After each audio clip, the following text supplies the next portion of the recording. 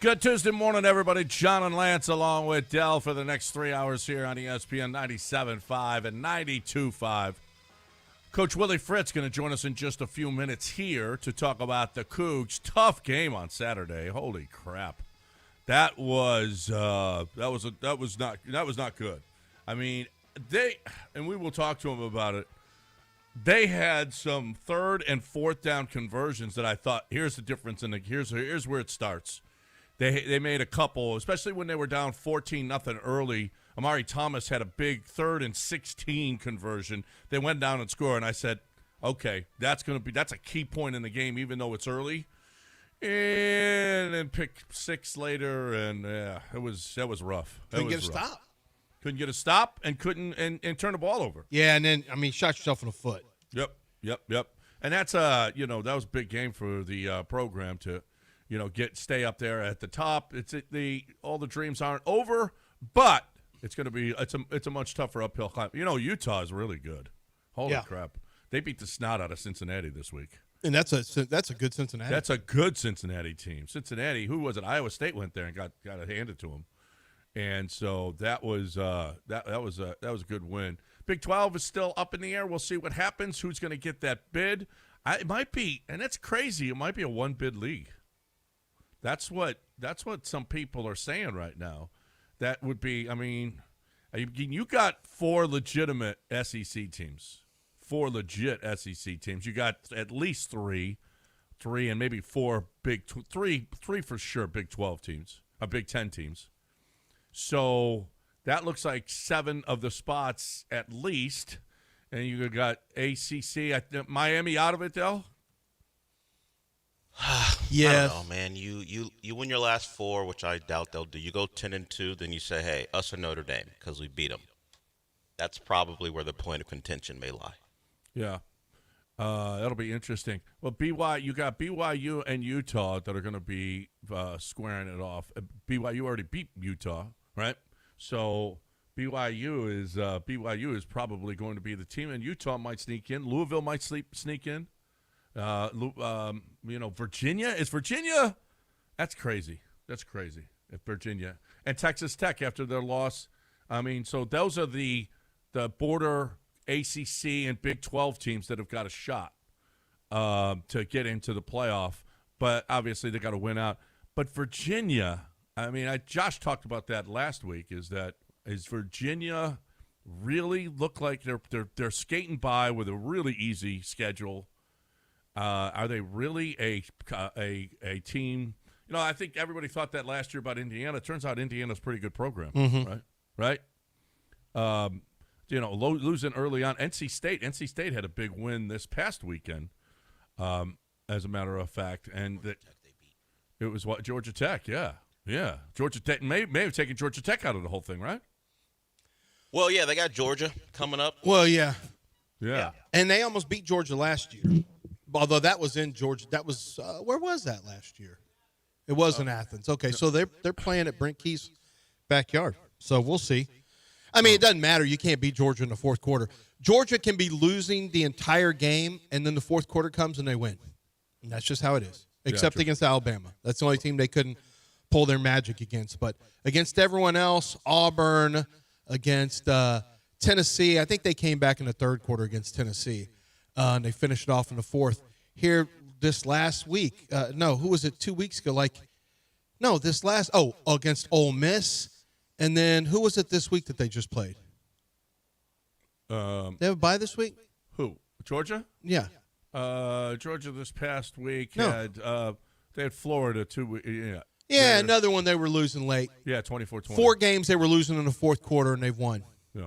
Yep. It doesn't feel like this is a real good Georgia team. It feels like it's a pretty good Georgia team, but it doesn't feel like a great Georgia team at all. They're literally pulling games out in the fourth quarter. They had to have a long run against the Florida team. This is they fired their coach. They haven't played well all year long. Auburn is a shell of themselves. Now, that Ole Miss game at home, Ole Miss is a legit team. I think Ole Miss is the type of team that could be in the Final Four, to be honest with you. Dangerous. I think they're really dangerous. Coach Willie Fritz is joining us right now to talk a little college football with us here on ESPN 97.5 and 92.5. Coach, welcome to the show. We were talking about your game on Saturday, and, man, you had 2 or 3 huge conversions on third or fourth down that, Amari Thomas, he was just fantastic. He had one early on. I think you were down 14-0, and he catches it's 3rd and 16, and he catches a ball to get the first down, and you go down and score. And I thought, well, here, that's a turning point. Even though it's early in the game, that could be a turning point. You did it a little bit later as well, had a huge conversion that turned into a score, but just shot yourself in the foot, especially with the pick six, no? Yeah, we were -4 turnover takeaway, and it's hard to win games when you're -4. I've won a few, but I've lost more than I've won. I know that. And we've done a good job all year of taking care of the football and getting takeaways and winning ball games that way, but we didn't do that Saturday, unfortunately. Kind of dug a hole, and we're down 21-7 and came back 21-21 at half. We were receiving the second half kick, didn't make things happen. We had an interception. They got a nice return on it. We played good at times, but you just can't, as you said, you shoot yourself in the foot like that. It's hard to win. Yeah, absolutely. So what was the message to the football? I mean, you guys were on a roll, 7-1. We got the ranking. It must have been an awfully deflated locker room afterwards. What are you telling the guys this week to pick them back up? Well, it's the same thing I've been telling them, before the season began. And, everybody in the Big 12 is pretty good, and you got to play well. One of the things we emphasize more than anything else is ball security and taking care of the football, playing complementary football. And, when you don't do that, it's hard to win. You still win, but it's difficult. And, the 2 games we've lost this year have been because we've been minus turnover takeaway, -2 first game, -4 this game. All the other games we've been even or plus, and that's got to be our path. We're going to build this program up where at some point in time we'll be able to play our C game and still be able to win, but we're not there yet. You got to play real well. Yeah, Coach, when you have after games like this, when you rally up, there's something that was lost. In every game there's something that's lost, but you have to guard against an additional letdown. You can't let the same game beat you twice. How does historically, in all your years of coaching, do you go about anything differently after a loss or after a loss later in the season where you want to make sure it doesn't have a lingering effect? Normally we take Sunday off when we play a Saturday game. This upcoming game against UCF is going to be on Friday night, so we came in on Sunday and met and lifted and then watched the film, and then flush it down the toilet and move on to the next game. I try to be consistent in how I, act with the guys. I try to always be upbeat and positive, but there's, some things when you get down to the game, even if you've won, you got to point out mistakes that you've made, point out things that you did really well.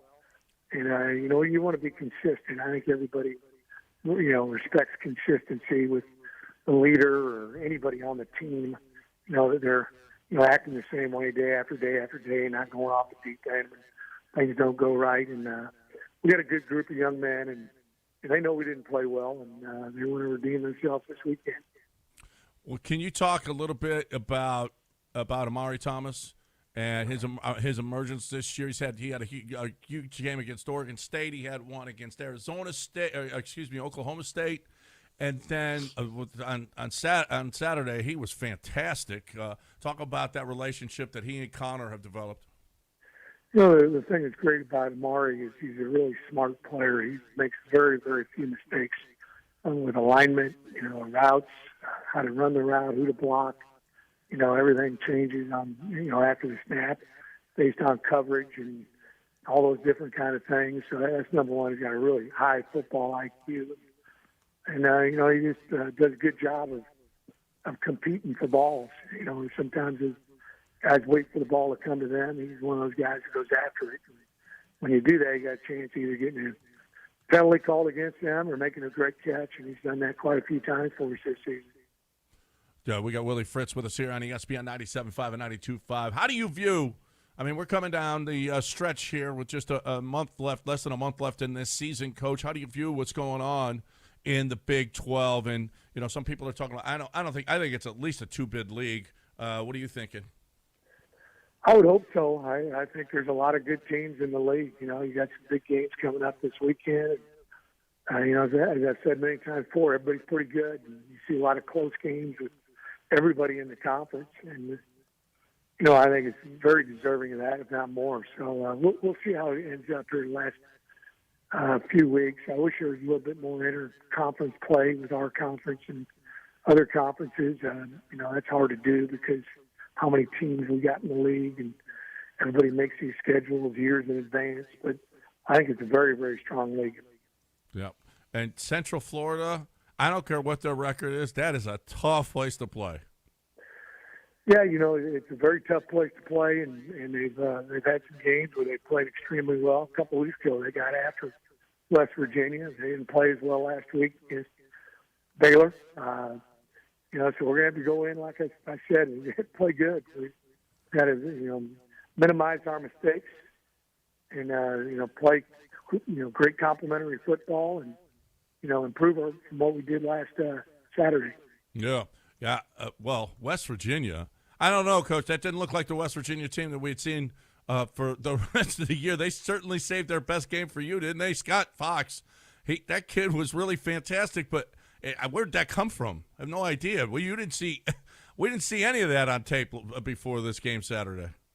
Yeah, they had some games where they played pretty well, but hadn't done it consistently. They were a lot more consistent. They started early. I think I gave them some confidence. They started the game strong and gave them a lot of confidence. And you know, we need to start strong this Friday night. Absolutely, yeah, they did. They jumped out, but you guys came back. That was so surprising. But again, the turnovers, like you said, Coach. Well, we really appreciate you, Coach. I know it's a busy week since you're going to be playing on Friday night. Thanks for hanging with us. Get back to work, and let's get back on track for them Cougs. Appreciate it, guys. Go Cougs. Thanks, All Coach. right. There's Willie Fritz every week right here on ESPN 97.5 and 92.5, brought to you by HR&P. HR&P brings you the Coach every Tuesday morning right here on ESPN 97.5 and 92.5. So we started with a little college football. When we come back, we will mix in a little Rockets basketball. Their fourth straight win.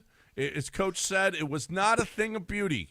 For the Rockets, it was sloppy. It was bad. For as good as I thought I told Rafael Stone this too. I thought that was the best ball movement I've seen since pre-Harden Rockets. I don't know the last time against the Celtics. That was one of my favorite games I've seen in a long time. It was unbelievably well played. Yep. This was unbelievably poorly played. Yeah, this was not the same. No question. Let's talk a little Zadig Jewelers, and then we'll get to the Rockets. Let's talk about Zadig Jewelers. Let's talk about when you know what? Get yourself something nice for Christmas. What are you going to do? Wait for somebody to give you something? If you want something, go get it. Go to Zadig. Let me tell you exactly what I'm talking about. If you're a guy that I'm talking to, go get yourself that watch. You want that luxury watch? Go get that luxury watch. They've got them for you. All the biggest names are available for you. A variety of different price points, a variety of different designs are available for you. But you can, and they're a huge Rolex retail seller for you, and they've got unique pieces that are going to be in there. But, I mean, we're talking about Bell & Ross, Breitling, Cartier, Chanel, Chopard, Hublot, Mont Blanc. They've got Luminox, Piaget. They've got all the top names. And that's just there's still 18 more names I didn't mention. All of them are available for you with different types of watch faces, different styles of watches for you to choose from. Go find what you love. If you already have a watch and you want to upgrade it, then go trade yours in or go sell yours. They buy, they sell, they trade. They do all of them. So buy yourself that watch that you love. If you're a woman who's listening right now and you love your luxury watches, do the same thing. My advice stands for you. Go get one. Go get one now. Treat yourself is what you need to do at 1801 Post Oak Boulevard. It is a beautiful location. They know everything about every piece of jewelry in the store, and they've got unique timepieces that no one else carries because they are a boutique location for so many of these designers and manufacturers. It's Zadig Jewelers, 1801 Post Oak Boulevard. For more information or to see what they offer, go to Zadig.com.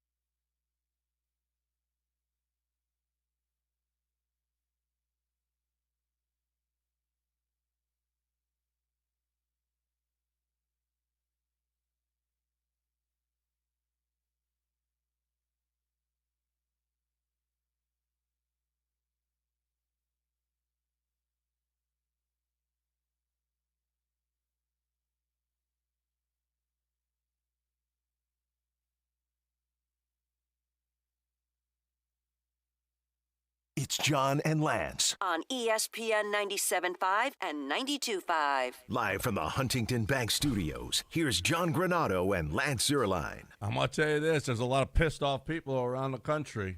They couldn't see ABC or ESPN all weekend long. College football, college game day, Monday Night Football, all of them. You got to go to keepmynetworks.com to get ESPN back if you're a YouTube TV customer. So go to keepmynetworks.com to get ESPN back. I saw a lot of unhappy people that they missed out on their sports this weekend and yesterday and the game yesterday. We didn't miss out with Space City because we had the Rockets game, 110-102. Rockets. Shout out to I do want to mention this. I think Ryan Hollins has gotten substantially better as a color commentator. I think he's and that's not to denigrate him when he first came in. I just think, he was finding his way. I think he's doing a nice job now. And I think he and Ackerman are a good combination. And the more Vanessa. experience you get, the better you're going to get. That's right. That's right. Except for, well, this isn't true. This isn't fair. But I will just say, even when games are messy like yesterday and sloppy ball handling and turnovers and all that, I'm glad we didn't run it back. I don't really want to live in a world where and this is going to sound worse than it is. I'm just being honest. I'm just so much happier to be watching. There's an echo for some reason down on John's side when I'm talking to him, but I'm just so much happier to be watching Kevin Durant rather than Jalen Green. Oh, it's just true. I mean, I know it sounds. It just sounds, but there was literally a consideration. Obvious? Well, no, it's never not obvious. The question is, and for me and for many people is Kevin Durant going to be able to stay healthy? We won't know that until the season's over. There's no way of answering that. Things change drastically. But even if he doesn't stay healthy, like Jalen Green is not a ball-sharing guy. He's not somebody who moves the ball. Durant's mentality, it's weird. For a superstar who scores as much as he does, he really doesn't have to have the ball in his hands all the time. No. He really doesn't. And he's still able to get you 26 to 29. Yeah, well, but he did exactly. It was a 1-point game with about 5 minutes left. Yeah.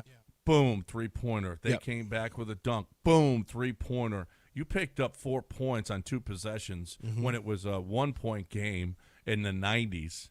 Now, Alpy took over at the end. I will say that. That was a little bit different. That they were definitely face guarding Kevin Durant, and he couldn't get the ball. But Alpy with that spin move in the lane was just beautiful. He had missed that a few times earlier, and then he short arms that thing a little bit. But man, he knew what he was going to do, and you're right. Ryan Hollins pointed out. He said, "Now KD is to his right.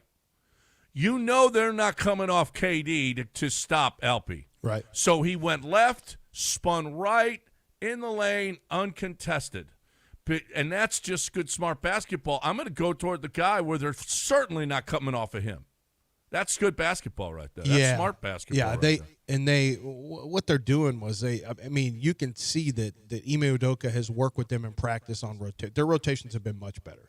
They're not leaving shooters. Like, that was a really frustrating thing, is watching them leave shooters in some of these games. Just like, what do you know? That's low IQ stuff. You know who the shooters are. And more and more it's harder to recognize because everyone shoots well. It's crazy. I expect 7-foot bigs to make threes now against the Rockets. It's just what it is. I expect Alpy to make his. Yeah, well, I don't want to see him go crazy with threes, but I do. Well, I think he took two. He took 2 last. No, night. I know. I did he make either of them? No. Okay, yeah. And I'm not sure he made a whole lot the game before. I think you have to kind of, when he's feeling it, he's feeling it. I don't want him to shy away, but at the same time, where Ahmed shot 7 threes the first game, and it was like, this isn't going to work. Ever since then, he's been like, nah. But he did make one yesterday. Well, I mean, that was cool. He made one. He's shooting 47.4% from 3. So who? Alpy. Yeah, no. I like Alpy. He started off really hot. I'm just saying, I don't want him to go crazy because you saw that move, and this is what I've been trying to talk about when he flows naturally with his moves, and he doesn't stop, when he stops and pumps, he's dead. It's dead. He doesn't elevate. When he's in a full flow, when he's in flow state, like he did with that little drive left and spin back to the middle and shoot it all in one motion, he is beautiful to watch because it's hard to stop him because he's so confident. When he stops himself and fakes and does all that, you know what's going to happen. He's going to get a shot block because he plays small at that point. He doesn't elevate. And then the arms are going to go out and ask, why did I not get the foul call? Oh, my God. I got fouled so hard I almost died. He whines so hard. It's so annoying. And I love Alpy, but God, is it bad. He's never committed a foul. Never. Yesterday he had one. Now they did overturn one where he was called on a force out.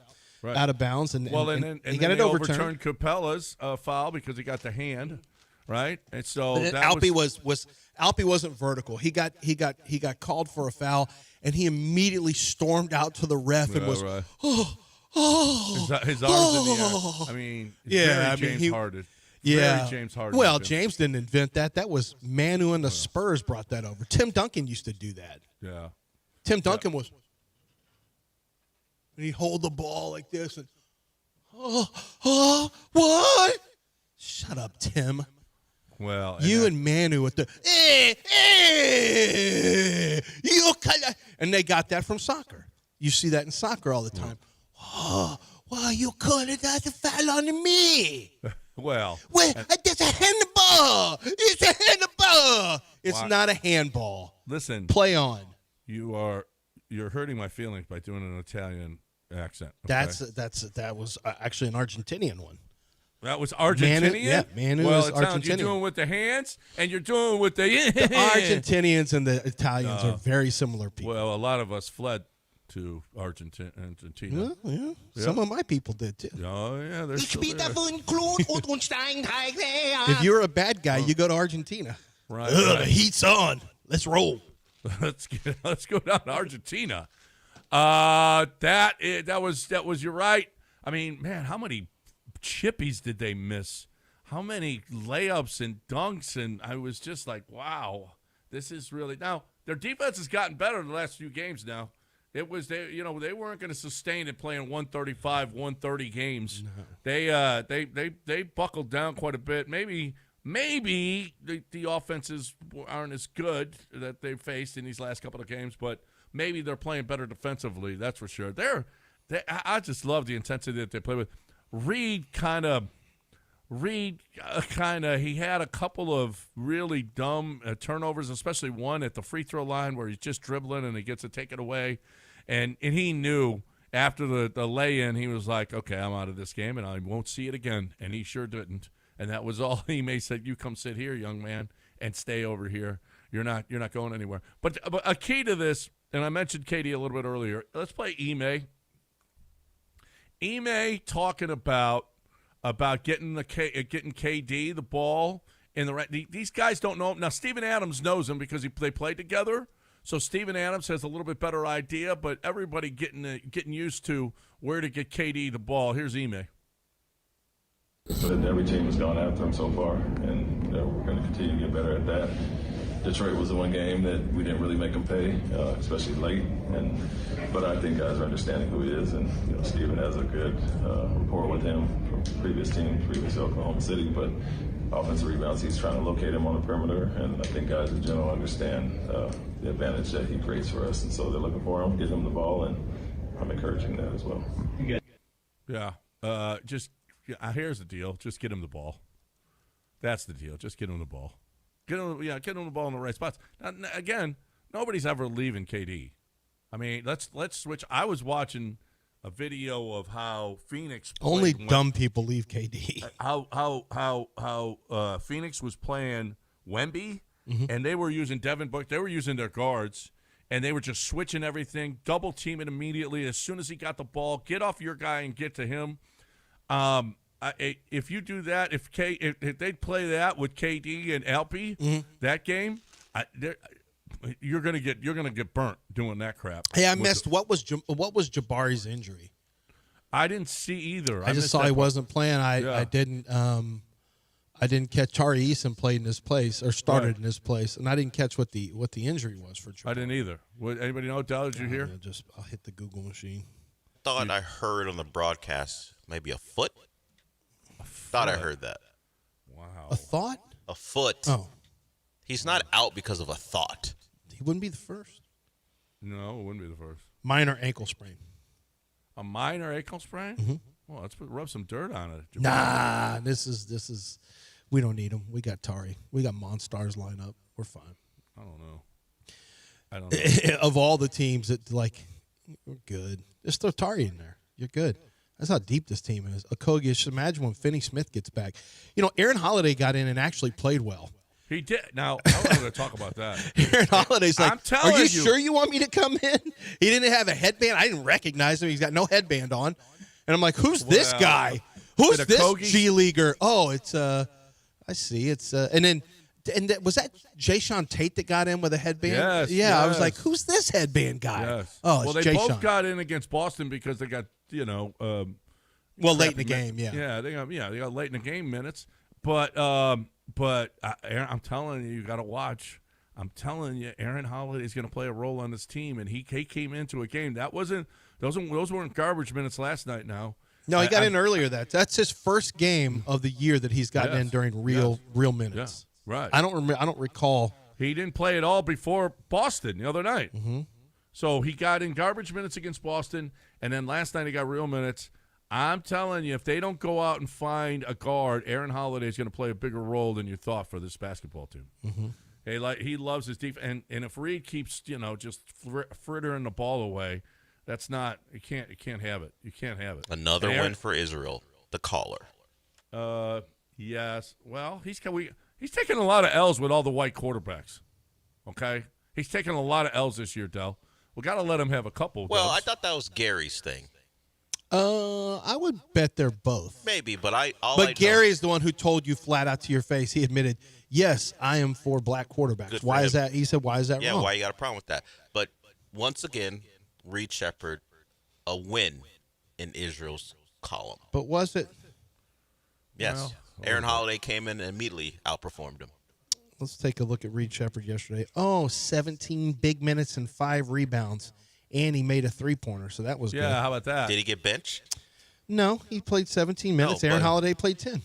But previously, Reed Shepherd was above 20 minutes, right? I have seen an interesting – well, it depends. I have seen the trend. I've noticed the trend that in some games, Reed gets first-half minutes, but then the minutes will trail off in the second half. And I think it's by design that Ime says, I'm going to go to something else. Design. I think it's by the design I don't is you're want not you in the playing game well right enough, now. so you sit Well, wait, down. but this happened a second time. Why would it not be – because he didn't want him in the game anymore. That's the design. Well, it might be, but at the same time, if you're going to play a guy 17 minutes, you'd rather him play in the same general time frame as opposed to scattershot through 4 quarters. I mean, Reed Shepherd should always be on high alert. He's not a good ball handler. He turns it over his turnover count is only 2, I guess. I mean, I guess he had 3 assists to 2 turnovers, but when he turns it over, boy, he does it right. It is just an absolute bungle.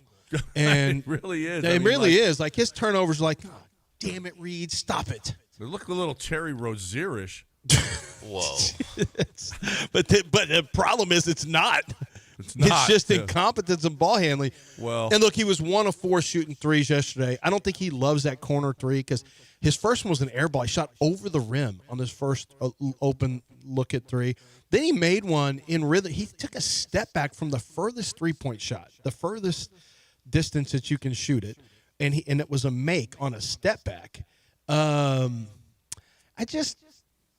He's had some very good games lately. Reed has shot the ball really well lately, but he's just I don't know. Really well. Okay. Well, he's had some high. Am I He wrong? had Maybe 4 I'm threes wrong. the other night against Boston. He Yeah. did. Oh, he did okay. I mean, maybe Yep. I'm wrong on it. I felt like he did, but he was 4 of 5. 0 of 4 is not great, but then 3 of 7, 3 of 4. Yeah, I guess he's 6 of 11, 6 of 15, 10 of 20, 11 of 24. Well, that's not bad. It's in the 40% range. Yeah. It's in the 40% range, and that's over his last 5 games. That's not bad. For the season, he's shooting 36%. Needs to be higher. But the problem is, Reed just is not. Defensively, he is a minus, no matter what they say. And I know they try to pretend that he can defend, but he's not strong enough. He's not wide enough. He's a little is what he is. He's a little shooting guard. Yeah. Well, he's shooting 38% inside the 3-point line and 43% outside. I got 35%. Well, overall, he's shooting 38%. Oh, because he's 35 field goal percentage total. Is what I've got after yesterday's game. Okay, maybe. Yeah, it's another case of ESPN not having the update. Yeah, I don't think the last game is in. Yeah. So he's not shooting well overall for the season. No, 35%. I mean, unless you think 35% is high. Not great. It's not even high for Fred VanVleet. Not great. Yeah. No. All right. Not even high for Fred VanVleet. That's terrible. Well, Fred was That's ugly. circling around the leave that man- 38 to 39% that man range. rest Bro, in- that's where he Let lives. that man rest in peace. He's He's not dead. I He's saw him not dead. yesterday. He was walking on the court. He Well, goes to what- road games, too. Fred is ball. Fred's about ball. What, Yeah, what yeah. else is he He's not gonna trying do? to be out here chasing these thoughts. Isn't he? Fred's out there. I don't know. This is the Is he second. married, or do we second not? time Another with this. thought reference. Well, Why? because Fred is committed to the game. He's not at Turkey Leg Hut trying to Well, that trying to place catch. No, that's isn't closed. open anymore, I so he know couldn't they be there. didn't pay anybody. They didn't pay any of the Is that a creditors. problem? Not paying people? Yeah, it gets you in trouble. Well, most Well, people. not the Sometimes you just. government. No, the government's just fine. Well, Go to- sometimes you just declare bankruptcy and you move on to the next one. No, the government's just fine not paying anybody. Just go to the airport and see how it's working out. Yesterday wasn't that bad. Alec No. got out yesterday. I mean, relatively speaking. All right, I can gotta tell you this: talk- he's coming into hobby next time. We ain't messing with Bush during the shutdown Oh, no, I know. because too many people are calling us sick, and I don't blame them. If K-Gal stopped calling, as Hatchet calls it, stop calling me, bro, I'm sick. No. If they pay, if they don't pay you, If I'm not getting paid, I'm getting. I'm sick. Ooh, well, you're I'm not going to sick. get paid unless you talk about ESPN. Well, let's talk about that. Keep my networks. If you want to keep missing out on Monday Night Football, college basketball, NBA basketball, then just keep doing what you're doing. But if you're a YouTube customer, you might want to check out the website, keepmynetworks.com, so you can bring back the ESPN channel to YouTube television.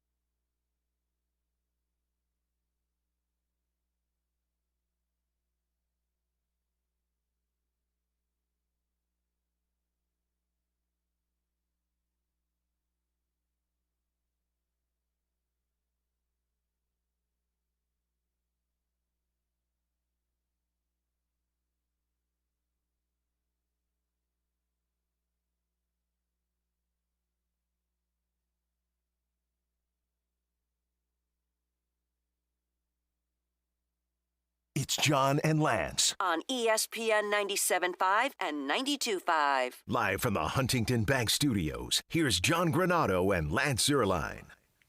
So big ups to the Astros. How about this? They picked up an extra draft pick after the first round because Hunter Brown is a top 3 Cy Young finalist, along with he might not win it, Skubal or Crochet, probably both ahead of him. But clearly, but because they brought him up at the start of the season instead of waiting until they can get an extra year, in the collective bargaining agreement, they said if you bring a guy up and he wins Rookie of the Year or in his arbitration year finishes top 3 in Cy Young, you're going to get an extra draft pick. Bring him up? You mean when they brought him up, they didn't make him wait, so they got an extra year. You mean out brought of him up a long time ago? Well, he's still in arbitration. He's still in when you say pre-arbitration. Brought him up like to the big leagues? To the big league. Well, that was years ago. Okay, listen, Lance. Try to follow. I am. When they brought him up, they didn't make him wait till 2 months into the season so that they would get an extra year. Well, that has nothing to do with this year. You made it sound Yes, like it was does. this year. Yes, it does, Lance. John, because in his pre-arbitration year, I know previously he finished in the top 3, so they get an extra draft pick because of it. Right, but they didn't bring him up now. You're talking about they didn't try to slow his clock previously. I get it. It paid dividends this season because he finished in the top 3. It's paid dividends this season. Yeah, but that was my issue is I didn't understand because it was previously when they did that, and it paid off this year. Correct. It happened 2 years ago. Correct. Yeah. That's exactly right. That's right. So because they didn't make it. Well, and listen, when he came up initially, he was up for a month, and he makes the playoff roster. That's how good he was. So they said, we can't wait and, make that kid sit down there. So they started him at the beginning of that season, that next season, and now it's paying off because he's a top 3. Big ups to Mauricio Dubon as well, winning another Gold Glove. Utility Gold Glove. Congratulations. Yeah, how about that? So, yeah, the Astros getting a couple. I mean, that's about all they're going to get. That's about all they're going to deserve. Yeah, so the big ups there. Man, it is ugly in. You see what's going on with John Morant? Yeah, there's a growing sentiment that they may trade him, and it's crazy. How about that? John Morant is a terrifically talented player who is a little flawed, obviously, multiple suspensions. He is who he is. He's not gonna change his stripes. He's gonna have some issues. He's not happy in Memphis anymore. There's issues between him and the team. You have New Orleans, the Pelicans, and frankly, I think the whole Zion was supposed to be generational and had a chance. Physically, he was somebody who was very, very rare to be that big and that explosive. And his injuries and his lack of mental toughness and just everything that's dogged him has made that draft that looks so good, those top 2 guys look so good, is really turned into a disappointing top 2. Yeah. Really is relative to what they were supposed to do. Now, Ja's done more. Ja's done some stuff. If you missed it, you probably did, who's watching Memphis day to day. In a game that they were leading at the half, he came out after the half and just kind of quit on the team for the rest of the half. He's always on the ball being their point guard. He wound up just standing in the corner, not doing anything. And people are trying to figure out what the deal was. And then, of course, we hear about the suspension. Apparently something happened in the locker room when they maybe asked him to do something. He didn't particularly like it. And then he showed it on the court. So they had to suspend him. He was back playing last night. They did not win that game. They're off to a slow start. They're banged up, whatever. But they're coming off like him hitting a game winner. So people are wondering what happened from that game to the second half of the next game. Whatever happened in that locker room flipped the switch with him. Now, as far as trading him is concerned, he is Memphis. Like, he put a big Memphis tattoo on his back. He puts people in the seat. He has embodied Memphis. They love him. He loves the city. It's just, the whole staying on the court and playing basketball has been the problem because he can't stay healthy. So it would be hard for Memphis to trade him. It would be a reaction like Luka. Like, That's how much they love him there. The people. The team might have a different story. Yeah, you think? Yeah. You think they get that kind The of? people love him there. Like, we've heard about Memphis being a place where players don't want to play because of issues in the city. He has embraced that place in a way that they don't remember someone maybe since the grit and grind era. So if they trade him, there'll be a bit of an uprising. Is it Isalo? Yeah, the Finnish, their new Finnish coach. Yeah. Is he not long for that team? Well, they just who fired goes Taylor first? Jenkins. Who goes first, him or Joe? I mean, obviously, he's got it. I put the sound in, Dell. He is so pissed off. This dude just doesn't. He just does not want to be there. And I think it was. Well, he complained the other day. He said, "Well, they don't want me in the game. They just don't want to play me." And I don't know. Did he get benched at some point? They're being held high. You know, the Nico Harrison trade is going to have far-reaching effects with discussions in terms of trading, because John Moran is a guy that in most situations Memphis should be in a rebuild, and they should trade him for draft picks and other young players, and they should try to hit rebuild. And he's culture-wise, he's a really highly competitive player, but I don't know, culture-wise, it just might be time for a reset. But I think the fear of looking bad by trading a really popular player and one that's a talented player, I do wonder if that's going to have an impact on some teams being willing to, being gun-shy to make moves that typically, if this were an NBA 2K, you just trade them, you wouldn't think about it. But now you got to worry about fans because you're going to get cooked on social media, on podcasts, and all that. You have to be strong to trade a popular player. Well, suspending him and, John Morant is not listen, it was so bad they had to suspend him, and John Morant coming back. What did you think? Oh, I'm better now. Everything is fine now between me and the organization. How can you trade John? Okay, do you want John Morant? I want John Morant on my team. I want the player on my team. I don't want John Morant on my team. Well, looks like we got a little problem. Yeah. Looks like we got a problem. It depends on the team. Like, not for the Rockets. We don't – that's not a fit. But for other teams who need a high-impact score, could the Lakers use them? Absolutely. Now, Reeves or, if you want somebody to put – I don't know. I'm throwing Lakers out there, but the Lakers might not be a great name. You don't want them with – you'd love to have them on the Celtics now, but obviously not in the future when Brown gets back. When Tatum gets back. But there are going to be some teams that you could say, man, he would be a massive get for us, like with the Spurs.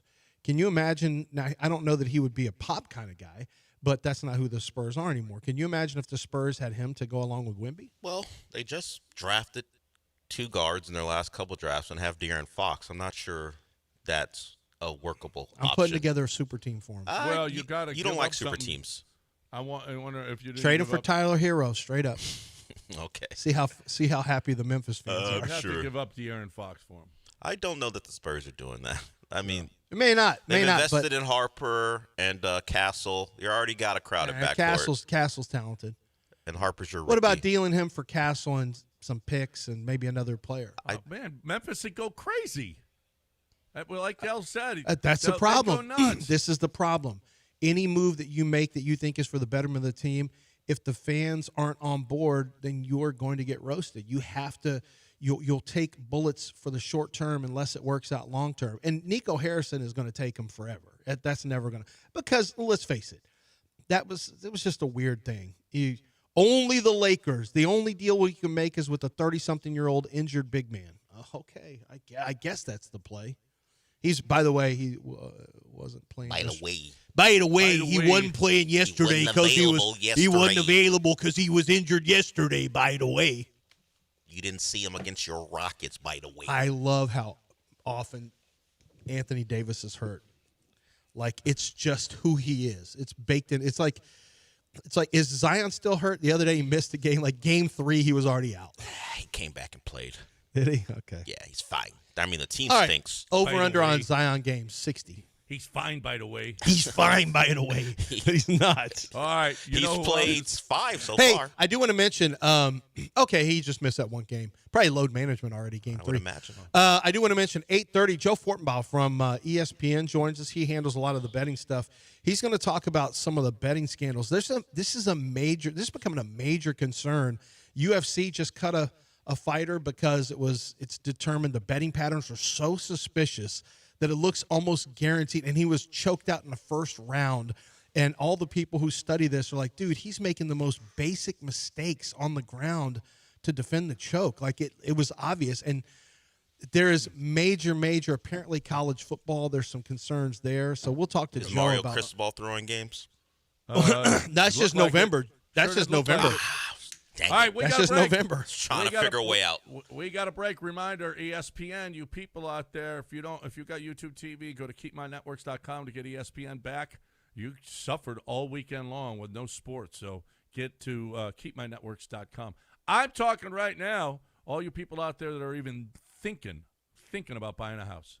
There's one place to go. You got to go to Dream Rate. You got to go see my man. You got to talk to my man, Kent Jones. He'll give you, just talk to him about what he can do for you. You are, even if you're right now, you're saving up. He'll even give you advice, this is how much you're going to need for this big of a house or this expensive a house. This is what you're going to need. And he's going to ask you questions about your background, what kind of loans you can get, because there's loans out there that you don't know anything about that he does. Whether or not you're a first-time buyer or whether or not you got any military background, anything. I mean, there's all kinds of different stuff that Kent Jones knows that you don't know. He literally has saved our listeners tens of thousands of dollars, just because they went there and he knows the game and they don't. You don't. So even if you bought a couple houses, you're not doing it as well as you could if you had Kent Jones. All right? I know how to buy a house. Yeah, you do? Well, he knows all the hacks that you don't know. So you're looking for the best way to get that mortgage. He's the ultimate mortgage hookup. Save thousands. Call Kent at 713-520-5626 or go to 975loans.com.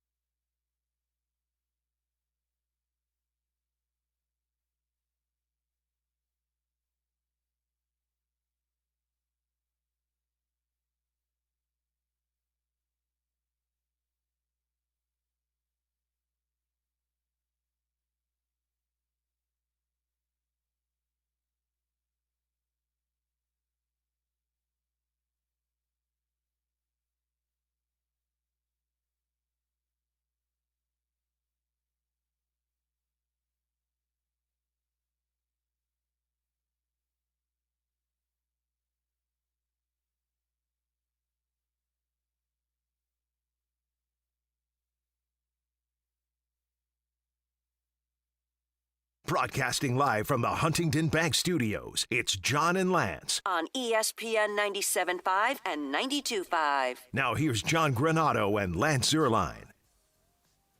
All right, quick segment here because we were a little late. Joe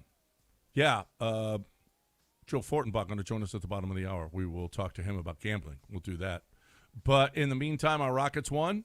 The Cowboys lost, but did you see Jerry? Jerry said, "Oh, wait a minute, everybody. We've already got a trade made." Okay. Everyone thought it was Trey Hendrickson or Max Crosby. Okay, so all of you people out there that are criticizing Jerry for not doing anything for the defense, which sucks, which is unbelievably bad. Jacoby Brissett was just tearing them up. Yes, it's just so bad. They're so bad. It is really bad. It's really bad. I mean, you guys are. Well, I'm mad about but you guys have no hope you have no hope in Well, Dallas. no, they do now. How? The Jerry made the trade right. that's going to change things. Wait. He traded for Bengals middle linebacker Logan Sean Wilson. Lee. No. I mean, Leighton Vander Esch. No. God dog, I keep Logan Wilson. Yes. I keep Logan. mixing up all my white linebackers with Dallas, my gritty white linebackers. Yeah. Very instinctive, makes good plays on the football. I like he? Logan Wilson. Yeah, Did he? he is. What kind of plays has he been making for the Have Bengals? you watched him over the years? He's been a very, very good linebacker. Things have changed. He was a Pro Bowler. No. Yeah, no, he doesn't play as much now, and they're the worst defense in football. Mm-hmm. Yeah. Yeah. Well, yeah, but that changed it. So They Cowboy wanted more fans. speed. Maybe He's a good addition. It's not going to matter. Dallas is dead. Dallas No. is dead in the water. Excuse me. What? Their No. season's over. No. Excuse me. No, it's not. What? You said What? something interesting. You were about to say how upset you were with the Texans are playing, but the Cowboys have no hope. Yeah, we have hope. Why always. do you have hope? Because we're going to be 5-5. Because the good plays are still in the chamber. Weren't you talking yesterday about rolling out the red carpet for Mike McDaniel? Yeah, that's why we have hope. Oh, he's going to fix things. We have future hope. So this year, there's no hope. Yeah, there's. Well, yeah, what? You Hold can on. always win out. Wait a minute. Next 2 weeks, you got Jacksonville at You can always home, win which you out. always win With Davis Mills. with Davis Do Mills. you remember when Bill O'Brien And had then- an 11-game win streak? and I then did. at the Titans, Okay. win, There's 5-5. Now, don't go the rest. Don't do this. You want to go the rest of the No. schedule? It's No. whoa, it's 7:58. We got We do have to go to break. We got to get a break, and I got to tell people YouTube TV. Guess what? If you have YouTube TV, you didn't see Monday Night Football. You were lucky. You didn't see. It wasn't great, but NBA, college basketball, college football. Oh, you love the SEC? Too bad you don't get to see it anymore because you don't have ESPN. If you want to get ESPN back on YouTube Network, make sure you check out keepmynetworks.com. Okay. So to be clear, hope here because we'll be 5-5. Right. Yes, But not- Okay. hope and Dallas change. can't be 5-5. I don't know if you heard. They can be 5-5-1. Yeah, but they can't be 5-5. That's true. We can be 6-5. They can't. You think that's likely? Yeah. You sound very sure of yourself. Yeah. Yeah. When I go, hey, John, when you ask me, hey, you think Mario Cristobal's going to turn around? I go, yeah. Does that sound very convincing? Sounds convincing to me. Okay. Yeah. Yeah, sure, yeah. All right. You know who's convincing is Billy Brown. Okay. He convinced me when his guys came to my house multiple times, had work to do, and did it, and got the job done. We had, I want to apologize to Billy. He doesn't have to help me anymore because I'm out here in L.A. now. But, boy, did I put him through some stuff there for a while. It just seemed like, oh, I can't flush this toilet. Oh, this sink isn't working. Oh, pipe bust. Oh, it was thing after thing after thing. And every time his guys came out and were excellent. The professionalism, the workmanship. Lance, you've done. Yeah, I mean, you got all the trucks. He's got all the workers. The thing is, they can get to your place, get it diagnosed, and get it fixed. And they're extremely. This is the thing that they do great work. But you know what? They're trustworthy. They don't charge you to come out and tell you what's going on, and they're not going to gouge you on prices. They don't do it. We put Billy's name out there directly, Billy Brown, because he's proud of his product, because he's not out there trying to crush you like some of those other. There are some places out there that are absolutely atrocious. I've used them in the past, and I would spit. I prey on their downfall on a daily basis. Billy Brown, I'm up in Billy Brown on a daily basis because I know that Aqueduct Plumbing Company gets the job done for you the right way at a fair price. AqueductPlumbingCompany.com.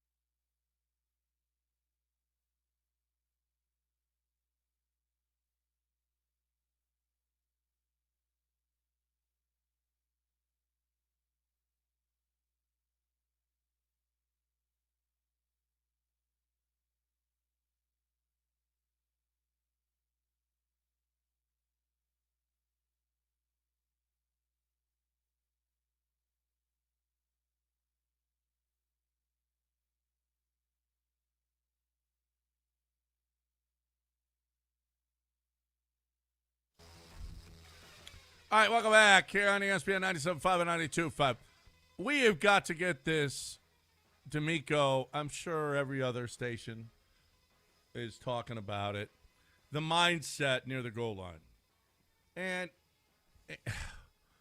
I mean. So I'm going to be honest with you. I never in my email, I never saw any of the press conference transcripts. Never popped up in mine. I think they may have taken me off the list. I got it. I may have got kicked off the list after yesterday. Well, no, I don't think so. I didn't get it. I'm looking right here. It didn't show up in mine. Oh, really? Yeah. Maybe you did get kicked off. Maybe they said, okay, we're tired of him.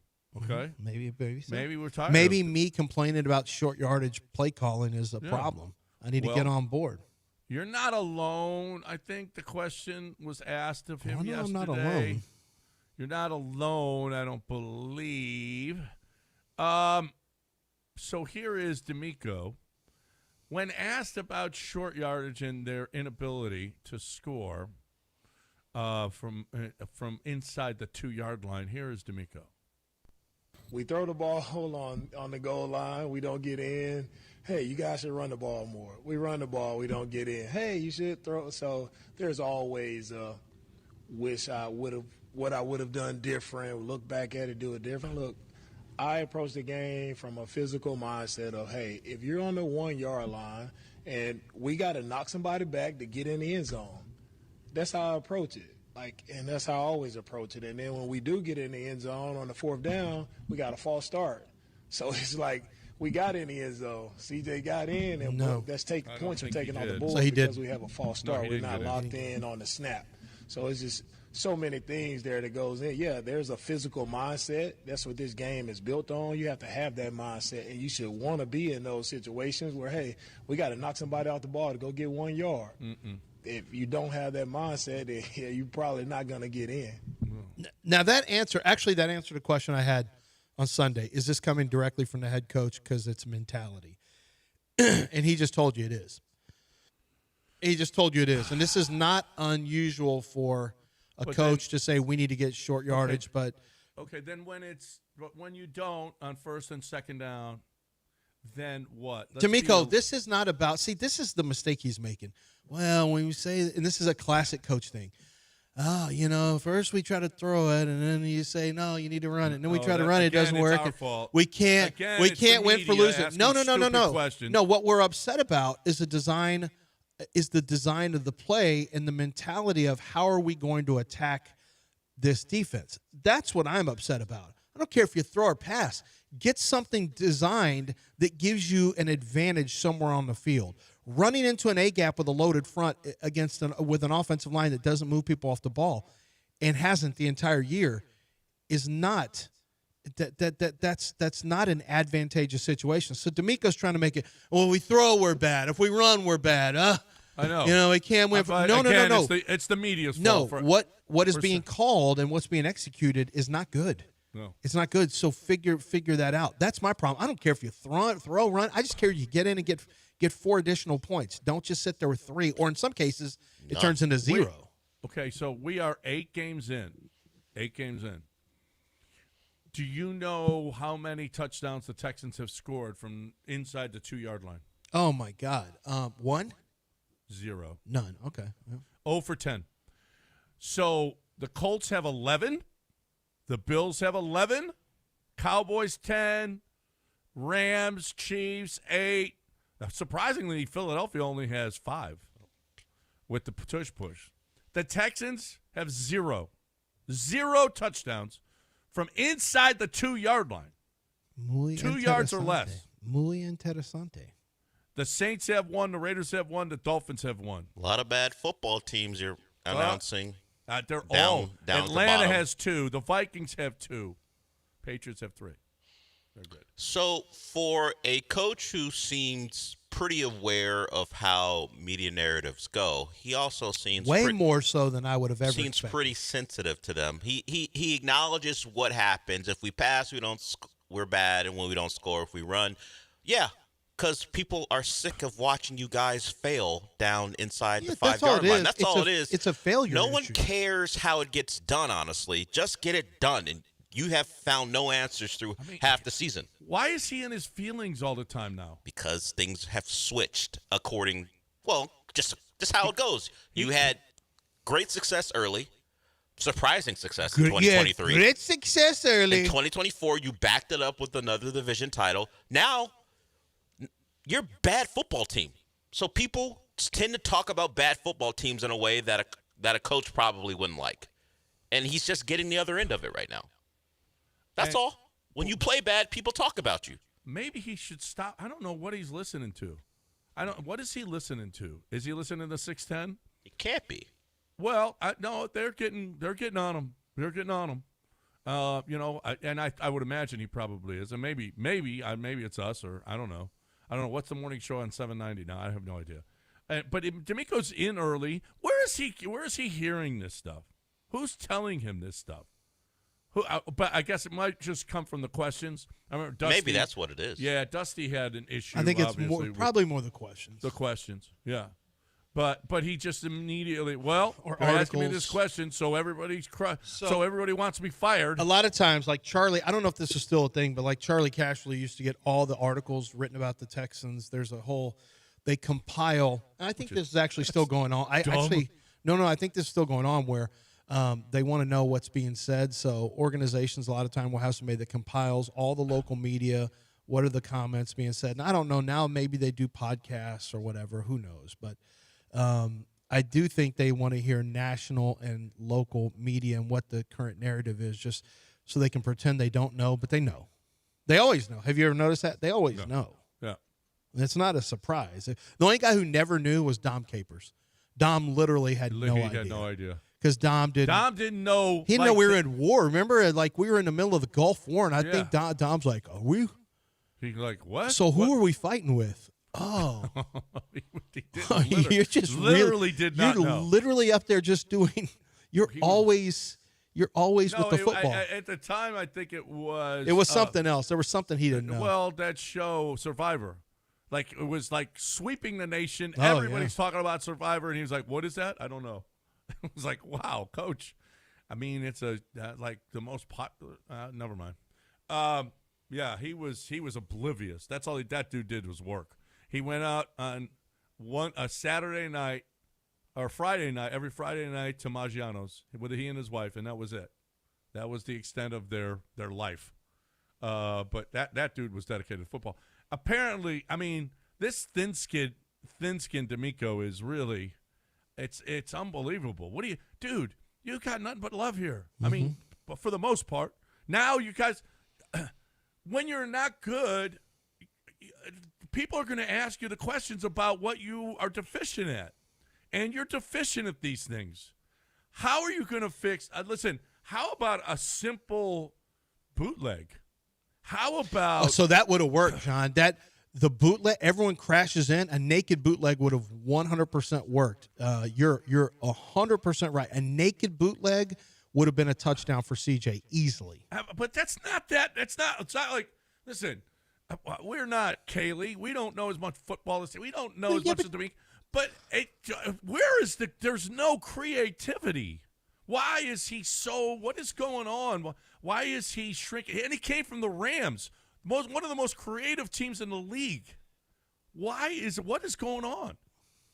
It just seems like, no, we can't do anything but just run up the gut. That's it. It's incredible to me, especially with their backgrounds. And look, are they oblivious to this offensive line? Do they? No. Well, we're just gonna. They're not oblivious, but it's D'Amico's so far into his us versus them narrative that he just he's gotten really defensive. This is I didn't see this turn coming, where everything is now you're against us. All of his language dating back to the Joe Mixon thing. And with Ian Rappaport just making a standard, what it ended up being an extremely accurate report. He's been in a us versus them mentality since camp, and so maybe it drifted into last year as well. And maybe it has to do with some of the Bobby Slowick stuff. I don't know. But did we have Bobby Slowick and Bob Slowick at the same time? No, Channel Slovak? 13? Slovak, that's right. Bobby Slowick and Bob Slovak. There we go. Right. But you remember it dated all the way back it goes all the way back that I can recall this summer or this fall in camp with Joe Mixon stuff. He got really defensive. And now it truly is us versus the world. And now it's us versus the world. So now he's like, everything he sees is through the lens of, we can't do anything right. You guys always write negative stuff. Yeah. I mean, nothing and you got guys saying, wait, what? You think we're always negative? You don't read any of the positive. You can't throw the ball. You guys complain. We run the ball. You guys complain. D'Amico. No, that's not what this is. When you kick it's a failure field goals mechanism. And have another game with 0 touchdowns. By the way, this has been going on for 3 years with you now. And with you're your teams. 0 for 10 inside the 2-yard line. 0 for 10. I mean, well, Coach, let's talk about a lot of less missed tackles this week, Coach. Hey, you guys sure hung in till the very end. Boy, that was some kind of an effort. Your guys never gave up, Coach. That was great. What did you want us to ask him? What exactly would he like? Right. I mean, you can't score within the 2-yard line. And other teams seem to be doing that for some reason. The best defense in football, yards and points, at least going into last week. I don't imagine that changed. And you're 3-5. Yeah. The question should be about your inability to score touchdowns. That's it. Inside the 5-yard line. Why would there be any? That should be the only focus of the team, really. Can we find a way to score touchdowns? We would be maybe the record would be flipped if we could score touchdowns inside the 5-yard line. And the killer is he was bragging about CJ, who I don't think got in. He was bragging on fourth down. Somebody hit me up in the from the 2. So I heard from somebody who. Well, I don't want to give him away, but somebody who was looking at that, I think the team knows he didn't get in too. I'll just say that. I don't think that CJ didn't get in. He didn't get in. CJ didn't get in. They know he didn't get in. Yeah. So, my counter to that would be, I think the problem is not with you run or you throw. It has been some of the play calling that seems to be going into the strength of the defense as opposed to putting And them your on the weakness, defensive. not just their and strength, your weakness. your Yeah. weakness. You're literally going weakness on strength and losing regularly on short yardage, all fourth the down. time when it Yeah. down close. Yeah. All the time they lose. Well, but I don't want to take away from who was it? It wasn't Tampa Bay. Who was it when they couldn't get third or fourth down from short yardage on their side of the ball, like the 40-something yard line? Earlier this year, there was a game where they tried to hand it off twice and couldn't get a short yardage first down on it wasn't in a red zone, and they ran it twice with the same play. Same thing. Yeah. It was the same run play. Like, dude, I mean, a naked bootleg. If that doesn't work, then hey, shout out to the defense for being heads up. Honestly, there's certain things that, and then flare a tight end into the flat. I see speed and give them a run, a pass. I see option. those speed outs where you bring a man in motion and you got a 2-by-1 formation, and sometimes you bring the tight end, sometimes it's a wide receiver, and they basically act as interference, and you run that speed out underneath them. And for the 3-yard touchdown, that works. Or what about the Charger play that they used to run for Austin Eckler all the time, where you fake a handoff one way and then they're already flying into the flat and you throw to the running back. Like there's so many stuff. There's so much stuff. A nice little pop pass to Jalen. Oh, he's not in the game. Never mind. Boy, there are people who think Jalen. I've noticed that Twitter believes Jalen Noel would be responsible for at least 17 points a game if he played. Like he is literally. You're Jalen Noel. 10 more snaps for Jalen Noel, and these games are in the bag.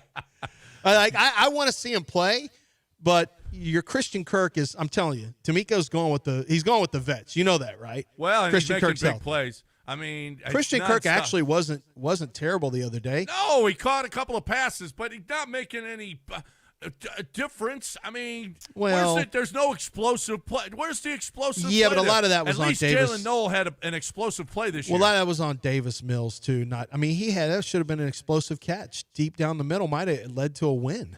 And true. Davis Mills airmailed that sucker, and he was open. Hey, YouTube TV customers, you got to get the sports you love on ESPN back. Go to keepmynetworks.com to get ESPN back. All right, when we come back, don't you go anywhere. We've got let's get back to Rockets basketball on the other side, right here on ESPN 97.5 and 92.5.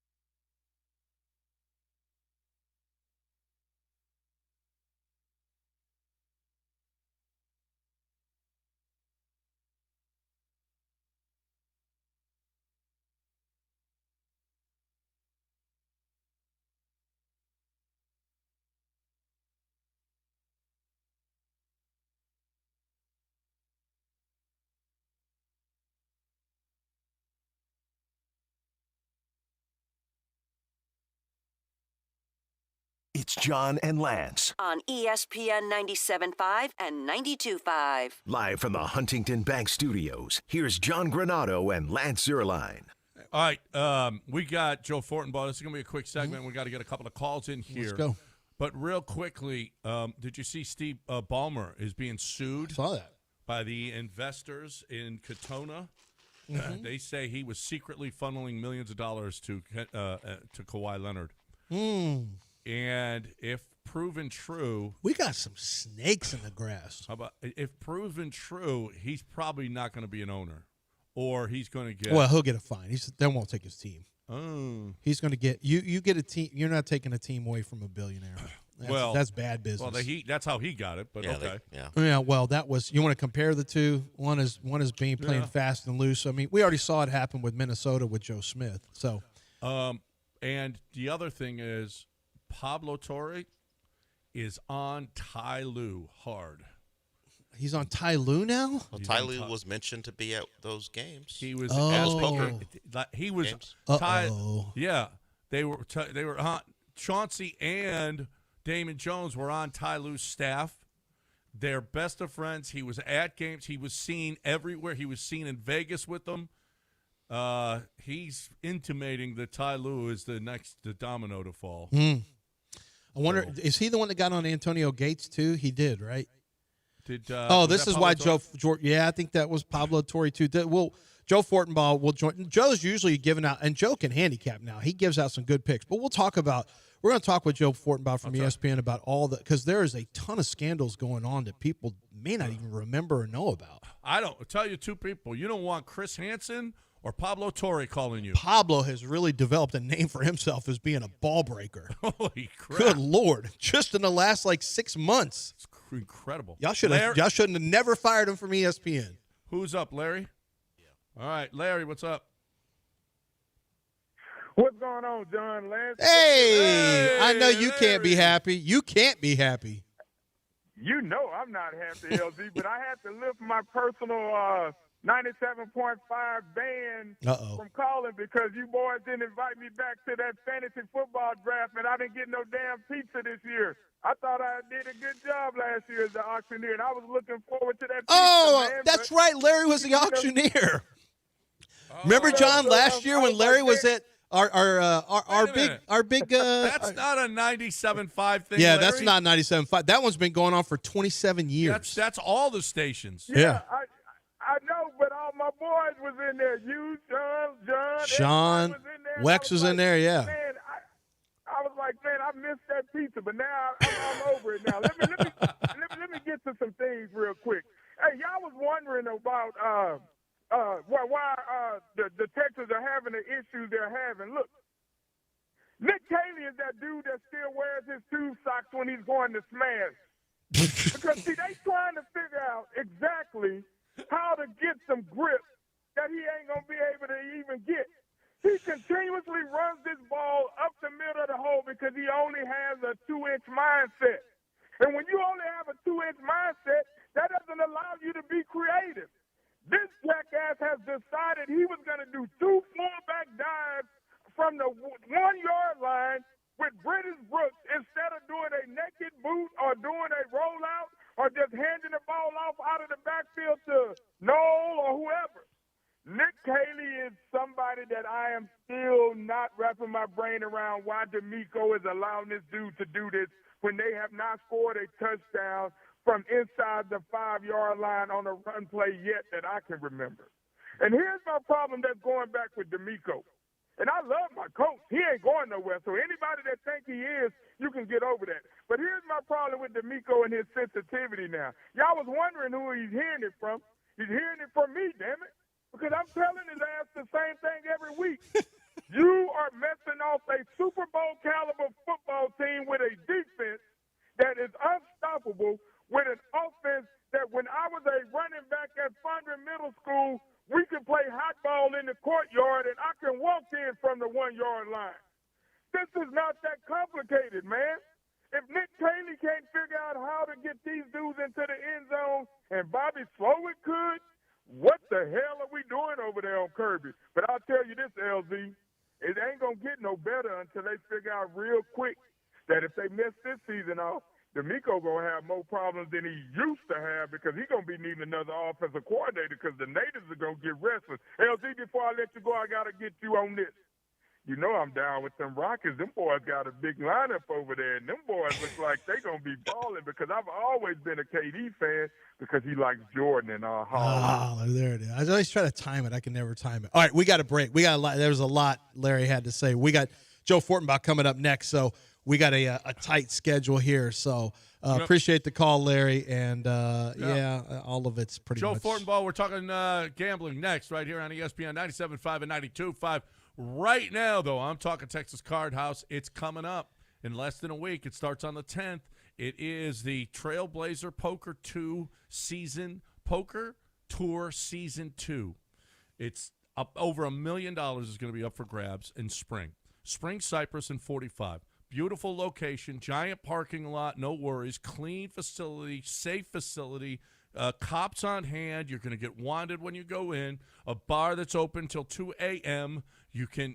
There's cash games, but the big deal coming up in less than a week now, November 10th, Monday, they're going to start the Trailblazer 2 series in which $1.1 million or more. It could be more because if a bunch of people come, it's going to be, but it's at least 1.1 guaranteed at Texas Card House. So if you're a player, I mean, you can get into these things. The buy-in is $400, $365, $500 buy-in, $250 buy-in. They got the buy-ins for you, $200 satellites. I mean, there's all kinds of different ways that you can get into this, into the big event, which is a $500,000 event. That's what it's going to finish up with. Look, it's the place to play. They got the Green Ridge and Westheimer location, and you got the Spring location, but it doesn't get any bigger as far as poker goes. Cash, tournament, doesn't get any better than Texas Card House. Go to texascardhouse.com.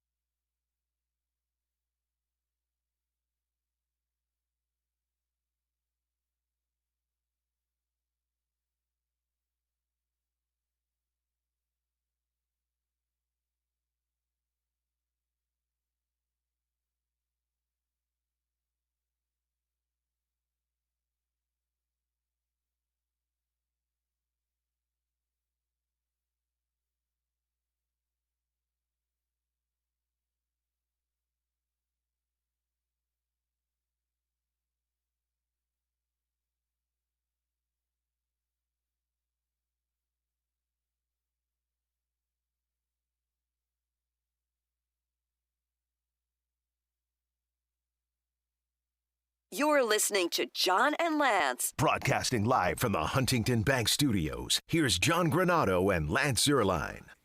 All right, Joe Fortenbaugh is joining us here. ESPN Bet Live, usually in Houston on around 5:30 during the week. And you can catch him and the great crew taking care of business on ESPN Bet Live, and follow him on Twitter and get his picks, get Joe's picks every week. Hey, John, little known fact about Joe Fortenbaugh. I was offered a radio job at a radio station in San Francisco back in 2014.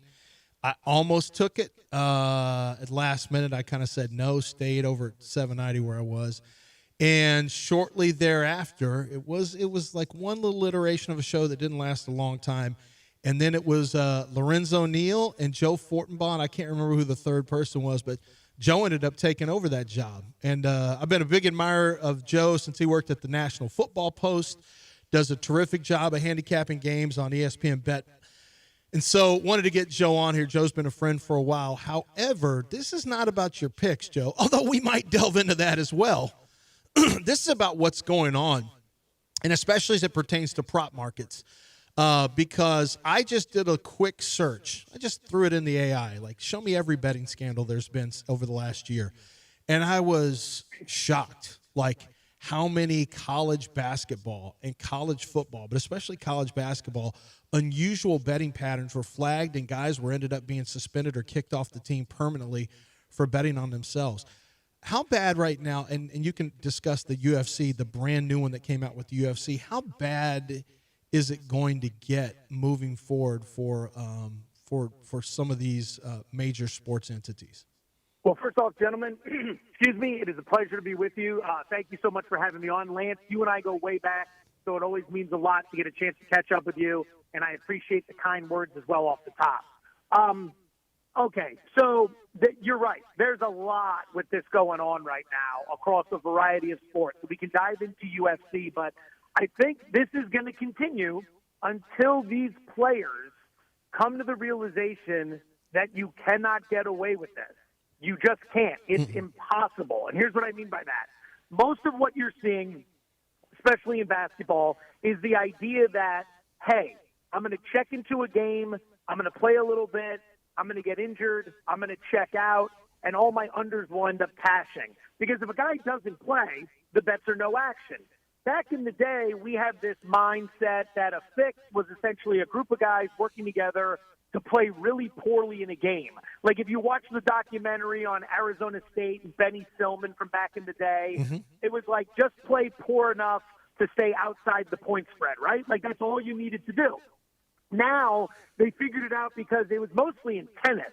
Go back and look at the 2016 scandal with tennis. You would have competitors in lower level events, early rounds, who would go out there for a match. It might be a women's match, and the female in question, she'd win the first set. She's up 1-0. She comes out in the second set. Maybe she wins the game. All of a sudden, her back tightens up. She withdraws. Boom. The people who bet the other competitor win. So now it's this mindset of, well, we just need to get hurt and check out of the game. The reason why you're going to get caught doing this is not because people are going to run an MRI on you and see that you're okay. It's that so much money is going to be bet on your unders relative to what's normally bet. It's going to raise a red flag. People are going to look into what's happening, and then they're going to see you checked out of the game with an injury, and they're going to put two and two together. It's really that obvious. If a standard night, and I'll use the name Joel Embiid, not because I'm accusing him of anything. I'm a Sixers fan. Embiid plays tonight. I like him to go over 17.5 points against the Bulls, so there's a bonus bet for you as well. If Embiid takes $10,000 worth of money every night on his props, and then all of a sudden $250,000 comes in one night, and it's all on his unders, and then he checks out 11 minutes into the game due to injury, people are putting two and two together. You don't need much of an investigation there. Joe, but it doesn't make any sense. Like back in the day, James Harden, we thought for sure he tanked the Game 5 against San Antonio. I mean, he just didn't do anything. He must have had San Antonio. Game 6, right? Game 6. Elimination. Well, he had another Game 5. Game 5 was really good until the last, 2 minutes of overtime. Yeah, and then in Game 6, he just didn't do anything. But he makes so much money, Joe. Terry Rozier had a 4-year, $96 million contract. Why would you put that at risk? That doesn't make any sense. Why would you put that at risk? So that's a great question. And I would say to defend Harden, we just saw him go MIA again in the playoffs this past year against Denver. Like, that's kind of his thing. That's what he does. Yeah, it's not even like it's a suspicious thing. That's not suspicious. The FBI, they're not looking into James Harden's elimination champs because it's a thing. Right. And yeah, they're like, there's no suspicious betting patterns here. It's just a really important game, so don't expect much from them. That's what we've seen forever. Well, okay, so you talk about Rozier, and this is a natural thought, right? Like, this is why it'd be so difficult to fix an NFL game, because the guy with the most control is the quarterback.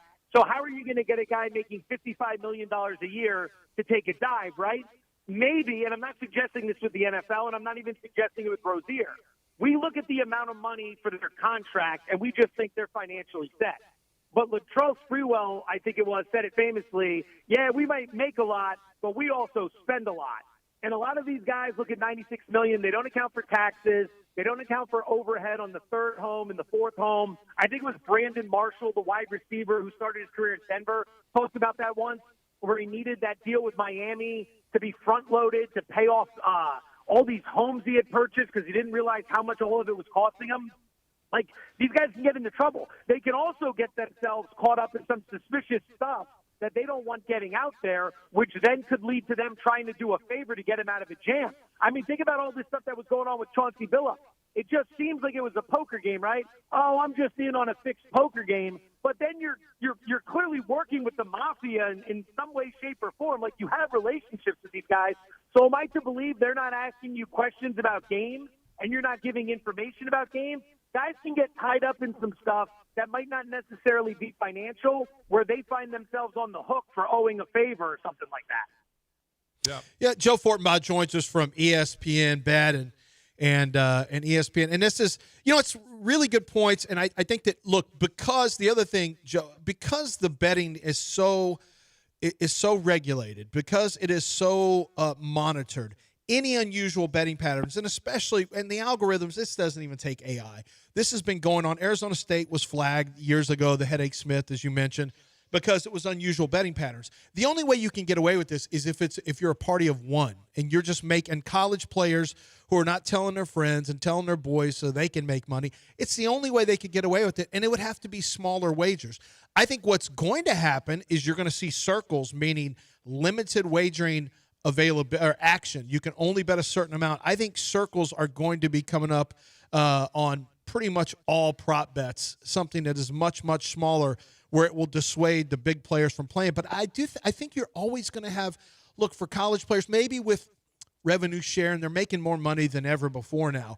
However, I think with college players, you still have that opportunity to make $1,000 in a game, $700, $1,500 with your wagers. I could still see this being an issue in the collegiate sense.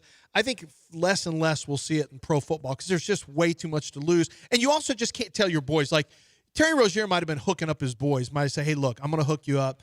My money's good, but I'm going to hook you up here. Why don't you just get your money this way? Somebody's got to place the bet, and whoever that is going to Well, but blab. they sold for $100,000. I read the report. They sold the information to basically mob guys. They sold it for $100,000. Like, greed is going to eventually get you in this because it's monitored too heavily. Without question. And you're right. I think one of the smartest moves would be to just eliminate the prop market for collegiate sports.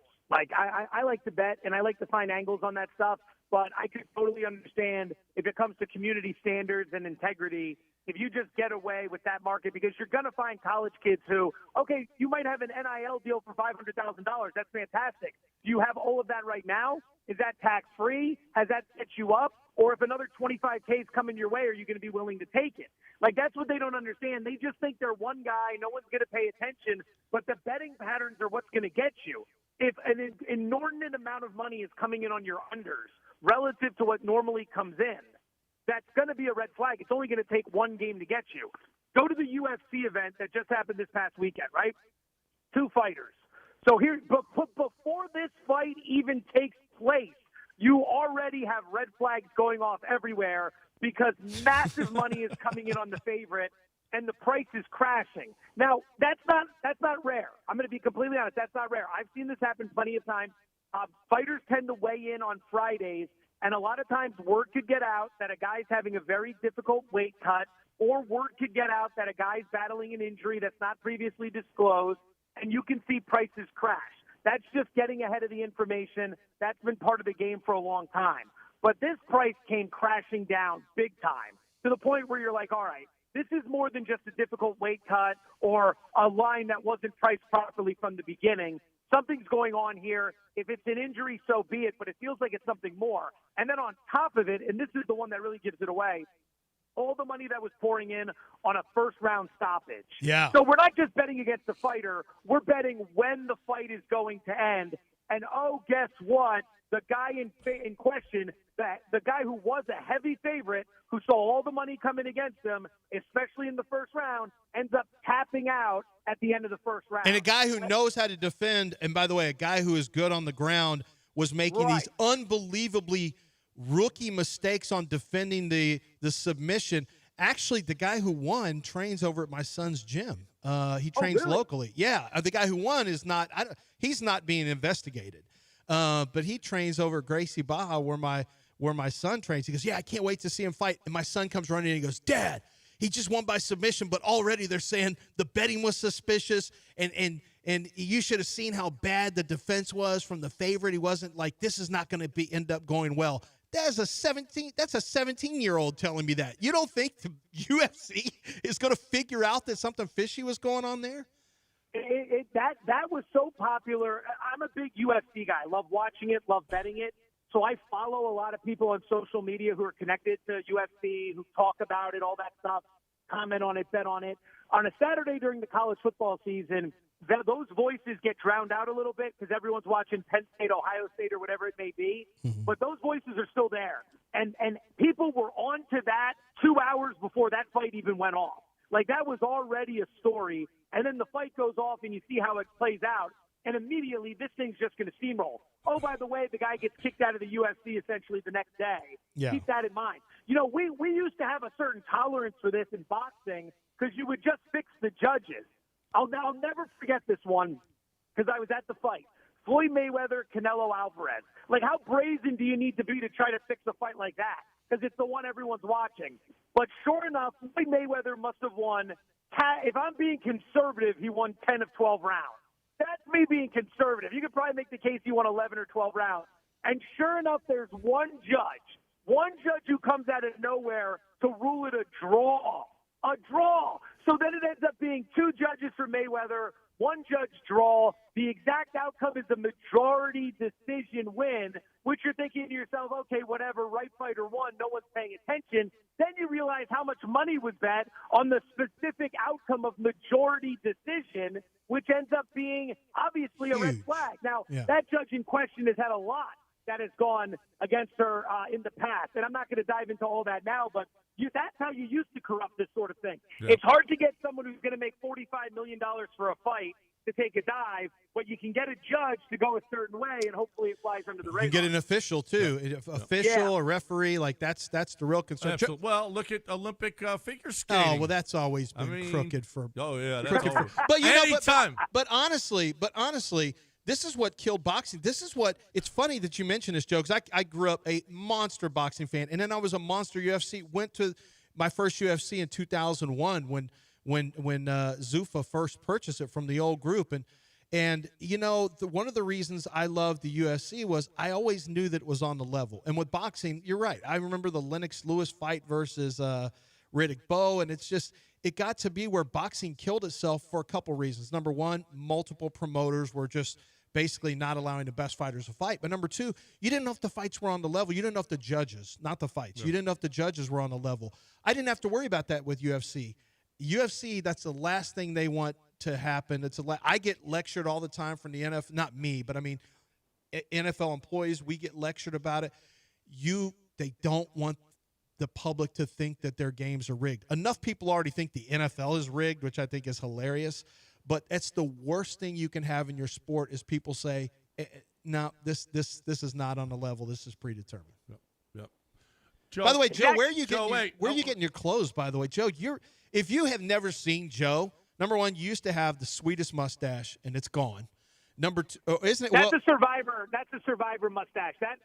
I grow that every summer when I'm on vacation because you can't grow it while you're on TV because Right. you're going to look very creepy. That's so true. I go away on vacation, I grow the mustache in, and then I shave it we shave it on TV when my survivor pick loses. Oh, Thank you okay. very much, Buffalo against New England this year. Yeah, yeah. But then your clothing, like you have really stepped it up over the years. Please tell me you have a clothing deal with somebody. I do not. No, your boy's open for business if anyone wants to get involved. I used to, I had a good friend of mine. He works, he's a Fox broadcaster, Guy Haberman. He worked in the Bay Area with me. We met each other on the local radio station there. Guy has a great tailor in San Francisco, so he introduced me. I started getting stuff there. Then I moved to Las Vegas. I knew a couple lawyers there who introduced me to a guy. But now I'm in Connecticut, and I got nobody. And I've been trying to hit up Stephen A., but Stephen A. doesn't necessarily have a tailor. He just goes, he looks at me, he goes, everything is Brioni or Tom Ford. And, I didn't need to hear anything else. I can't afford that. I'm out.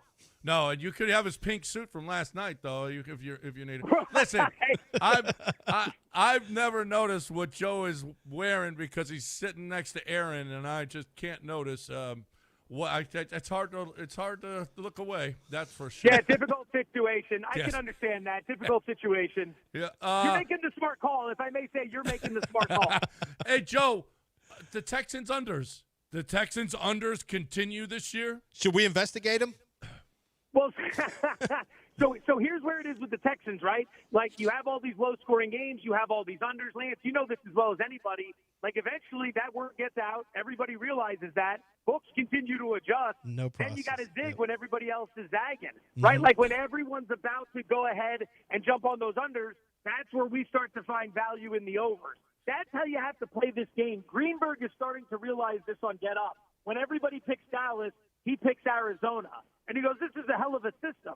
And I go, yeah, there's actually something to that. It's a little bit more than what you're saying. But, everyone liked Indianapolis this past weekend. Mike Tomlin, home dog, catching 3.5, the north of the key number. You got to find these spots. You got to find it where it all lines up. And generally, a good rule of thumb, go against the consensus opinion. Yeah. Well, if everyone Joe, in the world is telling you a game's going to go a certain way, start trying to build the case for it to go the other way. Yeah, Joe, good luck. Feeling good about Davis Mills against any defense with that offensive line, and then the Texans defense. I don't know. I don't know that I can actually put it down. But they and priced say, that in, that's though. got to be an over. Well, hold on. They priced that in, though, so your number is going to reflect that. But also, Joe, the lowest under-over on the board, you go under, and the highest under-over on the board, you go over, right? That's a hell of a way to look at it. Sure. I love it how we went from fixing games to whatever the highest total is, just give me the over. That's right. Well, because people get scared of that high over and they get scared of the low under when there's a reason that it's the lowest under. Yeah, that's because I in those scenarios, I'm probably more inclined to go under on the low total than I am over. Like last night, I was on the under, and everyone thought I was crazy. And you're sitting there, and it's like, this is a monster number. It's like 54 points. But you rarely see this, and when you do, it goes under. You need so many things to go right to clear 54 points in the NFL. And when you have two really bad run defenses, if both offenses can get the running game going, they can keep that clock moving, and they can drain it pretty fast, which is, to an extent, a little bit of what happened last night outside of Dallas completely failing to show up. Yep. That's Joe Fortenbaugh, ESPN Bet Live. And a good show, really good show. You guys delve deep and do a great job. It's awesome to watch. We appreciate you, Joe. Great. Congratulations on your success with ESPN, and we hope to talk to you again.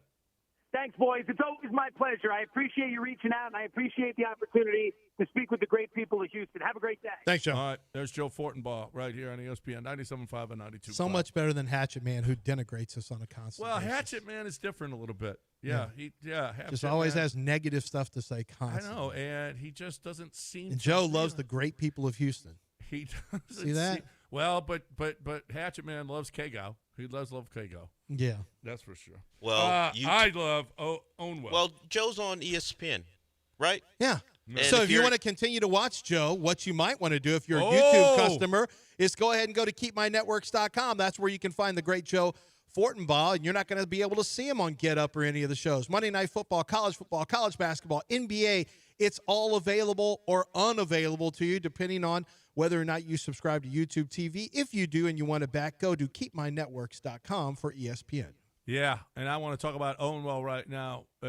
Listen, your tax bill for your house is just getting bigger and bigger and bigger. It's ridiculous.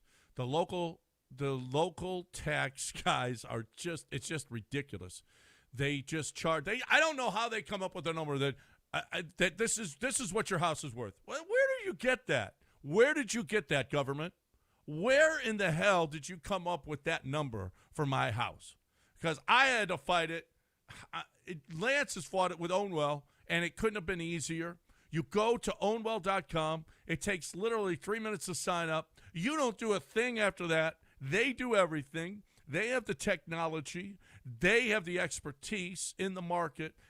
Last year, 60,000 Houston homeowners switched to Ownwell and received, on average, better reductions than similar agents. Over $1,100 per on average. That's a lot, people. That's a lot for you to not pay. And by the way, it compounds. If you let it go this year, they're going to jump it up again next year. All of a sudden, you're paying for a house that's not even close to what they think it's worth. So stop overpaying. Start saving with Ownwell. Sign up in 3 minutes at ownwell.com/Texas. That's OWNWELL.com/Texas.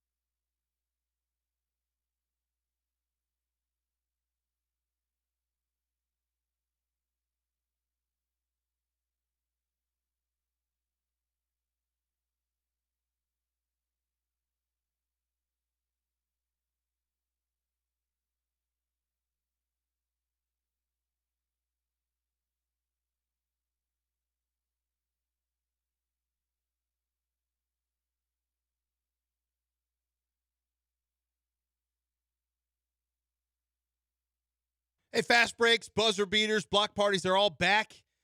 And however you like to play them, well, you can do that at Underdog. Underdog Fantasy right now in the state of Texas. This season, you can make team picks and player picks.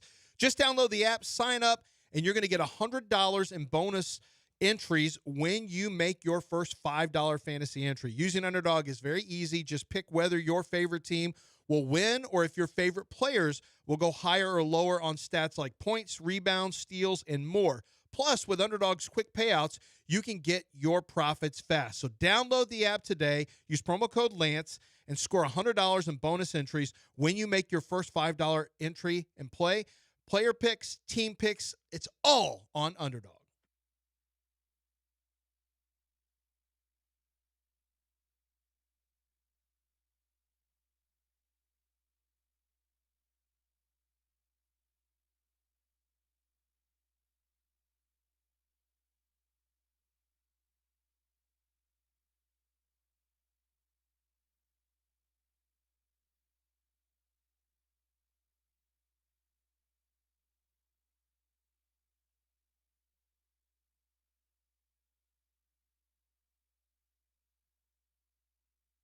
Huntington Bank Studios. Here's John Granado and Lance Zierlein. I just saw J.J. Watt talking about this, the ESPN thing. KeepMyNetworks.com. You guys got to go there if you're a YouTube TV subscriber because you got to get this thing settled. JJ says the crazy part, I have some sort of subscription because I watch Espn matches on ESPN Plus, but I can't watch Monday Night Football.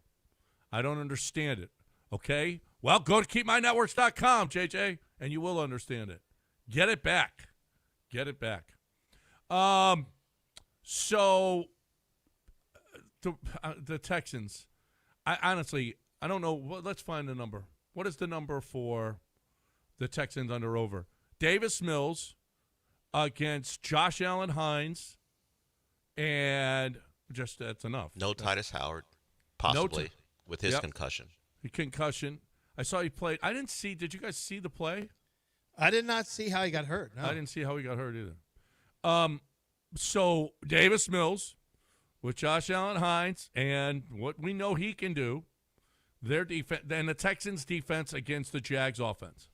Are you telling me you're going over on this? Is that what you want? Oh, I'm not afraid to look at it either way. It depends. I mean, how quickly.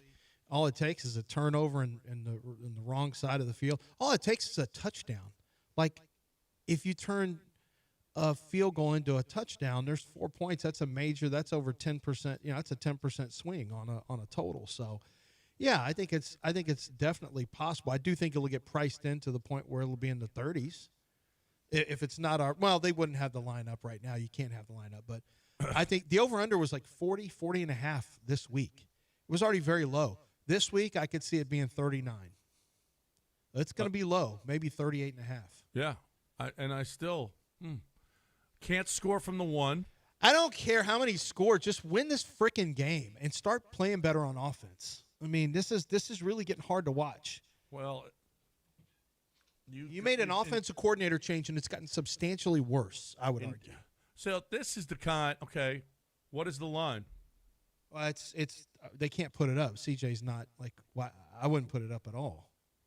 I doubt the line's up until they get clearance on CJ. You risk that's a big difference. It's probably a 2.5 to 3 point difference. Well, that's why that Lamar Jackson thing was so important. Yeah, because they thought he was playing. He was a full participant Right. in practice is what they were told, and the line was -6. Then he wasn't, and it was like 2. It was a 4 point difference. So that's why I can't see CJ.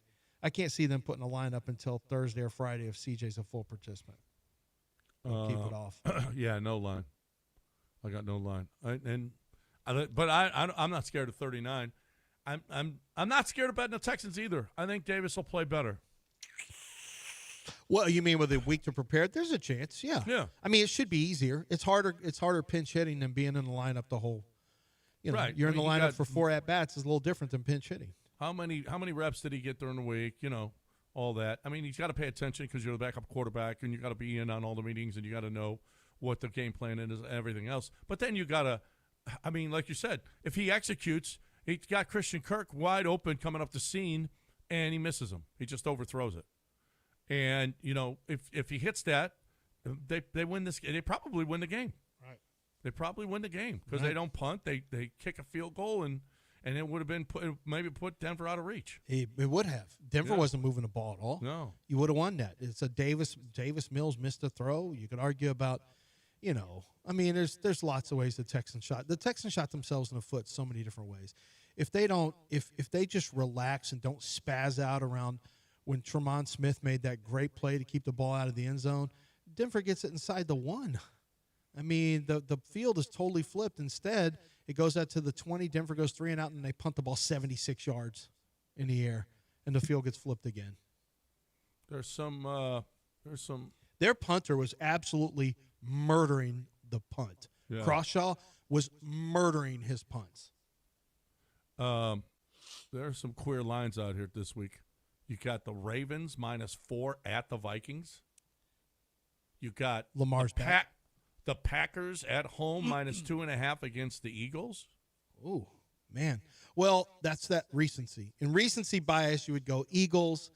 You would go, J.J. McCarthy's back. But, I'm not The Packers just lost at home to the Panthers. No, that's why recency bias is you're probably looking at Eagles, aren't you? I would look at the Eagles. That's what I'm saying. It's a recency bias of, it can't possibly. You just lost to that, so you automatically suck. The Eagles are coming off a bye week too. Mm-hmm. No, that's a legitimate legitimate trend to look at. Yeah. I mean, is A.J. Brown deciding to play at all or practice? Has he decided he's playing football, or does he just want to just catch a paycheck and sit down and read books? They might just Does he want to get paid to read books? Push 4 downs just matriculate. Well, Saquon went off last time, so maybe Saquon's going to start getting it a little bit more. Yep. Yeah, this is no Texans line. I wonder when they say Davis Mills is the starter and that CJ's out, then you'll get a line. I wouldn't say that for a long, long time. No. I wait as long as possible. But you got to put him on the injury report, obviously. Yeah, you put him on the injury report, but I don't think Vegas. I could see a line going up by Thursday. If CJ's not practicing by Thursday, that line will go up. I mean, they'll put something up there because then there's a good chance CJ's not playing. Yep. I don't think he plays anyway. The only guy who I've ever seen play after a concussion is Arch Manning. The college rules are different. Like, you can get concussed on Saturday and play the next Saturday. It happens. Why is it? But that's not a rule. Yeah, it's they don't safety measure. They don't have the same protocols the NFL does. No, clearly. They don't have you work through the same things you have to in the NFL. But he was fine, by the way. He played really well. He was fine, by the way. I don't know. Well, no, but that's fine. Had he had another concussion, it'd be a stack, and that really loads you up for CTE and brain issues. So that's the concern: is you don't want to stack concussions. Yeah, well, he had back. one previously, so that if he had gotten another one, it would have been a stack concussion situation. There's no way it's not because it's back to back. So that's why you don't see. That's why the NFL won't do it. That's why there's little chance CJ plays. Very little chance because they won't do it. They've done all the studies. They know it's very dangerous. And college Wayne Graham used to famously throw his pitchers 600 innings a year. Oh God. I mean, it didn't matter. In college, football is the same way. Like, hey, we're giving you a Lambo. Get out there. Well, here's who cured. Get out there, Arch. You got a Lambo. The guy who cured Arch was Caldwell. I guess. I mean, he never played. Dr. Caldwell. No. Arch ain't giving that field up to him again. Don't worry. What are you talking about? You think Sark would have made a change? He wouldn't make a change last year when he wouldn't make a change last year when Quinn Ewers is there. He ain't changing. He ain't taking Arch out. He'll get negative recruited against so fast, and all those boosters. Can you imagine who'd given all that money to Arch? Ugh, Sark would have been in big trouble. Don't worry, they won. Everything's fine. They're still on pace to get into the playoffs. Everything's fine. Everything is fine. That's what you're saying. Yeah, they're still on pace to get in the playoffs.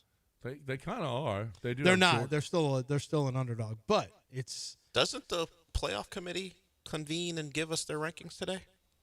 It's got to be coming up. It's November, first week in November. Isn't this the first time they do it? So we'll see how they compare to the AP and where they rank.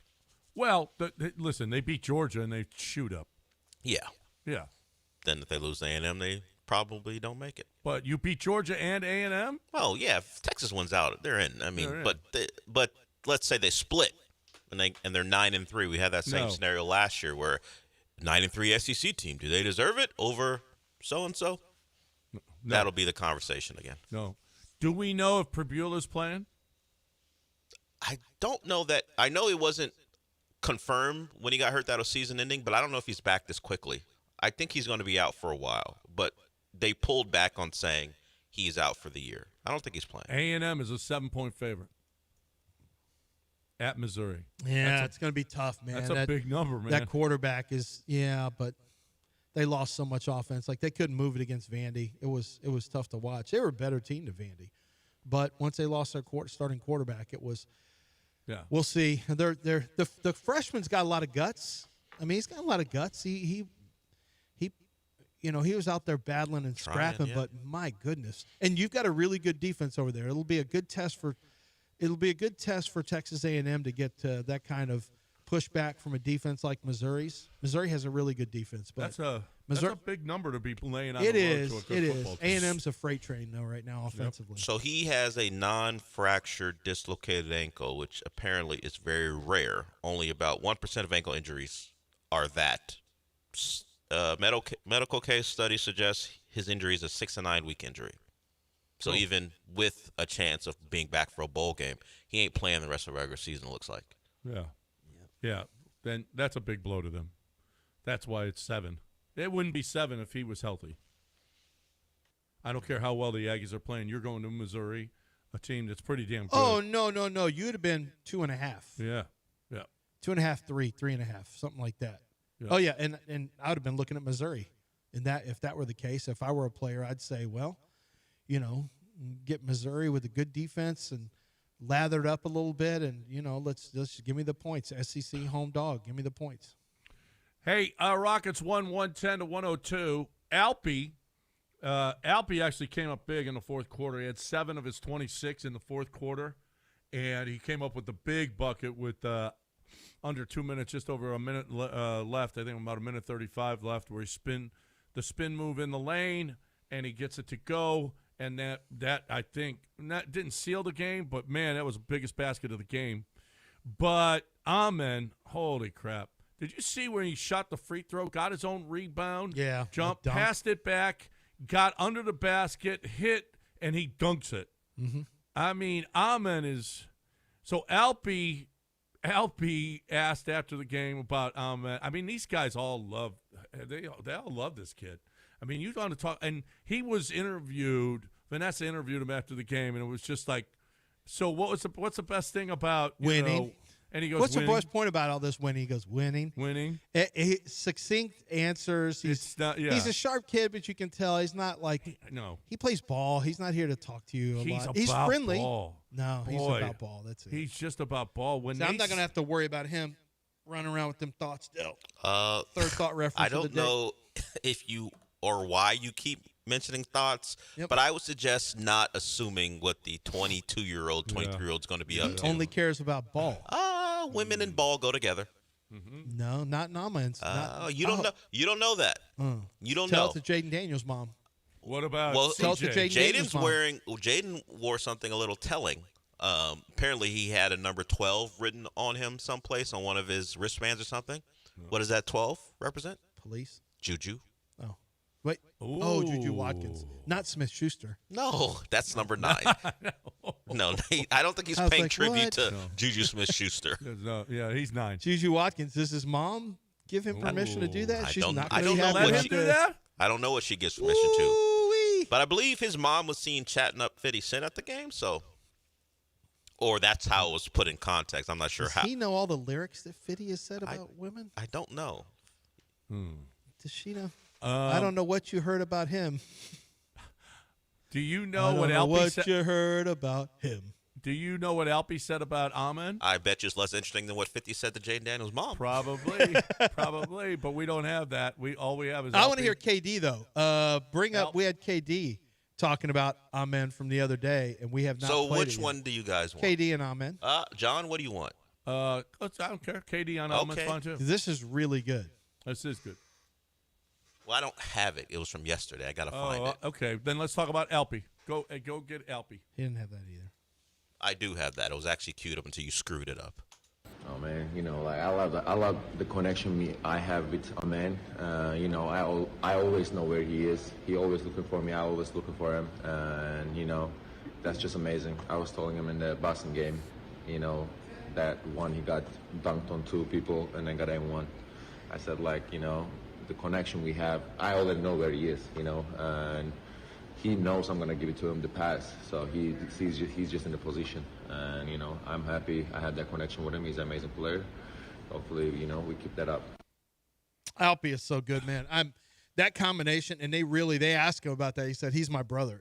They asked Amen after the game about his chemistry with Alpy, and he said he's my brother. They had a video of them kind of dapping up and hugging each other after the game. Like, it feels good as a sports fan. It feels really good to see guys on my team. It's the same kind of stuff we saw at the Astros, John. The same team, brotherhood. It's giving me that same vibe where guys are playing for each other. They love each other. And it's just, it just really makes me happy to see that. Yep, it is. It's a fun team to watch.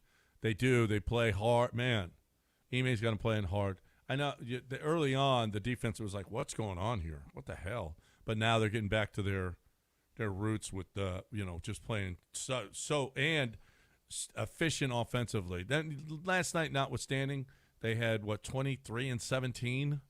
That wasn't great. 23 assists and 17 turnovers. That's not great. Not good. Not even good. But they've had much better games. They were a lot more cohesive in other games. They're going to be just fine. Yeah. No Anthony Davis. No Kyrie. Listen. I don't care. Flag is supposed to be. I don't know. He didn't. He was unimpressive, quite frankly. Generational, I was told. He's a rookie. Generational. Like game. Tell it to VJ Edgecombe. Yeah. He's playing great too. Yeah. Well, no, he's playing great. Not 2. Cooper Flag's not playing great. Flag's not playing great. Well, generational. Everybody's generational. As we've got 3 generational pitchers, 5 hitters. We've got 7 basketball players currently.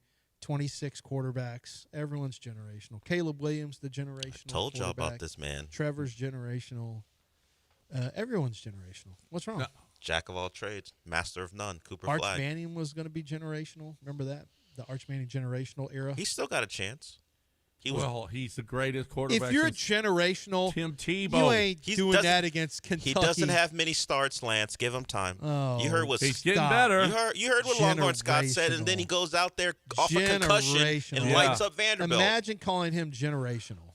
I don't have to imagine. I heard a lot of people. All I know is he's looking a lot better. Yeah, you might need to apologize. Yeah, you might need to. Apologizing for nothing. For your slander. Just like I don't both say of you have to generational. apologize to Drake May. Y'all, who did? Well, Dell. Yeah, I watched him turn the ball over twice and almost lose the game to the Falcons. So yeah, I'm really rushing to apologize to Drake May. How about you stop? How about you stop fumbling? He's on Drake May. He's on the MVP list. Cool. So was Carson Wentz. Look how that turned out. Yeah, and he did in his second year too, huh? Didn't Carson Wentz? Wasn't he on the MVP list in his second year? Yeah, but then he got hurt, and they won a Super Bowl. Maybe Drake May gets hurt in Game 16. You never know. Oh my God, putting hurt on him. I didn't. Just so you'll be right. Oh, this show has never done that before. You're a terrible I'm person. unique on this show. Hey, that's just awful. No, I cheer for injuries. Yeah, John, who every time a certain quarterback got concussed, you go, ooh. Yeah, what are you talking about? Oh, yeah, that's right. And then it happens to your quarterback. No jokes now, right? No jokes about your quarterback with the concussion? Yeah, it's not funny when it happens to your quarterback. Well, it's funny when it happens to yours. Yeah, exactly. Now it's happened to yours twice in 3 seasons. Be on the lookout. All right. I'm on the lookout for KeepMyNetworks.com. KeepMyNetworks.com. If you're a YouTube TV customer, you need KeepMyNetworks.com because you're missing out on all the ABC and ESPN programming, and that's a lot. That's a lot of sports you're missing out on. KeepMyNetworks.com. And Houston Powder Coaters. Robin over Houston Powder Coaters she's my favorite. She's awesome. You, my friends, benefit from what Houston Powder Coaters is doing. They will come and pick up all your stuff. You have some metal. I don't know if it's a car part, if it's a boat part. I don't know if it is whatever it is that you have that's metal. It's usually patio furniture in a lot of instances. It's patio furniture. And that's okay. That what you want to keep that. You want to make it look nice. Some people even give their new stuff to Houston powder coaters. You know why? Because then it'll last for a long, long, long, long time. Powder coat it before you put it out. Don't let it rust up. Don't let it get shungad. Do it first and protect that metal. The metal that you buy now is not as good as it used to be, so why not protect it so that it's a hell of a lot better in the years to come? That's what Houston Powder Coaters do. Free pickup, free delivery. If you can hear our voices, you can get Houston Powder Coaters to come and pick your stuff up. HoustonPowderCoaters.com. They're the biggest. They're the best. There's a reason. HoustonPowderCoaters.com.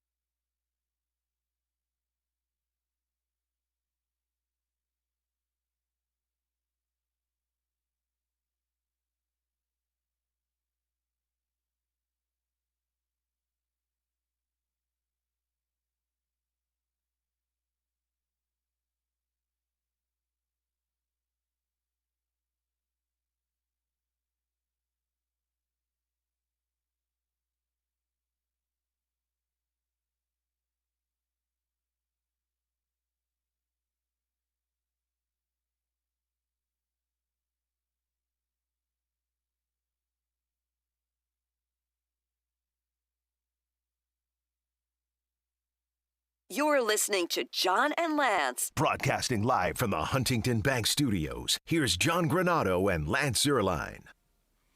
All right, welcome back here. ESPN 97.5 and 92.5, 713-780-3776. If you want to get in here on the show, you are more than welcome. Let's get Chris in here. He's been on hold. Let's get him in here. Hey, Chris. Hey, what's up, guys? Love the show. Long-time caller, and took my boys to my first Rockets game last night at the Toyota Center. I'm just that guy. I live far north, and so don't go down there much. But I wanted to make a couple comments and just get you guys' feedback on the game last night, but also the Rockets experience. So hospitality in that place is, like, off the charts. I know you guys go quite regularly, John specifically, but, like, that place is just – they treat fans, like, right. It was an amazing experience for my two teenage boys and just a really, really good time. I wanted to ask about the actual game man, when you guys go to the games, is it just like my boys are like, Dad, the challenges take too long, like they don't do anything in between the challenges, everybody's just sitting there? The two things I really noticed was, like, Anthony Davis in the middle of the challenges is like yapping with the referees and arguing like he wasn't even playing last night in street clothes. And then my second thing that I noticed was, John, this question I guess is for you. Over under, does Yiner point to the first base ump more, or does Alfie throw his hands out more? For I didn't just commit that foul, because it literally my 15-year-old son was ready to fight Alfie last night. Like he could not get over the amount of times that every time he's thrown out of his hands. I don't know if is that something Ime? I saw Ime at the end of the game. He got pissed because Alfie missed the rotation on the 2-3 zone, which we should never run again because they killed us on it. But he missed the rotation. And I thought Alfie was going to cry. Like, Ime, what I love about him is he will get in their rear ends. That's why I think this team has a chance to be really successful, because he is not afraid to get in those guys' butts when they do wrong. And I'll hang up and listen, guys. Love the show. Wow, that's a good one. Almost every pitch, Yiner looks to the first base umpire to see if he swung. But Alfie, wow, that's true. That is a little more subtle, but it is true. But it's Alfie's so in your face about it. Yeah, I don't know, man. That's a tough one. What about this one? When he points to the first base umpire? Yep. Third base? If you're a left-hander? Yeah. Yiner does give you that a lot. Yiner does that all the time. That is. But Alfie But is Alfie, like, every time he fouls or gets fouled, he throws his arms up. Oh, man, it's so – that's the only thing I really don't like about his game. Yeah. He is so – man, the take you off the dribble, Alfie – that we have now, the guy who's got nice handles, he brings it up the court half the time. The guy with the handles that can break you down off the bounce, that is a crazy new element to his game. Like, it's not that it's insane, it's that this is now a normal part of his game to game. At any point, he can go just take you off the dribble from free throw line extended or from top of the key. And Kevin Durant's good with it. Kevin Durant they had a replay of Alfie saying, don't come up here and set a screen. He told somebody on the baseline twice, don't come up here. And Kevin Durant was waving somebody off on the backside saying, leave him alone, because he could see what was going to happen. And that's when he gave him that little cross, spin, right-hand jump hook, cotton. And it is such a great feature to have. He does have some back-to-the-basket game, but that's not his strength. And that's not who he grew up as. Most big men don't grow up that way anymore, especially international big men. They just don't. The idea of working with your back to the basket is so foreign to them. That's like working under center for a college coach or for a college quarterback. Under center? Why would I do that? That's terrible. That's like these guys. Well, do you have a back to the basket game? For what? For who? Why would I be back to the basket? I'm starting out at the 3-point line. That's where I'm starting. And we'll figure it out from there. You don't want to post up like eight unless your name is Zach Edey, you're not doing it. No, and listen, that Alfie's got to change that though. Alfie's got to do something. It's too much. Yeah, maybe email. But he's been doing this forever though. I don't know that you're going to change those spots. I don't mind Alfie as long as Alfie's successful. Listen, I don't mind what anyone does as long as it works. That's the only rule I have is I don't care as long as you're efficient and you score at a certain rate. What do I care where it comes from? I don't. If you're winning games, I don't care. Yeah, but if you're, you know what, refs are going to be tired of him. Not going to give him calls. Alfie, I thought you meant. You meant the complaining. No, I thought you meant him playing from outside in. No. Oh yeah. No, Alfie, I like his face. He's never going to. Oh yeah. No, he's never going to stop that. No, he's got to stop that. He's got to stop that. But he's not. Did James ever stop? No, but you can't talk to James. You could probably talk to Alfie. He's. You could probably talk to Alfie. He is an international player. He's a European player. It's not going to change. He's an international man of leisure. That's what he is. They just don't. They don't. That's how they play. It's a soccer mentality of stay on him, you stay on him, you stay on him. I don't think it's going to change. I don't like it, but as long as it doesn't hurt him, I do think it started to hurt the Rockets because the Rockets did all the crying. As long as it's just Alfie fussing and it's not, Rafael Stone loading up a bunch of videos like Daryl used to do and making sure the league knew how upset they were that James was treated so poorly. James was treated so poorly in the MVP voting. Oh, he's treated so poor. The league had to think, oh, my God, here come the Rockets again with their crying ass. Not now. Not now. And maybe they didn't get. There's a reason they didn't get calls. Let's let Daryl send us something again. That's what we need. Hey, you guys see what the newest music video that's sweeping the nation? Have you seen this? The one from the Panthers? The Panthers. I saw him yesterday, yeah. Yeah. It was kind of random. Random words. What do you mean? The Panthers are $150,000 house. He barely even talked about the Panthers. Listen. He was going to buy the team at first, but not for $150,000. Let's not give away the song, Lance. Okay. We have it here. All right. Let's play. I want you guys. This is something. If you're not up on this, Houston, you need to listen to this because this guy. Why? He's the male version of Taylor Swift, I think. What's his name then? No one knows. Wait, if he's the male version, I gotta know. His nickname is Mega Panther. Is that it? Yeah. Mega Panther is Mega Panther. I just made that. Okay. Whoever this gentleman is, here's his song about his favorite team. What's up, y'all? I got a question. Yeah. Y'all ready to support these Carolina Panthers as they keep pounding against these Green Bay Packers? Yeah. Also, if I had $150,000, I want you to know exactly what I would do, y'all. Check it out. Spend $150,000 on a football team. Wait a minute, that's not enough to buy a team. Spend $150,000 on a tricked out Porsche. Wait, what? Minnesota, it snows too much. Build me a tennis court outside my house, but the HOA's gonna make me tear it down. Might give me some Panthers season ticks. Just might get a tiny home in the sticks. I get some Reese's peanut butter cups. Heck no, I ain't sharing. I'ma eat them all up. Might get me a plane and fly to Spain. Except I don't even know how to fly a plane. Scratch that, I'ma get me a big old bus. One big enough for all of us to double Dutch. Getting chased by turkeys as we cruise around. Windows down, now up so you can hear the sound.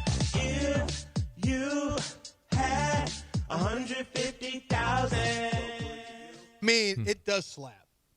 I mean, the beat. I mean, it does. It does slap. Doesn't get much better. Oh, that's what you think.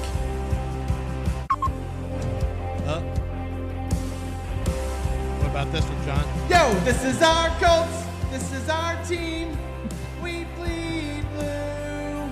This is our Colts. Whether win or lose, we love them. For the shoe, beat the Texans. Horns down on Stroud's turf. Horns this is down? our team. Go Colts. He's so terrible. It hurts to hear it. There's certain things that do make me cringeworthy is, but that makes me just, it's really. Go Colts. And he even said horns down. Everyone's saying horns From down. a hockey now. player at a Stars game to this Colts guy, it's always horns down. Why horns down? Well, the Texans have horns on their jerseys and horns on their helmet. You don't know. This could have been a shot directly at Arch. Well, he mentioned Stroud. Of course, they haven't on his yet. turf. Horns down on his turf. Yeah, that's not what. So we've played two bangers. Oh boy, do we have a third? Let's see if of bad songs. You hover above, rain hell below. You asked. Killing them hogs real nice and slow.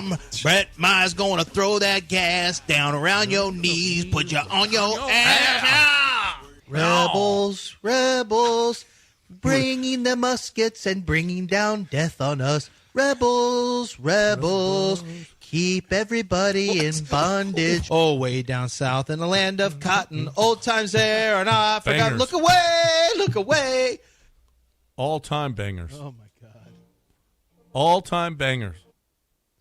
I hear you playing something else. What else do you have cooking in there, Del? Or you're cooking something else up? Oh God. You got some for this instrumental? Terrible Swift Sword. No, because it's going to be saved like everything else is saved. So you know that I thought, like I wanted to jump in. I'm like, don't do it. This is a trap. This is a trap. I think mine, I'll be honest, I think mine might have been the best of the three. You think what? I think mine might have been the What's best. that? You said encore? You hover above, rain hell below. No. Killing them hogs real nice and slow. This is the one I'm Brett most proud Myers of. gonna throw that gas down around your knees, put you on your ass. That's the one I'm most proud of, if I'm being honest. That one? Yeah. That was pretty off good. the dome. Right off the dome. Right. Yeah, but Rebels, you- Keep wait a Everyone in minute. Bondage was the same show, but later on. I don't know how I came up with a kept second going. banger in the same show. Yeah, but Keep everybody when you in throw bondage. it around their knees, you don't put them on their ass. Usually when you put... Well, it's doing both. Yeah. You can do both. Yeah, you can throw them low at the knees. They'll get to the Throw ground. them low at the knees, but the next pitch is doing that. High-low. He was one of the truly terrible people in baseball. Brett Myers. Dragging his wife around by the hair in downtown. Yeah, he was bad. Colorado. Bad He was a person. bad dude. Yeah. Bad dude. Wife or girlfriend, whatever it was. And they said he was a card-carrying a-hole in the locker room. Wasn't great. We did have another player who choked the general manager. Sean Chacon. Yeah. Sean Chacon. Remember those days? Man, oh, man. Remember those days with I'm the Astros? not sure if Sean Chacon played anywhere after When that. all we had to discuss was Wandy and pitchers, unfortunately, beating up people. You can't choke out your what- GM. He's a manager now. What did Ed Wade say? He's a manager of the Trenton Thunder. Sean Chacon is? Yeah. No way. Yeah, he's currently the manager of the Trenton Thunder of the MLB Draft League. Whatever that means. Yeah. By the way, it wasn't Latrell Sprewell who said, I didn't want to correct him. It was Patrick Ewing that said, we make a lot, but we spend a lot. Right. The same thing. I knew who he was talking about. Latrell Sprewell, is he coaching somewhere? By the way, as expected, he was age 30 out of the league. As soon as he choked his general manager, he was done. Sean Chacon never played again. We don't Imagine give people that. second chances. And huh? it's well, but now he's a manager. Of course, his walk totals, holy crap, did that guy, he had a walk it was worse than, his walk totals were some of the worst I've ever seen in baseball history. To answer your question, Is Latrell a coach? no, he's just a media personality. Because if you choke out your Of course boss, he's a media he personality. works for MSG. Of course, he probably hated the media at some point. Now he suckles from the teat. Is that what it is? Yeah. that's what it is. That's what it is. Yeah. You would suckle from the teat. Yeah, I If would. something you hated before. I would you ain't, absolutely. You ain't immune to that. Absolutely, I would. Like if, what's his name? Was Todd McShay came calling, you'd suckle from that teat. Oh, yeah. For what? Come calling for Oh, what? my God. He does the ring. That would be he works gross, with, he though. works with- Substack? No, he works with the Ringer. He does a podcast with them. If he came calling, you'd suckle. I don't like the way any of that sounded. None of that sounded proper. You know what else is improper? Not having ESPN. Go to keepmynetworks.com, keepmynetworks.com, so you can get all your games back. You missed them this weekend?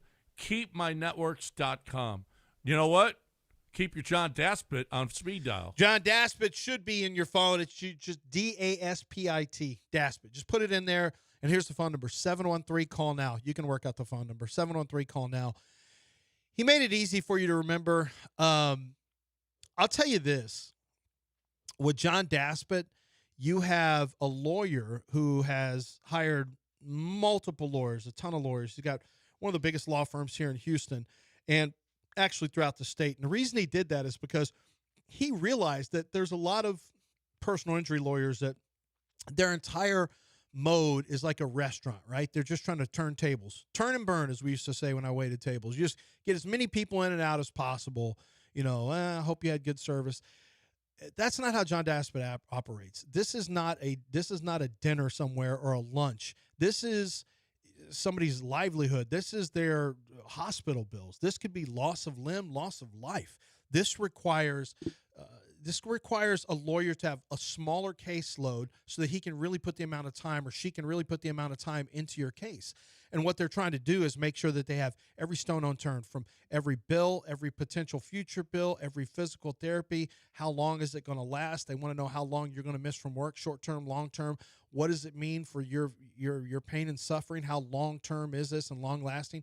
He'll take a little longer to come up with your settlement because he wants to make sure that everything is covered and that you get a fair settlement. He's not trying to work with the insurance company to just get a payment scratched out to you. He gets his percentage and moves on to the next one. That's not what it is with John Daspit and the Daspit Law Firm. They fight for you, passionately pursuing justice for the injured. 713-CALL-NOW or go to DaspitLaw.com.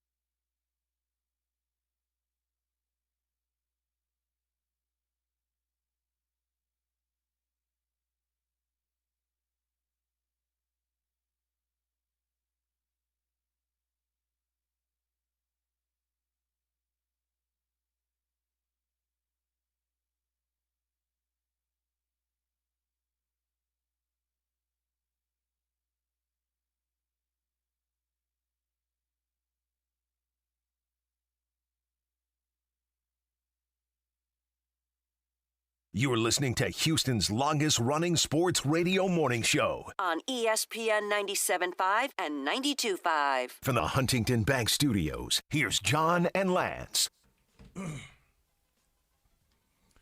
Welcome back here on ESPN 97.5 and 92.5. 713-780-3776 is the number to hang out with us on ESPN 97.5 and 92.5. We got a group text. Chris Solis is second in the league in scoring, and his record is 2-7 in our fantasy league. I told you every week. Every week somebody puts their I'm career back I'm on. leading my division in points, and I'm 3-6. Leading my division in points scored, and I'm 3-6. So it happens. Strength of schedule. Yeah, I'm a lamb killer. Couple of quick notes here. The new odds have come out for some of the NFL awards. Some interesting numbers here. Josh Allen is the favorite to win the MVP. He went from third to first and switched places with Pat Mahomes. Mahomes is now third place. Drake May is second for MVP. Told you, Dell. Matthew Stafford. What'd you tell me? I told you he was right there, an MVP. Who? Drake May. I don't care. Yeah. So you do. what? Couldn't care less. Matthew Stafford I'm just trying to embarrass you. has And gone from and 16 your quarterback evaluation. I don't care about Matthew Drake Stafford May. is 11-2. Then Sam Darnold's 14-1. He's now Wait fifth. a minute. Go back and say what now? Matthew Stafford is fourth. Sam Darnold is fifth. Jonathan Taylor now has dropped from 12-1 to 33-1. He's now sixth. That's really all. Defensive Player of the Year, Micah Parsons is still the favorite.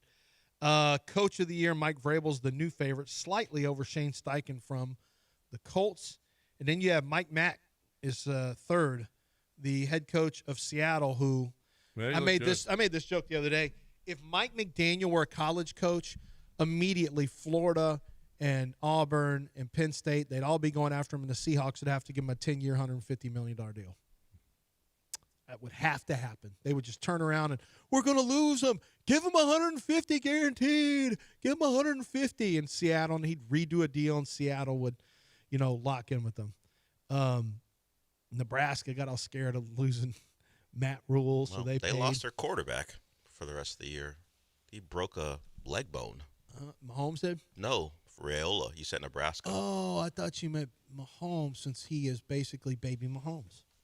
Yes, he tries. Not really living up to that. But, yeah, he's done, I think, for the rest of the season. Offensive Rookie of the Year is Jackson Dart is the favorite on that one. Are we still doing this? Defense. Are people actually watching him play football?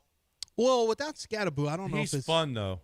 But that doesn't mean good. No, but he's fun. Abdul Carter's the defense favorite of the year. Michael Williams is injured. He's off the board. Travis Hunter, who tried to play both ways, was ineffective both ways and ended up getting injured. When everyone told me 175-pound guy. His best game was he had 24 fantasy points. No, he had a really good game as a wide receiver. Keep him there. Put him on one side, keep him there, and let him play snaps on the other. He's on the IR yeah, because he's skinny. Because skinny guys get hurt, and he got hurt. Although, actually, I think it was I can't remember if it was a contact injury. Offensive Player of the Year is between Jonathan Taylor and Jackson Smith and Jigba. Smith and Jigba is going to be tough to beat on that one. Dak Prescott is the favorite on Comeback Player of the Year with, I don't know. Aiden Hutchinson's going to be tough on that one, too. It depends on what you think by what a comeback player is. Hey, Shota Imanaga is out there. CJ's off the board for what? MVP. The Cubs have released Shota Imanaga. How about this? Dude had a 3.73 ERA and a .99 WHIP. Apparently, everybody who got on scored. A .99 WHIP and a 3.73 ERA. That's not right. Something's right there. He had 117 strikeouts and 26 walks. He's out there. The Cubs have let him go. Well, good luck to whoever gets him. The Astros. They're not getting them. We don't get Japanese players. We've had one Kukuch. We traded for him. Yeah, and guess what? So what? We're going big game and hunting. Then what about the left fielder that we had for a little while? We're going big game hunting. What does we that already mean? know. We already said They already said we're going out and getting a workhorse. We're getting a hammer. Imanaga. No, we're getting a real one. We're getting a pitcher, starting pitcher one. This is what this team does. They've already said. Dana Brown's already told us. Get ready, boys. Big name coming in. Big time pitchers coming in. We'll see. Shota Imanaga is a big name. No. Okay, it's a long name too. Is that why they released him? I don't know why they released him. That's never good. That's the Cubs. Maybe they're saving money for Kyle Tucker. Go ahead. Put all your money in Kyle Tucker basket. Oh, boy, do they love Kyle Tucker over there. Yeah.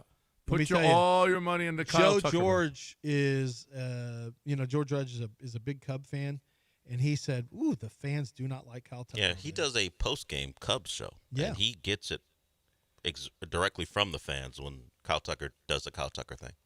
Mm-hmm. Huh. Good luck, putting all your eggs in the Kyle Tucker basket. Who are we putting our eggs into? What basket? Who? We already did. I don't care about the Cubs. Who are the Astros putting their eggs into a basket did. for? Who? Jordan? Carlos? Jordan, does he play enough? Yeah. Thank you. Carlos. Hunter Brown, who gets us extra draft Hunter Brown says, you don't have to pay Hunter Brown. All the eggs and they let him walk so we get an extra draft pick. No, we got 3 years of arbitration left. You're not going to pay Hunter Brown when it He matters. ain't Who are you paying this offseason? What basket of eggs are you getting for Hunter Brown? No, you He's don't walking. have to put. He's not walking. We got 3 years left with him. You're not putting all your eggs in his basket. He'll eventually walk. We know he's going to walk. But he's not walking. Yes, he is. Okay. Literally, if Vegas had an odds, that'd be stays with Astros is plus 4,000. Mm-hmm. Who are they paying this offseason? Some terrible relief. Shota. Oh, Imanaga. Just so you can do that? That's what you're pushing for? That's the only reason. I would love that. I wonder what Wendy would think about this segment. She would love this.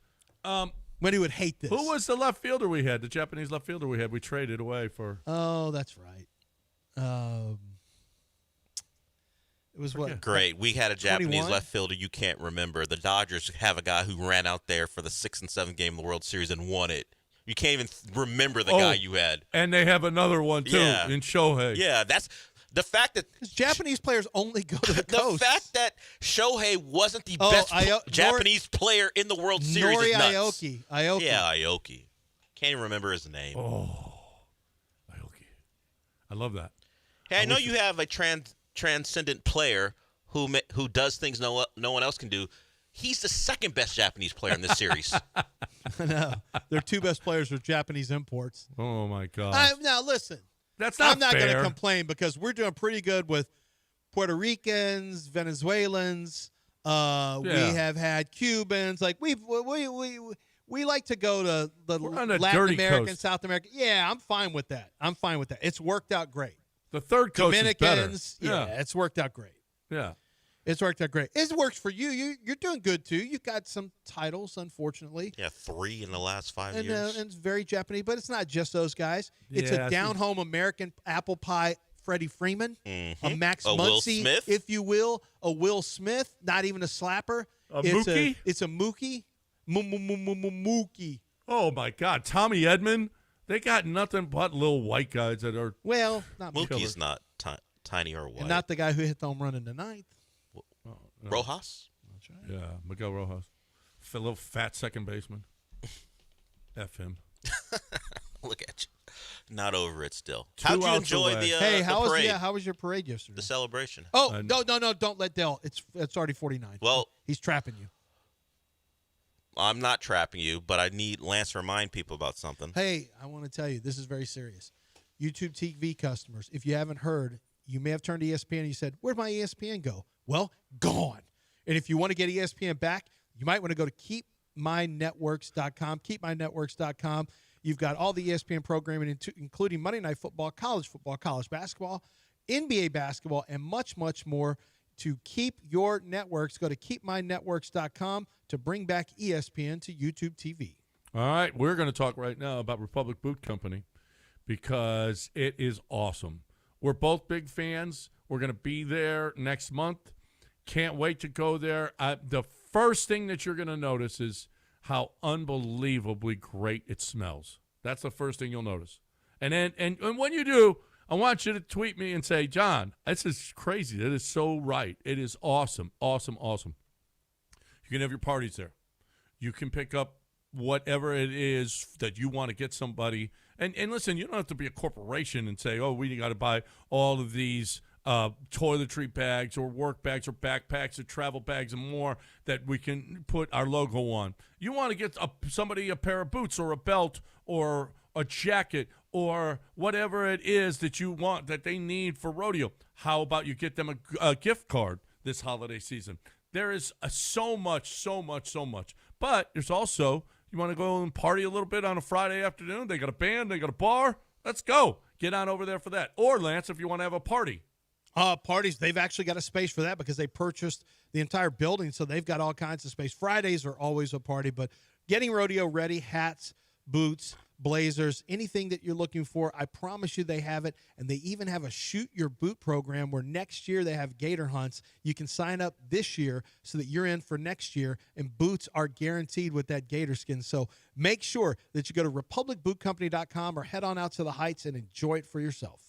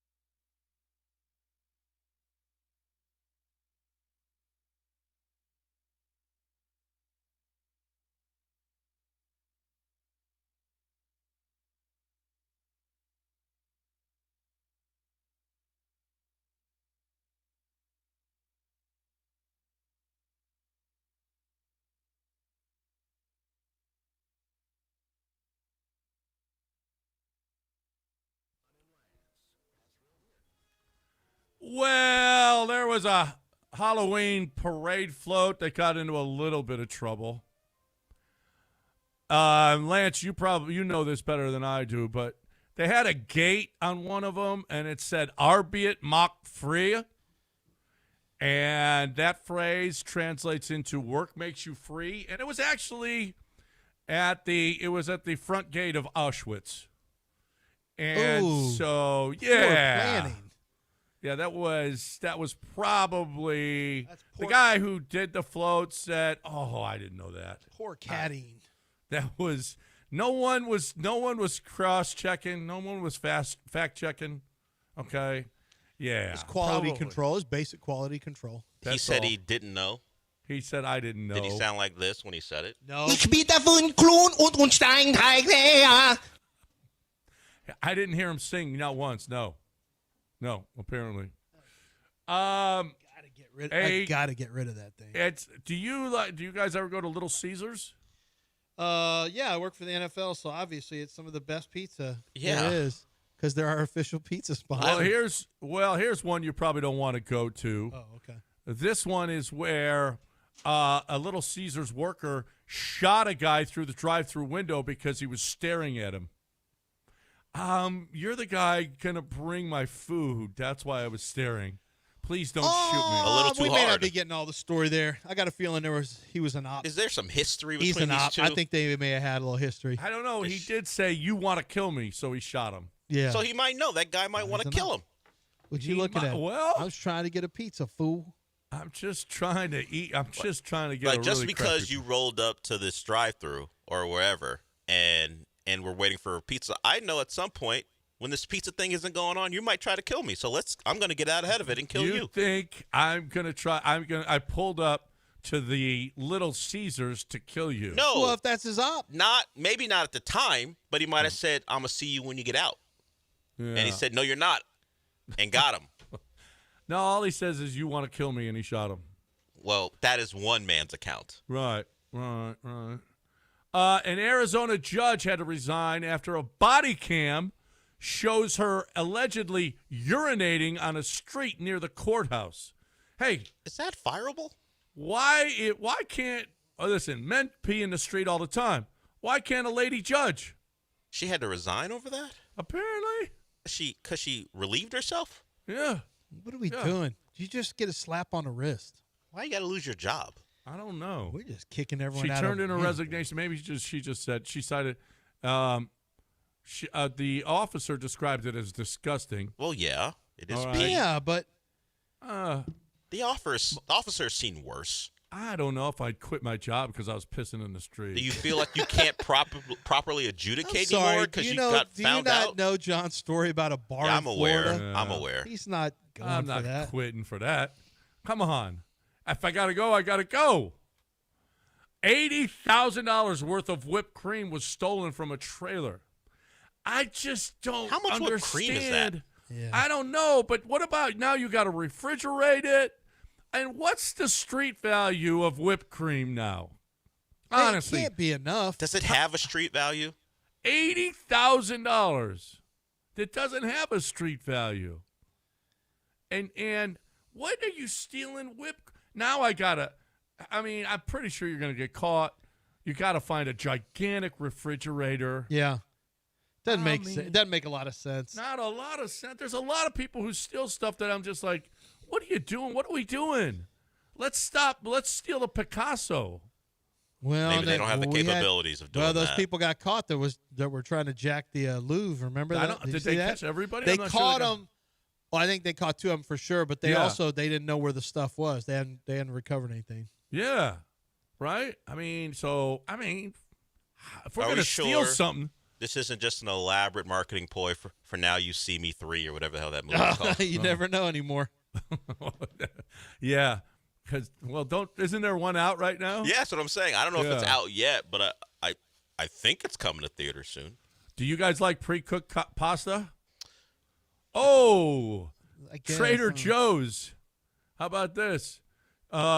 6 are dead and 25 hospitalized in a nationwide listeria outbreak linked to pre-cooked pasta meals. Ooh, boy. You know what? That's what you get. Trying to be Italian, only doing it a shortcut. That's what you get. Okay. That's what you get.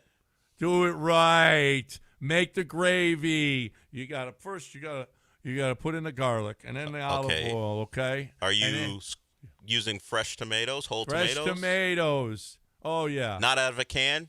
Oh, yeah. Well, you could throw it if you're even a little bit in a hurry. A little bit. Okay. It's fine.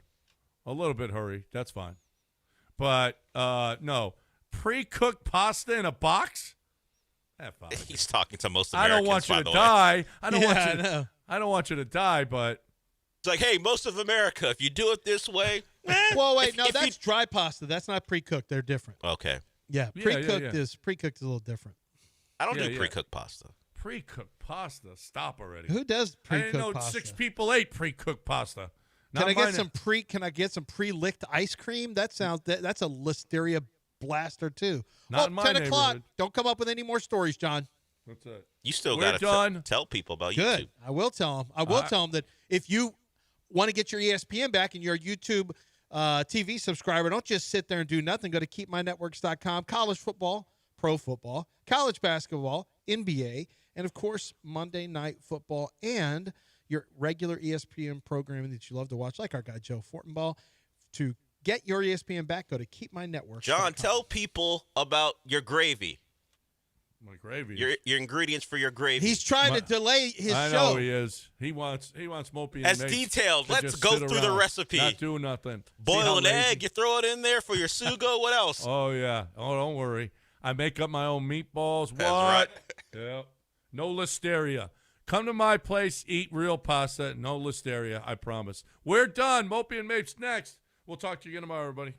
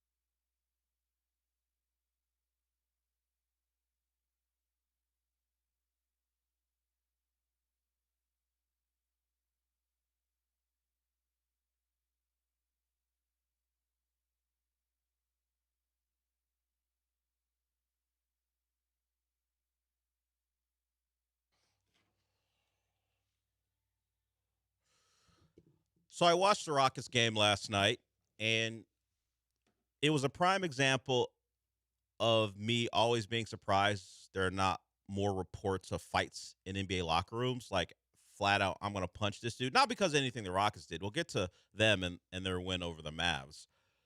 But if you're a teammate of D'Angelo Russell and you're watching him down the stretch take off-balance threes from the corner, take an off-balance mid-range jumper coming off a screen, if you're P.J. Washington and the night you're having and D'Angelo Russell's taking it upon himself to try to win the game for the Mavericks, it's got to be the millions of dollars, right? Like, it'll cost you money, although you might think, I'm making millions. I can cost myself a game check by hitting him in the face. Like, P.J. Washington's having a night. He is the best Maverick on the floor. And D'Angelo Russell's like, you know what? I got this, guys. Don't worry about it. He drew a couple fouls, got to the line. That's cool. But when the Rockets weren't fouling him in the midst of his 2-for-10 night, just some awful decisions that helped the Rockets win that game. So I'm going to credit the Mavs for this. Only thing I'm going to credit them for. That's a mishmash team without Kyrie. Still waiting on Anthony Davis to play more than 3 games in a row, I guess. But the fact that none of them have punched D'Angelo Russell, at least I haven't heard that report yet. It's a credit. A credit to the Mavs. Yeah, and to Jason Kidd for keeping that locker room together. Yeah, because he gets credit for that. You're standing out there and you're watching him. It was crazy. The possession where he took 2 in transition. Yeah, they got a rebound. He ran to the other corner and shot. I don't know if he was having memories of last year's game against the Rockets as a net, where he thought, I'm gonna rip their hearts out again. I think he definitely was. Because Ackerman mentioned it. Yeah, I'm sure it's one of the horrific losses for the Rockets last year. It was that stretch of games where Fred VanVleet wasn't playing, I believe. We've talked about this before. Yeah, it was like January. Yeah, it was maybe their longest losing streak of the year or something like that. Or at least worst stretch. And he's out there going, you know what? I know I'm 2 for 7 right now, but give me more opportunities. Shoot or shoot. He's not a shooter. He just shoots the ball. There's a difference. He's a person who shoots the ball. He's not a shooter. Yeah, I will say, it's a little bit like watching the Rockets, and you're going like, man, if they had Fred VanVleet, like we would really be cooking with something here. Sure. It's the same thing I think goes with the Mavericks, where it's like, you mentioned AD's. I mean, honestly, just if they had Kyrie, this team's really pretty good. They got some athletic dudes. Yeah, I love Gafford was great last night. He was limping and still made plays. Warrior, going out on a shield. So D'Angelo, this guy out of the game. This guy was injured before the year started with his ankle. He comes back, re-injures it, and keeps playing. And he's got to watch D'Angelo Russell take off-balance mid-range jumpers to shoot the game away. Do you think D'Angelo Russell has ever, former teammate of Kobe Bryant, do you think he ever has quoted Kobe when they're like, hey, can you pass me the ball? He's like, get the offensive rebound. Like, how about that? I don't know if that has been said specifically, but something along those lines. the same idea. The same idea. Like, if you want to get the ball, go grab the offensive rebound because you know they're coming. Because I'm not a high efficiency player, so you're gonna get your opportunity. So that's the Mavericks side where I could not believe it's crazy. This guy decided he was gonna take it upon himself to go try to win. Actually, you know what? I did believe it. It's D'Angelo Russell. I was watching it, marveling at how bad the decision making was as he gave the Rockets ample opportunities. Of course, the Şengün play where he spun off Gafford was a big play. It was a mucky game. I mean, it certainly didn't represent, or at least didn't duplicate what they did against the Celtics, where they're highly efficient, scored a lot of points. But they did what they had to do. Yeah, of course, and now they're 4-2. I liked Alpe's aggressiveness. Amen continues to be a guy where he's still willing to shoot 3. I think he knocked down 1 from the corner that I remember specifically. So he's still working on that. But the athleticism and his ability, when they decide to spread the floor, and he's got a clear matchup advantage, just to be a guy like a Euro step here or just using your shoulder to get some separation and the step through. He's been really good at that. Of course, the Kevin Durant aspect of it. He wasn't great early, but he got some shots down. In that third and fourth quarter. Back-to-back big threes. Yeah, he knocked down some threes, and that's what you're looking for. Yeah. On a night where you're not scoring points in a way that you'd like, for him to just be able to get his own shot whenever he wants, and when he takes them, you got a really good feeling about them going in. So, yeah, it is interesting that the Rockets almost seem like an offensive team now. Like they seem like more. And last night was not a good offensive night, and it's still when the shots don't go down, because I think they were 8 for 29, something like that from three. Yeah. And when they aren't going down, you're like, man, this is a slog. And then I was like, you know what? This is just like last year's team without Fred VanVleet. That's kind of what this is. True. And yeah, I mean, in the fourth, it seemed like the Mavs kind of figured out the zone defense. They're getting buckets basically every time down the court, and when they wanted it. And it's a Rocket team. Don't remember how many zone possessions they ran last year because.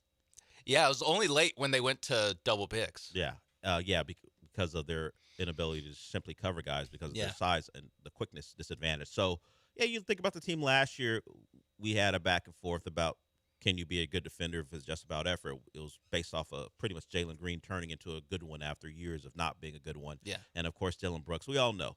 With Jabari not out there, that didn't help their cause either last night. But, yeah, last year, Fred was a bulldog at the point of attack. You had these guys, what you would say 4 out of 5, and albeit it had improved as well, that you would say at least average to plus defenders in your starting lineup. Kevin Durant will go after guys at times, but you're not always going to see it from him consistently. And then when you throw in the double bigs, you may have to incorporate more zone. But Tari got to start last night along with Josh Okogie. And Tari, he is shooting remarkably well from three now. Pretty good. I mean, I think it's back-to-back games. Maybe it's a 3-game stretch where, we mentioned it the first couple games of the season, like, ooh, Tari Easton, particularly game one. Not exactly the, platform year of getting a new deal. Saturday he was awesome against Boston. Last night he was impressive as well. Yeah, he's now over 56%. Small sample size, of course. It's very early in the year. At 56%, from three. Klay Thompson, who? Well, yeah, Klay Thompson's too busy with other things, and I understand. Listen. When the Stallion is on your docket for things you have to worry about or take care of, I'll forgive. I forgive whatever the hell you're doing. Hell, phasing out of your. You've got your 4 titles. Trust me. You let people know all the time. Every time they taunt you, you put up the 4. I don't you can really be the spot up guy for the Mavs. Yeah, now. and if you have an off night, who cares? At least Klay Thompson has a sense not to dribble down and take mid-range jumpers when the game matters. I don't think he was in the game at the time. I will get over what I saw from D'Angelo Russell. I would just know if I'm a teammate. We're having a talk. We're not. I can't hit you because I'm going to lose money and miss a game, and it's not good for team camaraderie in the locker room if I punch you in the face for taking those shots. But we're at least having a talk about what the hell you're doing out there. And you're right. They're a Kyrie away because that ball's in Kyrie's hand. I think D'Angelo Russell will at least defer to Kyrie. And in fact, if Kyrie's on the floor, he's not out there. He's not even on the floor. He's not on the floor. He's there out of desperation because they knew they weren't going to have Kyrie. It's like we talk about in the offseason, all the Jalen Green possessions becoming Kevin Durant possessions. Sure. The same logic applies to the Dallas Mavericks. It's like, man, every time that D'Angelo Russell had the ball, and I was going to say had no idea what to do with it. He had an idea. And he knew what he wanted to do with it. It was shoot it. Instead of that, you have Kyrie Irving running your offense. Like, yeah, okay, I can believe in that. Add in a little bit of AD, add in. That ever happened. Yeah, 30 minutes a night in between him going back to the locker room and coming back out there. Yeah, I think now you're cooking with something. So the Rockets now have the Grizzlies coming up. They play them tomorrow. They go to Memphis, a Memphis team in a bit of flux. Yes. The John Morant stuff is interesting.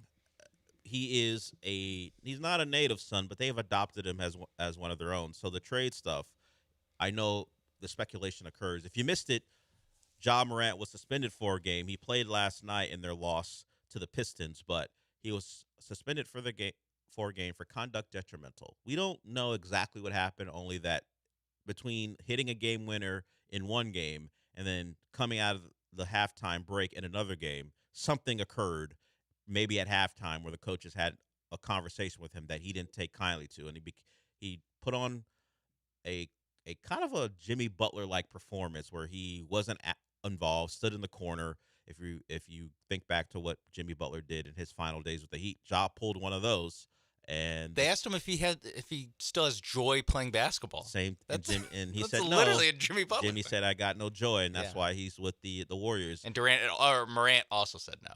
Yeah, no joy right now. Not as happy as he once was being a Grizzly, but he's so ingrained in Memphis Grizzlies basketball. It would be Luka-like as far as the uproar if they traded him, particularly at the behest of a new coach who no one has any connection to. So they'll go into that game. Ja will likely be on the roster, but you look at the entirety of the Southwest Division. I mean, we don't do the division thing anymore, but the Pelicans are terrible. The Grizzlies are underperforming, partly because of injury and, of course, the situation with Ja and the coaching staff. And then you have the Mavericks, who are a mess as well. And the Spurs are just humming along. They lost their first game to the Suns over the weekend, but Rockets and Spurs back like we never left. It feels like, I guess that's the team. I guess we have to deal with over the next decade. It looks like Friday. It's the first night of Cup group play, and it'll be in San Antonio against the Spurs. So we'll see the Spurs up close. They got off to a great start. Phoenix, of all teams, beat them in Phoenix to end their undefeated start. Right. Phoenix. No Jalen Green yet either for Phoenix. He went.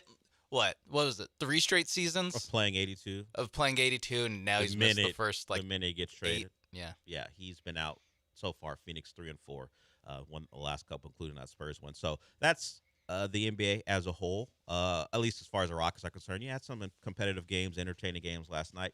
Giannis, great teammate, defended his boy Miles Turner by mocking the Grizzlies. I mean the Indiana Pacers crowd with his own boos and thumbs down.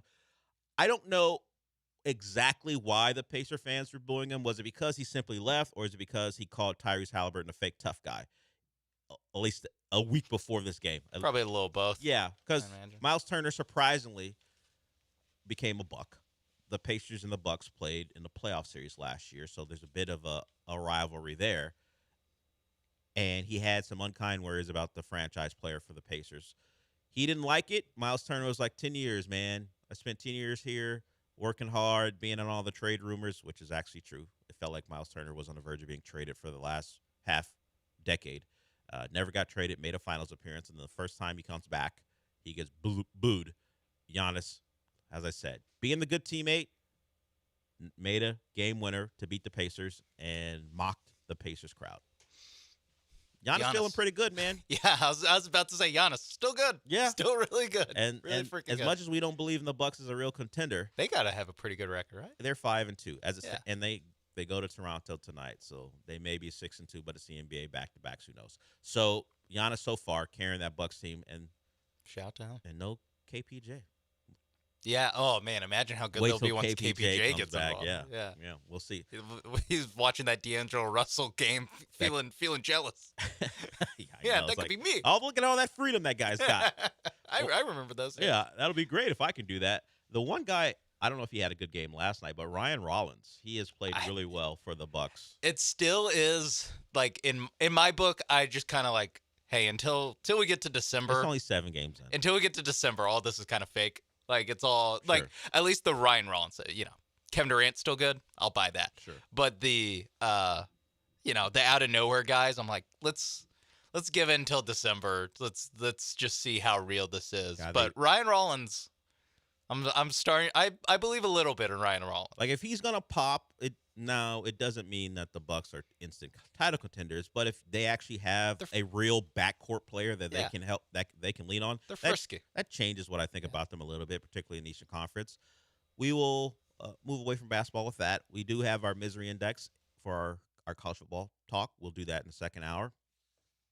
We'll also get into the Texans when we come back because it is the closest we can get to the midway point of the season when they're uneven number of games or odd number of games, with 17. So I want to take a look back at the Texans offseason acquisitions and see how those have played out through half a season. And it's based off a conversation the morning show had, but because we don't plan anything, it was very haphazard. So we didn't even remember half the guys who are actually on the roster who were acquired in the offseason.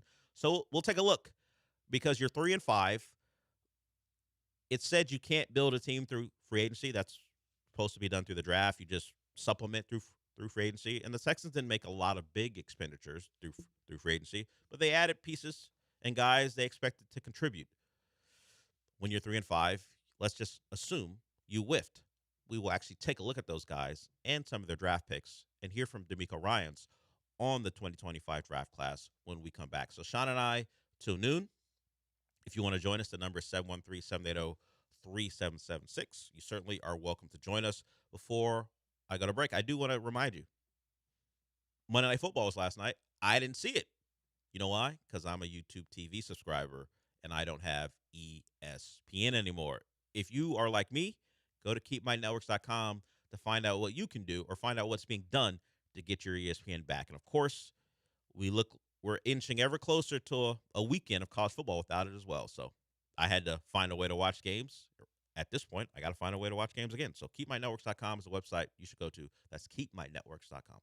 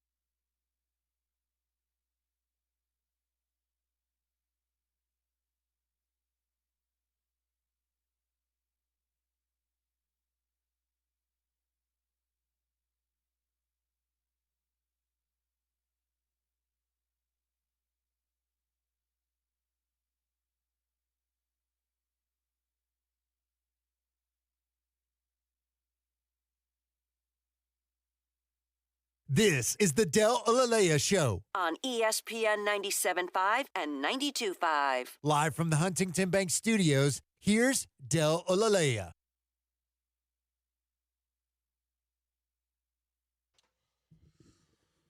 Sean, do you know who Nick Neiman is? Nick Neiman? Yes. No, I don't. Neither did I until I decided to take on this this topic of Texans acquisitions and how they've done. Okay. Nick Neiman is a linebacker that they acquired by signing him in free agency in this recent offseason. They signed him to a 2-year deal. I thought he was going to be the guy who compiled this list. No, or something. I wasn't. No, Nick Neiman is a linebacker who plays for the Packers, which is a bit of an issue because the Texans signed him in this offseason to a 2-year deal, guaranteed him $4 million. Now you're just getting to Cal McNair's money, but they guaranteed a salary, gave him a signing bonus, $1.5 million this year, $1 million next year. So he didn't make it to opening week. They cut him. He plays for the Packers now. I did not know Nick Neiman was a person who existed until I saw this list. I'm going to go 0 for 1 for the Texans. So we don't need to go through the entire list. But there are some notable examples, but I need to point him out because I didn't even remember he was a Texan. Yeah, because everyone still remembers, C.J. Gardner-Johnson. Sure. Although his tenure was very short as well. 3 games longer. Cam Robinson, Yeah, Cam Trent Robinson. Brown, so and so. So Trent Brown's pretty bad, too. as we go, at least he was At least he's still on the Cam Robinson was a guy Right? they expect to start at left tackle, or at least one of the tackle spots. Trent Brown's still on the Texans, right? Is he? I forgot. I know he wasn't active for a little while because he was hurt or something. Yeah. Trent. So the question for me, thinking about at least free agency, we'll get into the draft here. He is currently on the roster. There we go. Any guys who have overachieved? Just think about all the guys that are playing that are new. Free agents. Free agents. Has anyone been a hit, do you think? I mean, if you would have told me that Nick Chubb was going to be the starter and the really, until the last few weeks, the bell cow back, I'd say the results are this is on the upper side. This is above the 50% outcome of, hey, Nick Chubb, okay. When we were seeing the practice reports from the people at Texans camp being like, whoa, Nick Chubb, hey, he's a great guy, but the athleticism seems to have left him. I think Nick Chubb's been a little bit better. Not a home run, but he's been a little bit better considering I thought he was just going to be a change of pace for Mixon. Mm-hmm. He hasn't broken 3.3 yards per carry in the last 3 games. Okay. It was better earlier. Yeah.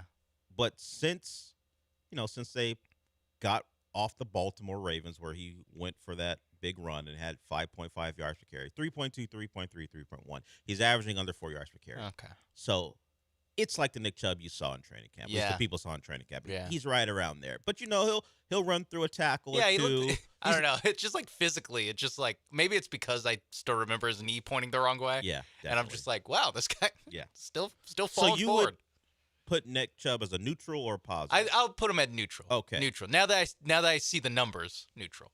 You mentioned Chauncey Gardner-Johnson gone. Bad. Christian Kirk? Bad. And he's also a progress stopper, which is worse. Yeah. He's not only is he not impacting anything, he's taking reps away from Jalen Noel. Yes. When I asked for clarification that this was free agency or trade guys, because the only hit that immediately came to mind was Noel. So we'll get to him when we talk draft. Maybe Ed Ingram. He's probably surpassed expectations because he was not good last year. Yeah, when it comes to expectations, yes, for sure. Sheldon Rankins is probably neutral. Gerald Taylor doesn't play very much. EJ Speed doesn't get a lot of snaps. These are some of the guys. Jacob Johnson gets stuffed at the goal line.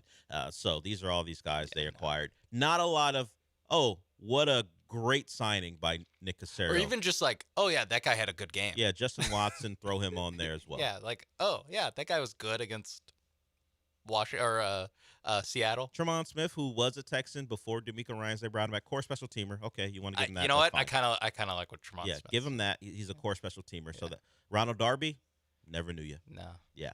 So you mentioned the draft. Yeah. And the name Jalen Noel. Well, D'Amico Ryans was asked about comparing the 2024 draft class to the 2025 draft class. You know, the one that has Kamari Lassiter and Kalen Bullock, the one where those guys were immediate starters, or at least immediately getting big-time snaps. Here's the question, I believe, maybe from Landry Locker, and the answer from D'Amico Ryans. Jalen and Kamari had good games yesterday. You immediately trusted them, and they've been consistently impacting the game. What's stopping Jalen Noel and Jaden Higgins from doing that early in their career? You're talking about, four completely different guys. I don't think you can there's not apples to apples as you compare those guys.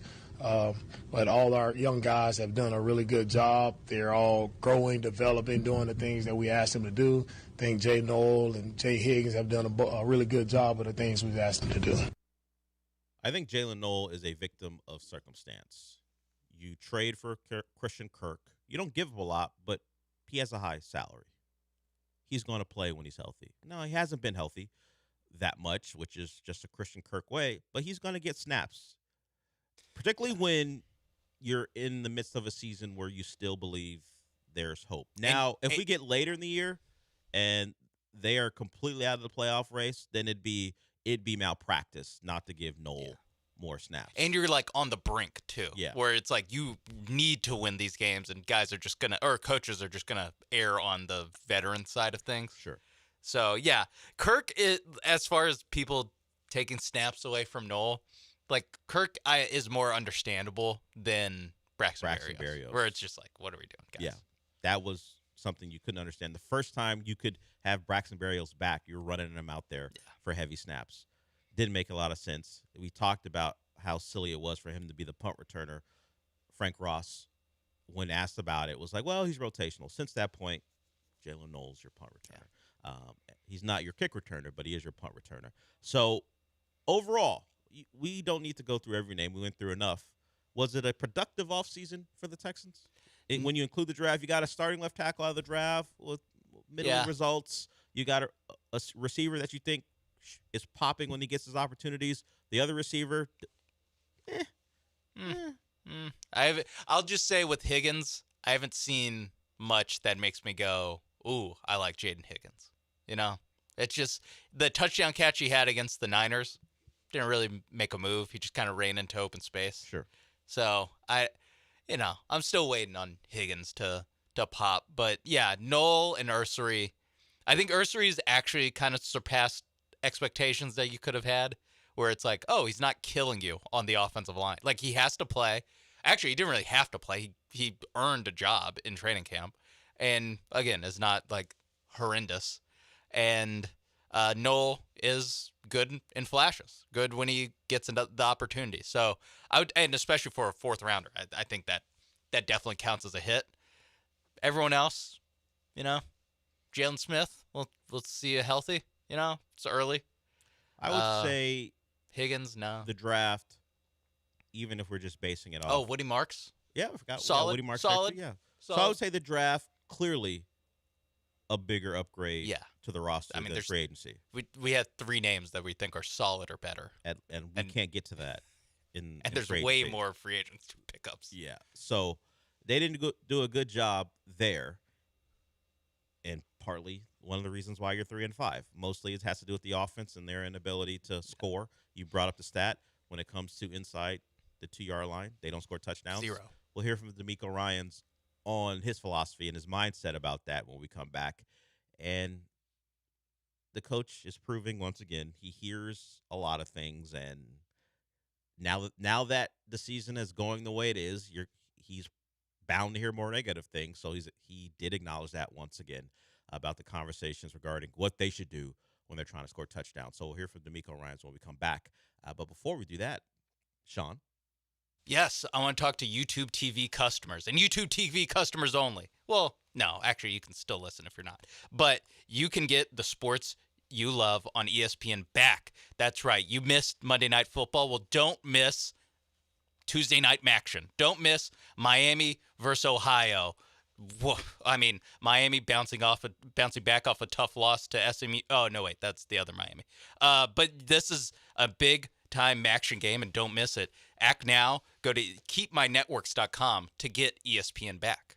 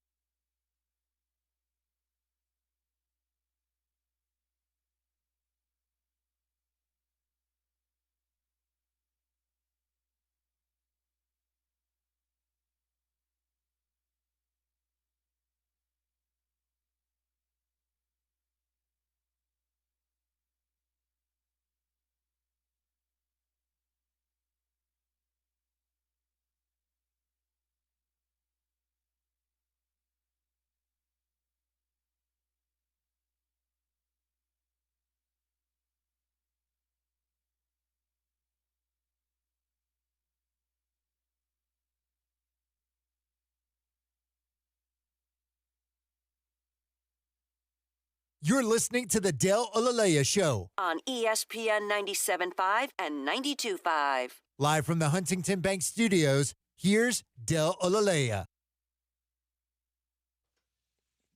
We will hear from D'Amico Ryans on their issues scoring in close and what his mindset is. The team they're facing next, the next opportunity to fix their problems are the Jags. The Jags make a trade. The Jags acquire Jacoby Myers from the Raiders, a guy who's wanted to be traded since training camp. He's wanted out of Las Vegas. He gets his wish. The Jags just put Travis Hunter on IR. Brian Thomas Jr. is a little banged up, so they make an acquisition. A 4th and 6th round pick go to the Raiders for Jacoby Myers. Good pickup. Yeah, I wouldn't say the Jags are going for it per se, Yeah, but they got a chance to make the playoffs. They need wide receiver help, so they go get a guy who probably will be pretty motivated because they saved them from the Raiders. So I'm sure he'll be very thankful. And they just played. Yeah, he saw him up close, Yeah. and Geno Smith had a pass knocked down, and there's a guy wide open in the end zone for the 2-point conversion. Yeah. But the pass was knocked down, so the Jags won their game. Part of the misery that was Sunday for the Texans. The Jags win, you lose, and, of course, you don't gain any ground if you had any hopes of catching the Colts because they lost to the Steelers, which, of course, the Texans themselves lost to the Broncos, partly because of the thing we're about to hear. They can't score inside the 5-yard line. Ofer scoring touchdowns from 2 yards or in. And we saw it play out right in our face on Sunday. It was kind of embarrassing to watch them struggle.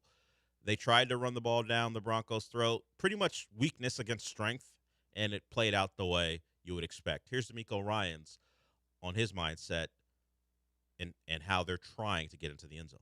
We throw the ball on the goal line. We don't get in. Hey, you guys should run the ball more. We run the ball. We don't get in. Hey, you should throw. So there's always wish I would have done different. Look back at it, do it different. Look. The wish is you score touchdowns. We don't really care how you get in. It's just that you're inept doing it either way. So, yes, when you throw, I don't even know if it's like, hey, they should have run it in. As far as a philosophy, it's like, hey, you guys are bad throwing it. Try running it. And then when you're bad running it, how about add some creativity to the runs or the throw? I don't know if we've seen, I don't remember. I'm sure they did it. A play action, a leak a tight end into the flat or to the back of the end zone. I imagine it was called. There's just so many times where they failed that I didn't document all of them. But we don't care how you do it. In fact, it's not our jobs to dial up the play and say, hey, this is how you should get it done. Just get in the end zone. Find a way.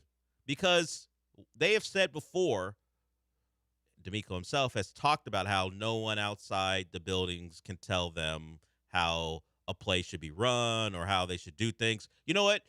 I'll give you that, Coach. I don't even want to do it. I just want to look on Sundays and not watch you go between handing the ball off to Jacob Johnson, having your quarterback be stuffed at the goal line, have Davis Mills try to take off from the 2-yard line on a quarterback jump over the pile. Was that what I saw? When he saw there was no push, he decided, maybe if I jump. Davis Mills, he's an athlete as far as a regular person is concerned. But when it comes to the NFL, he's not one of the top athletes. I don't want to see it. Stay on your 2 feet. The quarterback, the starter's already hurt. I don't want to see Graham Mertz out there. Thank you. Just an aside for this week because it's likely Davis Mills is going to start. I don't care. Just get in the end zone. I'm not even going to instruct you because I know how you don't like that. Okay. Let's hear the rest of it. I approach the game from a physical mindset of, hey, if you're on the 1-yard line and we got to knock somebody back to get in the end zone, that's how I approach it. And that's how I always approach it. And then when we do get in the end zone on the 4th down, we got a false start. Pause that. So it's like you weren't in the end zone. CJ didn't get in. You didn't get in the end zone. You can say you got in the end zone. You didn't get in. We'll never know. This is one where John Granado, you don't know. You don't know. I remember the play. Of course, it looked like he got stuffed. It was Ursary who had the false start, but he didn't get in. Cut it out. But you don't know. I feel like I know. Second effort. I think his helmet might have been in the end zone, not the ball. All right, let's move on. We got a false start. So it's like we got in the end zone. No, you CJ got in, and points are taken off the board because we have a false start. We're not locked in on the snap. So it's just so many things there that goes in. Yeah, there's a physical mindset. That's what this game is built on. You have to have that mindset, and you should want to be in those situations where, hey, we got to knock somebody off the ball to go get 1 yard. If you don't have that mindset, then yeah, you're probably not going to get in. Yes, I would prefer if you did it the easy way, where you could just turn around, hand the ball off to a running back, and they waltz into the end zone, like a lot of teams are able to do. But your weakness has gone against the strength of opposing defenses, and the defenses know what you're going to do. You're going to run it up the A gap because that's what you do. Because I think in some ways, you hear him talk about it, you want to get that knockback, you want to get in. It's more embarrassing to throw the ball and not get in, because at least you can say, hey, we tried to be physical and get in, and hey, we just got stuffed. But when you throw the ball from the 1 yard line, the 2 yard line, and don't get in, everyone goes, hey, how come you didn't run the ball? Yeah. So I think, I don't know how much, I don't think it's playing that much of a part at all, but I think it's like, hey, we're men, let's be men. Can you get us a yard? The answer's been resounding no. Yeah, well, it's because a resounding no. If you told me the defense lined up, like the Houston Texans defense lined up and needed to get the ball into the end zone, I think they actually could just have like the, hey, man up, gritty, push the guy in front of you back. I think they could do it. I just think this offensive line isn't good enough to do that. Like I don't even think it's a indictment on like the, you gotta just reach down in there and just do it, man. It's not even that. It's just like, no, they just can't do it. Like you can get the grittiest like 5 guys off the street. Guess what? They won't be able to push an NFL offensive or defensive line back. I think that's where we're closer to that, where it's like, I don't think it's a toughness issue. I don't think it's a identity issue. I think it's just like these guys, Jake Andrews and Laken Tomlinson and Ed Ingram, just can't do that. They just can't. You just can't run behind those 3 guys. Drew Scruggs when he's in. Yeah, and Scruggs. Like you just can't do that and push a defensive line back. And they're not the biggest guys. Laken Thompson is in that 320 range, but the rest of those guys are in that 305, 311 range. So the interior is not the biggest in the world. Yeah. So that might play a part too. Jake Andrews, we saw what Leonard Williams and the Seahawks did to him. I mean, Exactly. They're not gonna push people around. That's not how they're built. You just go to the Broncos, who, they didn't run the ball great, and of course they didn't have a big day on offense until the fourth quarter. They're not a big offensive line either. So it's not like the Texans are unique as far as their interior, not big guys. But that's not unique to the Texans. It's just like these are smaller dudes who, on a down-and-down basis, maybe even outweighed by the defensive tackles they're going against, particularly in goal line sets. So, yeah, they also don't seem that good at run blocking at the 25. Yeah, it doesn't matter. They're not a great run blocking unit. That's the thing. I just don't think they're good at run blocking. And so it's not like Houston Texans football is that you just push the guy in front of you. It's like, sure, they can't do that. Like they're just not good enough to do that. I don't know what to tell you. Stop doing it. Find a different way. Run to the outside. Like take that. Can Woody Marks beat someone to the corner? Yeah, maybe. Toss I don't know. it. Like let's just try something I don't even need the Ben Johnson thing where he's got 3 guys handling the football in the backfield and they throw it to the quarterback. God no. I don't trust these guys. Yeah, not that. I don't need that either. Yeah. Just a little deception. Just like you said, the tight end leak out to the back of the end zone. Like that's a pretty basic play. Like you see teams score touchdowns. You set on enough of every a precedent that you're just going to run up the middle anyway. They'll it will fight. probably fool people. They'll fight. Yeah, because they have not seen you try that enough. 3 straight games you've tried to do this. Okay, so the mindset is you want to be physical. Yeah. Understand, but you got to know your limitations. That's all. That's all we're saying. It's like I could want to be physical against a NFL defensive line. Won't help. I could try to want to get my jump shot off of Rahman Thompson. It ain't gonna happen. No, you live at Cooper Flag. That's my mindset. I want to get this jumper off. It ain't gonna happen. Yeah. Yeah, got to go to something else, and by that something else being don't play basketball. Take him off the dribble. No, don't play basketball. Get Rahman Thompson. That's my change. Definitely don't get him mad. Yeah, Don't need him dealing with his rage when it comes to me. All right, we'll go to break with that. It is been tough sledding, and it'll probably be very familiar or similar when you face the Jags, because if I remember correctly from that game, and it ain't like they were moving the ball on them. It was a mistake-prone game for both teams. Now, at least the Jags will have a new receiver, because I remember that game. The Jags couldn't catch a football. They at least will have one new receiver. If you missed it, a lot less Dimey Brown and Parker Washington. Yeah, if you missed it earlier, they made a trade for Jacoby Myers. It is trade deadline day. It is deadline. Don't expect the Texans to be very active. Not sure why you would at 3-5, but hell, the Cowboys are, and they're 3-5-1. They've made a trade for Logan Wilson.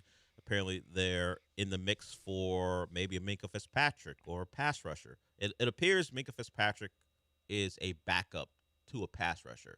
Why don't they go for both? Maybe they don't have enough assets. But the Cowboys seem to be active. The Texans unlikely. 49ers looking to make a move too. So if anything comes down before we wrap it up for the day, we'll certainly let you know about that. And of course, you have a chance to watch all that stuff go down on ESPN. At least some of you do. Because if you're like me and you're an ESPN, or excuse me, a YouTube TV subscriber, I can't watch the trade deadline shows on ESPN because it's currently not available. Go to keepmynetworks.com to find out what can be done if you're a YouTube TV subscriber. The trade deadline stuff going on, ESPN's reporting about, of course, NBA basketball. You know they carry that.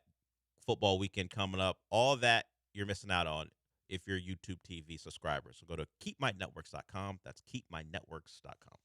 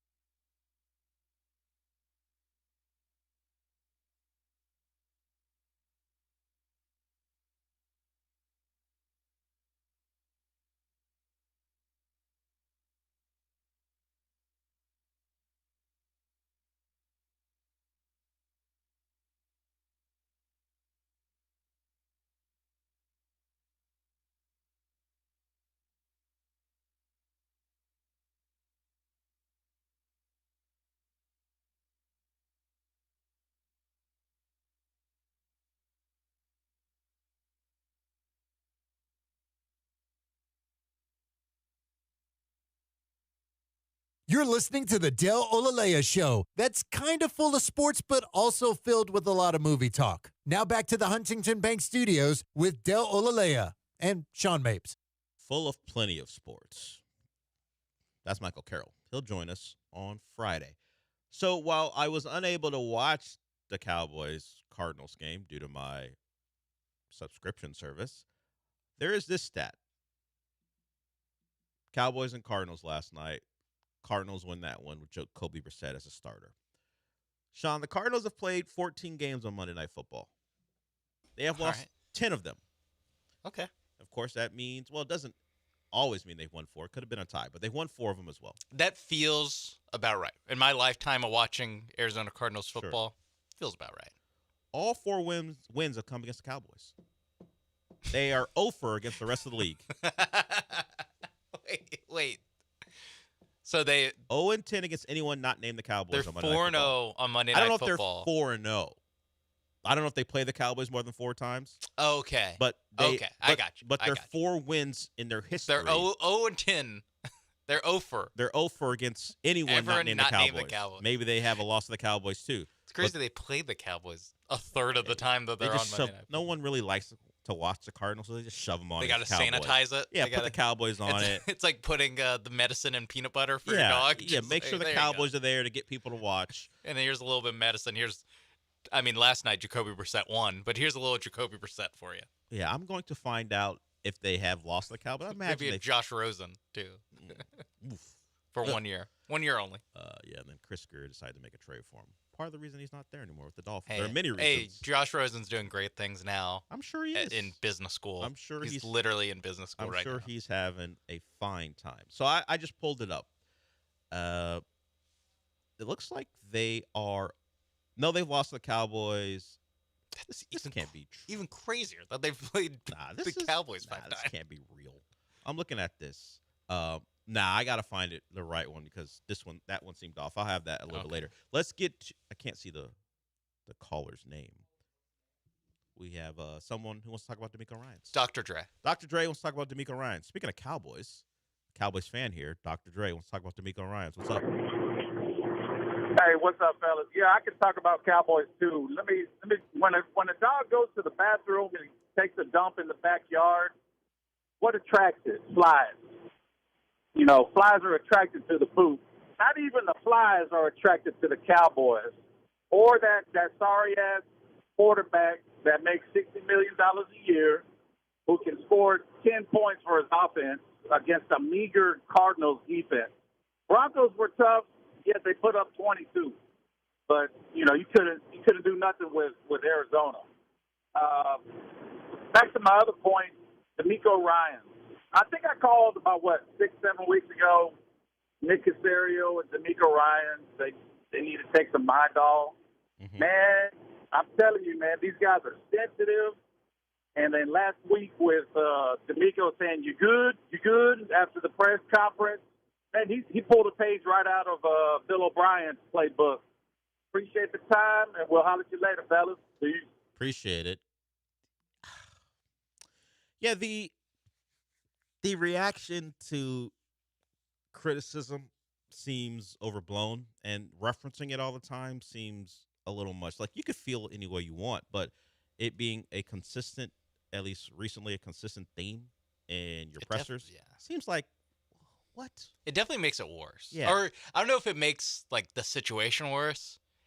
It makes me feel worse about the Texans situation that D'Amico Ryans feels the need to address the criticism while also not really overcoming the criticism. It's not like it's a level of we see it in college football all the time where it's like a team's winning, but their fan base is we should be winning by more. We're not winning we're not running the ball for 400 yards, so we don't like this. It's no, the Texans aren't even winning. Yeah. They're just kind of bad against good teams especially on offense. They look anemic. I don't know. There's not a victory lap element or a you guys just relax and let me run my program the way I want to run. It's no, this is just seems pretty incompetent on offense, and people are pointing it out, and the Texans are taking great offense to that. So I when it did the research, that stat is incorrect. Like they have played far more games than 14 in their history on Monday Night Football. It's a funny stat, but an incorrect one. It's not true. They've played like about 40-plus games on Monday Night Football in their history. I was like, wait a minute. I know the Cardinals aren't an attractive team, but they've been around a long time. Maybe it's like the last 14. I don't know. Maybe it's the Arizona Cardinals as opposed to the Chicago Cardinals? Chicago St. Louis Cardinals. Maybe that's what it is. Maybe that's what that is. They're mixing in some baseball. But they were. I know. Yeah. I was just trying to explain to people. They were the St. Louis Cardinals, the football team at one point as well. They should go back to doing that, by the way. Just name them all the same thing. I mean, Pittsburgh did it with the colors. Yeah. You know what? Let's bottle this. Use it for July. Sure. I was actually going to go off on that, but no, let's use that later. Yeah, we'll save that for a slow time when the Astros are messing around with who's injured and who isn't. And we've done that for the first 15 minutes. To avoid DL talk, IL talk. Yeah, we'll get to why the city of Pittsburgh decided to give all their teams the same color. All right, fake stat in some ways. I just hoped it was true. It's just not. But the Cardinals did beat the Cowboys last night. And the Cowboys didn't let them deter them. They decided to make the Logan Wilson trade official, and they're not done trying to acquire defenders. So we'll see. To Dr. Dre's point, didn't put up any offensive points against the Cardinals. I wouldn't be like Troy Aikman said on the broadcast, and I wasn't actually able to watch that broadcast. But I only saw the clip. I did see the clip. Yeah. Maybe I should go to keepmynetworks.com to keep ESPN. I'm missing out on Monday Night Football. I'll miss out on college football tonight.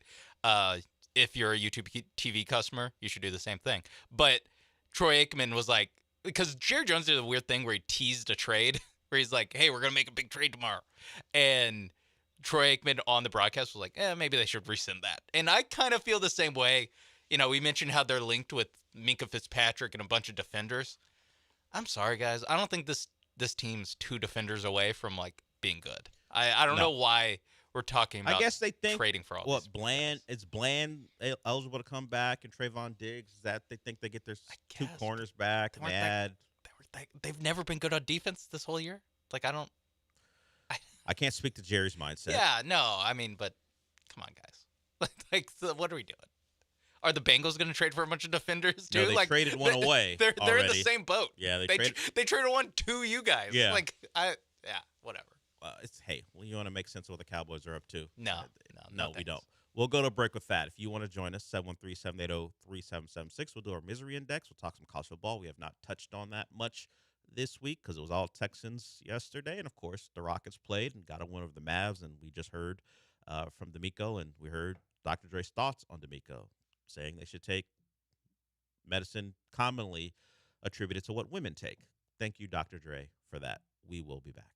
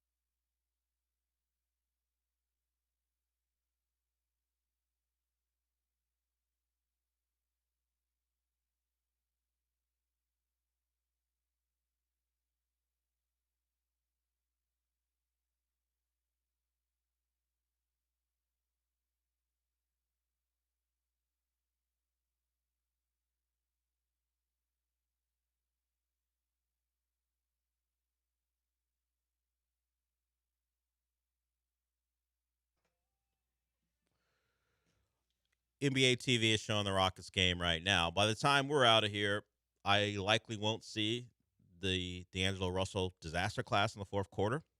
I mean, he wasn't good throughout the game. He was 2 for 10. But he was particularly awful late in the game as the Mavericks are trying to mount a comeback. We talked about it in the first hour.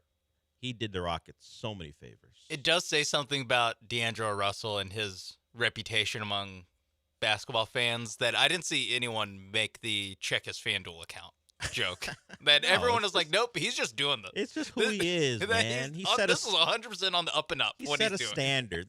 That's the D'Angelo Russell experience. If you sign up for it by signing him, this is what you're gonna get. Yeah, come on. And he does the opponents more favors than he does his own team, particularly when there's actually a guy on the roster having a good night, and PJ Washington say, forget about it. I know you're having a great night. I'm not gonna feed you the ball. Let me take my shots. I'm going to take the mid-range off-balance jumpers. And that was what made me laugh the most, I guess. He had wide-open 15-footers that he wouldn't even get set for. He's leaning to the left. You're not a good enough shooter for all that. You better square your shoulders, rise up. Set your feet. And fire. Yeah. You shouldn't be leaning. You shouldn't be taking off-balance jumpers with no one near you. The Rockets didn't play those pretty well. It was kind of like in kind of delayed transition, and he would come down, get the screen, fire off a bad shot, miss a corner three, whatever. It was great for the Rockets, bad for the Mavericks. Hey, you signed him, and now you get the consequences of that. All right, let's move on to college football. We have not started with this team ever when it came to the misery index. Unfortunately, I got to throw the Cougs on the list. That was a great opportunity against a bad football team. You are coming off a big win, and you get scored on quickly. You turn the ball over. They're down by 2 touchdowns early. Credit to them for fighting back. We had Willie Fritz on this morning with John and Lance, and there are a lot of plays that didn't go their way, but the Connor Wegman pick 6 when they're down 3 drive, and it felt like, okay, West Virginia's kind of running out of steam. You've taken their best punch. You go up here, you change kind of game flow. Because if you score a touchdown, West Virginia no longer has the ability to take a 2-score lead against you like they kind of had the entire game. Instead, Connor Wegman thinks he has a guy playing dropping off in coverage, but instead he has help, so he doesn't play the deep route. He can drive on the short out route, and you're throwing it from the opposite hash, gives him a chance to get there. Easy pick 6, changes the flow of the game, changes momentum. That was a tough one. I watched that live. And, oh, no. And so with some pick 6s, you're like, oh, no. You can see it coming. Yeah. You see the DB, eyes on the quarterback, not dropping back into a deeper zone because he just read it wrong. And it led to a pick 6, West Virginia up by 10. And at that point, they could kind of control that game. So the Cougs had a chance to get themselves really, really into the Big 12 title race because Cincinnati went into Utah and lost. So Cincinnati was one of the undefeated teams in the Big 12, and they lost in Salt Lake. It was tough. It's tough. They did the whole blackout game. They're honoring their strength and conditioning coach who died of cancer. It was just unfortunate. It felt like, okay, you got a bad team in here. I think West Virginia was 2-6 coming in. Something like that. They're bad. They're a bad football team. And the Cougs let them get going early, and they just built momentum, and it was their worst defensive effort. I mean, you couldn't have seen it coming, the way they played defense over the course of the season. So that was unfortunate. Yeah. Early game, and they dropped that one. There is an element to me of, like, still 7-2. Like, if, that's why it's not like, to me, it's not, like, crushing. But, yeah, I mean, it's definitely a loss that you just, like, what the heck, guys? Like, where did that come from? Where did that come from? Tom Herman was in the building. It felt like a very Tom Herman era loss for the Houston Cougars. A Tom Herman era Texas loss. No, Cougars loss because they lost to a team they had no business losing to. I'm trying to think, when did he leave? He left. He was 15 and 16. The losses popped up when they were great in 15. Yeah, obviously the losses honoring that team. Yeah, the losses popped up when the rumors got really big about him leaving. They beat Lamar Jackson in Louisville and like killed them. Yeah. And then I think they turned around and lost to like Was it like Army? There's a game. Like a bad Army team? There's a game when the rumors were at their peak where they lost, was it to Memphis? And Tom Herman didn't want to answer questions about it. Yeah, that's what I was referring to. Is just the like WTF losses that he had at the end there, where they went like 8-4. So yeah, they wound up 8-4. They lost a bowl game. Yeah, they lost to SMU, a bad loss. They lost at Navy. Yeah. Okay, Navy. They lost to that Navy team by 6, and then they were still in the picture, trying to stay in the race. They're 5-2, and that was they came off the big win against Louisville. Yeah. They got the 5-2. They're 9-2, trying to get to 10 wins again, and Memphis beat them. But that was the whole Tom's about to leave and all that stuff. And of course, he wasn't. Whatever around. happened to Tom Herman? Where'd he go? Well, you'll hear him tomorrow. John and Lance. Oh. John and Lance will have him on tomorrow at like 9:10 or something. So he'll join them. So that's where Tom Herman is, joining John and Lance. Waiting by his phone. Yeah, I don't know if he's doing that. I'm sure. I hope he's For got a more 19 hours from now. I'm sure he's got a more fruitful life than that. But he will be waiting by his phone tomorrow in the morning to talk to John and Lance. So the Cougs go on the list. That's unfortunate. Another team in the state of Texas, at least they played in the state of Texas, that goes on the list are the Miami Hurricanes. They blow a game against a SMU team that lost by a point to Wake Forest the week before, a Wake Forest team who got their doors blown off against a bad Florida State team. So that's just some transitive property working for you. But the gist of it is it was a crystal ball special. The team committed turnovers. They committed penalties. Now, because everything can be clipped, there are clear examples, if we want to play this game, of ACC refs being ACC refs. But that's beyond the point. You got no business losing to the SMU team. SMU's not good. I would say they're average. Yeah. But you watch them play over the course of the year. Miami, no business losing to them, except you're coached by a certain gentleman, and he has these in his back pocket at any point. I was talking to the guys yesterday on the show about this, and I said, it's an interesting spot to be in where your favorite team makes you miserable for 3.5 hours or so, but then you're comforted by the fact that you could tell yourself, I knew I was right about this guy. So it's almost like, yeah, that sucked. But if I live in a world where I want to be right more than I want to be happy, I can't lose, baby. I know about this guy. Yeah, you'd love to be wrong eventually. I want him to prove me wrong. Yeah. But he refuses to. Yeah. Along those lines, when is this? I guess that they're still 7-2. Yeah, well, 6-2. They 6 got 4 to 2. go. If they go 10-2, I mean, They can argue. Yeah, on they the can last say, day. "Hey, we beat Notre Dame. How can they be ahead of us?" How are we feeling? Like Cristobal, how much longer are we? No end in sight. No end in sight. 10-year deal. Okay. The money's behind them. Because I feel like this, and maybe it's just talking to you about the Hurricanes. Yeah. It feels like this is the type of season they're kind of capped out on, where it's like top 5 up through October. And Mario Cristobal, I saw the stat. I think he's 4-9. He's awful in November. In November as a Canes coach. Yeah. Like he's got a couple ass kickings at the hands of Utah as an Oregon coach too. Oh, maybe it's 4-9 over the last whatever. I forgot what it was. Yeah, I think it's 4-9 over his tenure in Miami. Okay, yeah, but I mean, like, I guess how long are we gonna do this? But flip side, I am familiar with the previous 15 years or so longer than that. Miami Canes football. And the stat that has made plenty of people happy is because if you go back to when they made this hire, Manny Diaz was still the coach, but it was very obvious they were maneuvering to get They kind of left him in the wind as they they made sure Mario dotted was all the lined I's, up. yeah. And, in his going away thing, he made mention of that. Manny Diaz did. Manny Diaz, better ACC record than Mario Cristobal. At Miami?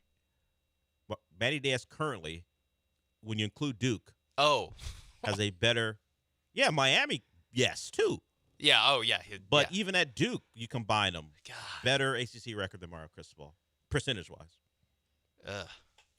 So that's bad. Yeah, Miami not all that well liked. Cristobal not that well liked as far as national media is concerned because everyone's sick and tired of pretending like things are going to go differently, and then he just lives up to his own reputation. And the thing that he's bad at is like very obvious to see For when you people to watch point out. football. Yeah. Like it's like the game management stuff that like you don't get wrong playing Madden, but he course. gets right or he gets wrong. And it's not in even real life. simply about, timeouts or kneeling when you It's should. just like, it's like, turtle hey, up. you're the more talented team. Why are you artificially limiting possessions and plays? You're the better team. Wouldn't you want your offense on the field more to have more opportunities to score more points? Why are you playing for 21-20? Yeah. That's not what good teams do. You have a receiver nicknamed Baby Jesus. Yeah. Why Throw are you, him the ball. His game plan is very similar to what Fam Ute does or Bethune-Cookman does when they play in Miami. Hey, let's run the ball and throw short passes to get this clock moving and keep it moving because we don't want our guys out here that long because we got the rest of the season to go. Get out of here ASAP. We want the money and we don't want to get beat up because of the superior athletes on the other side. He plays offense that way. Yeah, and he has the better athletes. The best roster in the ACC? Yes, he does have the best most roster expensive and best. And yet here we are where Virginia has the inside track to the ACC title game. And Georgia Tech, despite their loss, along with Louisville, are more likely to get there than Miami. No, does. Miami, their best chance is to go 10-2 and not play the ACC. Yeah, and hope that when it comes down to it, other enough teams SEC teams will lose, and then you're looking at 10-2. You have a win over Notre Dame, and that'll be your bell cow. And you go, hey, how can you dare to pick them when we beat them? And they'll go, oh, they're Notre Dame. That's how we'll dare to pick them. I don't know if you've heard. They're 10-2. If we're going, I don't even want to play the game because Miami won't finish 10-2. So there's no point in me making that decision. That's part of Miami falls squarely in the cast of team, and a lot of those ACC teams that you mentioned fall into the category of, well, if they win out, and I go, they're not going to win out. Yeah, why would let's not worry about that. They're not going to win out. They will go to Virginia Tech 9-2. Yeah, and then lose. At the very least, they're losing to Pitt. They're losing to Pitt the last. I game don't even think it happens that way. Knowing the Cristobal experience, they got Syracuse, who's terrible. They'll beat 7-2, whatever. They will squeeze out a win again. I don't even know who's next. NC State at home, I think. Yeah. And then they will surprise everyone who expects them to lose to Pittsburgh and go beat Pittsburgh, and then they'll lose to Virginia Tech. That's how to work out. That just whatever the most stupid painful, way, stupid thing has to happen, it'll be that good. way. I mean, back-to-back road games in Blacksburg and Pittsburgh. Oh, Pittsburgh's the last game of the season? Yeah, Pitt's last. Okay, then they'll lose to Pitt. Okay. It was whatever the last game was. They'll be 9-2. Didn't they do that with Richt? They were undefeated, on the verge of becoming the number one team in the country because I think someone had lost. Well, the loss was going to come on Saturday. Yeah. They played on a Friday after Thanksgiving, I think, or something like that. That sounds right. They're 10-0. They were 10-0 because one game got suspended. They didn't play it. But 10-0, number 2 team in the country, go up to Pitt, lose to Clemson in the ACC title game, then lose to Wisconsin in the Orange Bowl, and the Richt era was never the same. He eventually quit the next year because they wanted him to fire his son and Thomas Brown, the OC, who he brought over from Georgia. Yes, I have a lot of Miami history in my head. It's all miserable. At least since I've been an adult. Yeah. Yeah, you know what? Keep Cristobal. This is better than that. This is better. I'm sorry. This is just better. At least he'll prove me right over and over again. Yeah, and it's fun. Going 9-3. It's not the worst. It's better. It's not the worst. I mean, sure. And I won't delude myself into thinking it could be any better because they'll hire a different coach and I'll trick myself into thinking it could be better. At least with Cristobal, I know what the outcome will be. Yeah. Let's move away from that disaster to another program who, was good in the 90s and the early 2000s. Yeah, they were. And had a bit of a run where they weren't. They hired a coach no one thought would be good, and he's outperformed expectations. But Saturday happened, and now Tennessee fans are pissed off. They have questions about where this program can go under Josh Heupel, which is fine. You're an SEC program who believes they should be competing for the playoff. And the playoff has done this. Like if Tennessee was still in the 4-team playoff era or even the BCS, losing Oklahoma would suck. But you know what? We probably weren't going to be in that spot anyway. But when you have the 12-team playoff as a goal that's very reachable, losing to that Oklahoma team at home in the way that you did kills you. The fans are up in arms. Remember, this is the fan base who made sure they didn't get Greg Schiano, which turned out to be a good choice. So they know they have at least a little bit of power. And now they're after Heupel. Someone who says, shut your mouth, is one Kirk Herbstreit. He does a podcast with Joey Galloway. Here's Kirk Herbstreit on the miserable Tennessee fans and why they shouldn't be. Tip of the cap to the fans, to the game ops at Tennessee. It's as good of a scene to me as there is in the country when they're rolling. And I think I heard some nonsense from Tennessee fans about Josh Heupel's got to go. Oh, An effect on the voice. Whoever loses has got to go. Man, bull. Have you thought about where Tennessee's football program was before Josh Heupel got there? Off the field issues, drama, BS all going. This is a good football team that lost maybe the two best corners on one team. You should be just like lock Josh Heupel and his staff down for 100 years. You can't win every game. You guys are heading in a great direction. Be grateful. It's going to come. You can't win them all. And when you lose one, it doesn't mean you need to fire your coach. You know, that I'm just tired of hearing a team, all these fans, when they lose a game, we got to fire our coach. That's not the answer. So anyway, let's Joey, we got 18. Enough of Kirk Herbstreit. That little lock him down thing is what got the Aggies in trouble. Now they got the money to pay it off, and maybe Tennessee does too. But let's not be handing out extensions to a guy who's currently 6-3. There's no need. I was nodding along, and then when you got to that part, I was like, who's all right. coming for Josh Heupel? And you know what? If you're Tennessee people, if someone steals Josh Heupel away from you because you won't give him the extension, trust in yourself that you can go get a guy who's at the UCF level and be just as good. Look, it's not easy to hire a good head coach, but it can be done by competent people. Yeah. And there's no need to give Josh Heupel an extension, lock him down. He's fine. He's a good coach. Keep it going. I mean, I will say, if he wants to leave, then you can have that conversation. But if the money's too much, say, thanks, Josh, for your time here. Goodbye. I will say their wins this year: Syracuse, East Tennessee State, UAB, Guilford UAB, Virginia Tech. Mississippi State, that was South Carolina. Arkansas, Kentucky. And their losses are against Oklahoma, Alabama, Georgia. Yeah. It feels like they're a very clear, like, Mendoza line team. Yeah, I was confusing them with South Carolina as far as beating Virginia Tech early. They didn't play Virginia Tech. But to your point, there always needs to be a bit more context and actually they're going to go 8-4. A deep dive into how this season's going. Yeah, they were nationally ranked. They did a good job. You love the environment. But when you look at the record, there's not a signature win. No. They played Georgia close. That was their signature win. Yeah. So, yeah, Kirk, you might like Josh Heupel. He might have gave you a great interview, a great couple quotes. Coaches meeting. Yeah, that's fine. I would say Josh Heupel is a good coach. I kind of agree. I agree with Herbstreit on the don't fire him side of things. But I don't agree with the lock him up for 100 years. But if you have some problems watching your team not beat anyone on their level or above them, and you're looking at the schedule and going, wait a minute, you had us in a death struggle with Mississippi State and Arkansas. Yeah. And those are a couple of your wins.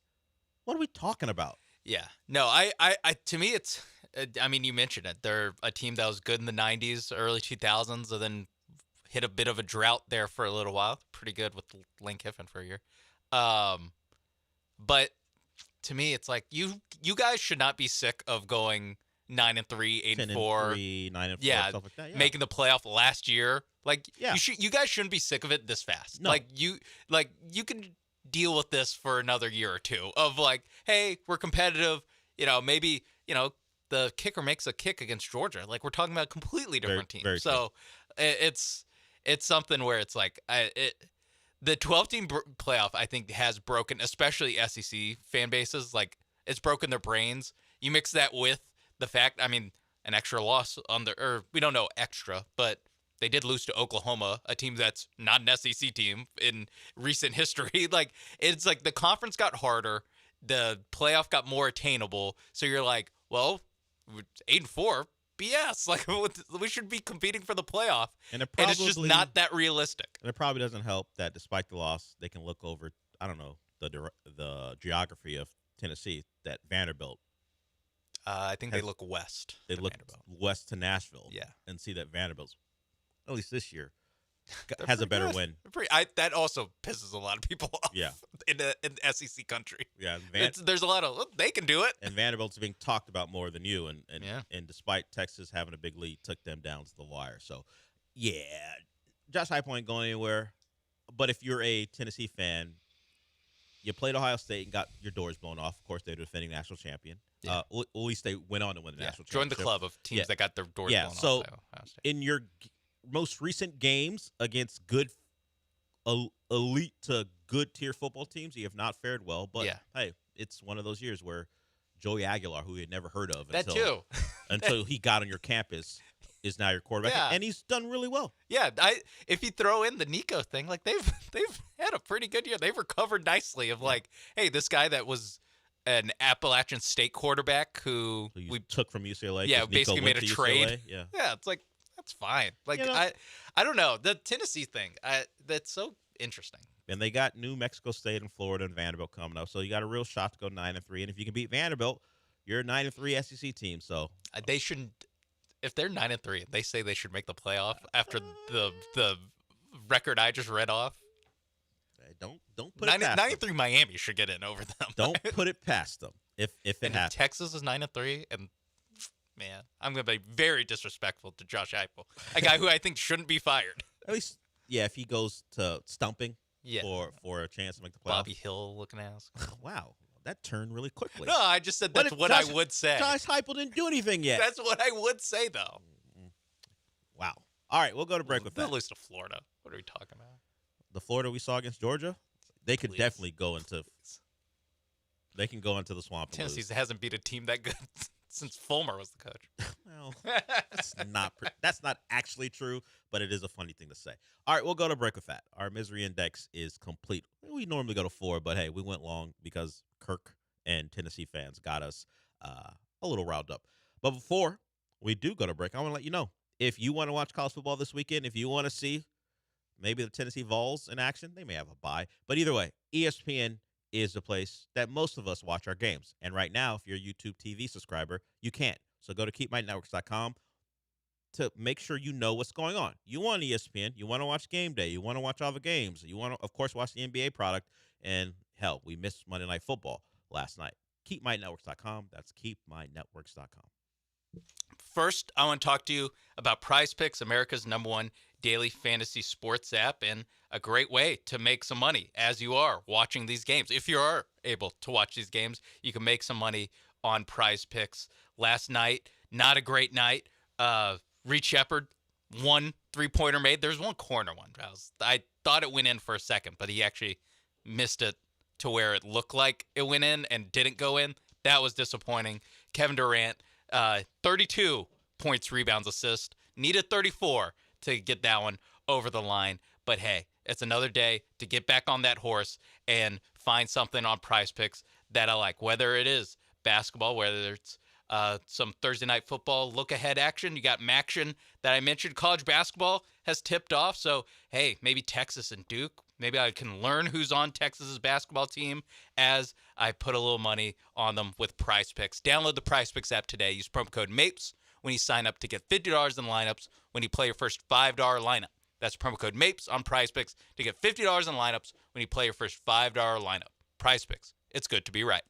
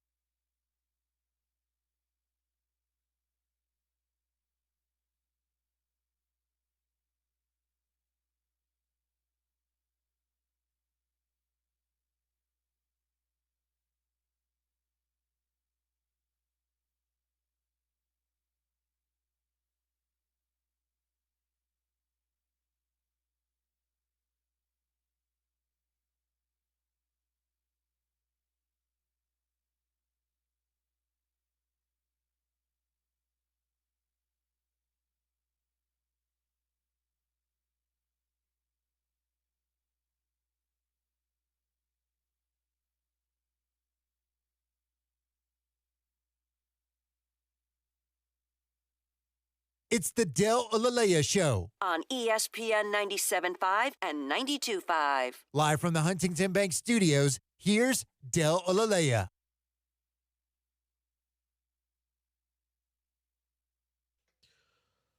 So there's a lot of words to explain this, but the Astros get a extra pick because Hunter Brown is a Cy Young Award finalist. From what I can tell, it just feels like baseball trying to get teams to push their top prospects up quicker instead of holding them back for service years and all that stuff. So if you're a top 100 prospect, if you're on if you are on 2 of the 3 top 100 prospect lists, that includes ESPN, MLB Pipeline, and Baseball America, and you wind up at some point being on one of these award finalist lists, and your team did the thing where they didn't hold you back as far as service years, you get your team an extra pick, and Hunter Brown has done that. So thank you, Hunter Brown. Appreciate you for being really great. Thank you, Baseball America and ESPN. That's to me, it's weird that the baseball prospect list is just completely built off of like outside opinions. Sure. By like writers. Like imagine if like the NBA like Supermax or something was determined by like the Ringer top 100 list. You know, like the Ringer has their own list, whatever. Bleacher Report has their own list, and whatever has their own list. And then we kind of ESPN, and we just kind of combine that, and that's how you're a top 100 player. But is it determined by the guys who vote on All NBA as far as what type of max you can get? Like if you but that's a little different because that's like it's an actual award that you're getting. Yeah, not just like a list of a top 100 list. Of, like especially because then it's like prospects. So it's like top 100, and like all these guys are playing in different leagues, and there's like 21-year-olds and 17-year-olds. Yeah, for where example, you're like, to your point, former Ringer employee Kevin O'Connor thought Killian Hayes was the best player in this draft. Exactly. So, now imagine if like that was like. Well, if you draft Killian Hayes and you get and he makes all rookie team, you get an extra pick. Well, I guess in that case he would have been right, but he was not right on Killian Hayes. I don't know if he's even in the NBA right now. He's certainly not a Piston. I don't think he is. He's a guy. I think he bounced from Europe back to America and then back again. Yeah, he currently is he a net? I think it was a Brooklyn Net for a second, which feels like you're on your way out of the league if you stop by the Nets. I think he is. At the moment, he was a Brooklyn Net. I don't know if he was waived by the Cavs. Last month. So he's can't body. Yeah, at this point. So, So thank you, Hunter Brown. We talked about it yesterday. Mauricio Dubon won himself a utility man Gold Glove. So that's the extent of it when it comes to the Astros. I mean, we'll see. They should get a pick for utility man Gold Glove. Come on, give me another pick. Anyway, to get Silver Slugger, picks. Can we get a pick? Yeah. Are there other ways the Astros can maneuver themselves into getting picks? Cam Smith wasn't he a Gold Glove finalist? But if he never spends any time in your system, that is true. How does that affect it? Also, I don't think Gold Glove is like. I think it's just Cy Young and MVP and stuff like that. Yeah, so dumb. That's very hard to get. No, that's like the that point. would not make me play my young guy. Being like, well, I don't think chances are he's not a top 3 guy. I don't think that has anything to do. I know I guess it's supposed to be an incentive to push a guy up quicker, but I don't think it does. It just so happens that Hunter Brown was good enough to get pushed up early, or at least on time, and then stay 3 years later, and then continue to be great. Yeah, so that's all that was. We're one change to a sinker away from none of this ever happening. Right? Or one non-change away from Alex Bregman being like, hey, throw that pitch. Yeah, if he had never decided to listen to Alex Bregman, get out of here. You're always hurt early in the year. What are you talking to me for? It is crazy how small the margins of baseball are. Hunter Brown was a guy we felt like, get this guy out of here. It was getting pretty ugly. Yeah.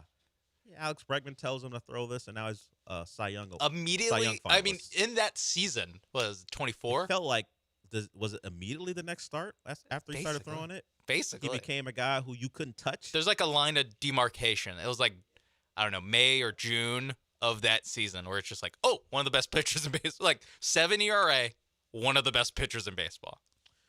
Alex Bregman opted for free agency as well. So that happened. Pitching coach? Replace, I forgot if Miller or Murphy left. Was it Murphy who left? I think it was Murphy. I don't think you get paid the same. Okay. Doesn't count towards the luxury tax, though. Is that the way they circumvent it? He's a player coach. He's our pitching coach. Yeah. Don't you see? And we run him out there we pay him every once in a while, 100 times a season he plays, I guess, third base for us? No, second base? Where would he play? No, we're not doing That's why it's not happening. We're not doing That's why it's not happening. I don't want to do this 5-second conversation. I don't want to do the Alex Bregman back as an Astro. No, we I don't need want to do it. We need like a Heyman and also someone else report that they're interested before we even entertain it. Yeah, what we're entertaining, or at least hoping for, is frontline. Him being a pitching coach. Oh no, that's your dream. My dream is to have pitchers that I want a pitching coach to instruct, as opposed to what we might have going into next season. Yeah, and it does seem like there's, just judging off the opt-outs, there's going to be a pretty good supply, and I don't think the Astros are going to be shopping at the top of the market. That's why we've kind of already said our goodbyes to Fromber. But, as more guys enter the free agent market, there's just, a higher supply than there's demand. So I think they're going to be bargain shopping, a 3-year, 15 average, like, what was that, 45? Like that kind of deal of like, that's probably who they're going to end up getting, whether it's, one of the Diamondbacks guys, Gallen or Merrill Kelly, although he's a Ranger. He was a Ranger last season. But I think that's the kind of bin they're shopping in. I would be surprised if it's something that like really blows our hair back. Man, I'd love for Jim Crane to surprise us. Get sick and tired of the Dodgers winning. Just say, like, you know what? This. Let me start cutting checks. Yeah. To anyone. Is there a Japanese robot that I can sign to be a starter like Yamamoto? Like that guy. I was talking about it. Worth every penny. The fact that the Dodgers have Shohei Ohtani, and he's the second best Japanese player in the series, is insane. It's crazy. Like, it really comes into focus, all the discussions about how unfair it is. Look, they circumvented whatever they want to circumvent. They played the game. They're winning it. Whatever. They have the money to do that. I'm not going to hold the Dodgers to the fire because they're playing within the rules and winning in that way. It's just astonishing. Like, you have the benefit of location. Yeah. You have the benefit of your TV deal and all the money that comes with living in LA. And then you just have a guy who's decided, rest. I don't even know effing rest. I will pitch in high leverage moments in Game 6, win that game, and then come out here and do it again 20 hours later. Yeah. With what? Yeah, robot, android, whatever you want to call him. Is he one of those? Is he like the evolution of the people we saw in the Alien series? Is he one of them? Is he a 13-year-old boy? Is that boy? a 13-year-old kid in a robot's body? He's like, please call me Smee. Yeah. Smee Yamamoto. Please. Can I have? Yeah. My old name was Yamamoto. Call me Rufio. You can call me now. Let me pick my name. Yeah. No, I mean, like you hit it where it's like the Dodgers did all this stuff right. They all of it. They kind of did it right as far as team building go. At the end of the day, they still needed a $300 million arm, like, to do that. Yeah. To not only be able to do that, but then to have like the trust in like the Dodgers, because that has to be a decision like several people have to make. Yeah, it's not just Dave Roberts in the seventh inning being like, you know what, the long-term future of this guy. Yeah, they have him under contract forever. He had the biggest contract of any player coming from Japan in MLB history. Like, that's the kind of investment they have in this guy. To pitch him, what was it? It was 30 pitches. It was 2 2/3 after throwing 90+ pitches the night before. Like, that's a crazy thing to even do. To even entertain that, never mind physically be able to do it. Like, that's where, and I hate to hand it to him, but I kind of have to hand it to him. You still needed the Rojas home run. Yeah. And you still needed the great play extras. In center field to get it done. The Will Smith play at the plate, or I guess it was Kiner Falefa sliding in, like being, I don't know, one step too late. Yeah. Like that's all of those all things. It comes down to. They had the money, the performance from your superhuman, and they won on all the margin plays. Yeah. And it took it all. So really we should be actually crediting the Blue Jays, but they're the losers. Or just being like, Dodgers, not that good. And what Didn't really ruin and baseball honest- if you think about and it. look how much it took. It's still pretty hard to win this thing. And also, Blue Jays, learn your lesson. Keep Drake away from the facility. Keep him away. I thought we moved past this. They didn't learn. Look, I know he's October's very own, and I know he's your native son, so you can't actually turn him away. But what are you doing? That'd be very funny. don't if they're let like, him- No, please. I don't know how many games for the Blue Jays he showed up at, but I know he showed up for Game 6. Mm-hmm. Get him out of there. That didn't go well. Tell him no. Look, man, we appreciate it. No. This may go bad for us on social media if you tell people we turned you away, but you can't be here. Yeah. No. Watch the game with your son in your home. Yeah, all that's right? fine. You know what? We'll invite you to the celebration, but we need to get there first. Yeah. Let's get the job done. Get out The of here. victory cigars can't be smoked. Until, Get out of yeah. here. I mean, I know you can't because of everything he is to that city, but a decision had to be made. Get him out. Maybe George could have stood at the clubhouse door and said, "Oh, we got breaking news." We have breaking news involving the New York Jets and the AFC South rival Indianapolis Colts. Who have they traded for? Jermaine Johnson? Ahmad Sauce Gardner. What? what are the Jets doing and what are the Colts doing? They needed corner help. They had that. They had sure the did. corpse of Xavier Howard, and now they have Sauce Gardner. Yes. What did they give up? I don't have any. Just this is from Rappaport. Sources say the Jets are trading Sauce Gardner to the Colts. Period. Blockbuster. Period. Wow. That, I mean, you know what? One more time. Just that deserves two. That's. I had not heard his name. Didn't they just give him money? Didn't you just get a big deal? Yes, relatively recently. Yeah. I think he got paid before Stingley did. I'm in a little bit of shock. It's the name I had not heard. It's throughout. a rare, because I've done a lot of deadline show days. Sure. You know, An this NFL is by far blockbuster this like is this. by far the most surprising. We'll find out the compensation hopefully before we're done. Yeah, but the we Colts- need to go to break to. We're talking about going all compose in. ourselves. Even if even if the Daniel Jones thing falls apart and they're not a real contender, the Colts go get Sauce Gardner.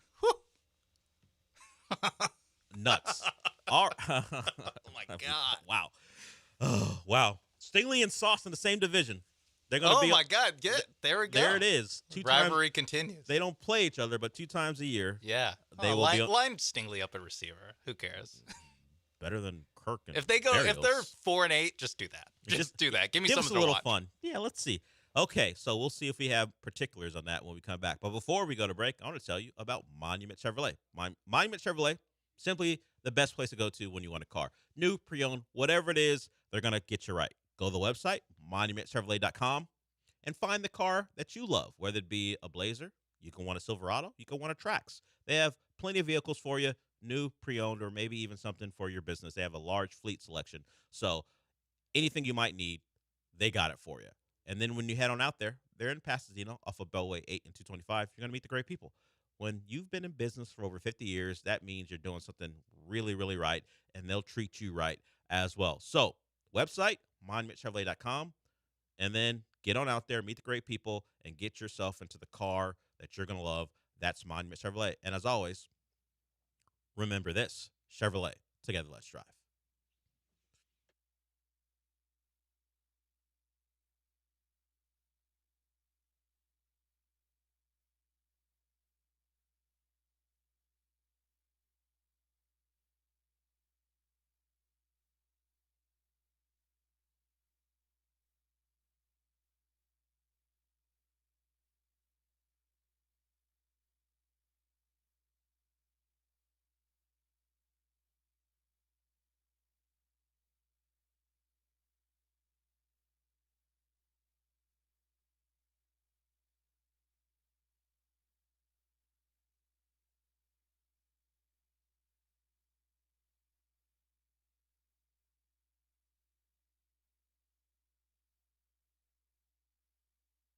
YouTube TV customers get the sports you love on ESPN back, including college football, college game day, Monday Night Football, NBA, college basketball, and more. Act now. Go to keepmynetworks.com to get ESPN back.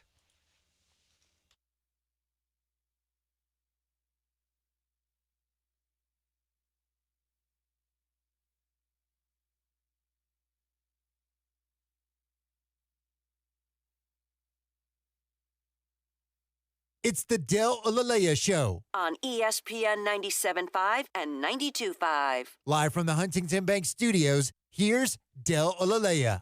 So we have the compensation for Sauce Gardner. The Colts trade 2 first-round picks to the Jets, and Sauce broke the news himself. At least he said it's been real New York. He didn't give any other information. And then after that, minutes later, all the insiders told us where he was going. So 2 first-rounders, the Colts and the Jets. Look, the Jets weren't good defensively, but you generally don't trade elite cornerbacks. But if they're going to offer you 2 first-round picks, I guess you'll do it. And that's kind of where we are right now as far as some of the young stars in this league who are available. Like Jalen Waddle is available only if you blow the Dolphins away. I don't know if it's 2 first-round picks, blow them away, but they at least want 1 plus more. So if you're looking to find a guy who's under contract and young, going to be in that range. Someone tweeted us, what do the Texans have to trade away to get a competent offensive coordinator? Well, maybe you get Jalen Waddle's coach in the offseason, his current head coach. But at the moment, you're stuck with Nick Caley. And we heard from D'Amico Ryans earlier about some of their struggles running the football or just scoring touchdowns inside the 5. So there it is. So look at the Colts right now. That is, you would say, their really first prime defender in a while now.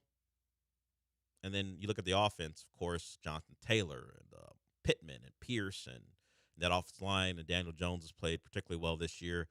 But they've kind of been anonymous. I mean, Moore is a good nickel back, but they've been kind of anonymous when it comes to defensive players. Not anymore. They get a star corner for a team who was needing help in the secondary. We just didn't know it was going to come from Sauce Gardner. Like Rasul Douglas could be available, but they go and trade 2 first-round picks for Sauce Gardner. It's like this goes beyond just help. You know, it's like this is like some serious firepower. And you imagine, of course, it'll be a first-round pick this year, which as long as things keep going the way they're going, it's 20s. Not going to be very high. And then we'll see about next year for them. But I don't like it. Yeah. It's shocking, and I don't like it, but there it is. The Jets signed Sauce Gardner to a 4-year, $120.4 million extension this offseason. And now he's traded to the Colts for 2 first-round picks. So I don't know if it's still true, so I got to make sure. But did he get traded for more total career picks? Is he still sitting on 1 pick for his career? More picks than picks. See, he's got 3. See, there we go. He's got 3. So one more pick at this point than actual picks traded for. 3 picks in his career. But either way, the 25-year-old Sauce Gardner, now a Colt. Cool. Just great. Like the Jacoby Myers thing, whatever. Fine. That's pretty like good the normal 2 receiver, whatever. That's like a normal NFL trade deadline trade. Same thing with Rashid Shaheed going from the Saints to the Seahawks. That's like a normal, like, oh, okay, complimentary piece for, from a bad team going to a good one. Okay, yeah. Yeah, now they have a good receiver core, Smith and Jigma and Torrey Horton, and now Rashid Shaheed, a deep threat for them. The Colts, cannonball, baby.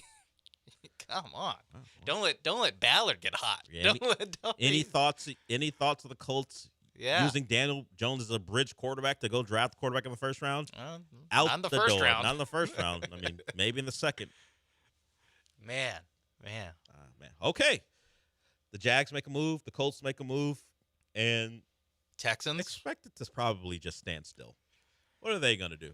Is there a Quinnen Williams that they could trade for? They need defensive tackle help. You want to give up picks for Quinnen Williams? I mean, if we're trying to make moves and the Jets are willing to sell, the Jets want to restock. Yeah. Go ask them about Quinnen Williams. See what that would cost. Woody Johnson's son. Let's see what he wants.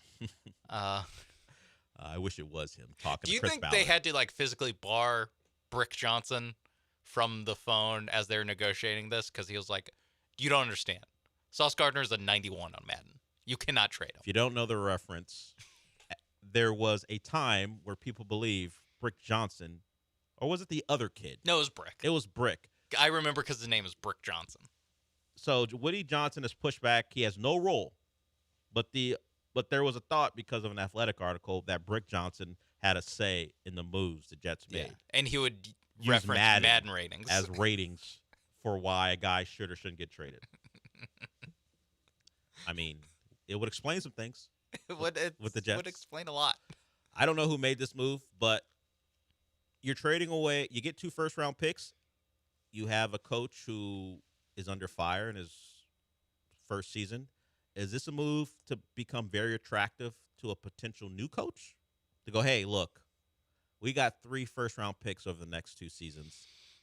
Yeah, we were a mess in 2025, but hey. So they're going to fire Aaron Glenn after 1 year? It's happened before. I don't know that it will, but if they go 1-16, don't rule it out. Man, it would be very Steve Wilkes. They got the Dolphins. It would be a very Steve Wilkes thing. They got the Dolphins at home who are selling off guys who they'll probably win that one. Although if they keep trading guys, who knows? Yeah, I don't know. I can't. Let's wait a couple hours. Hours. See what happens. Still got a couple hours Who's to go. on this team still? Yeah, so that's a wow thing. And you know what? You heard it here on ESPN. If you want to watch what's going on, yeah, with NFL Live, with what Schefter and his 4 phones are doing on the show.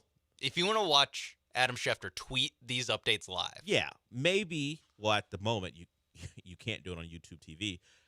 And that's why you need to go to keepmynetworks.com, because if you love your ESPN, if you want to be up to date on what's going on during trade deadline day, if you want to watch the NBA, if you want to watch college football, it's all there for you on ESPN. As a YouTube TV subscriber, just go to keepmynetworks.com. I mean, I appreciate the guys doing it for us in the middle of our show. Just major trade. Hey, major trade, particularly in the division. That happens at 12:05, so I'm glad this. Rich Eisen, Jets fan. I guess we'll hear his reaction. We will hear his reaction. Yeah, at some point. Maybe not immediately at noon, but we'll hear it at some point. Rich Eisen will be next.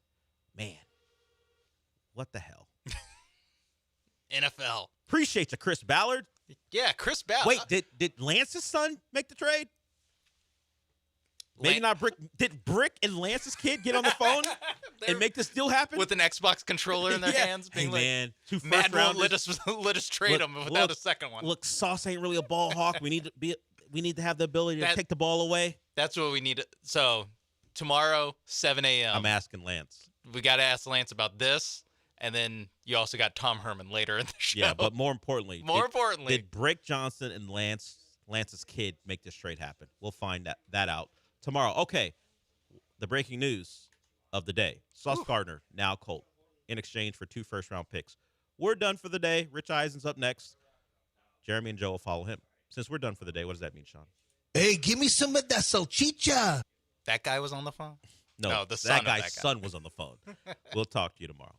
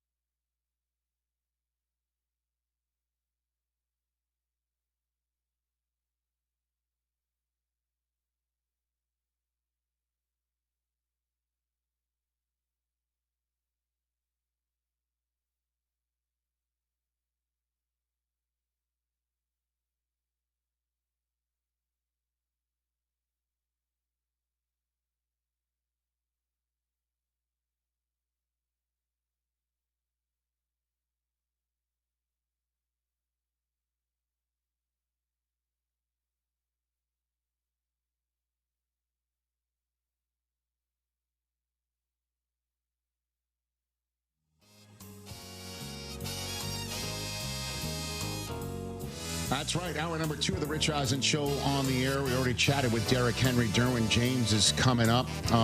We are in hour number 2 of this program. 2 hours left in this program, and 3 hours until the trade deadline in the National Football League closes the door on all trades in the 2025 season. And we have seen quite a bit of activity since we've come on the air an hour ago. The North Texas quarterback, Drew Mestamaker, is going to be joining us in the middle of this hour. His story is unbelievable. We're going to take a pause from watching the transaction wire in the NFL by telling you his remarkable story. Don't miss that. That's in 20 minutes' time. It's an Overreaction Monday on a Tuesday. We're assuming we're going to fit that in unless there's more blockbuster trades to talk about.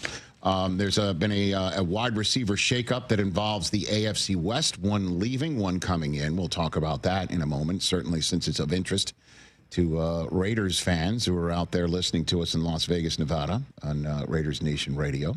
We say hello to them. But if you're a fan of this program, and I hope you are, and I hope you've been around a while, you remember prior to the 2022 draft at this table, I was pounding it quite a bit. The New York Jets having a top pick in the draft, it's top 5 pick, and I was saying over and over and over again, Sauce Gardner. I want him. I want this 6'3", 190-pound special playmaker that helped Cincinnati make, the college football playoff. Like I need that guy. He's exactly the guy that coach at the time, Robert Saleh, could use. And sure enough, it happened. And it was magical because Garrett Wilson was drafted later on in that first round, and both of them won Rookies of the Year.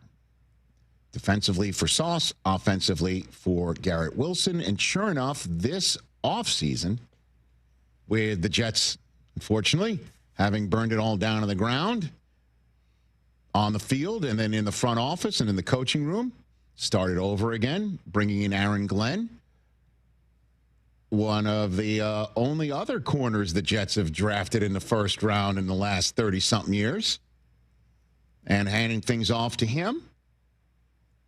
And I thought to myself, well, Sauce Gardner's perfect for this guy. And sure enough, the new general manager, Darren Muji, rhymes with Bougie, he signs them both to long-term deals in July of this past year. Sauce put his John Hancock on a contract, a 4-year, $160 million extension. I believe that number is correct. And off we go. $120 million, pardon me. I just gave him $40 million more dollars. Well, maybe, his new team can. Mm-hmm. Because I'll tell you this. Didn't think it then in July when he signs long-term. And also didn't think it a few weeks ago when the New York Jets started 0 forever, as we know. They just won their first game against the Bengals by pulling it out of the jaws of defeat. That prior to me seeing them in London and watching them fall to 0-3 and 0-4, and watching them just look dreadful on a Monday night in Miami, for instance. Dallas came in and just pounded them before they went to London to play Denver. I just said, listen, Aaron Glenn, hopefully, isn't going anywhere, okay? And he's bringing in his personal beliefs as a player and a coach that he learned at various spots. Sean Payton in New Orleans and Dan Campbell in Detroit. 2 terrific head coaches, one for a long time, one in recent days. And he's not going anywhere if Woody Johnson doesn't tinker with him. And he just needs to decide, and players need to decide, who wants to play for this guy? Who wants to be in New Jersey? Having no earthly idea that Sauce Gardner could be one of those guys that Aaron Glenn just looks at and says, yeah, let's take calls on him. Or let's shop him. Or calls come in for him, and it's just like, we can't turn this down. No idea. Kind of got an inkling, I'll say it publicly, when we wanted to talk to Sauce in our pre-broadcast meetings. Got the sense from the Jets, Sauce is not available for you to talk to. Oh, interesting. Got the sense, like, not exactly the guy that we want out there talking to media. Talking about what he's feeling about in the locker room. And yada, yada, yada. He gone. Today, the Jets trade him in the most blockbuster move around. Today, this is in the clubhouse, and it'll be kind of wild if it gets knocked out of the clubhouse between now and 4 Eastern. He's an Indianapolis Colt. He posted, see you later, to the folks in New Jersey and New York. It's been real. Is that what he said? Pretty much? Yeah. Okay. And if you're the Jets, and this is what you can get in return, you send Sauce Gardner to Indianapolis, Indiana. 2 first-round picks, and the Colts are like, A.D. Mitchell, take him. Nice having you here.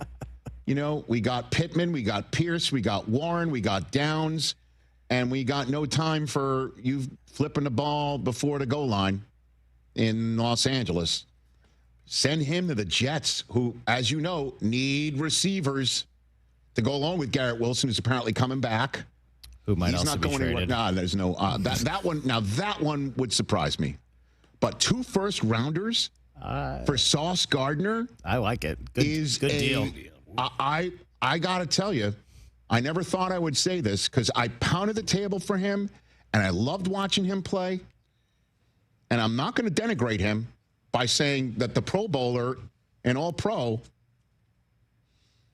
hasn't been consistently showing up over the last couple of years. It's been a whole host of Jets and issues from the franchise top all the way down that has resonated amongst the fire of the dumpster.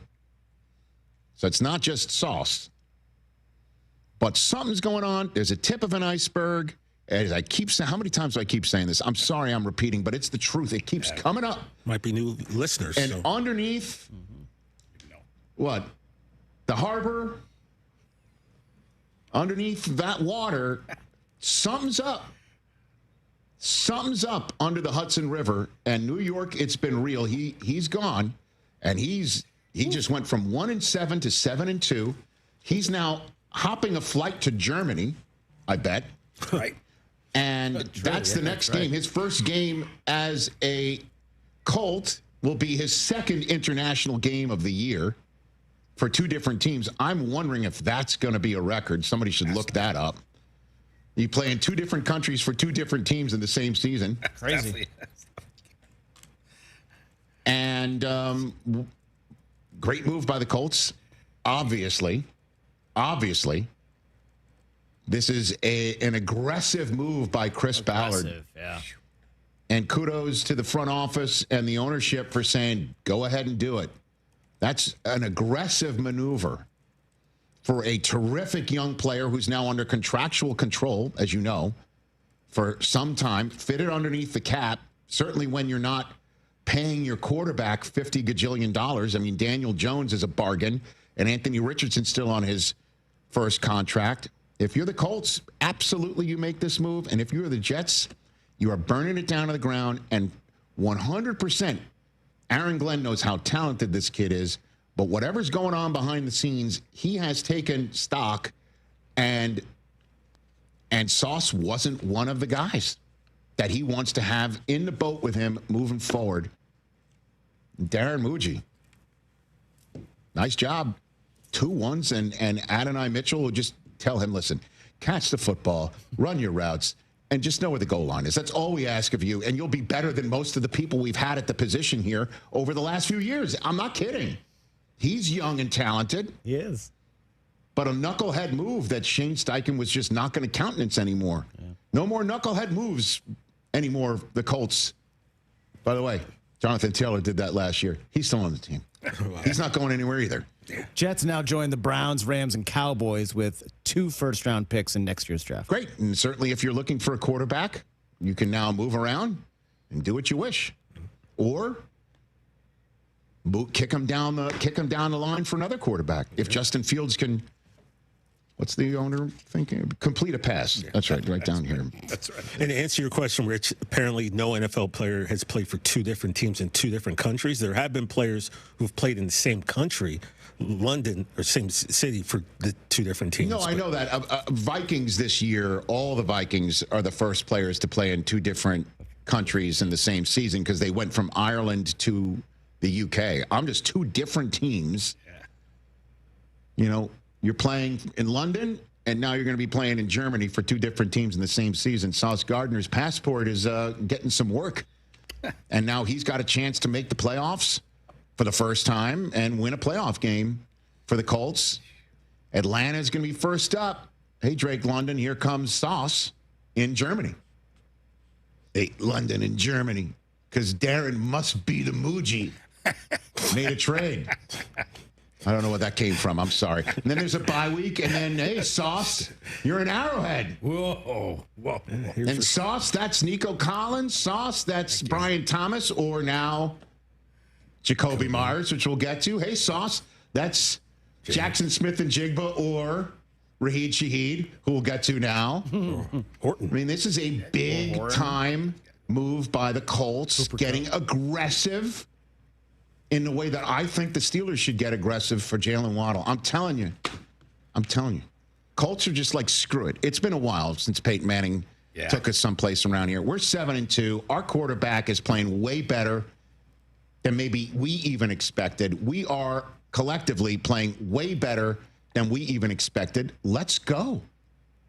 If you're a Colt fan, you got to love the aggressive move.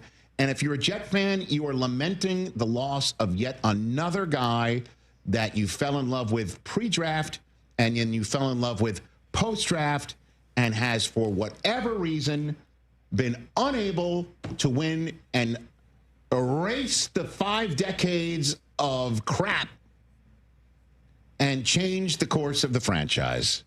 Once again, the Jets draft somebody everybody falls in love with, and they then have to leave. But the cushion are 2 1s. That is significant. Hey, and listen. Nice.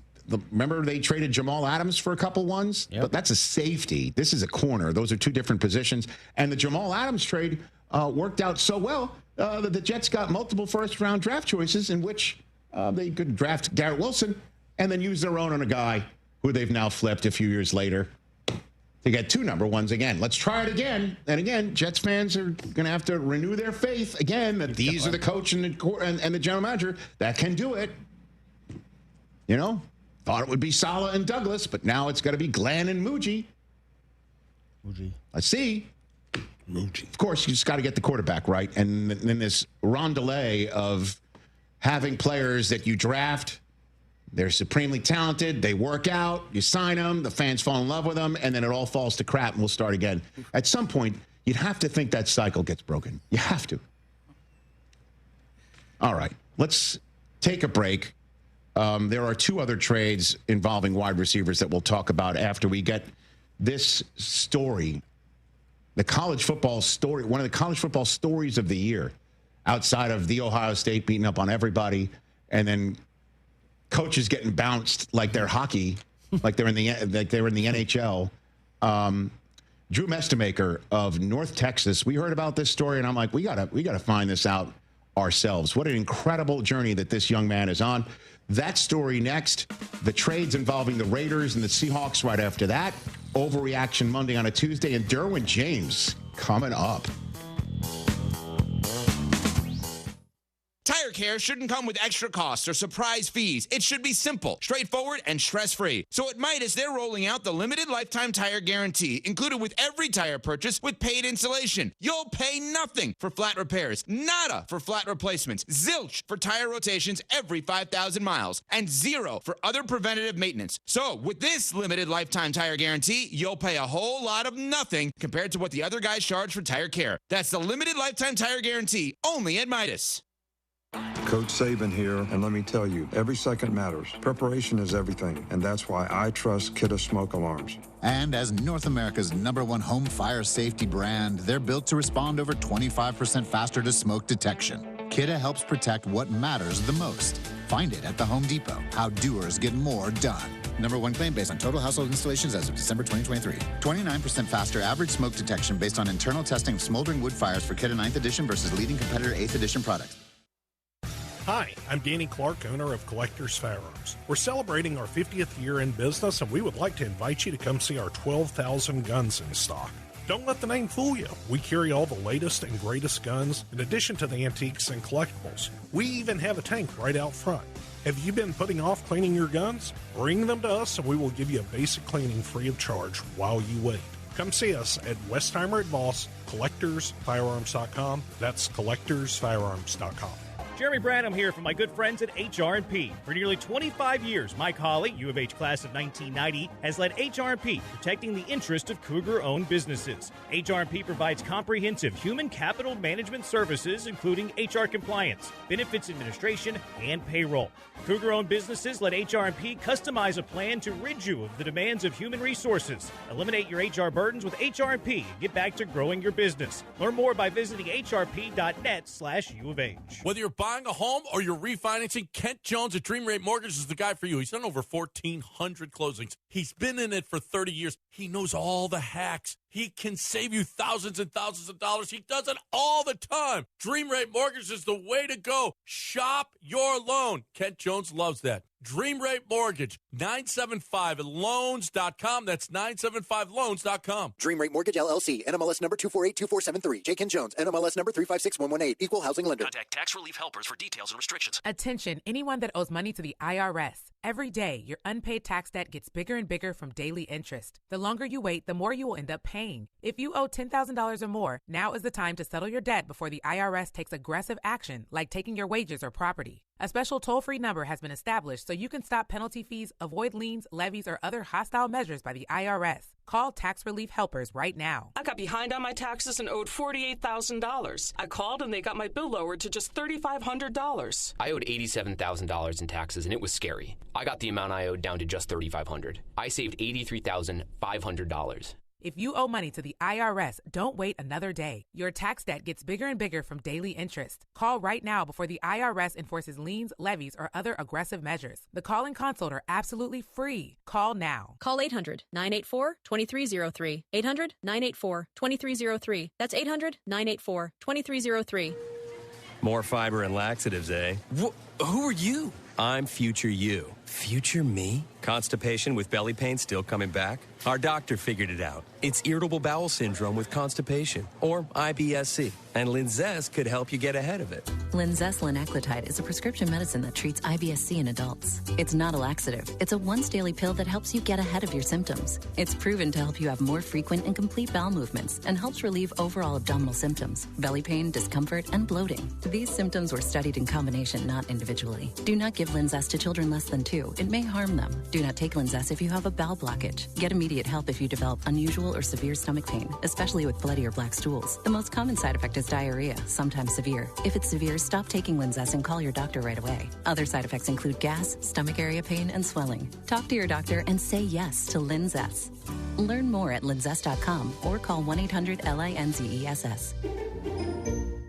For premier recreation, dining, and entertainment, head to East River 9, located 1 mile from downtown Houston. East River 9 is the only 9-hole par 3 golf course, driving range, and pickleball facility in town that features night golf under its LED stadium lights. The venue boasts a tremendous view of the Houston skyline, which is perfect for sunset gazing while enjoying your favorite cocktail or River House restaurant menu item. Go to eastriver9.com to book a tee time, pickleball court, or sign up for our annual membership. You'll be glad you did.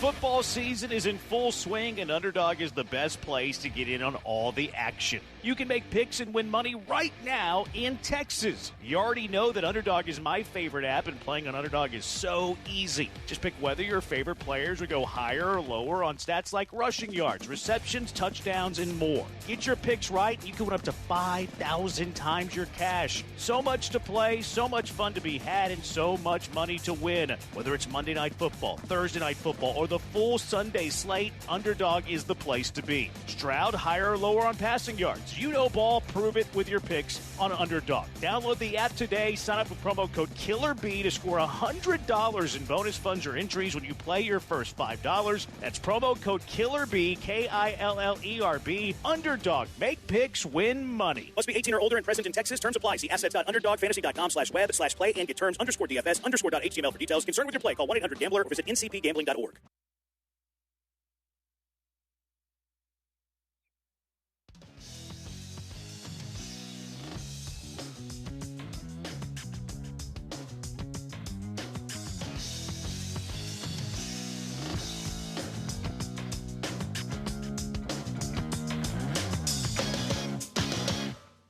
ESPN Radio presented by Progressive Insurance.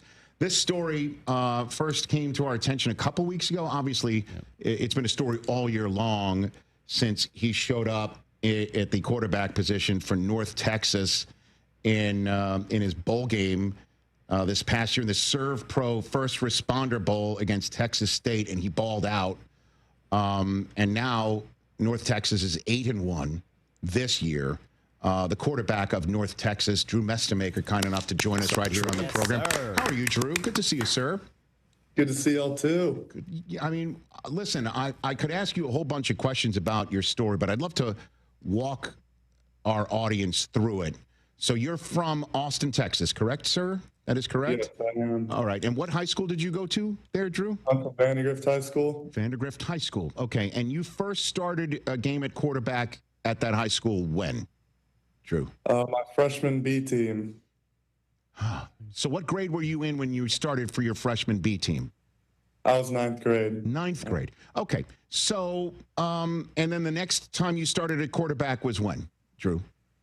Against Texas State in the bowl game. There you go. See, we've set the table. So you went from freshman B team at your high school, Vandergrift High School, right? In Austin? Yep. To starting for your North Texas Mean Green against Texas State in the bowl game on January 3rd of this year. Yeah. Okay. What happened in between, Drew? Walk me through what happened in between. Well, my sophomore year, I was on JV. I split time with another quarterback, and then my junior year, I was the backup to a kid who's now playing catcher at Baylor. And is that Braden Buchanan? Braden Buchanan, correct? Yes. Okay. Yep, Braden Buchanan. Okay. And then I thought senior year was going to be my year to be the starting quarterback. And then in the summer, Deuce Adams, who is now at Louisville, transferred in. And so, he ended up being the starter, and I ended up playing corner and safety for the rest of the year. Okay. Well, I think you're being mixed up with another Zoom from your end. I don't know if there's anybody there at North Texas can help with that. Drew Mestemaker here on the Rich Eisen Show. So you were back up to one player who is a catcher now at Baylor, and then you were back up to somebody who's now the starter at Louisville, right? What were you doing in that time, Drew?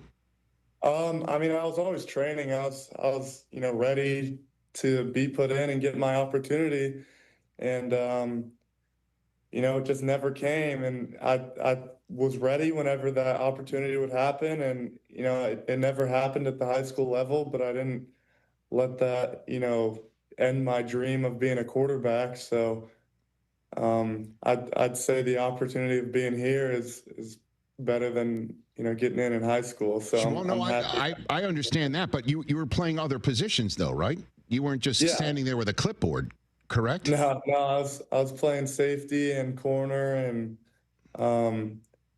I played special teams. I was a punter, so I kind of just did everything I could to get on the field.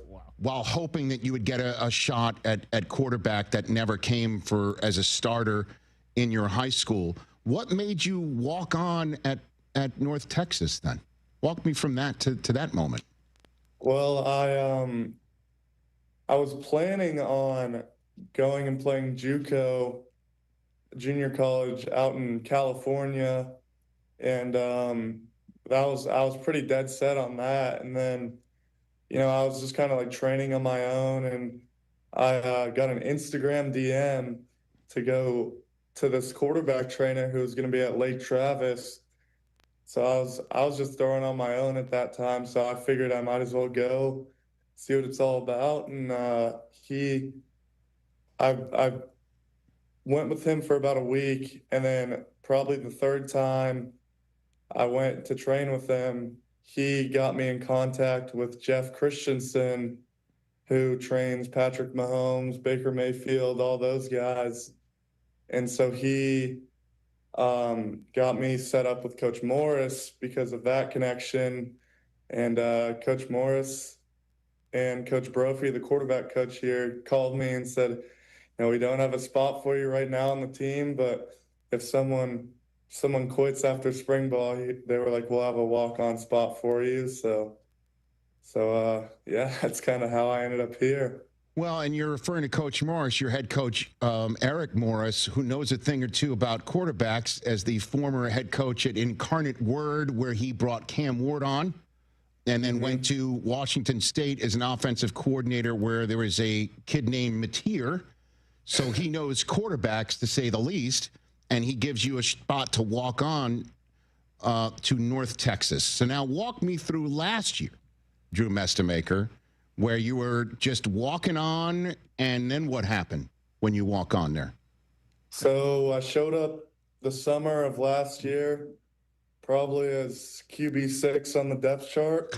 And I knew I had to prove myself because they had seen nothing. I had no film. I had to prove it to myself also at that point that I belonged here. And, so I just took it one day at a time and grinded every day. And, throughout the summer, we do our little summer, OTA workouts where it's like we kind of do a little football, but it's more just working out. So throughout the summer, I didn't really move much. And then fall camp came around, and I was still going with the young guys. So I was like getting the 4s and 5s reps out there. And then probably about halfway through, I'd been doing pretty good. So they moved me up, and they'd sprinkle me in with some 2s reps and just see how that went. And then towards the end, I really had a pretty good fall camp.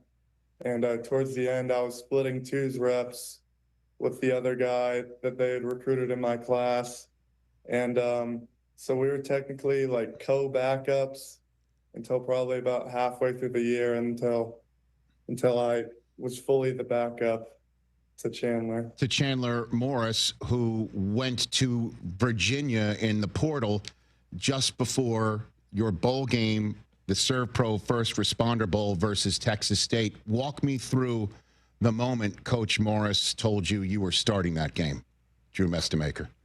Well, we kind of didn't really know if Chandler was going to stay.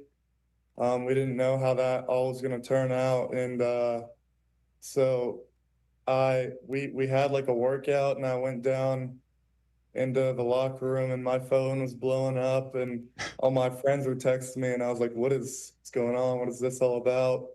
And I saw Coach Morris's text, and he said, come up and talk to me in my office. So I went up, and it was him and our quarterback coach. They said, you're going to be starting the bowl game for us. And, that was just surreal to hear that and to, just to be in that moment. And then that same day, he also put me on scholarship. So that's the day I'll always remember. I bet. Were you still 18 at the time, or were you 19 as you are now? I was still 18. 18 years old. You got called into the office, and you were told, hey, your last start was freshman B as a 9th grader, but you're starting the ServPro First Responder Bowl against Texas State. And all you did, I'll say it so you don't have to crow, 448 total yards, 393 yards in the air, 2 touchdowns. And you also had a 70-yard touchdown run down 30 to 21 to make it 30 to 28 in the late stages of that game. And then what did you do right after that run, Drew Mestemaker? Come on now. What did you do right after? Share with everybody. Go ahead. Yeah, I visited the trash can on the sideline real quick. You were looking for what was in the. You left something in the trash can, correct, Drew? Lunch? Was it lunch? Was it breakfast? Was it in the trash can? You can't make it up. You cannot make it up. But then again, what was that like for you to perform in that game? Even though you did not win, I understand you did not win, but you clearly showed you had it in that game. Yeah, I think back to it, and I honestly don't remember a lot of it. Like it was kind of just like living on a high and just kind of like going with the flow. I mean, after that run, I just blacked out. Don't even remember what I was doing until I had to, visit the trash can. But just to go through that and kind of have that experience and be able to show out in that opportunity, it something I'll always remember. And you still had to win the job this summer, which you did. The team is now 8-1, by the way, guys.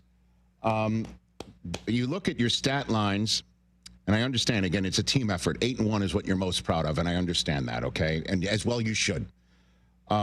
You had, against Charlotte, a 608-yard passing game. Drew, did you wake up, dangerous that day like Baker Mayfield? What was that day like for you? Well, I don't know if I woke up dangerous. I think as a whole team, we did not wake up dangerous that game. We kind of came out pretty slow. And, but I think just having the guys that'll go out there and make plays, I got to give credit where credit's due. I threw a 3-yard pass and one of my receivers took it 70. So, having guys that'll go out there and make plays and, you're always on the same page as them, and it makes it easier to, I guess, have a game like that. And plus, you're going through the armed forces, man. You took down Army in overtime in Game 4 this year, and you just beat Navy, Drew.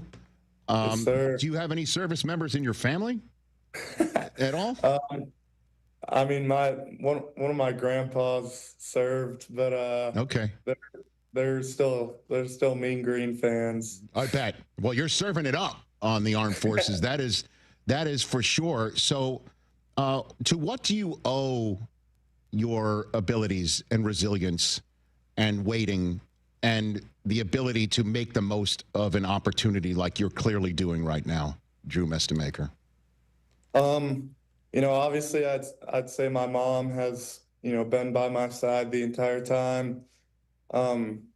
She's known how badly I've wanted to play and be on the field, but she's still been with me no matter how the journey looked. But also, I've had some really good mentors and guys who have, been through it, played at the college level, played in the CFL.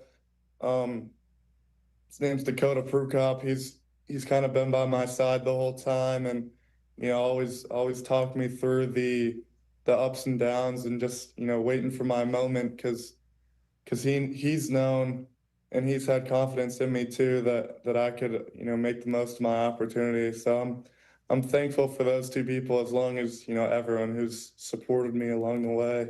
And again, if you don't mind, again, you're obviously a humble 19-year-old making the most of an opportunity. But if you don't mind throwing your humility away for just a moment, who have you heard from?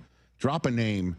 Who maybe from your coach's Rolodex, North Texas? Anybody from your throwing coach's Rolodex who has reached out to you, or you've reached out to them as a mentor, or anything like that to get you to the level that you're at right now and improving, Drew?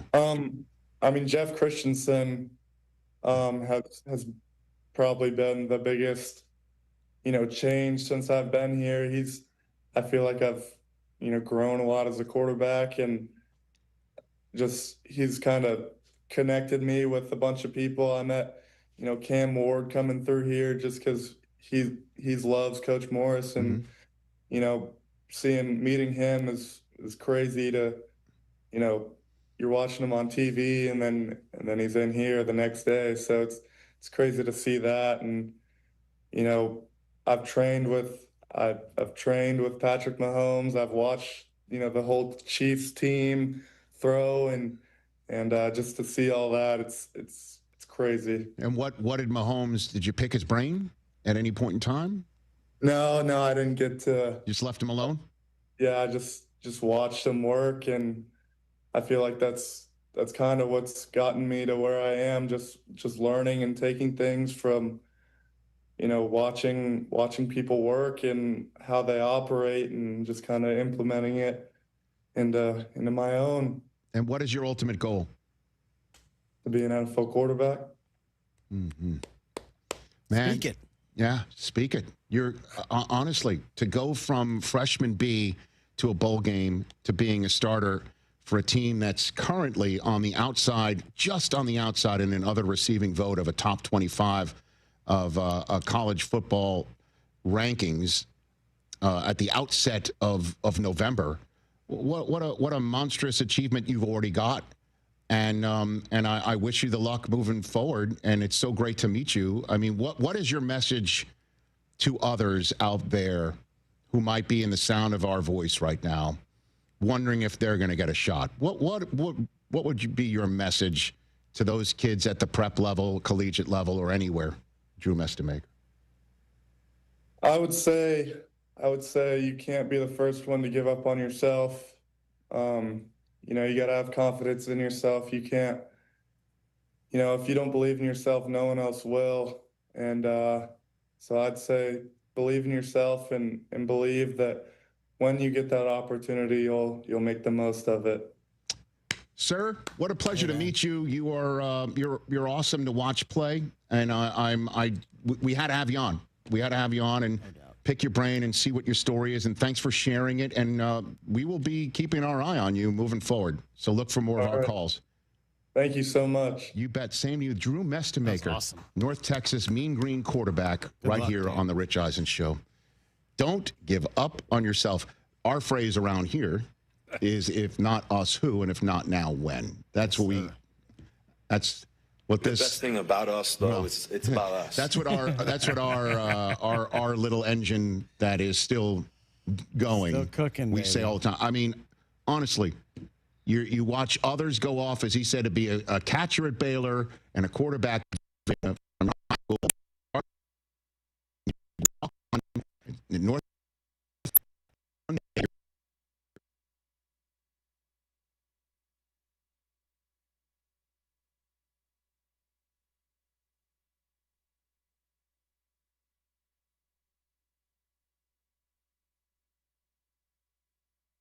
Hey everyone, it's VMAC. Have you tried Old Humble Distilling Company yet? If not, you're missing out, because their award-winning small batch Texas whiskeys are the real deal and unique to the Gulf Coast. You can grab a bottle at Specs, Total Wine, or finer retailers. Can't find it? Just ask for Old Humble Distilling Company by name. Better yet, swing by their tasting room in Humble, open Tuesday through Saturday from 3 to 9. Stop by after work, because on Wednesdays they have happy hour, $8 cocktails until they close, and on Thursdays, trivia joins their lineup starting at 6:30. Try Old Humble Distilling Company, because life's too short for factory whiskey. He went from Incarnate Word to Washington State as an OC to now the head coach at North Texas, and he clearly knows some quarterbacks. If he's like, let's get Cam Ward in here, and let's get Johnny Mateer in here. Or Mateer is there, and let's build him up. Look at where he is now, what he's doing. Third in Division I in passing yards right now. Had over 600 2 weeks ago. He's third right now, 2,700 yards. Whew. Love that story. Glad we could take a break from the trade deadline talk. When we come back, some big-time news at the receiver position, and maybe some more trades went down while we were learning that outstanding story. Back on the Rich Eisen Show in a moment. Progressive presents Employee of the Month. Small Business Edition. Today's recipient from Lucky Larry's Landscaping, Larry! Larry saved his business money with a quick commercial auto quote from Progressive. Does it help he's his own marketing manager, accountant, executive assistant, and never been late? Technically, yes, but saving really put him over the edge. So, Larry, give Larry a round of applause. Be your own Larry. See if you could save in as little as 8 minutes at ProgressiveCommercial.com. Progressive Casualty Insurance Company and Affiliates.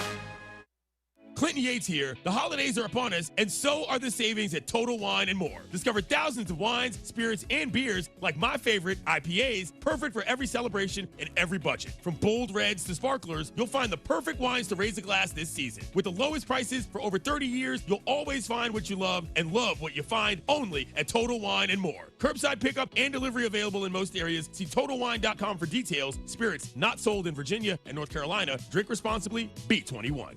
Houston values banking that puts people first. Veritex Community Bank is now part of Huntington Bank, and Huntington is committed to keeping banking local, investing in neighborhoods, supporting small businesses, and helping Houston thrive. More at huntington.com/Veritex Bank. Member FDIC. This is Lisa Zadok from Zadok Jewelers. Have a watch that needs a battery change or just plain doesn't work anymore?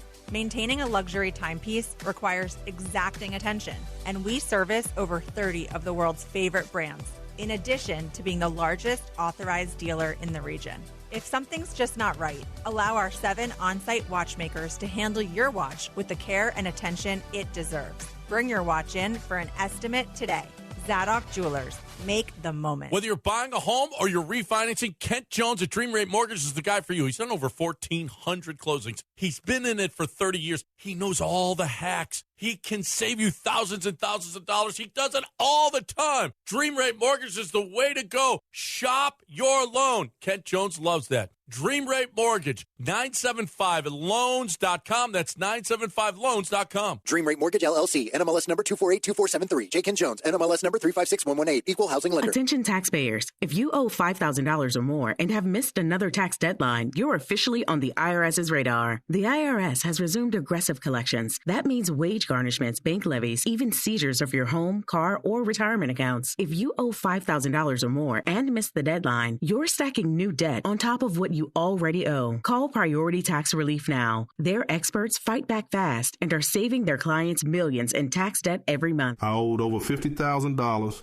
And they settled it for pennies on the dollar. These guys are as legit as they come. After speaking on my behalf with the IRS, my entire debt of $25,000 will be eliminated. Whether you've received collection letters or you're already facing liens and garnishments, call for your free consultation. There are no upfront fees. Priority Tax Relief. Let's make your taxes our priority. Call 800-761-9065. 800-761-9065. 800-761-9065. Priority Tax Relief. Monument Chevrolet. For new and used cars, fleet sales, and service, visit Monument Chevrolet in Pasadena, right off 225 and Beltway 8 at monumentchevrolet.com. Chevrolet. Together, let's drive. Hey guys, it's B-Mac, and I'm excited to tell you about Burger Chan and their great new promotion to celebrate football season. Every Monday after the Houston Pro Team wins, Burger Chan will be giving out a free side with your entree. Just tell them B-Mac sent you, mention ESPN 97.5, or say Go Texans and it's yours. And they've expanded their hours with dinner service until 9, Wednesday through Saturday, so more time to try their curly fries, tots, and the best burger in town made any way you want it. Burger Chan's got you covered on every Victory Monday. Check out their full menu at BurgerChanHTX.com. Get in on exciting gaming action at La Berge Casino Resort Lake Charles. Introducing our new exclusive statewide table progressives. We've linked our table game progressives between 4 Penn Play destinations in Louisiana. That means our big payouts just got bigger. No matter which location you choose, you have a shot at these combined jackpots. Get to La Berge Lake Charles or Baton Rouge, Boomtown, New Orleans, or big payouts. Must be 21 or older. Gambling problem? Call 1-800-522-4700. Radio and on the ESPN app. College basketball on ESPN Radio. The inaugural Dick Vitale Invitational. What a shot! He hit it! Are you serious? Wow! Can't believe it! Texas, number 6 Duke. We may stay here all night. In fact, the way they're playing, let's not leave. Let's have about 5 overtimes. Coverage begins today at 8 Eastern with tip-off at 8:45 Eastern on ESPN Radio and on ESPN.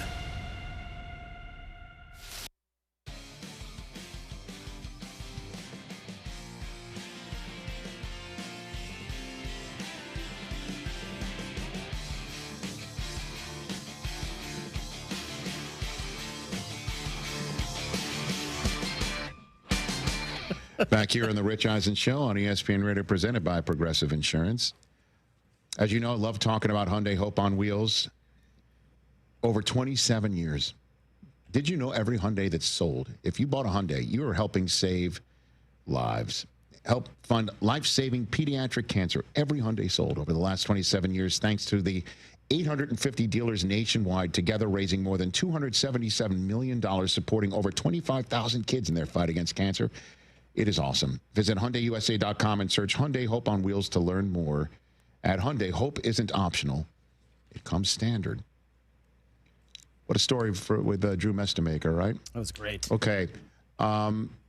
Before the season, Jacoby Myers wanted a new deal, didn't get one. And, man, the last few weeks, as he's been sitting there in Vegas, and with each passing loss, it appeared that his days were going to be numbered unless the Raiders want to hold on to him. He's such a crucial piece of building blocks.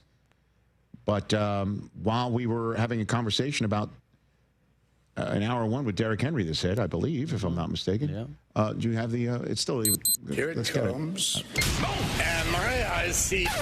Breaking news. Love the drop. What do you have over there, Christopher? Yeah, guys. Jacoby Myers going from the Raiders to Jacksonville. The Jaguars acquire the wide receiver for a 4th and 6th round pick. Okay. So first of all, if I'm Jacoby Myers, I'm thinking, well, couldn't get this trade done, so I got to hop the flight back to Jacksonville with Jacksonville after they beat us. Right. Get this deal done faster, you know.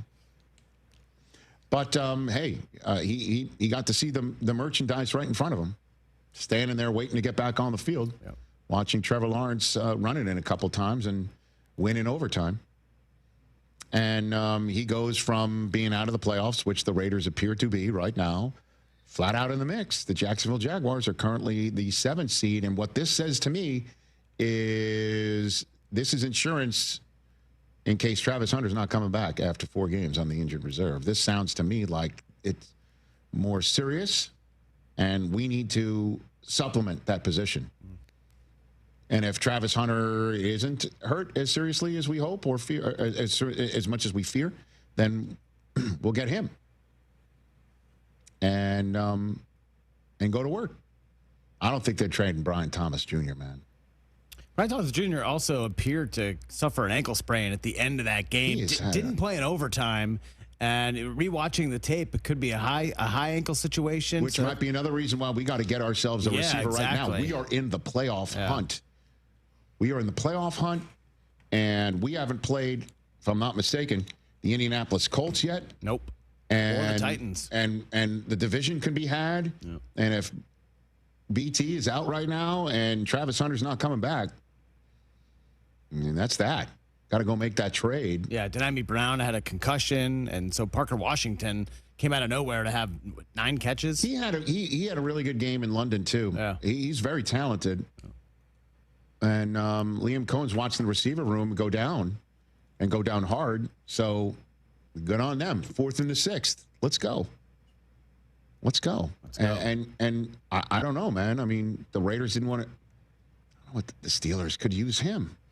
Yeah. I mean, I'm going to be saying that throughout this entire segment until we find out if the Steelers made a trade or not. Unless they just said, "Hey, we flipped a 2 for DK Metcalf." That's all the trade capital that we're willing to give up for receivers for Aaron Rodgers right now. And then there's another trade, as I mentioned. Another trade at the receiver position. Go ahead and hit it, Mike. I love the drop. Here it comes. And my eyes see. Breaking news. Okay, very good. Rich, very curious to see where this team lands on your power rankings tomorrow. I kind of made the case that they could be the best team in the NFC on Overreaction Monday podcast. The Seahawks are acquiring Rashid Shaheed from the Saints for a 4th and 5th round pick in next year's draft. All right. There you go. More speed. Well, I mean, JSN. As I mentioned yesterday, Jackson Smith and Jigba is on track for a 2,000-yard receiving season. Yeah. Just a hair less than 1,000 yards through 8 games. And Torrey Horton had 2 touchdowns. Cooper Kupp was out with an injury. I don't know how long he's going to be out. But adding Rashid Shaheed for Sam Darnold Go take the top of the defense off while Jackson Smith and Jigba runs underneath. I mean, Olave tweeted at his college teammate after he googly-eyed the news, "You got a great one, bro."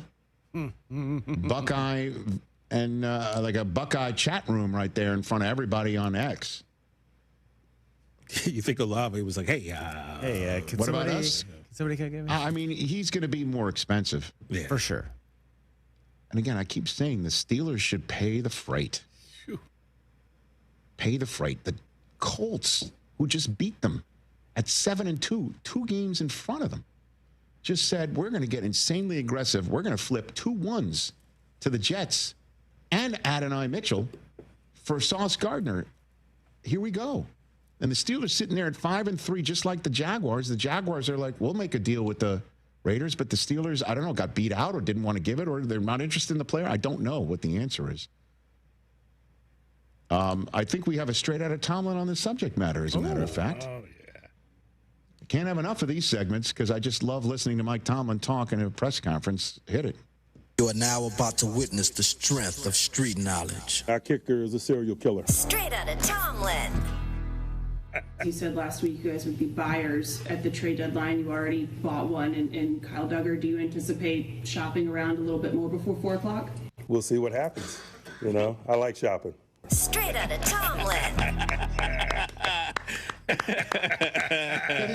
did get Kyle Duggar. How about the Patriots now sellers of people that there aren't starting? We're 7-2, and we're selling off because guys who used to be the starters around here aren't playing right now, and Vrabel's taking stock in the same way Aaron Glenn took stock.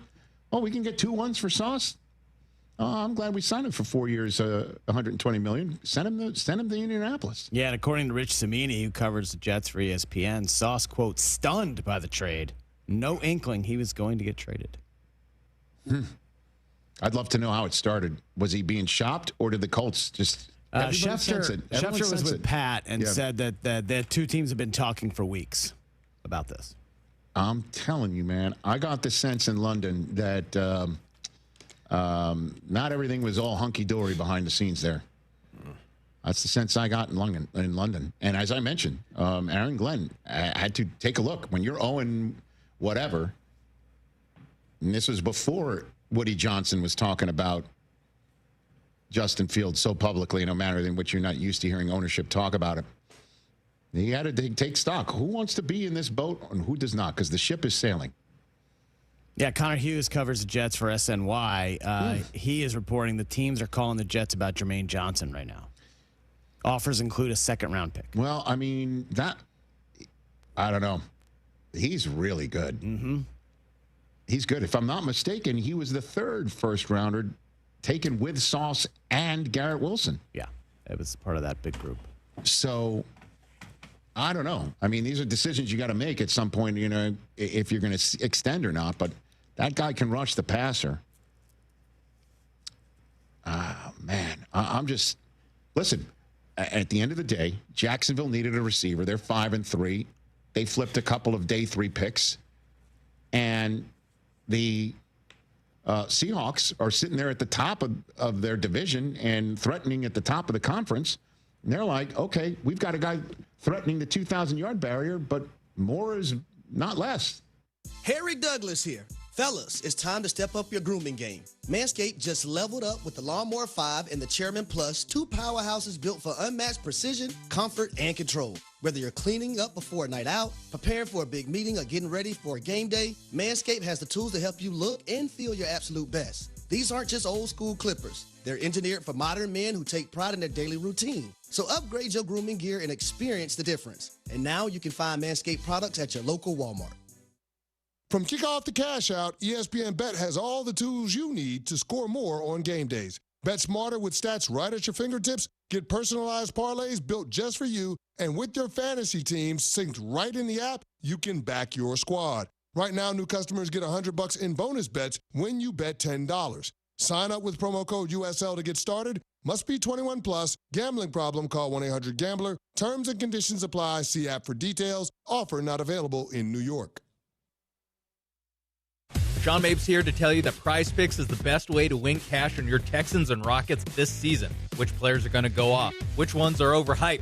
Make your picks in less than 60 seconds and turn your takes into cash all season long on Prize Picks. Prize Picks is the only app that offers stacks, meaning you can pick the same player up to 3 times in the same lineup. Want to pick more on Kevin Durant's points, rebounds, and three-pointers? Now you can pick them all in the same lineup only on Prize Picks. You can also follow other Prize Picks players directly on the app with the new feed tab. Follow a friend, a celebrity, or maybe your favorite local radio personality and check out every lineup they create with just one click.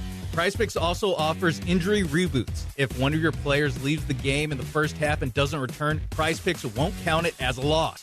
Download the PrizePicks app and use code MAPES to get $50 in lineups after you play your first $5 lineup. That's promo code MAPES to get $50 in lineups after you play your first $5 lineup. PrizePicks. It's good to be right. Must be present in certain states. Visit prizepicks.com for restrictions and details. Jeremy Branham here. You've heard me talk about Pro Dunk Hoops and their drill-powered lightning adjust system that lets you raise and lower your goal in seconds. It's 10 times faster with zero effort. Right now, with your new Pro Dunk basketball goal, you can get the lightning adjust system for free. That's a $249 savings. But you have to call. You won't find this offer on the website, so call Pro Dunk at 281-351-9822 and mention ESPN. That's 281-351-9822. John Granato here. Walking into Republic Boot Company at 11th and Studewood in the Heights is like walking into a time machine to the Republic of Texas. Seriously, go check it out. Whether it's their exclusive 1836 collection of all leather boots or a customized pair with whatever material and design you want, these are going to be the most comfortable boots you've ever worn. Hats, suits, and all kinds of handmade leather products in a Texas-inspired haven. Book their space for your next event.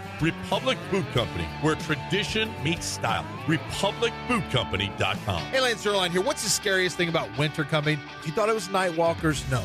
They're not even real. But the scary things are frozen, broken pipes. They can be real and cost you thousands of dollars when you get damage to your home. Aqueduct Plumbing Company can come out and give you a free estimate for pipes that don't burst in a freeze. Billy Brown says if you go with them, he'll throw in a traditional water heater absolutely free. Call them today. AqueductPlumbingCompany.com, 281-488-6238. That's 281-488-6238.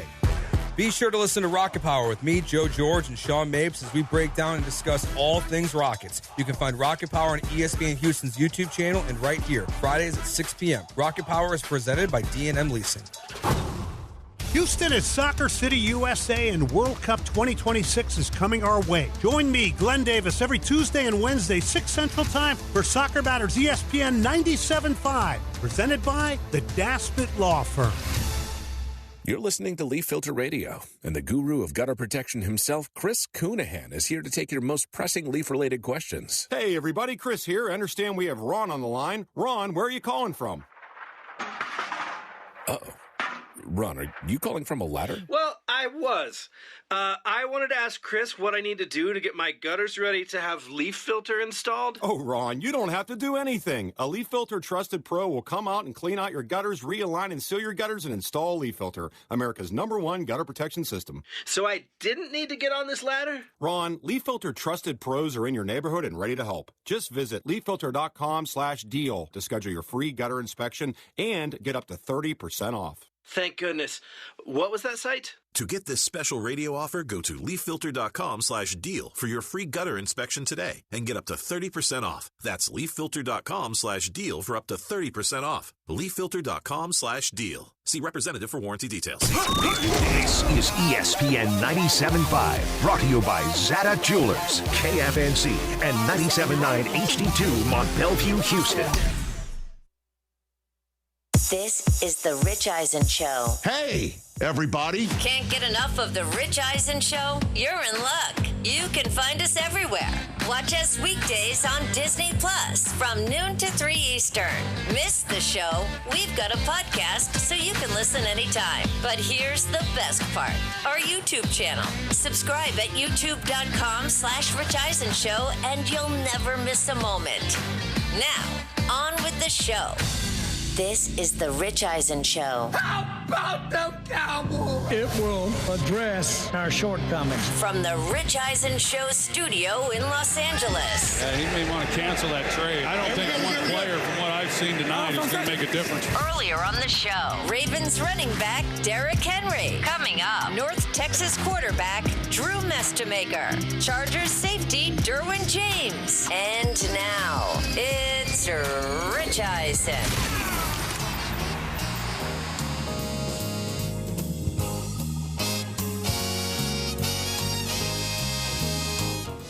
Hour number 3 of the Rich Eisen Show is on the air. Boy, 2 different interviews that we've had on an hour 1 and hour 2. Hour 1 is a surefire first ballot Hall of Famer Derrick Henry joining us as the Ravens are getting set to take on the Vikings on a 2-game win streak, trying to get back to 500 and get back to the playoffs. And then in hour number 2, a 19-year-old quarterback out of North Texas, Drew Mestemaker, who is the reigning, I believe, Associated Press College Player of the Week. And he's getting his first full year as the starter at age 19 at North Texas. After starting a bowl game earlier this year, his first start at quarterback since 9th grade. An unbelievable story. If you missed any of it, there's our podcast, all 3 hours. You can listen to us whenever you want. There's our YouTube channel, youtube.com/Rich Eisen Show. Please follow /subscribe. There's also our Disney Plus page, where once we're done, a whole 3-hour show sits there and is waiting for you to watch it whenever you want. We're also on ESPN, the app, and we're on ESPN Radio, presented by Progressive Insurance. We've also been following the trade deadline all day. Lo and behold, a blockbuster. Sauce Gardner traded from the Jets to the Colts within 110 days, by the way, after he signed his new 4-year contract extension worth $120 million. And the Jets get 2 firsts and Adonai Mitchell back. So a good young receiver who, I guess, in the case of just one play we know of, needs to be de-knuckleheaded, as it seems Imani DeMercado has been by Jonathan Gannon. We talked about the Cardinals' victory and what it means for the quarterback spot. If you remember, DeMercado has gone from a guy who flipped the ball too soon and earned the wrath of his coach, Jonathan Gannon, to the point where Gannon got fined by the team 6 figures, to a guy who slid knowing the down distance and clock in the 4th quarter rather than going out of bounds and stopping the clock, getting the attaboy from his head coach last night. So bring him, change of scenery. Just, again, like I said, run your routes, catch the football, know where the goal line is, and you're better than most of the receivers the Jets have put on the field over the past couple of years. The exception to Garrett Wilson, who looks like he's coming back. But his fellow Rookie of the Year from that NFL honors is now an Indianapolis Colt, getting set to hop a flight to Berlin to take on the Atlanta Falcons. 844-204-RICH is the number to dial. I just sent to our coordinating producer, Mike Hoskins. I'm talking to you through the microphone here, Mike. 2 did you knows in regards to the Sauce Gardner contract to end this program. Fun. It's wild. Yes. To say the least. Talk about how rare this is. He is the one thing I will tell you here about this trade. He is the 5th defensive player this century to be traded for multiple first-round picks. And the others are another former Jet, Jamal Adams, and they used some of the draft capital there to draft Garrett Wilson and use their own pick on Sauce, who's now gone. Khalil Mack, Jalen Ramsey, and earlier this year. Yeah. Micah. And now Sauce. That's how rare this is. So I know how Jets fans are feeling right now. Well, I just don't know. We'll find out. Did Sauce and Woody have a handshake agreement? Who knows? That's good. But doesn't it feel like the Colts overpaid for Sauce and Dallas got under in return for Micah? Guess what? The Colts are holding that trophy at the end. These trades that we're all talking about right now, and you could be like, the 4 and the 6 too much, or, you know, why, or as I said in the end, I'm saying Micah should have got more. Why haven't the Steelers made a trade for a receiver yet? And will they just not at all? Why didn't they flip a 4 and a 6 or 4 and a 5 for Raheed Shaheed, or try and just say, here's a 3rd, or here's 2 4s? Why didn't they try to beat the Seahawks? Why didn't they try to beat the Jacksonville Jaguars to these receivers? I don't know. We'll find out. The bottom line is, we'll get to see what this means in a moment. We'll find out these trades, all of them. We do not know what they mean in terms of who wins and who loses until it's all over, until we find out who these firsts are for the Jets, and does Sauce Gardner help the Colts get into the playoffs or win a playoff game? You know how it works. You don't know. Right now, you make a move, you're like, what the hell are they doing? And I believe you just are about to tell me about another trade involving the Jets. Is that true? Yes. And you just made that reaction. I did. And my eyes see. Breaking news. I do not know. I will find this out on All the right, air. seconds ago, according to Ian Rappaport, Blockbuster, the Jets are sending Quinnen Williams to the Dallas Cowboys. There you go. There you go. I'm back in. I called this 3 weeks ago with Tommy P. And are they going to use some of the ones from the Micah trade? Unclear. I mean, it has to be. Yeah. Because if Sauce is for 2 1s, hey, Jets are tearing it all down. Wow. They really are. They're tearing it all down. I feel like tap dancing until I find this out. I mean, Quinnen Williams is as good as they get. Sir? Wow. Dang. You know, when Pelissero was in that chair, he asked me an all-22 type question, and I was like, Quinnen Williams. We were talking about Jeffrey Simmons. That was yesterday, yeah. Right, and Quinnen Williams is just as good, if not better, with all due respect. Wow. Quinnen Williams is terrific, and the Jets are stripping it all down. And at 1-7, they are truly starting from scratch. This is a lost season already. Okay, so Ian says he expects it to be the Cowboys first-round pick, not the Packers' first round. Okay, so that's a better one.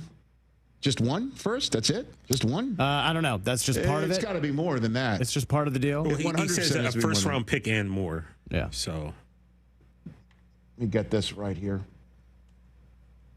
Oh, as I'm looking it all up right now. This is unreal. Quinnen Williams is 27, okay? And he's 27, and he's as good as they come. Yep. And they're young. This is a great move. As we know, Mike is 26, and this 100% fills the hole that has been a gaping, massive problem for the Dallas Cowboys forever and a day since I can remember. They've tried almost every Michigan Wolverine to try and fill that spot, and they failed. The Wolverines failed the Cowboys. Thanks, Wolverines. You know, Taco Charlton, Mozzie Smith. Sorry. There's rumors that Mozzie's getting. Well, guess what? Quinnen Williams is he and Kenny Clark are two guys right up the middle that definitely fix the problem, and they are willing to spend. Quinnen Williams' contract. You want to look that one up too, Chris? Sure. Because that is sizable. That is sizable. There is less pie. And 4 years, $96 million. Which is kind of a bargain, certainly compared to the 4 years, 160, right? Or 180, right? That Micah got from Green Bay. Was it 180? Yeah. All right, we're all reacting in real time here. It just, listen, I will say this.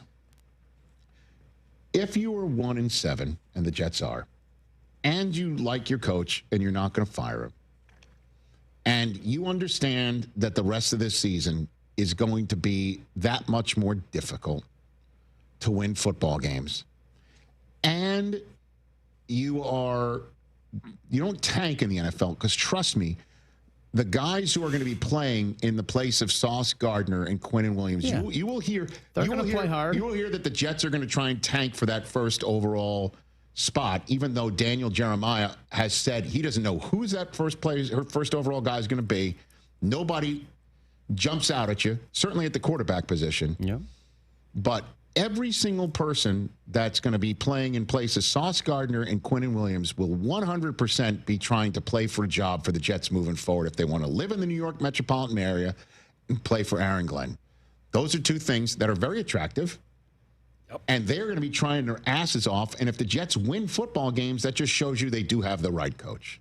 And even if they lose, you have to sit here and say, you've cut bait on your best players on defense. I mean, if you name their best players, you'd name Quinnen and you'd name Sauce from 22-23, and you'd name Quinnen's brother, Quincy, and you'd also name Jermaine Johnson, Will McDonald. They have some good players there. Cupboard's not completely bare. But if you're going to get all of these draft choices, they now have 3 draft choices in next year's draft. Theirs, the Cowboys, and the Colts. Correct. So you can reload again, and you definitely can get the quarterback you're looking for. Or you could trade those for the following year's draft if that's where you want to get your quarterback, if you really think that that's the spot. There's a lot of flexibility you get here, but the bottom line is it sucks. It's just, at some point, they just got to stop burning it down to the ground and starting again and looking at the fan base and saying, no, this is the time. This is the moment. This is the pivot point. This is the coach. This is the general manager. This is the moment. At some point, the field that you burn down to the ground to plant new crops will have to grow the crops that you actually make a mint on at your farm. Don't worry, I won't go tariffs. You know what I mean? Like, at some point, the regeneration has to stop, and then you've got to win for this generation. Yes. Otherwise, you're going to have 14-year-olds who come out of the stadium, and I hate this team. You know, looking like sounding existential. You don't want you want teenagers to sound hopeful, right? Not looking for, you know, I was born into it. But man, do I hate this team. I hate this team. Okay. Woo. So we don't know yet. We're still learning on what. We don't know what the parameters are yet. Jay Glazer said it's been agreed to, but nothing public. Well, I'll tell you what, and the Cowboys just did what they need to do. Okay, because by the way, maybe this was the guy that they were talking about. It probably wasn't Rich. Oh, no. No. And that's why he didn't say it, that they felt like Jerry's like, we're close enough. I'm going to hint on something. I don't think it was. Listen, I know I started the show Logan by saying. wants the smoke screen. Listen, Quinnen Williams is his top 5 at the position. Yes. Okay? And he's somebody who could stop the run on the way to the quarterback. This takes a nice chunk out of the pie. And you know what? He's willing to spend it, and there's no doubt that he's able to flip his own draft choice to the Jets for Quinnen Williams to start the conversation because he's got Green Bay's in his back pocket. Mm-hmm. So he didn't use one that he got from Micah, but he was able to use his own because he has one from the Micah situation. Great move for Dallas. Great move. Right. Yeah, I just don't know. Like, the bye week is hitting. Take the week off, Quinnen. Come move. Find a nice spot for yourself. And then guess what? Hey, Geno Smith and Ashton Genty, try it against us and Kenny Clark and Quinnen Williams. That kid Logan Wilson, hopefully, Overshown comes back. Bland finds a little bit of a fountain of last year or 2 years ago. Yeah, that would be. You know what I mean? The pick sixer suddenly shows back up again. I don't know if this is going to be. This is for the future too. Yeah, long term. This is not just for this year. This is not just a this year fix. This is a big time move. Well done. Some conflicting compensation reports right now. Ian was saying it's a first this year. The Cowboys first, not the Packers. Jay Glazer saying it's a second this year and a first next year. So we'll see what comes out officially. Man, and you get more for Sauce out of the Colts? A second this year? Well, listen, if Dallas gets to use both their first-round picks this year, that's huge. And it only coughs up a second, and the Jets are like, take them, and we'll get a first for the year after that. That means they have 2 firsts and 2 seconds in this upcoming draft, and 3 firsts in the following draft, which is where the new quarterback may reside. Perhaps. If you stick out with Fields 1 more year. Well, once again, the Jets preaching patience to their fan base. While the Cowboys are, that's aggressive.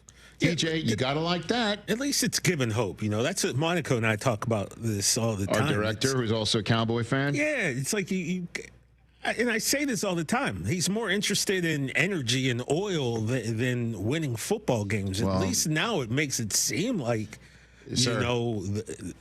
they're in the right direction. Sir, Landman just landed the man for the Jets on defense. He was the one when it was all beginning to start to come together. Okay? He's the one who was sitting in Aaron Rodgers' lap in Green Bay like it was a mall Santa. And that's when you're like, oh, okay, that's what this guy can do. That's what this defense can do. The Jets can do that in Lambeau Field, but Breece Hall's running like crazy, and Quinnen Williams is doing this. Oh, okay. Of course, though, Jets can't have that nice of a player for his entire career. Got to think Breece Hall's up next. I don't know, man. But the fire sale is on in New Jersey, huh? For sure. Okay. 844-204-RICH is the number dial. Good thing you didn't sign this in the first hour of the show. Oh, man, that would have been amazing. I said that when we went to break. I'm like, there's something going to happen. I told Mike and Chris that's going to pull me back in. I know it. And this was it. Settle down just a little bit. Okay, we shall. Derwin James is going to join us from the Los Angeles Chargers. Do we just break news to him? Probably. He's probably just as interested as anybody else. I would imagine. Michelle Smallman here for Gainbridge and their Give Back program, Gainbridge Assist, powered by Parity. Gainbridge and Gainbridge Assist, powered by Parity's goal is to empower girls and women through sports and education, providing 32 organizations in 21 states $222 of grant funding during 2025. These grants aim to level the playing field and expand access to sports and education for girls and women across the country. Here's to a future with no limits for women's sports with Gainbridge and Gainbridge Assist, powered by Parity. Hey, fans! Welcome back to Fansville's Cheers and Tears. Oh. Okay, so like everybody deals with losing, right? To a rival on a last-second field goal. Whatever, it's fine. I'm totally fine. But I cope with losing with an ice-cold Dr. Pepper. Those 23 flavors are like so delicious.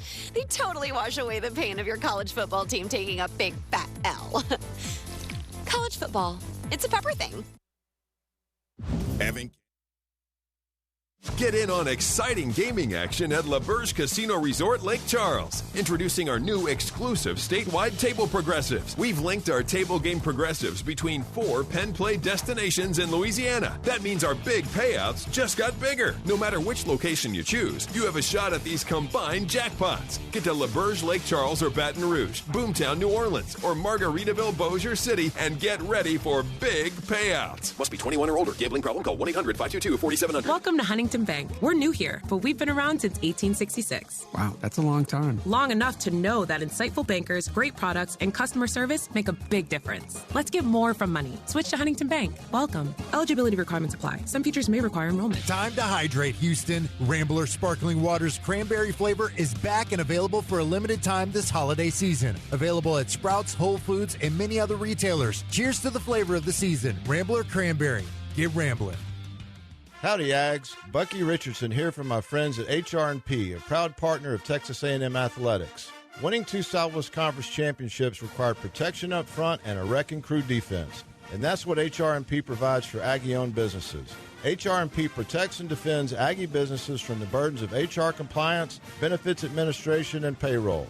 If you're an Aggie-owned business, let HR&P customize a plan for you. Visit hrp.net/AGS. That's hrp.net/AGS today. Hey, Lance Erline here. You know I don't play around when it comes to burgers. And Burger Chan is the real deal. And now they're giving us more chances to enjoy it because they're open for dinner Wednesday through Saturday. Plus, they're open for lunch now on Mondays. And to celebrate football season and their new hours, they've got a deal. Walk in there the day after a hometown football win, mention ESPN Radio or say Go Texan, and you score a free side order with your entree. That's Victory Mondays at Burger Chan. It's BurgerChanHTX.com. Attention taxpayers. If you owe $5,000 or more and have missed another tax deadline, you're officially on the IRS's radar. The IRS has resumed aggressive collections. That means wage garnishments, bank levies, even seizures of your home, car, or retirement accounts. If you owe $5,000 or more and miss the deadline, you're stacking new debt on top of what you already owe. Call Priority Tax Relief now. Their experts fight back fast and are saving their clients millions in tax debt every month. I owed over $50,000 and they settled it for pennies on the dollar. These guys are as legit as they come. After speaking on my behalf with the IRS, my entire debt of $25,000 will be eliminated. Whether you've received collection letters or you're already facing liens and garnishments, call for your free consultation. There are no upfront fees. Priority tax relief. Let's make your taxes our priority. Call 800-761-9065. 800-761-9065. 800-761-9065. Priority tax relief. John, what are you doing? Get in my car. So why are you walking to work? Thanks, man. It's these insanely high gas prices. They're draining my bank account. I can't afford to drive anymore. Dude, don't walk. Just do what I do, because I never pay full price for gas anymore. I use the free Upside app that pays you cash back for every gallon of gas you buy. Oh, wait. You're telling me you get paid cash when you buy gas with the Upside app? Yes, I get real cash back every time I buy gas. Does that actually add up to anything? I'll make around $200. Wow, that's serious extra cash. I'm downloading the free Upside app now. Download the free Upside app now to earn real cash back every time you buy gas. Use promo code PROFIT for an extra 25 cents a gallon bonus on your first tank. That's promo code PROFIT. You can cash out anytime right to your bank account, to PayPal, or an e-gift card for Amazon and other brands. Just download the free Upside app and use promo code PROFIT for a 25 cents a gallon bonus on your first tank. That's code PROFIT. Morning, Zoe. Got donuts. Jeff Bridges, why are you still living above our garage? Well, I dig the mattress, and I want to be in a T-Mobile commercial like you. Teach me, Saldana. Oh, no, I'm not really prepared. I couldn't possibly. At T-Mobile, get the new iPhone 17 Pro on them. It's designed to be the most powerful iPhone yet and has the ultimate pro camera system. Wow, impressive. Let me try. T-Mobile is the best place to get iPhone 17 Pro because they've got the best network. Nice, Jeffrey. You heard them. T-Mobile is the best place to get the new iPhone 17 Pro on us, with eligible trade-in in any condition. So, what are we having for lunch? Dude, my work here is done. The 24 monthly bill credits on experience beyond for well-qualified customers plus tax and $35 device connection charge. Credits ended, balance due if you pay off earlier. Cancel. Finance agreement iPhone 17 Pro, 256 gigs, $1,099.99, and new line minimum $100 plus a month plan with auto pay plus taxes and fees required. Best mobile network in the U.S. based on analysis by Ookla Speed Test Intelligence data 1H2025. Visit T-Mobile.com.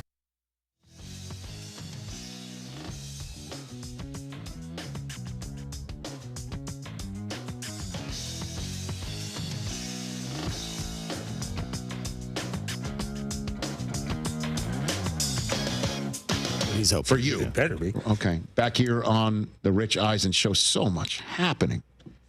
Good Lord. We're back on Disney Plus, ESPN, and ESPN Radio, presented by Progressive Insurance. Keep your career moving forward with growth opportunities, great pay, and benefits, and one of the country's top workplaces. Go to careers.progressive.com and apply today.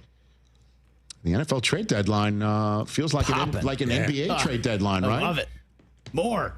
We got about an hour and a half, 30 minutes. Let's go. I knew today was going to be exciting, but this feels like a free agency hell going on type day. Yeah, it kind of does. Hell going on. This is awesome. I mean, the Jets woke up today and chose violence on their roster. We've been waiting for the NFL trade deadline to be like this. It's usually just kind of a ho-hum. Let's go to Luke in Gainesville, Florida. What's going on? Luke in Gainesville, Florida, here on the Rich Eisen Show. What's up, Luke? Mr. Rich Eisen, how are you, sir? How are you, Mr. Luke in Gainesville, Florida? I'm not doing so great. I was born into this sort of Jet fan. I've been a Jet fan for all 26 years of my life. Okay. And all of this stuff that keeps going on is just really mind-boggling to me. It doesn't seem like the Jets can ever get it right. And at this point, it's just like, I understand that this year, obviously, they weren't going to do anything. And this year, nobody was projecting them to make the playoffs or do anything special. But, at this point, with all these draft picks, it's obvious that they're going to take a QB in the draft next year, or at least they have to. But, I mean, do you even see, like, a QB who's even worthy of being put in that sort of position to be a franchise quarterback? No, has not. Everybody's saying Mendoza, but right. Nobody has really come to the fore yet. right? But Cam Ward hadn't come to the fore yet last year. But he was doing things that certainly got everyone's attention on Thursday nights. When you look down at your phone, you got another ESPN alert of something crazy that he was doing for Miami. So you don't know, but the Jets don't have to take a quarterback in next year's draft. Luke, they just do not. What they need to do is I guess, get more weapons for Justin Fields. I don't know what they have to do, to be honest with you, except evaluate Fields a little bit more. If they do, I think the owner has already evaluated Fields, to be honest with you. And, and you just have to, as always, keep the faith. That's it. And just hope one day the Jets will wind up drafting a quarterback and will turn into, just like the football gods dropping Drake May on the Patriots after they dropped Tom Brady on the Patriots, just like they dropped Aaron Rodgers on the Packers and then Jordan Love on the Packers after Favre got acquired by the Packers, and drop onto your lap somebody like even Jackson Dart, man. Just look at it this way, Luke. They don't have to draft a quarterback in next year's draft. They control the next two, along with maybe the Browns. So you just got to hope that they got the right the right coach and general manager to make the decision. And if not, find another team, because you're sick and tired of being born into it at 26 years later, Luke. It's that simple. Well, that's the problem, is that it's like, I've been born into it. It's like my parents were born and raised on Long Island, New York, So it's really hard for me to just, get rid of that. I'm not counseling you to do it. It's just like you have no other choice but to hope again. And it sucks that it's just another regeneration that they're asking their fan base to trust in the process. My only thing I have left for you is, Luke, do you need a hug right now? Do you need a hug? Oh, honestly, yeah. Rich, I need a lot more than a hug. How about something stronger? Okay. All I can give you is one of the famous Rich Eisen Show bro hugs, where right now I'm extending my arms. I reach out, we embrace, I tap you on the back, and then I just move away and just say, be well. Hang in there, Luke. Did that feel better? That'll do. Okay. Luke and Gainesville. We just like leaving distressed Jets fans in better positions than we found. They're still looking for Derwin James across the way. Mike, do you want to just hit the drop of Overreaction Monday and then go across the street to see if Derwin will join? I can take a ride down. You hang a right and then a left, and you're right there. I drive past every morning. All right, hit it. That was terrible. That was crap. That was garbage. This place sucks. Overreaction Monday on a Tuesday. All right, Chris. Wow. I don't know. Are you updating any of your? I haven't. I feel like I should throw in a Cowboys and a Jets one right now. But okay. Let's go to last night first. What happened in Dallas? Kyler Murray has started his last game for the Arizona Cardinals. I think it's still an overreaction, but because you can't even sit here and say, even if they decide to say, let's see what we continue to get with Jacoby Brissett, he's still one snap away from getting back in there, and then all of a sudden. Look, and I'm sure this is not an analogy Cardinals fans or Kyler Murray wants to hear, and it might sound disrespectful, but it does involve another first overall drafted quarterback whose size is in question. But you remember when Bryce Young got benched last year, and we're all like, he should ask to get out of there. They don't have his best interest in mind. It's never going to work out there. He's 5-4 right now a year later after getting back in there because somebody got injured. So I can't sit here and say he started his last game with the Cardinals, but the Cardinals do have to sit down and say, what is best for us? Who does really give us the best chance to win? What is going on in our locker room? Do these people, in general, want one over the other? Is there, say, a veteran group that's like, hey, time's ticking? Do you think Calais Campbell wants to sit around and wait to see if one is better than the other? I'm not saying he has I'm not giving voice to anything that he might be thinking, unless he really is thinking that. So I'll just call this an overreaction, but to say that there's something real here to this conversation. What else you got? Yeah. All right. So this was obviously written last night after the game, in the moment. Kind of the events of the last 30 minutes might have changed just a little bit, but watching the Cowboys play, kind of lifeless. Yeah. Defense has been obviously awful. Yes. They should blow it up and just start over. Like, you got Dak and you got CD and then, maybe a defensive player or two and then just fires. Like, what are we doing? Blow what up? I mean, up until the last 2 weeks, the Schottenheimer offense has been clicking. I think Schottenheimer does have. TJ, you're the Cowboy fan. I think Schottenheimer's got a pulse of the locker room. Yeah, I told really you do. guys. I don't think it's him. Bought in, man. It's the defense. There's no question. And in a way, By the way, the offense didn't look like garbage. I mean, they don't have to blow offense it up. was kind of garbage. The problem is blowing it up. It's like who wants Trevon Diggs now or Deron Bland now? Like you're not selling at a high rate. The Cowboys only have a handful of picks in next year's draft. I mean, take what you can get. Well, for guys right now. They now have Quinnen Williams and Kenny Clark right up the middle, which is really freaking good. Okay, well, there's your building block. Well, and it is. And then, Overshown can come back. He was all over the place before his knee got blown out. He was. So let's see I do believe this year is a lost cause. Yeah, you look at their schedule. 3-5-1, 3-5-1. Their schedule, yeah. you want to give them the ultimate. Do you want to give them the ultimate, which is what? 11-5-1. Well, you mean they run the table? They run the table. You want to give them the ultimate? What are the odds that they get the ultimate? It's got to be practically Dumb and Dumber chance. Yeah. That's 3 wins at most to finish the season. Yeah. So at this point, I don't believe the move for Quinnen Williams is a save our season situation. Yeah. He's got the star on the side of the helmet for a long time to come, and we're going to pay him. And I know he doesn't do what Micah does, but he's, a version of Micah from his position of dominance. And we're done talking about having a problem stopping a run around here. Like, I'm sick and tired of that runny nose. Yeah, now we got to stop the pass. We're going to take our medicine. No, that's true. But with the addition to these guys up front, now the quarterback will have less time, hopefully, to find those guys. I do think one of their strengths is drafting well.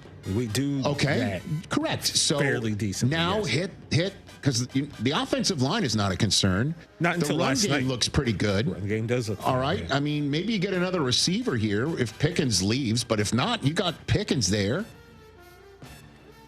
There's enough there. I wouldn't blow it up. I think this is an overreaction. And you said 3 wins in the last 8? I don't know, man.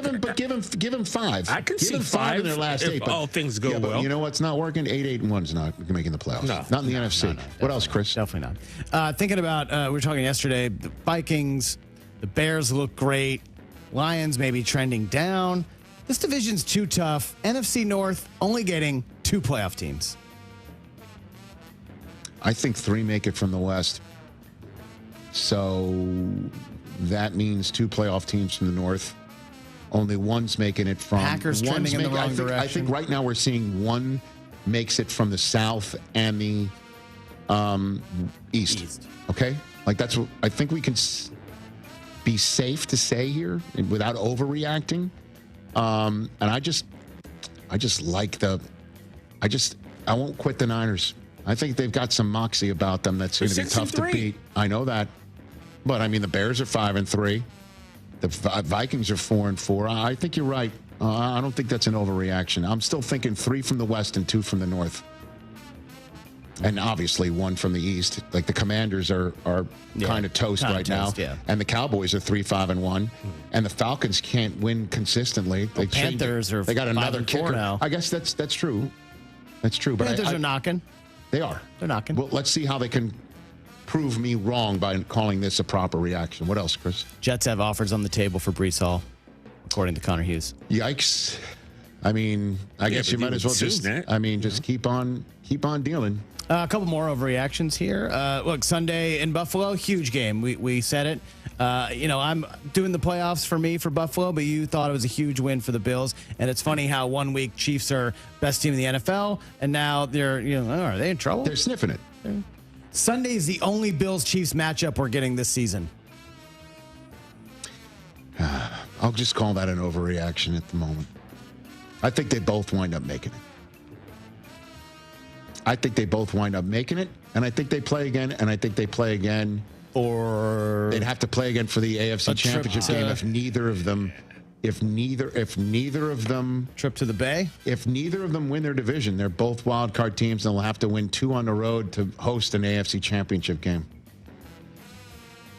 One of them has to win the division for this to really be a proper reaction. I mean, both of them have to lose their division for this to be a proper reaction. One of them has to win their division in order to make this an overreaction, where it doesn't have it's a divisional round, if not wild card round matchup. Ooh, imagine that. Wild card. That's like the 5-4. That won't be the Saturday one Eastern matchup. Not Saturday 1 o'clock. That won't be Saturday 4 o'clock. No. Definitely not. The only way it's Saturday at 4 o'clock is if they have a neutral site in Houston. They should do that. Will not be for old times' sake. That will not be the first one out of the gate on Super Wild Card Weekend. That will not happen. By the way, they stopped calling it that. We won't. If the Colts aren't the 1 seed, they're locked into that Saturday first up. What else you got over All right, there? last one. The Dodgers. You mean you could make a reservation for 8:30 at St. Elmo's? Yeah, I think so.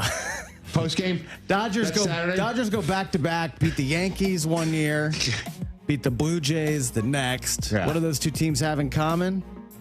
AL East. Dodgers are going to three-peat by beating an AL East team again. Okay, so do you want to put the Red Sox in the World Series? Is that what you're saying? Tampa, Baltimore. Chris, is that what you're saying? Put the Red Sox in the World Series? Just saying. Okay. Oh, and they beat Tampa in 2020, the one that no one counts. Everybody counts it. Although, did you see Jeter talking on Fox with Mookie Betts in a one-on-one? And he asked him, how many rings do you have? And he said 3. And he goes, sure, it's not 2.5. It was 2.5? Wow. 2.5. Jeter, that's pretty funny. I think I saw a stat that Mookie Betts is only the 3rd player ever to have 4 rings and not play a single one for the Yankees. Really? In history? In history. Yeah, there's only Ortiz, 3 players who have ever won 4 rings and never won one of them for the Yankees. Because, the Yankees have 27 of them. That's a lot. Yeah. Well, because Ortiz wasn't on the team in 18, so he only has Just saying, when you win 27. Yeah, we got 2. Okay. Dang, that's pretty interesting. That's what I heard. This is an overreaction. How dare you? There's only one team that's going to be three-peating, and it was the Yankees of a few decades ago. Time out. Let me throw a timeout. So are you saying it's an overreaction that they're going to win 3 or just by beating? No, he says that the Dodgers will I'm pivoting off by of this. beating an AL East team again. Is it an overreaction to think that they're going to 3-peat, though? No, it is not. Yeah. But beating an AL East team again, notice he didn't say one that they've already beaten. The Red Sox fan over there. He just wants to get in there. Oh, my God. Roman Anthony's going to be great, and we're a great. Roman Anthony is... Don't sleep on is better than anyone on your team except Judge. Okay. That's an overreaction. I have one more overreaction. Oh. I got one for you. What do you got? Yeah, one more. I did not know this. Mike Del Tufo, had he gone to the parade, would never in a million years have worn that Yankee Dodger hat to a Dodger parade. You would never this thing have had is so the guts. Embarrassing. You never would have. Tell me that's a reaction, that's proper or not. Proper. So they get rid of Cash Boone. I'm done. I'm done with those guys. Oh, okay. Cash Boone out. I come back. You're all Dodger I'm all now? Dodgers. And I'm done. So I'm done. you Cash would Boone never have ever worn that. You proudly wearing, you're a Yankee and a Dodger fan. You would never have shown up to that parade yesterday wearing that hat. I didn't show up to the parade wearing Did you go to the parade yesterday? No, I did not go to the parade. Hand on a Bible. I swear to God. No, I of course You were not. mixing the parade from a Mixing bus, the parade. You know? I was on one of the buses on top playing with the World Series trophy. Good one. And soon. All right, we'll get Derwin James on another day. 844-204-RICH, number to dial. My goodness gracious. What else is popping? I don't know. It's amazing. Breece Hall. He's next. I don't know. I mean, what else is there? Keep going. Can we predict who might get Breece Hall? Maybe we'll do that when we come back. Yeah, who needs Breece Hall? We got that top 5 list. Your team.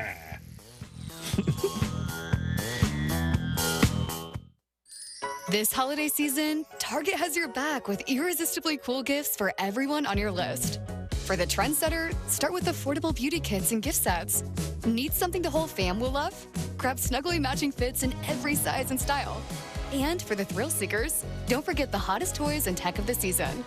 Target's got you covered with the best deals for endless fun. Shop in store or online. And step into the holidays with Target. Restrictions apply. Switching to Progressive is a game-winning call. And that reminds us of other game-winning calls in the history of sports. So it was the fourth quarter and we're down by 5. Sweat pouring down my face. Suddenly it hit me. If only I could wrap part of the towel around my forehead. And that's how I became the first basketball player to wear a headband. Okay, not really a game-winning call, but it was a good call. You can make one too. Switch to Progressive and you could save hundreds. Progressive Casualty Insurance Company and affiliates, not available in all states. This is John Granado with Robin Orlando from Houston Powder Coaters. Robin, you guys are doing data centers now. There's all kinds of businesses that could use powder coating. Yes, we are doing industrial, which means oil and gas. We are doing plenty of residential, and now we're doing tech. We're going in with Meta. We're going in with Tesla. We're working on their data centers. We've even done Samsung in Austin. So the sky is the limit when it comes to our coatings. I mean, if I'm a city and my water tower is looking terrible, I'm going to call you. Call us because we want to make sure you take pride where you live. And we're getting ready for the World Cup, and you're making the city look beautiful. We really are. Anywhere from Pleasure Pier in Galveston to the Woodlands Waterway to Buffalo Bayou Park, Houston is going to look so pretty, and we want to do that for your backyard as well. That's right. I mean, if you can do it for the city, you can do it for residential. Most definitely, we want to help you. For all your powder coating needs, there's only one place to go, Houston Powder Coaters. HoustonPowderCoaters.com or 281-676-3888 and ask for Robin. That is me. Hi, I'm Sean with Energy Texas, and I'm a customer too. I'm proud to say our rates are 17% below the national average. Every day, our team is focused on keeping costs lower for you. We take affordability personally because this is our home too. So we work harder and smarter to fight rising costs, while also improving reliability for years to come. This isn't just my job, it's a commitment to my community. Together, we power life. Entergy. Dream Rate Mortgage, the ultimate mortgage hookup. Visit 975loans.com. NMLS number 248243, Equal Housing Lender. Be sure to listen to Rocket Power with me, Joe George, and Sean Mapes as we break down and discuss all things Rockets. You can find Rocket Power on ESPN Houston's YouTube channel and right here, Fridays at 6 p.m. Rocket Power is presented by D&M Leasing. $5,000. That's the average amount of money people in the U.S. are now spending on gas in a year. $5,000. That's crazy. If you drive, you have to download Upside, the free app that gives you cash back every time you get gas. That's right. You can earn real cash back with Upside just by buying the gas you're already buying. You can literally start earning cash back today. I use Upside every time I fill up, and I've already made around $300. You're putting gas in your car anyway. Why not get real cash back? If you like free money, download Upside. I'm saving the cash I earn from using Upside to help pay for a vacation later this year. Download the free Upside app now to earn cash back every time you buy gas. Use promo code COOL to get an extra 25 cents per gallon on your first tank. You can cash out anytime right to your bank, PayPal, or a gift card for Amazon and other brands. Just download the free Upside app and use promo code COOL for a 25 cents per gallon bonus on your first tank. That's code COOL for a 25 cents per gallon bonus. Contact Tax Relief Helpers for details and restrictions. Attention, anyone that owes money to the IRS. Every day, your unpaid tax debt gets bigger and bigger from daily interest. The longer you wait, the more you will end up paying. If you owe $10,000 or more, now is the time to settle your debt before the IRS takes aggressive action, like taking your wages or property. A special toll-free number has been established so you can stop penalty fees, avoid liens, levies, or other hostile measures by the IRS. Call Tax Relief Helpers right now. I got behind on my taxes and owed $48,000. I called and they got my bill lowered to just $3,500. I owed $87,000 in taxes and it was scary. I got the amount I owed down to just $3,500. I saved $83,500. If you owe money to the IRS, don't wait another day. Your tax debt gets bigger and bigger from daily interest. Call right now before the IRS enforces liens, levies, or other aggressive measures. The call and consult are absolutely free. Call now. Call 800-984-2303. 800-984-2303. That's 800-984-2303. Can you dig it?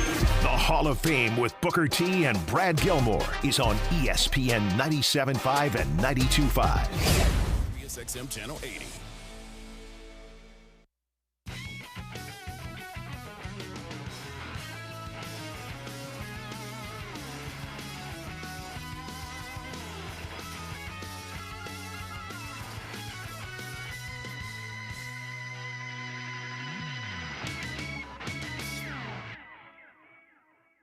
In the mouth. Right here on the Rich Eisen Show, 844-204-RICH, number to dial. David in Richmond, we We were just talking to him about the Miami Dolphins and what they're doing. I don't know. There's an hour and 15 minutes left. Would you flip a one for Jalen Waddle? If I'm the Pittsburgh Steelers, I mean, next year's draft, you do want to have a first-round pick when your fans are all there. It's exciting. But the bottom line is, you're going to draft somebody like Jalen Waddle, as young as him? Yeah, probably not. But is that all it is? Is it less? Or you're basically saying, to hell with you, first-round pick. You know, it was a third for Jalen Phillips. He plays a premium position. You know, some of these other receivers, there's a fourth and a fifth for Shaheed, and a fourth and a sixth, right, for Jacoby Myers. I mean, Jalen Waddle's great, but a first overall pick, I understand that Steelers might want to stand firm on that. And, you know, they're like I said, you can get a player now to win now. I'm taking it. Yeah. I'm taking it. The Rams effed all the picks, and guess what? They win a championship, and guess what? A couple years later, they start drafting really well. Remember, they effed all the picks? Take a look at all the kids in the 2022 and 2023 draft. You know, when everybody thought, you season ticket holders at SoFi thought that you were getting a letter, please be patient with us. Oh, yeah, that's right. While we reload, and instead all they've done is just win football games. So after picks, put the trophy in the case and figure it out and kick the can down the road. That's what I would do. I would also hire Les Snead. That helps. Garrett in Houston, Texas. You're here on the Rich Eisen Show. What's up, Garrett? Hey, Rich. Evening or afternoon. This is mainly a reaction just for the ESPN power rankings for the Steelers. All right. We only moved up one, and we beat the Colts, the number one offense. And I find that to be surprising. I feel like we should be number 5, especially with how well we played. I mean, 3 forced fumbles, 3 interceptions. Ooh, firing on all cylinders. TJ Watt starts it off with that forced fumble. Love it. All right, two questions for you, Garrett. Firstly, do you want me to get you a name? Somebody at ESPN? You need a name? Yeah. You want a name? Yeah. Because, wait till you hear my power rankings tomorrow. I'll tell you right now. I was contemplating the name drop. Well, then I'll just tell you right now, my power rankings are tomorrow. I do not plan putting the Steelers top 5. You really think they are a top 5 team in the National Football League, which means they are in the realm with, obviously they could play with the Colts, who are atop my power rankings as the AFC best. You think that they can play in the pen with anybody in the NFC West right now? You think they could do that? Yeah. Okay. Mm-hmm. Okay. Got the grit and the resilience. NFC North, you're going to see it. Pitch perfect, yeah. Hey, listen, Rodgers is playing way better than he did as a Jet. He is turning back the clock with his physical abilities, that is for sure. And neck up, there's nobody better than him, maybe all time. I just need to see it more consistently before I put him top 5. It's just that simple. Thank you for the goal, Garrett. Was that Miles? Is that the Garrett? Get into the Hyundai Getaway sales event right now and get away with a deal so right it almost feels wrong, because right now you can get a great deal on our most popular models, including our adventure-ready SUVs, the Hyundai Santa Fe and the Hyundai Santa Fe Hybrid. Go all electric. Choose from America's most awarded EV lineup. The breakthrough Ioniq 5 or Ioniq 6 is sitting there right for you at your local Honda dealer. Get down there and get away with an awesome deal. Only during the Hyundai Getaway sales event. Visit HyundaiUSA.com for details. I think the Hyundai Getaway sales event is going so well. I think the Jets general manager just sold a Palisade to somebody. For 2 firsts. Diana's saying that the Jets' asking price is a 3rd-round pick. Nobody willing to pay that right now. For Breece Hall? Yeah, and now there's reports that Breece Hall has informed the Jets he wants to be traded. Oh, yeah, okay. Exactly. At this point, kind of news. With an hour to go. Well, I mean, he's sitting there saying, all right, what I'm going to play out the string here while everybody else auditions for a job that I know I would have. One dog's that way, one dog's that way. What do you want from me? I don't blame him. Come on out. He's hurt his knee more times than I can count. And for him to basically say, oh, yeah, I'll stick around here. Get me out of here. And I'll tell you what, I would oblige him. Because if you want to be in New York with Aaron Glenn, then you stay. But I don't blame him in his position where he's playing for his next contract and he's been hurt so many times. Why is he playing out the string and trying to score points for a team where everybody else is trying out for future jobs in a lost season? Because he's up there on par at the running back spot when he's working it and healthy with Quinnen Williams and Sauce Gardner. He's done more for the Jets this year than Sauce has. Facts. Where else are we going here? Let's go to Jack in Kansas City. Jack? How you doing, Rich? What's going on, Jack? So, Rich, I wanted to ask, what should my Kansas City Chiefs do at the trade deadline, or they shouldn't do anything at all? No. Go get Breece Hall. That wouldn't be a bad one. Go get Breece Hall? Yeah. Yeah, I was thinking Breece Hall or Jermaine Johnson. We need some help on that D-line. Sure, everybody can use a pass rusher. Oh, yeah, they're both That's not a bad idea. Thanks for the call, Jack. I mean, the Eagles supercharged their running back and their offense at the running back position with Saquon. When you thought, hey, we're making Super Bowls or have a Super Bowl-worthy team with them or without them. And the Niners did that with Christian McCaffrey. Maybe the Chiefs do that with Breece Hall. Well, they've been, rumored for Alvin Kamara seemingly for weeks, but he's not going anywhere. A third for Breece Hall. It's a lot. Why? Why? Again, I don't understand it. Because teams are using Kyle Monangai was a 7th round pick. Right. So get your running back with a 7th round. Just look at Rutgers. Brashard Smith is a 7th round pick that they have. Listen, I just don't know if the Chiefs. Him and those screens and those games that they play, he would crush it. Would be outstanding. I mean, those guys are playing great, Pacheco and Kareem Hunt, but Breece Hall is such an upgrade over those two players. Flip a 3. I'd rather not give up a 3rd round pick. Why? The guy is electric when he is healthy. He threw a touchdown pass. Yeah. By the way, the Bengals, that's another stat. I believe they're the first team on defense to give up touchdown passes in back-to-back games thrown by non-quarterbacks because, DJ Moore did it this week, too. Oh, my gosh almighty. I mean, there's a lot of Velcro opening up today. There is a lot of Velcro opening up today. Hitting refresh. Frank in South Carolina. What's up, Francis? Hey, Frank. You there, Frank? Hey, Rich. What's up? Hey, love the show. Thank you. Guys are great. I'm a Bills fan. I need to know, man, what in God's name are they doing? Are they going to do something today or what? I only got an hour and 8 minutes as of this conversation, Frank. They were sniffing around Jacoby Myers, but that's about all we've heard from Buffalo. I'm thinking to myself, for the draft picks that these teams gave up, the Bills should have been in. We need something to get us over the hump. This everybody eats thing is great, but it's not going to get us where we need to go. I don't know, man. James Cook and Kincaid and Allen, I can get you where you need to go. I love them. How many times have we kept saying, the Bills need to get this guy or that guy as a number 1 wide receiver? And, they had Diggs, didn't work out. Gabe Davis had one of the biggest games in the history of their playoffs. And that's it. You know what I mean? I don't know. I hear you, Frank. Thanks for the call. Hang in there. Everybody's looking to see what everybody's doing. Come on, people are getting people, and it's like, where am I? What a time to be on TV this is awesome. or on ESPN Radio presented by Progressive Insurance. All right. Let's see what happens in the next hour. Come on. I have a feeling we'll lead with it tomorrow before Kurt Warner joins us. I think Derwin James might join us tomorrow. I don't know. We'll find him. He's elusive. He's down the street. He's just down the street. Yeah. I'll stop by on the way home. Will you do that for me, Mikey? Thanks, Mikey. Yeah. Will you pick something up for us?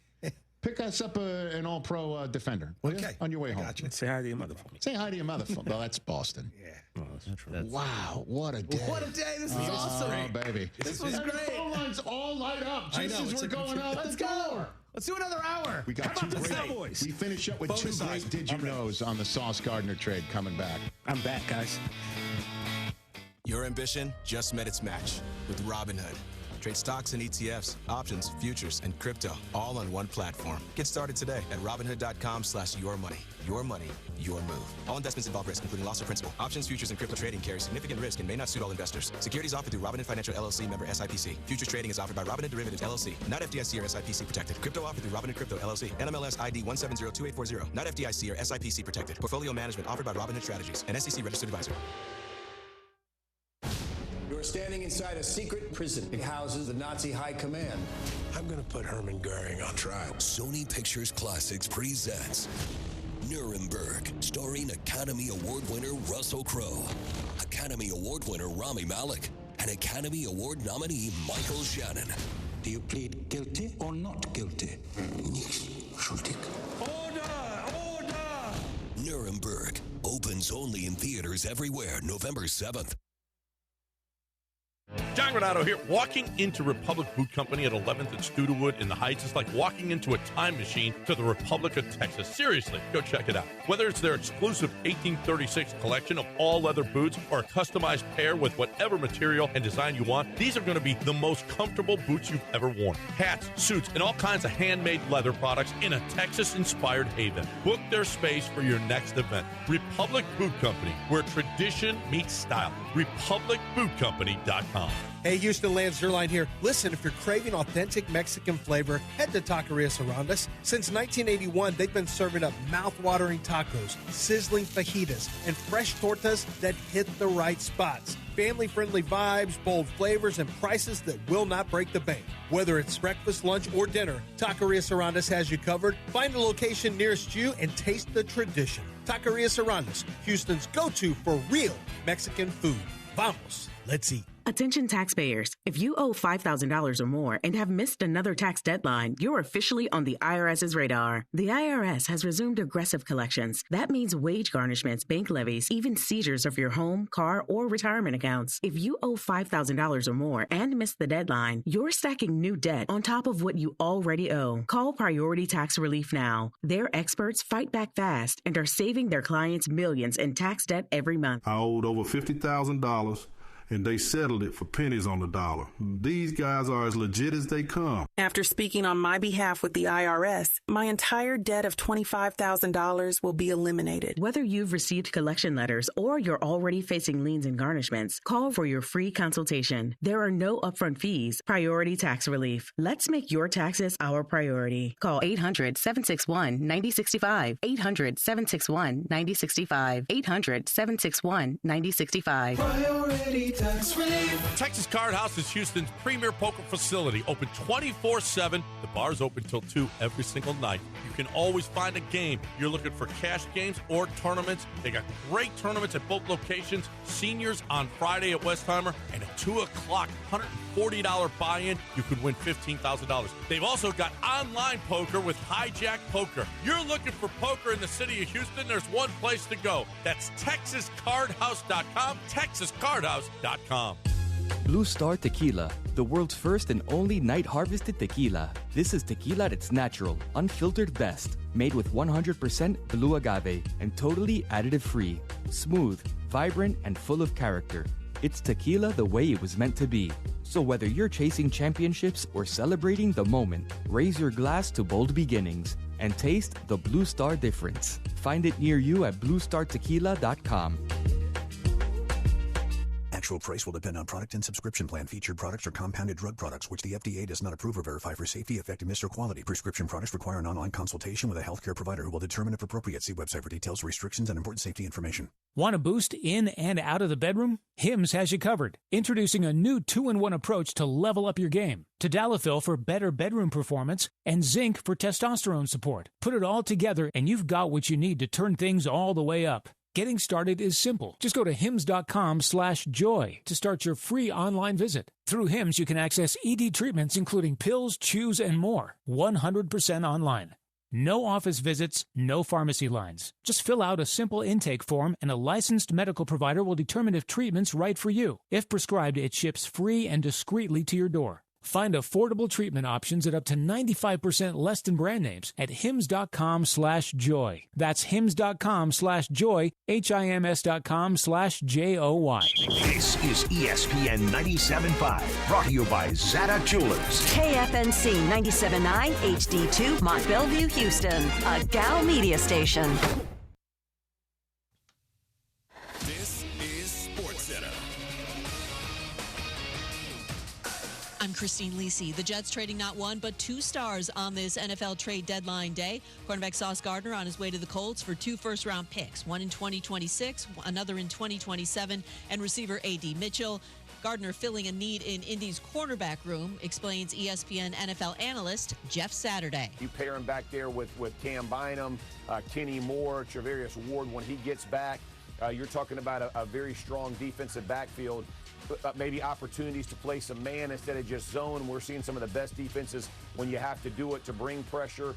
So maybe they're just thinking, hey, look, we got a shot at this thing. The Jets also sending defensive end Quinnen Williams to the Cowboys for a 2026 first-round pick, 2027 first-rounder, and defensive tackle Maisie Smith. Dallas also got linebacker Logan Wilson from the Bengals for a 7th-rounder as it looks to bolster a defense that's among the NFL's worst. Raiders receiver Jacoby Myers got his wish granted.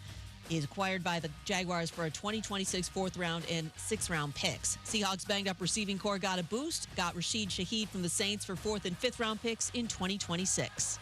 Hey, it's your resident Super Bowl champ, Chris Candy. Coming up Wednesday, the Giants sit at 2-7 for the 3rd straight season. Jackson Dart has looked good, but is it enough to save Brian Daboll's job? It's Unsportsmanlike, 6 a.m. Eastern, right here on ESPN Radio, ESPN2, and ESPNU. From Studio 2 at the worldwide headquarters of ESPN. I'm back. And the HD studio in Atlanta, Georgia. Better than ever. This is Freddie and Harry.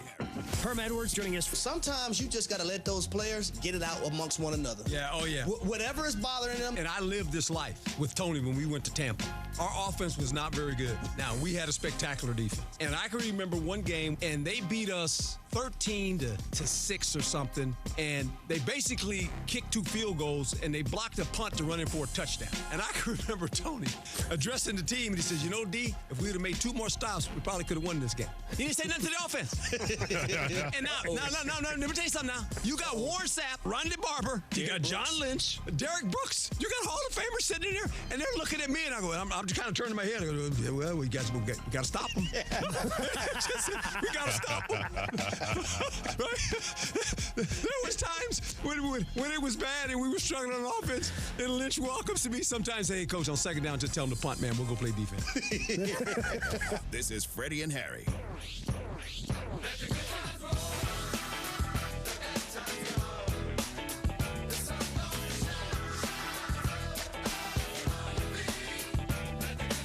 And greetings and salutations, brothers and sisters. Welcome to the best show on your radio. It's the Tuesday Cool known as Freddie and Harry. You know what? We are here. Presented by Progressive Insurance on the ESPN app, Sirius XM Channel 80, as well as tune in and always tell that smart speaker to play ESPN Radio. He is Harry Douglas. I'm Freddie Coleman. I'm glad to see you guys. I'm glad to see HD. I'm glad to see Shannon Penn. E-Dog, Eric Hamden, my man, always one of my main boon coons. Had a fantastic weekend, had a chance to see my beautiful daughter become a wedded woman over the weekend, marrying Oscar, having a chance to be there, my grandson, Hamilton, my mom and dad, and my sister. They came down. My cousin, who was literally grown up with Brianna Jana, brought her boyfriend, Malcolm, down as well. Me and my wife had a fantastic time. I'm glad to see you guys, but it was a blessed weekend when it came to the Coleman and Ramirez family over the weekend. So, Freddie, I want to ask you about that father-daughter dance. Uh-huh.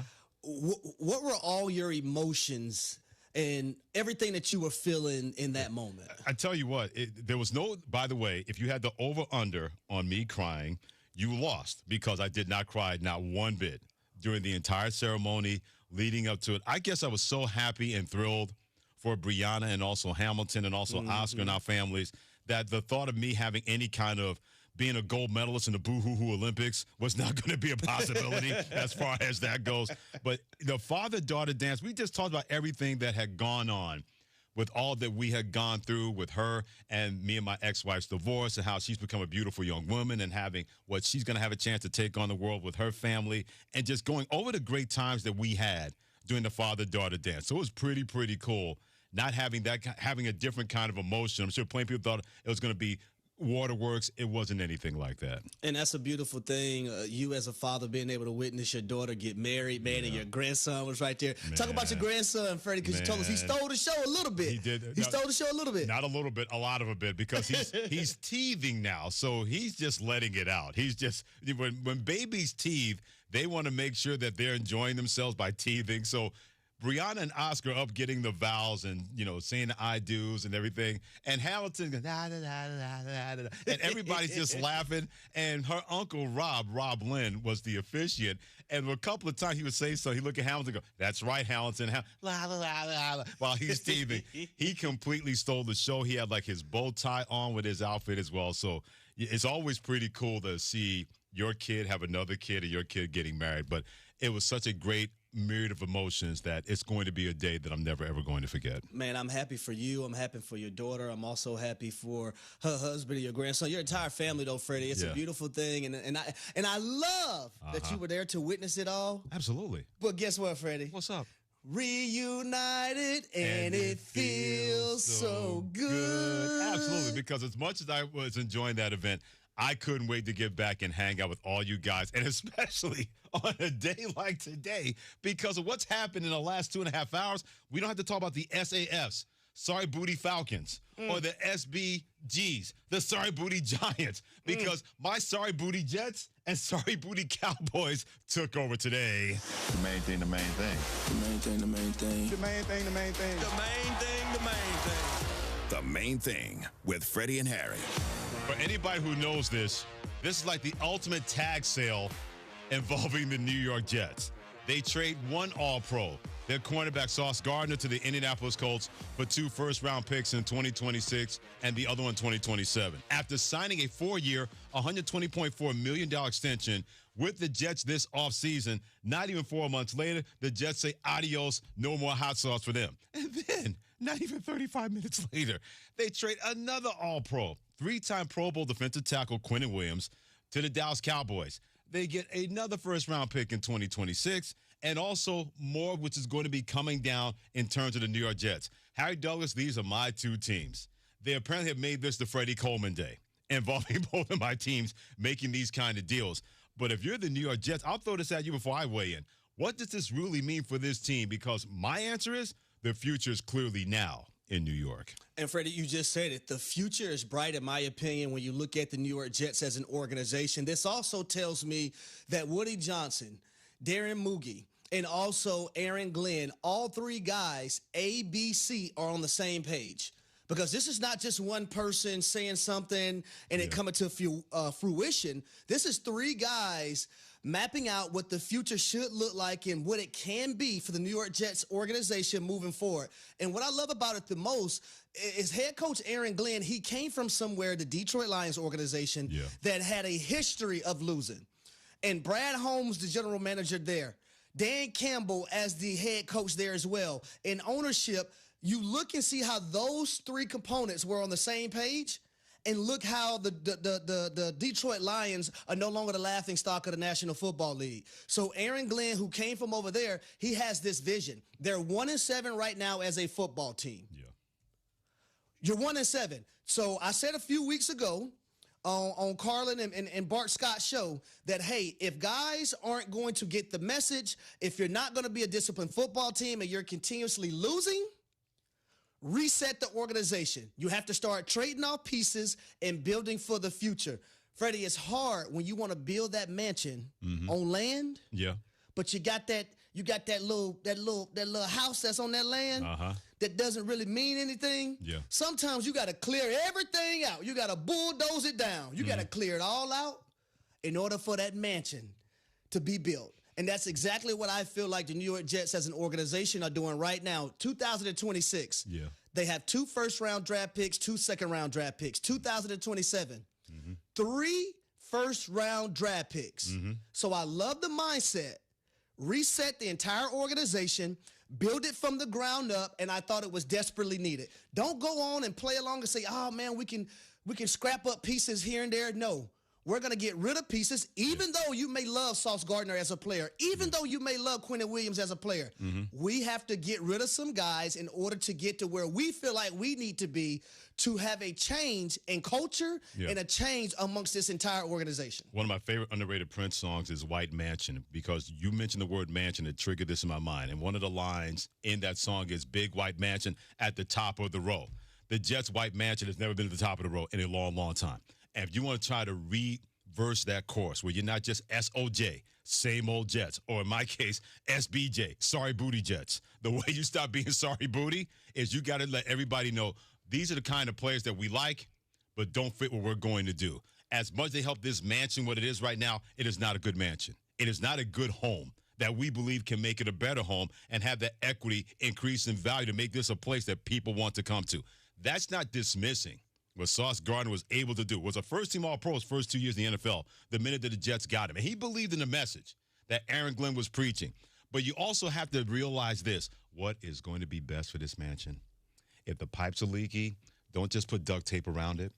If the dog is running around in the backyard where the brown grass is where green grass used to be, don't just say, our fight will be okay. Don't need to have any weed killer. No, you go out there and find things to make sure that what can we do to make this house better? And the best way to do that is not so much the Lions approach, because you're right.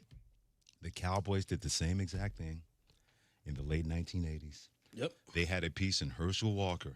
They knew they were going to stink with him. They said, what can we do with our most valuable asset to bring in other assets for the future to become now? And Jimmy Johnson, not Jerry Jones, Jimmy Johnson orchestrated that trade where people said, how dare you? You are foolish. This is awful. And he said the minute he made that trade, we were going to stink with him. We're going to stink without him. But we're not going to continue to stink and have our future be affected. And they got all those draft picks, and they hit on a lot of those guys with those draft picks. The Jets are hoping to do the same exact thing because you're right, HD. They have 7 picks in the first 2 rounds in the next 2 drafts. 2026, 2 in the first, 2 in the second. 2027, 1, 2, 3. All of those in the first round. So now if you're the New York Jets, by the way, he's Harry Douglas. I'm Freddie Coleman. It's the Afternoon Cool known as Freddie and Harry, presented by Progressive Insurance on ESPN Radio, the ESPN app, and Sirius XM Channel 80. Now you got to hit on some players. That's right. Because you can have all these gold coins. You can be like the pirate on that old ship. I got my pieces of gold. You better find other pirates so you can go storm the seas and get more gold. You can't do that if you don't hit on players. That's the one thing about the Lions when they decided to do that. They hit on Aiden Hutchinson. They hit on Jahmyr Gibbs. They hit on Jameson Williams. And also, they had a quarterback in Jared Goff, part of a trade, Matthew Stafford, that they could believe in. That's what the Jets don't have. So if you have all these draft picks, all these gold coins, HD, you're exactly right. It's a right blueprint for the future being now. You better hit on some dudes. You better not bring boys to this organization. You better hit on grown men that can make plays for your team if these traits are going to work for the New York Jets. In particular, the type of player that I'm targeting at the collegiate level are guys who had or has won. Like if you are extreme winners at the collegiate level, I'm looking to draft you and put you in a New York Jets uniform. I really am, Freddie, because I want everyone else to have that mindset that you guys have. And something else that I think is sneaky swept under the rug within all these trades in the New York Jets organization, they also get 2 receivers in the trades that they've made. A.D. Mitchell to pair him up with Garrett Wilson, and also John Mechie III to pair him up with A.D. Mitchell and Garrett Wilson as well. So secretly, you got 2 receivers to complement whatever quarterback that you're going to draft, whether that's the 2026 NFL draft or the 2027 NFL draft. We know a quarterback is going to be taken in one of those drafts. We know that for a fact. But you now have 3 wide receivers to be able to get the job done and assist your quarterback and win one-on-one and be key contributors to their pass game moving forward. Sometimes, y'all, you can't sit here and dwell on things that you have right in front of you when you know things should be better. Sure. And sometimes you have to get rid of certain things. You got to sacrifice a little to gain a lot, and I believe that's exactly what the New York Jets organization, what they're doing right now, Freddie. As Stephen Colbert likes to say, meanwhile, in Indianapolis, what does this really mean bringing in a Sauce Gardner? To a defense that's pretty good, but now you got a corner because in a loaded AFC, you're going to come up against dudes at the wide receiver position no matter who you play, whether it's the Buffalo Bills, whether it's the Kansas City Chiefs, the Los Angeles Chargers, even in your own division. when you look at the Jacksonville Jaguars, because they have a guy in Brian Thomas Jr., they got a wide receiver today, Jacoby Myers. That's going to help him. So you need to bring in somebody you believe on the back end could help your football team. But if you're the Colts, all of a sudden you're telling everybody, yeah, we're in it to win it now. Hey, Daniel Jones, woohoo! If you don't like the pressure, get used to it, because we believe in you. The Colts don't make this trade to help out the defense if they believe the offense wasn't right. And I know people are going to say, well, what happened on Sunday versus the Steelers? If it took you that one game to be a Daniel Jones hater to say, look out, then where were you the other 8 games where he played well? Where were you then? You weren't mouth almighty, tongue everlasting when he was doing his thing for the Colts. But you're going to wait for the one game where everybody didn't play well to raise that? You can miss me with that nonsense. But the Colts are letting Daniel Jones know, we believe in you. We believe in the coach that's coaching Shane Steichen. Don't make us wrong. Don't make us do wrong here, because we brought a guy in the defense that is a stud when he is right, and Sauce Gardner can be right. They're expecting that Daniel Jones and that offense can continue to do the same thing. That was a message that the Colts sent. Not just, hey, we're here in the AFC to stay, but, hey, Daniel Jones, this is how much we believe in you. Don't make fools out of us because we believe in you. And I love the aggressiveness from general manager, Chris Ballard. You got to go for the gusto right now. If you feel like you have a team that can contend and compete, especially what your offense has done this season, you look at your defensive players. Shavarius Ward is a chess piece in my opinion, because he's on IR right now, and I don't know if it's an IR to return, designated to return, because we know he had a concussion. But if he does come back, that just adds another piece to the puzzle in their secondary. When you look at Cam Bynum, who they brought in free agency over from the Minnesota Vikings, Kenny Moore has been a stellar nickel and slot corner in this league. Mm-hmm. Now you have a Sauce Gardner, a guy that you feel like can win his one-on-one matchup versus whatever wide receiver that you're going against if you're playing against a top dog that day. This is Chris Ballard saying, hey, y'all, we're going for the gusto. We're not going to sit back. We're not going to be passive. We want to win now. Yeah. We want to host the Lombardi Trophy. Sure. Yeah. We feel like we have all the other components. Let's add another secondary player. They got one in Sauce Gardner, who's been an all-pro, who's one of the best in the league right now. Long arms, can be very aggressive, and I love this move by the Indianapolis Colts. I wonder if the Colts would have made this trade if Jim Irsay was still alive. And here's why I say this. His daughters have shown, when it comes to Carly Irsay-Gordon, Casey Foyt, and Kaylin Jackson, they are not just owners. They are involved. Many people talk about Carly Irsay-Gordon being on the sidelines, listening to the headsets, not making suggestions, but listening, okay, and then asking questions, okay, what about this play? Why do we do this? Why do we do that? And she's not looking to fire people. She wants to continue to have a better understanding of football. You don't make this kind of move if you don't have new ownership in Indianapolis, in my opinion, because these ladies have shown they are football people, not football women. They don't know football more than men, that they're football people. And they've been able to assess and say, okay, what do we need? We need Sauce Gardner? All right, let's go get him. We're not going to sign off on Daniel Jones just yet. We still want to wait and see. They're taking the right approach, like the Minnesota Vikings did last year with Sam Darnold.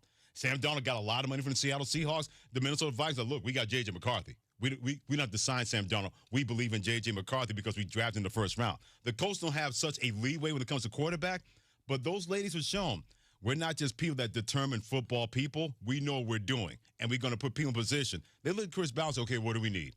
We need a defensive back. Then go get that guy, Sauce Gardner. We'll sign off on that. I wonder if Jim Irsay, God rest his soul, would have done the same thing if he was still in charge and still alive, being the Colts owner. Just put it out there. Guess what? I know who will. Carly Irsay-Gordon. Mm-hmm. She will. She will. And I love the simple fact that she's just not sitting back and being an owner, being hands-on, learning all the ins and outs, knowing the intangibles, knowing things from a defensive mind, offensive mind, knowing, okay, the receiver didn't run the wrong route here because, he doesn't know his play. It's because it was tagged wrong, and it may have been a coach, it may have been the quarterback. All those little things give you a better understanding as an owner. So now when you're in those meetings, a lot of that talk is not foreign to you. You can chime in, you can tell them, well, no, I don't believe this. This is the way it was called. It was not that young man's fault. Why didn't the play come in clear or the correct way? So I tip my hat off to her as well, but also she's about not her business. She's about her business. She's about her business, Freddie. And you know this, being a former professional athlete, you always have to know where your money is going. That's right. You also have to know what your money is doing. That's what they're invested in. They're like, look, we didn't just have this inherited towards us because our dad bequeathed this to all of us. We're going to be football people. We're going to let football people do their jobs, but we're going to know what our money is doing. We're going to know where our organization is going. And they've been trending up all year long until what happened against Pittsburgh. Hey, it happens. I hate to break this news to people, but there's never been a perfect season in terms of team playing a perfect game in the history of the NFL. I hate to break that to you, what you saw Sunday against the Steelers. How dare Daniel Jones, the coach, look like that? Hey, guess what? How did Patrick Mahomes look on Sunday versus the Kansas City Chiefs against Buffalo? Not good. You're not going to be perfect all the time. That doesn't mean that you can't build on the good, and you've been able to do with the Indianapolis Colts. To me, that's what this trade means. Hey, Daniel Jones, we believe in you, but we also believe what we're doing here is the right way to go about things to make sure that we're not just an also-ran or a wait and see. They believe they are here to compete and win in the AFC in Indianapolis. But it also tells me, though, Freddie, as an organization, when you move correctly and make the right decisions, how things can turn around. Because I do believe General Manager Chris Ballard and head coach Shane Steichen, both of those guys were on the hot seat coming into the season. Sure. And remember the quarterback controversy, in the competition between Anthony Richardson and Daniel Jones. They made the right decision to go with Daniel Jones when it might not have been popular at the time. And they have the best record in the NFL at 7-2. Now, I know 3 teams don't have the same record, but when you look at who's at the top of the spectrum, it's the Colts. Yes. It's the Colts right now. Yep. And they've done everything to put themselves in that position. And put it this way. If it doesn't work out with Daniel Jones or they don't believe him after the season, they got a quarterback right in their backyard car, Fernando Mendoza, the Indianapolis Hoosiers, number 2 in the country, who won't have to go far. They need a quarterback in the draft next year if Daniel Jones does not work out and be the believing quarterback that he can be this year. But guess what? What? They can't go get him. They gave up their first-round draft pick to the Jets. That's true. But, hey, they can't go get him. Things can happen. You never know. He may fall to them in the second or the third round. That's a great point. And then all of a sudden, hey, I'm not saying. I'm just saying. Say whatever you like to say about the NFL trading deadline. What about this if you're a Colts fan or a Cowboys fan or a Jets fan or whatever fan? Be a part of Freddie and Harry Nation by making sure you are heard in the Dr. Pepper call-in line at 888-SAY-ESPN, 888-729-3776. ESPN Nation presented by Dr. Pepper. It's not college football season or Freddie Day being back without the delicious taste and ice-cold Dr. Pepper. College football, it is a Pepper thing. And I'm going to tell you one NFL player who should be traded today but won't, and it would be a mistake by his team not to do so. That's coming up next on Freddie and Harry and ESPN Radio. But my brother Harry has this word for you from SoFi. And before I say that, welcome back, Freddie Coleman. Now, SoFi is here to help you achieve something once thought impossible, overcoming high-interest credit card debt. With a SoFi personal loan, you can pull off a debt-defying stunt that'll have your finances back on track, folks. You can save big on interest charges by consolidating all of your high-interest credit card debt into one payment with low, fixed rate, no fees required. Yeah, you heard that right. One low, fixed rate, no fees required. You'll even get as soon as same-day funding between $5,000 and $100,000. Now, that's fast. And you can check your rate in just 60 seconds with no impact to your credit score, so it doesn't hurt to test the waters. Do what was once thought nearly impossible with a SoFi personal loan. Defy high-interest debt. Visit SoFi.com/trick to learn more. That's SoFi.com/TRICK. Loans originated by SoFi Bank N.A., member FDIC. Terms and conditions apply. NMLS 696891. Coming up on the Wednesday edition of Unsportsmanlike with Evan Cohen, Chris Canty, and me, Michelle Smallman. The Pats, Steelers, and Broncos all lead their division, just like we expected, right? Not quite, and I'll tell you how we got it all wrong. It's Unsportsmanlike, 6 a.m. Eastern, right here on ESPN Radio, ESPN2, and ESPNU.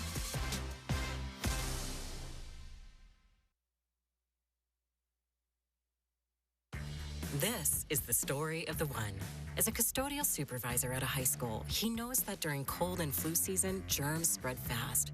It's why he partners with Grainger to stay fully stocked on the products and supplies he needs, from tissues to disinfectants to floor scrubbers. All so that he can help students, staff, and teachers stay healthy and focused. Call 1-800-GRAINGER, click Grainger.com, or just stop by. Grainger, for the ones who get it done. Get in the zone, AutoZone. Charlie's battery is struggling to start. Not ideal before the tailgate, so he goes to AutoZone. Welcome to AutoZone, where a friendly AutoZoner tests his battery for free. Looks like he needs a new one, so he gets a Duralast battery. have fun and stay warm. And he makes it to the tailgate early enough to get his favorite spot. Free battery testing and charging. No hassles, just help. Get in the zone, AutoZone. Restrictions apply. The Rich Hey guys, this is Lisa Zadok from Zadok Jewelers with a hot tip on how to keep your lady happy. Visit the Zadok Bridal Shop, a modern bride's dream. We work with our global network to source GIA-certified ethical diamonds for you at a fair price. Not only do we carry a selection of the finest diamond settings, we also have a full custom design team ready to turn any ring dream into a ring reality. Zadok Jewelers, where Houston gets engaged. You've heard me talking about Two Creeks Crossing Resort. What a beautiful, relaxing place. We took the family when school got out, and we had a fantastic time. We stayed in the treehouse. You know the kids love that. I drove up after I got off work and was there in 90 minutes, which is pretty close to my normal commute. The family took it all in, from exploring their 92-acre property to fishing in the creeks and their catch-and-release pond, which the kids loved. Everybody had a great time, and we can't wait to go back. Book now at twocreekscrossingresort.com. John Granato with Robin Orlando from Houston Powder Coaters. Robin, I'm out there and I'm saying, well, what metal do I need powder coated? We do bicycles, we do wheels, we do bumpers, we do patio furniture, we do antique items such as sewing machine bases. Some people will have light posts in their front yards. Yard art is also a big thing. When you have Round Top with the antique festivals in the spring and the fall, tons of things you can find there that are vintage. Boat parts, anchors. How about gas lamps? It has to be carefully taken apart, but anything that's metal on there and cleaned off, we can definitely do that. Yep. Trailers, we do barbecue pits. Really, if it's metal, give me a call and let's talk about it. You had frogs in one woman's backyard that you did. Yes, it was a frog that represented all 5 of her kids, and then she also had 8 grandkids, and each one had a frog. For all your powder coating needs, there's only one place to go, Houston Powder Coaters. HoustonPowderCoaters.com or 281-676-3888 and ask for Robin. That is me. Hi, I'm Danny Clark, owner of Collectors Firearms. We're celebrating our 50th year in business, and we would like to invite you to come see our 12,000 guns in stock. Don't let the name fool you. We carry all the latest and greatest guns, in addition to the antiques and collectibles. We even have a tank right out front. Have you been putting off cleaning your guns? Bring them to us, and we will give you a basic cleaning free of charge while you wait. Come see us at Westheimer at Voss, CollectorsFirearms.com. That's CollectorsFirearms.com.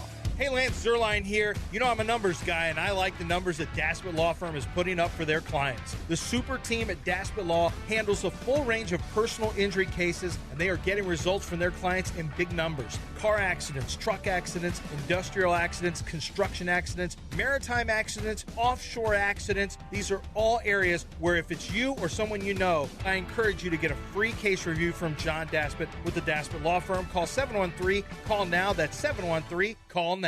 Great workout, huh? Hey, do you want to grab some lunch? I'd love to, but I'm doing one of those detoxes, so I'm only allowed to drink this green stuff all day. Actually, I'm doing a detox too, but I don't have to drink that. Wait, what? What detox are you on? It's called Active Liver, and it's a natural tablet with herbs that support my liver and help me detox daily, all year long. No special diets, no prescription required, no starvation, and no green stuff. I'm feeling amazing, sleeping better, and have so much more energy. And my digestion's never been better. Active Liver, huh? I'm gonna pick some up right now, on our way to lunch. We ask a lot of our liver, so give it the support it deserves with an easy daily detox from Active Liver. Made with natural ingredients like turmeric, milk thistle, and globe artichoke, Active Liver helps cleanse and protect your liver so you feel less bloated and more energized. Find Active Liver online at Amazon, Vitacost.com, or iHerb.com. Or pick it up today at CVS, Meijer Grocery, or ShopRite. When your liver is happy, your body is happy. Enjoy life to the fullest with Active Liver. Chastang Ford is the place to go if you're in the market for a Ford. Their professional staff will provide you with an outstanding truck buying experience. They offer competitive pricing and an extensive selection of new and used Ford vehicles. From the sales staff to the finance team, their knowledgeable and friendly staff are devoted to helping you find the perfect Ford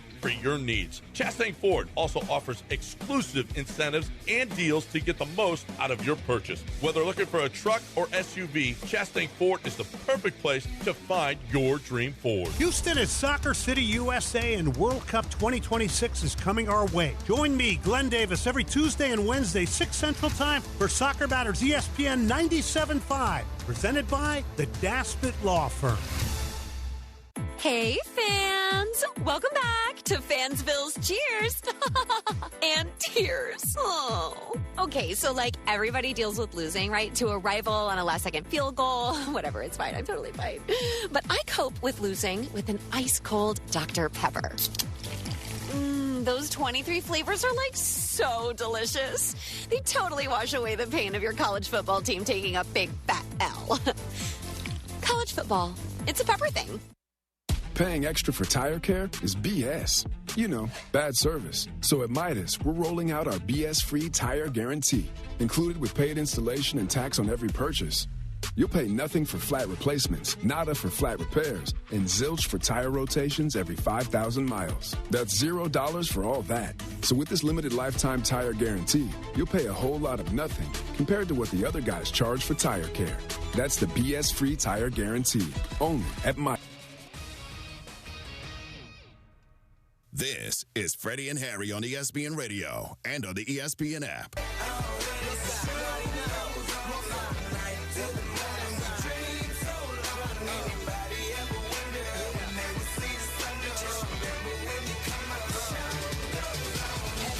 Here's Harry Douglas, Freddie Coleman, your afternoon crew. Freddie and Harry, thank you very much here on Sirius XM Channel 80. As well as tune in. Don't forget to tell that smart speaker. They'll play ESPN Radio. Oh, I can't wait to tell you. There's one player who should be traded today by the NFL trading deadline. It ends in 30 minutes, but he won't, and would be a mistake for that team not to trade that player. But we always like to hear from you. Call Freddie and Harry now. Pick up the phone and start dialing. 1-888-SAY-ESPN. That's 1-888-729-3776. Jets moving pieces all around. They trade Quinnen Williams to the Dallas Cowboys. The Dallas Cowboys get Quinnen Williams for a 2026 second-round pick, a 2027 first-round pick, and defensive tackle Maisie Smith, another former first-rounder. Meanwhile, the New York Jets also traded another Pro Bowl defensive player, Sauce Gardner, on his way to Indianapolis Colts for a first-round pick in 2026 and a first-round pick in 2027. So what say you about the trading deadline that's going to be over in less than 30 minutes? Jay in Orlando, what do you have to say at 888-729-3776? Thanks for taking my call. Long-time listener. I love the show between you and Harry. And Harry, I haven't heard from you in a while with the Falcons. Call. You know, your Falcons haven't heard that call in a while. And I believe you played with one of my long-time college teammates, LeVar Robinson, in Atlanta when you were there. So shout out to him, too. But about the Cowboys, I think they're making some good moves. I think it's a little too late as far as we're on the season. It's probably moves we can build to next year. But your thoughts on what you think the Cowboys' direction should be for the next future first-round picks they have and what direction they should go to build a defense? So this move going to get Quinnen Williams and also a guy like Logan Wilson, who was, a star linebacker for the Cincinnati Bengals. What it tells me is that it's not just a move or moves for 2025, but also for 2026 and beyond.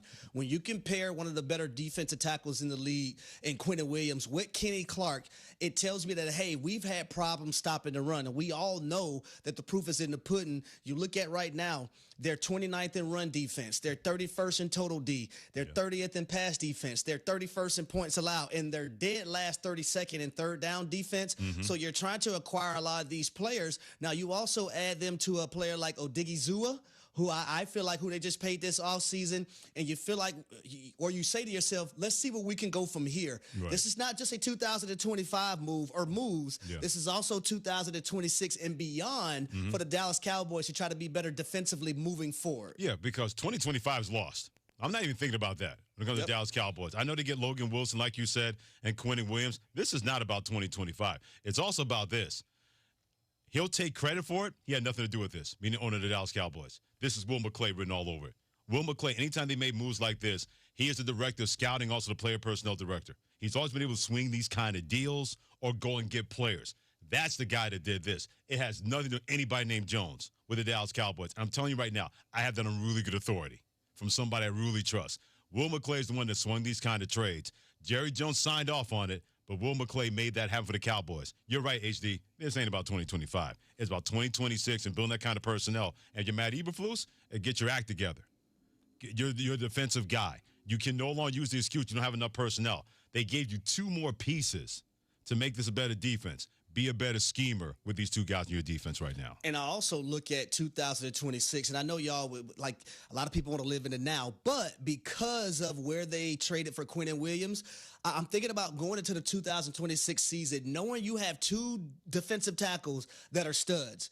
And teams are going to be weary of running the football against you moving forward because you have those two guys. Now, the guys on the edge, Donovan Izaraku, who's your draft pick in the second round from Boston College, who was second in sacking the quarterback last year while he was at the collegiate level, he has to step up more. And whoever's going to be that other defensive end, whether it's Marshawn Nealon, who you drafted 2 years ago, can he take that step? But now you have two guys that can get pressure internally. Absolutely. So you might not have to send blitzes as much if you're Matt Eberflus as a defensive coordinator. And find some cornerbacks, too. They don't got those dudes either.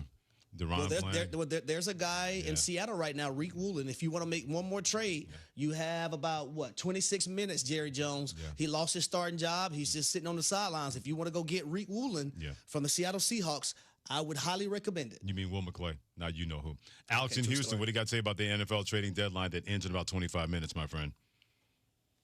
Hey, first of all, love the show. Long-time listener. Thank you, Been listening to Baseman for years. Thank you. Y'all pretty much answered most of my questions about the Cowboys. I feel like it's too little too late. But my question is, what do these two trades do for the chances of the Cowboys being able to re-sign Pickens and Williams, or are those guys walking next year? And I'll hang up and listen. Well, with Pickens, I can see the Cowboys moving on from him. As talented as he is, certain moments like you saw last night, he makes a great route to the outside, makes the catch, and then he places the ball towards the nose of the defender. And then you get a 15-yard penalty, so it's still 1st and 10, but you're 15 yards back inside your own 30-yard line. As talented as he is, sometimes you can't have a body by the gym and a mind by Mattel. And there are too many of those moments involving George Pickens where he has Toys R Us for brains, despite his talent. So that's why a lot of Steelers fans are like, yeah, we saw this. We saw this coming. He's been on the straight and narrow, but there's always that kind of moment here and there where you can say that could cost you the kind of big contract that not just getting that from the Dallas Cowboys, but maybe even potentially getting that from somebody else because your talent's too much to ignore. But all those extra shenanigans, that's not helping a guy like George Pickens. Well, I also feel like, you have so many glaring needs still on the defensive side of the ball. You're not going to be paying two receivers top receiver money, top 7 or 8 receiver money, and then that's taken away from your defense. We see exactly what that has done to the Cincinnati Bengals and how sorry they still are defensively right now currently in the National Football League because they're paying their 2 wide receivers. So I don't think if you're Jerry Jones, you want to follow that model anyway. Yeah. A coach always told me this. Right, you have your number one guy in CeeDee Lamb. You have your tight end Ferguson, who they re-signed this offseason as well. Who's pretty good. You can go find another one. Yes, you can. Right? I just don't believe in paying 2 guys that top almighty dollar when, you can find a receiver in college that's coming out that's big body that can be opposite of CeeDee Lamb and make plays in the middle and down the field as well, too. Yeah, find that guy called anybody from Ohio State.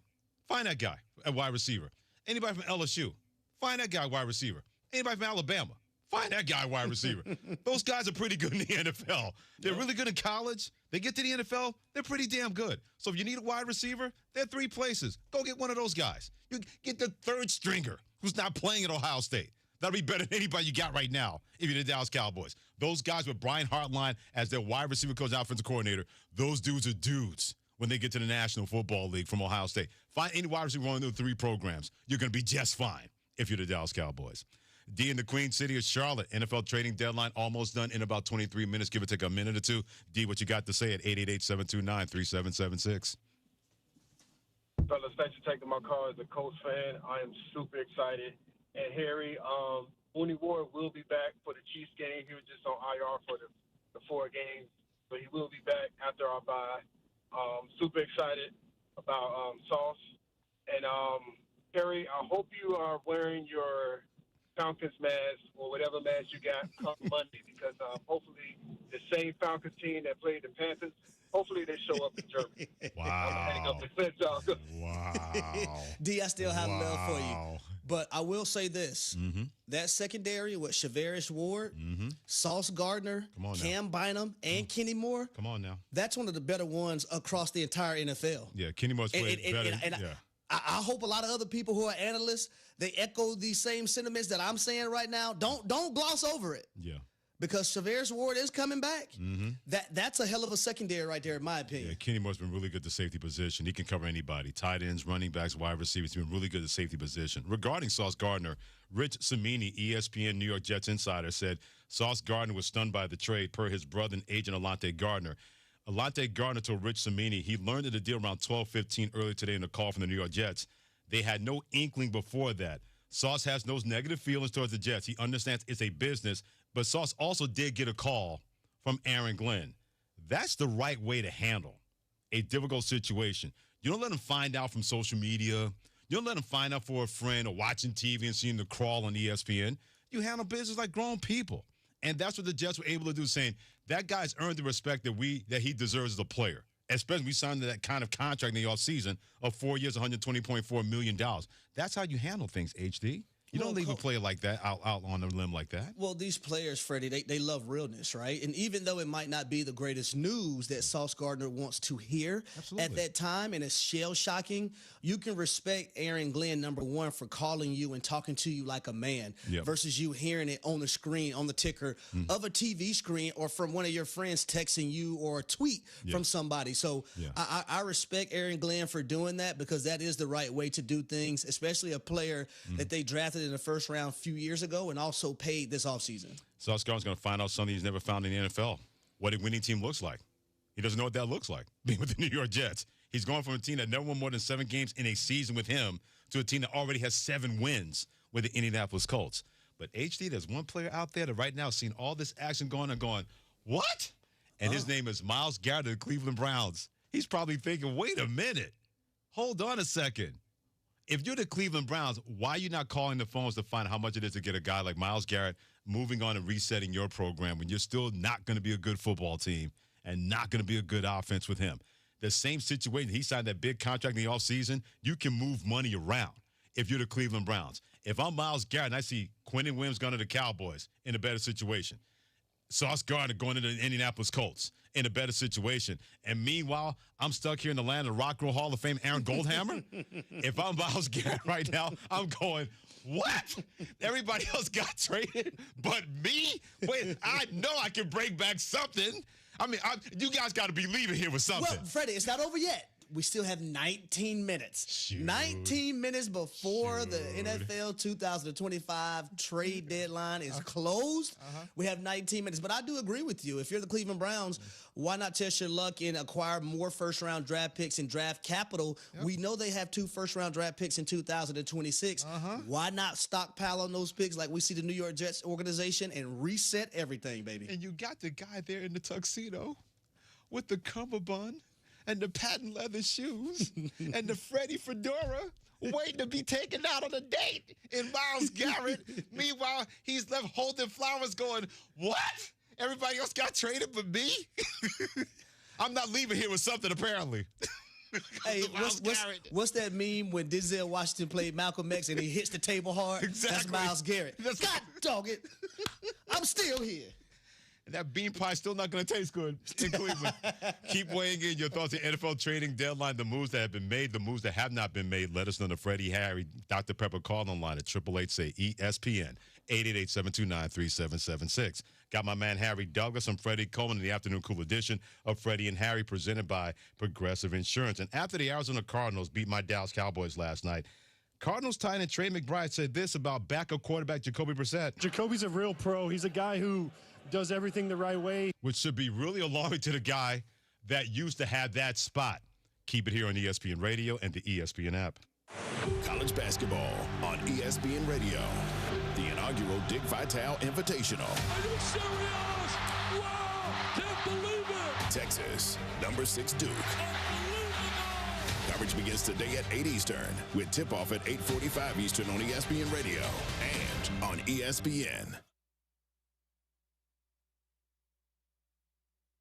Harry Douglas here. Look, being a man doesn't mean skipping self-care. Manscaped makes it easy to feel confident, clean, and ready for anything. Whether you're at work, hitting the gym, traveling for business, or heading for a night out. The Lawnmower Trimmer gives you precision, the Beard Hedger keeps your look tight, and their grooming essentials smell incredible. Manscaped's tools are built to perform, helping you stay sharp, smooth, and feeling your best every single day. Because real confidence starts with a clean cut and the right gear.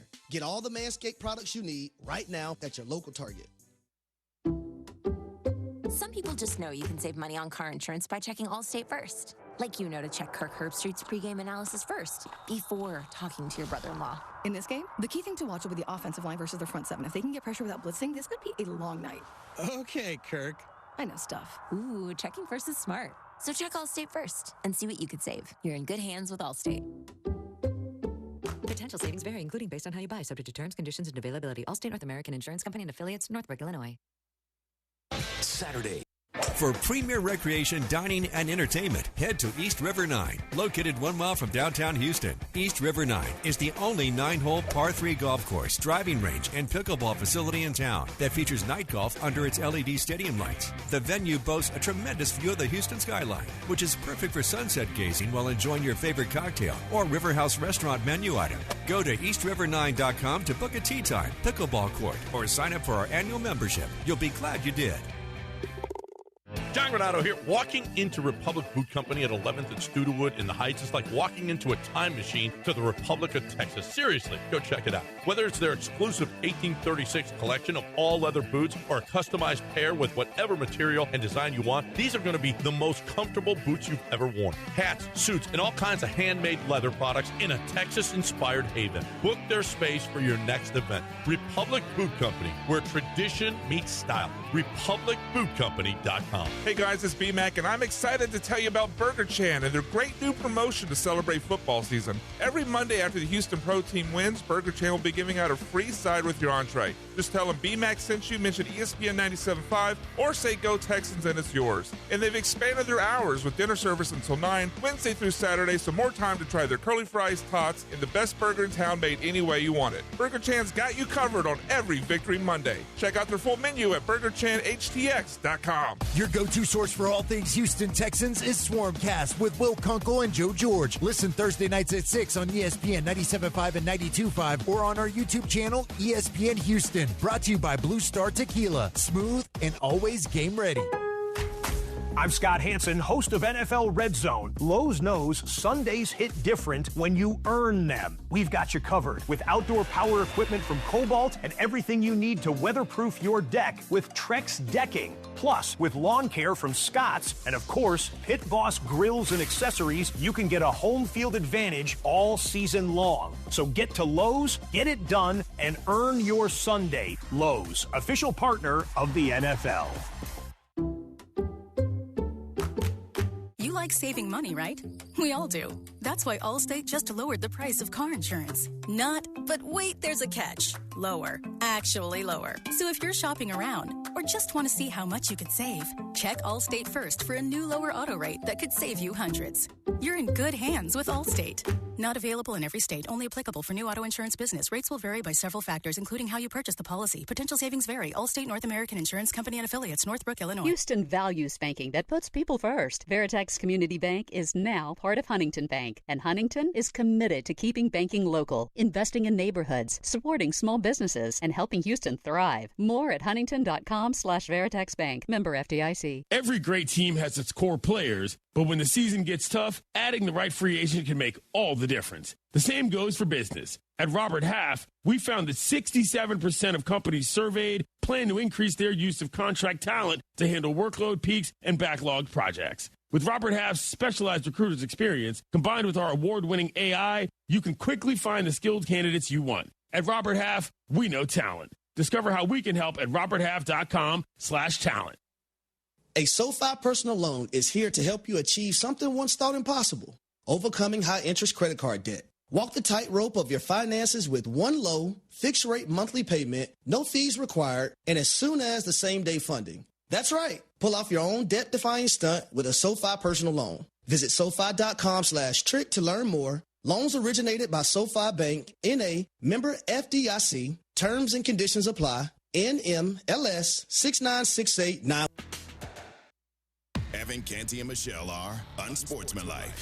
The LA Dodgers are not good for baseball. They are great for baseball. And all of those that are detracting against them, you should be mad at your own team for not spending. It's not the Dodgers' fault that this is what baseball has agreed upon. And just because you spend as a Mets fan, unfortunately, it doesn't necessarily mean you win. You got to spend wisely.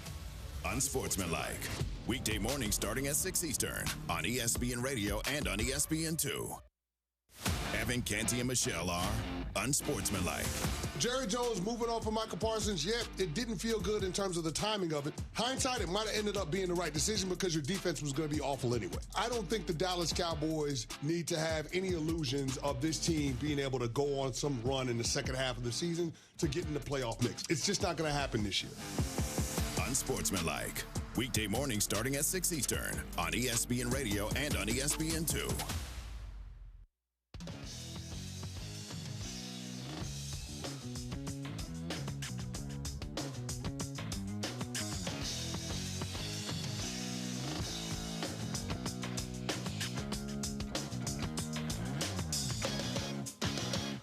This is Freddie and Harry on ESPN Radio and on the ESPN app.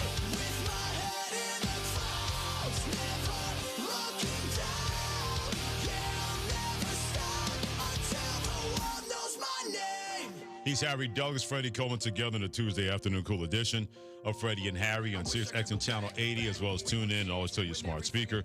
They'll play ESPN Radio. People were surprised the Cowboys lost last night to the Arizona Cardinals. I don't know why.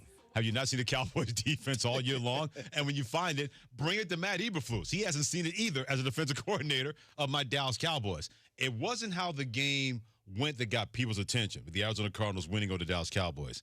It's what was said by the Arizona Cardinals, especially Trey McBride, their tight end, about Jacoby Brissett, backup quarterback. This offense has looked a lot different and a lot better, even though they were 2-5 coming in and 3-5 coming out.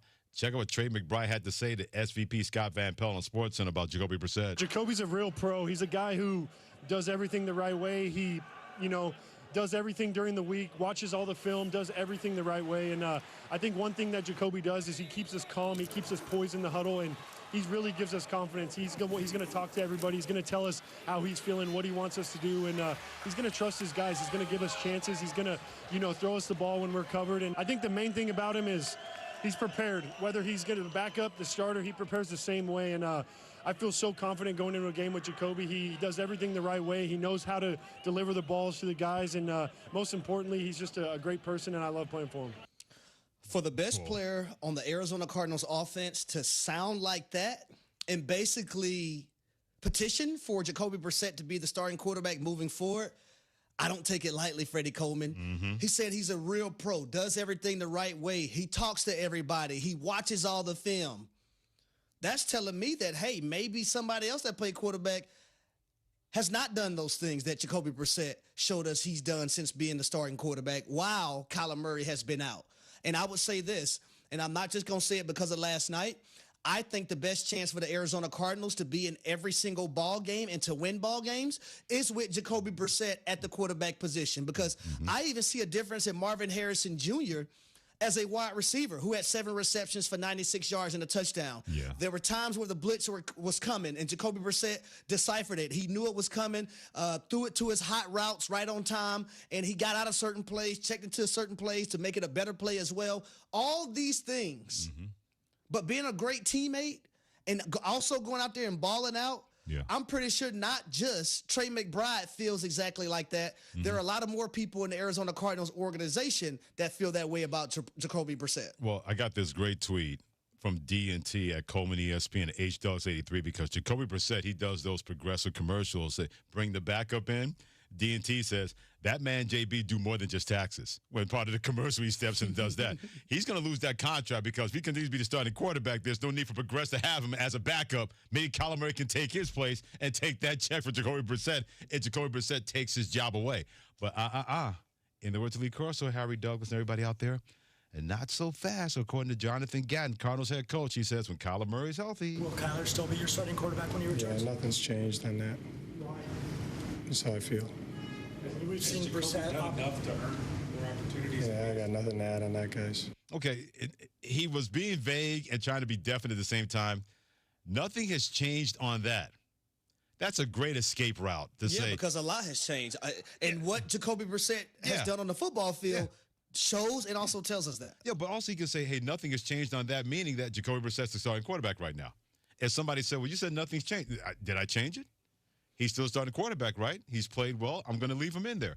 It was really, really well done by Jonathan Gannon. Oh, you sly rascal, you Arizona Cardinals head coach, making sure things are as ambiguous as possible because he knows the temperature of his locker room. He's better know the temperature of his locker room. That team seems to be a lot better. It seems to be a lot freer. Even though they were 2-5 coming in, they could easily have been 7-0. I agree. With the amount of losses they had by 1 point, 2 points. And Jacoby Brissett has stepped in and not just been a bridge quarterback. He has been a better quarterback based on what we've seen than Kyler Murray. And just seeing Kyler Murray last night on the sidelines. Now, normally if a guy is waiting to get back in the lineup, he's engaging with his teammates. His teammates are engaging with him. He's engaged with the coaching staff. He's on the headsets hearing the plays coming in to stay familiar. I didn't see any of that last night, Kyler Murray. I saw a guy looking out into the field thinking, man, in my home state of Texas, this team may be getting away from me. And this is also what happens, HD, when you pay a lot of young quarterbacks early. Kyler Murray, Tua Tagovailoa, Jordan Love, Trevor Lawrence. Not a good amount of return on investment involving the guys I just mentioned. And I'll tell you, Jacoby Brissett balled out last night. And because of that, Brissett and the Cardinals brought that energy last night in their win over the Cowboys. Bring the energy. It's brought to you by 5 Hour Energy. Fuel your day with tasty caffeine, available in store and online at 5hourenergy.com or Amazon. Should they keep him starting quarterback when Kyler Murray gets healthy? Most definitely. Okay. And the locker room may feel some type of way if that's not the case. Jonathan Gannon, you're on the clock. When Kyler's ready, will you and will the Cardinals be the same way? Here's Harry Douglas. I'm Freddie Coleman in the Afternoon Cool, known as Freddie and Harry. What does my daughter's wedding on Saturday have to do with our selection committee on Tuesday? Keep it here on ESPN Radio and the ESPN app.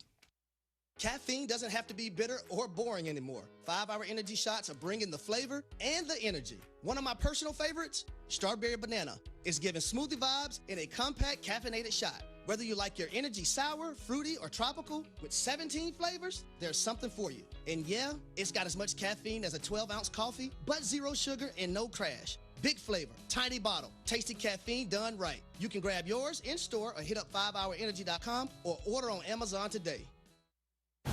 You're standing inside a secret prison. It houses the Nazi high command. I'm going to put Herman Goering on trial. Sony Pictures Classics presents Nuremberg, starring Academy Award winner Russell Crowe, Academy Award winner Rami Malek, and Academy Award nominee Michael Shannon. Do you plead guilty or not guilty? Schuldig.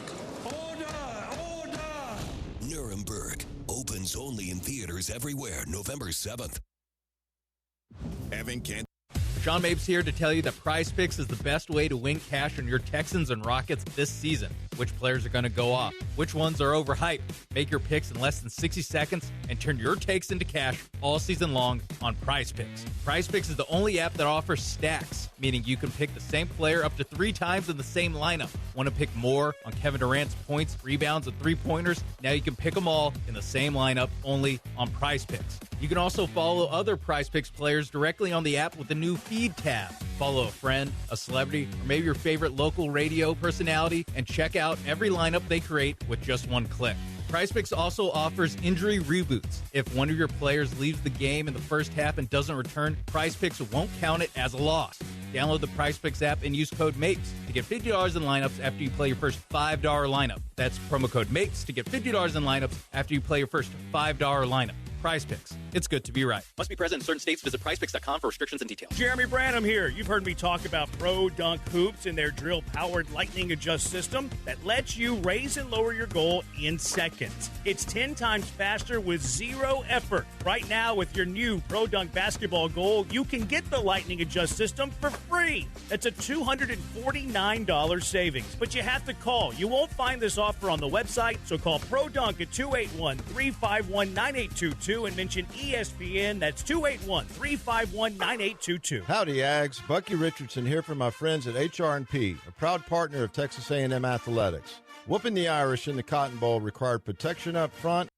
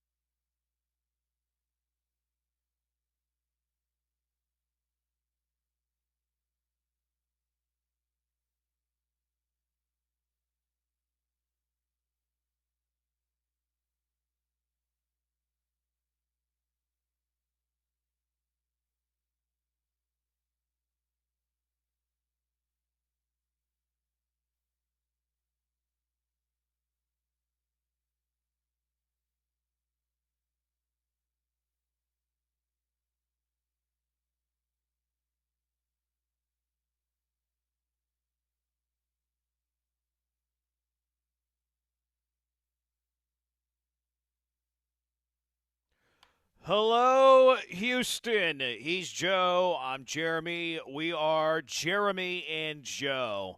Pencils down.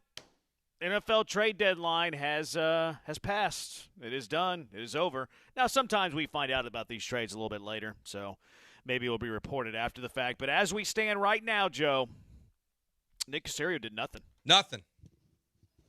Nada. Zilch. Absolutely nothing. Is that accurate? Yeah. Well, at least according to reports, Nick. Doesn't know what a window is. Doesn't know what drafting for need is. And Willin' Dillon, son of a gun, Nick Caserio does nothing at the deadline? That's very unlike him. That's unlike him, Joe.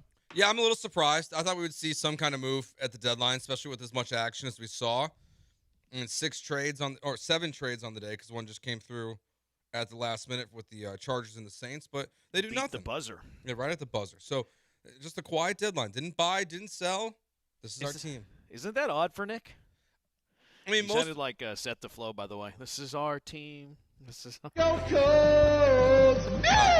These are our Colts. Guys, he's been canceled, so I don't know if we can. He has not been canceled. He had to apologize. That was a week that he had to apologize for saying that he wanted to break Rodgers' back. I agree. So what? No, I mean, Nick mostly makes his moves at the deadline. I mean, on draft day. So I guess we shouldn't be too surprised. But I thought we might see a little action from the Texans today. You're in a weird spot where your season's not totally over. So do you want to try to solve some of your problems to make a playoff push, or do you want to move on from guys and embrace the suck for a little bit? And they said, do neither. You're not legally allowed to say that. Why? Do I have to explain it? No, I guess. You're legally not allowed to say embrace the suck. Why? Because you didn't have the copyright on that. I was on the show. Only 2 people do. I was on the show. You were just running the board. I mean, you were just it doesn't matter. turning knobs and pushing buttons. I was there. I was on the show. I was there.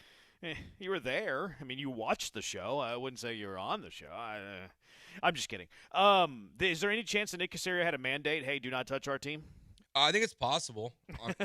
Hey, man, we don't know if you're going to be the GM next year. Let's not trade a bunch of draft capital for guys of which you will not be here to sign contract extensions to going forward. I think everything's on the table for why they did or did not make any moves today. Yeah. Just interesting. We'll get to more of the Texans' perspective of the NFL trade deadline in a minute, but a very action-packed day. 7 trades, I think, breaks a record for the most trades on trade deadline day in the NFL, which used to be a very boring trade deadline, has really picked up the pace over the last several years. Today was insane. Like the star power that you had traded today. If you haven't heard, Sauce Gardner has been traded by the New York Jets to the Indianapolis Colts for not 1, but 2 first-round draft picks and A.D. Mitchell, who was a second-rounder a couple of years ago. They didn't stop there, the Jets, Jets. Jake Asman can't control himself right now. Quinnen Williams has been traded by the Jets to the Dallas Cowboys for their second-rounder in the next draft and then the first-rounder in the 2027 draft. And that first-rounder is a conditional first-rounder, too. They get the best first-rounder between the Cowboys and the Packers. Some other trades, too, that we'll get to. Shaheed was traded to Seattle, which I kind of like under the radar, like low-key like that move. But which of these blockbusters do you want to start with, Joe? Sauce Gardner. Okay, what do you think? Crazy.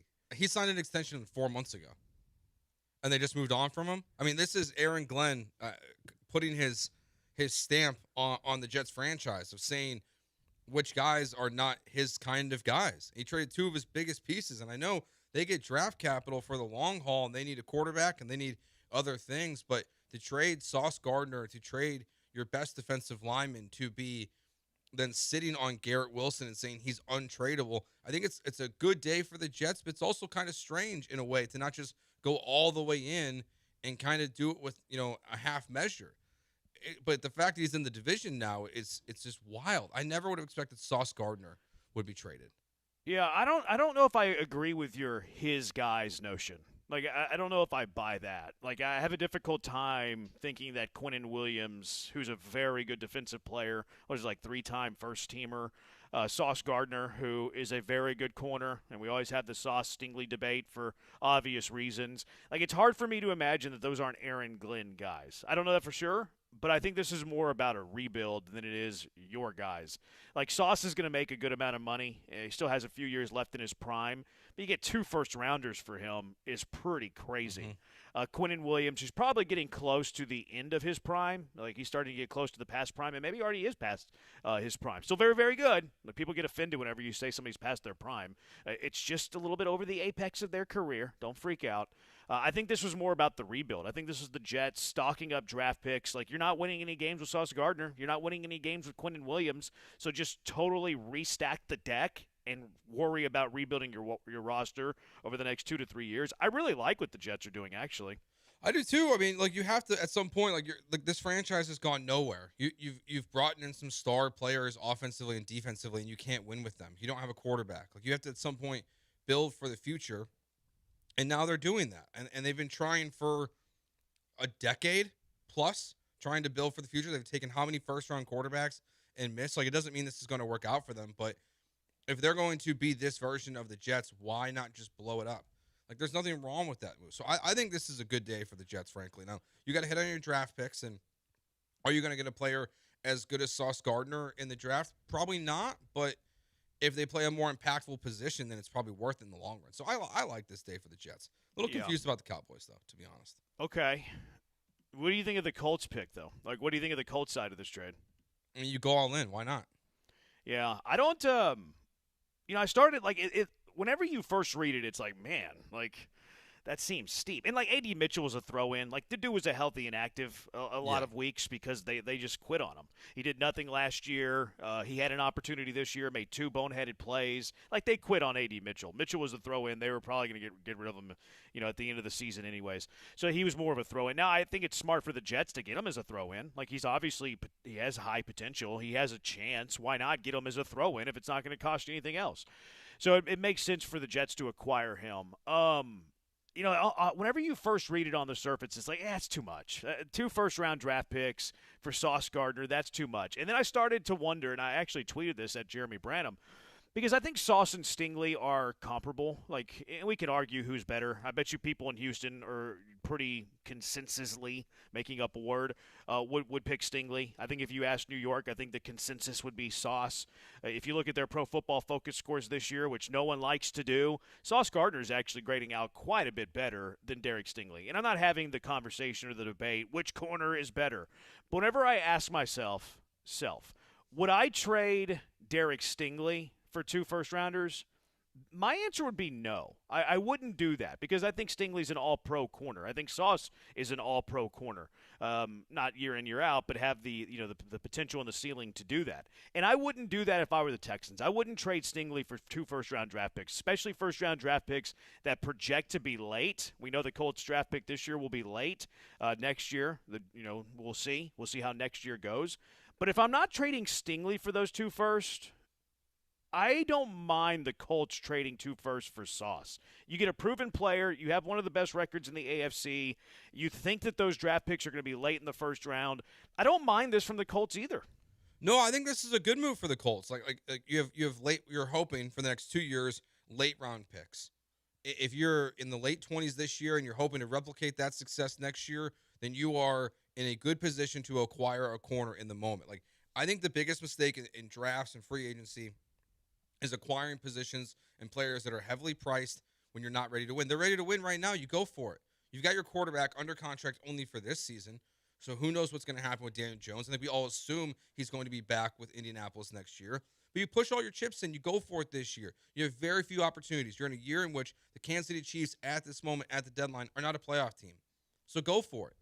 There's nothing wrong with it. It's a heavy price. Yeah, but if you're right about your roster, it's 2 late picks in the 20s. Like, what is it going to hurt you? You're not going to get a player or even 2 players that equal the level of Sauce Gardner. And you throw in A.D. Mitchell, who you're probably right, they're probably going to cut anyways at this point. So this is a totally good move by the Colts. It's aggressive, but I like it.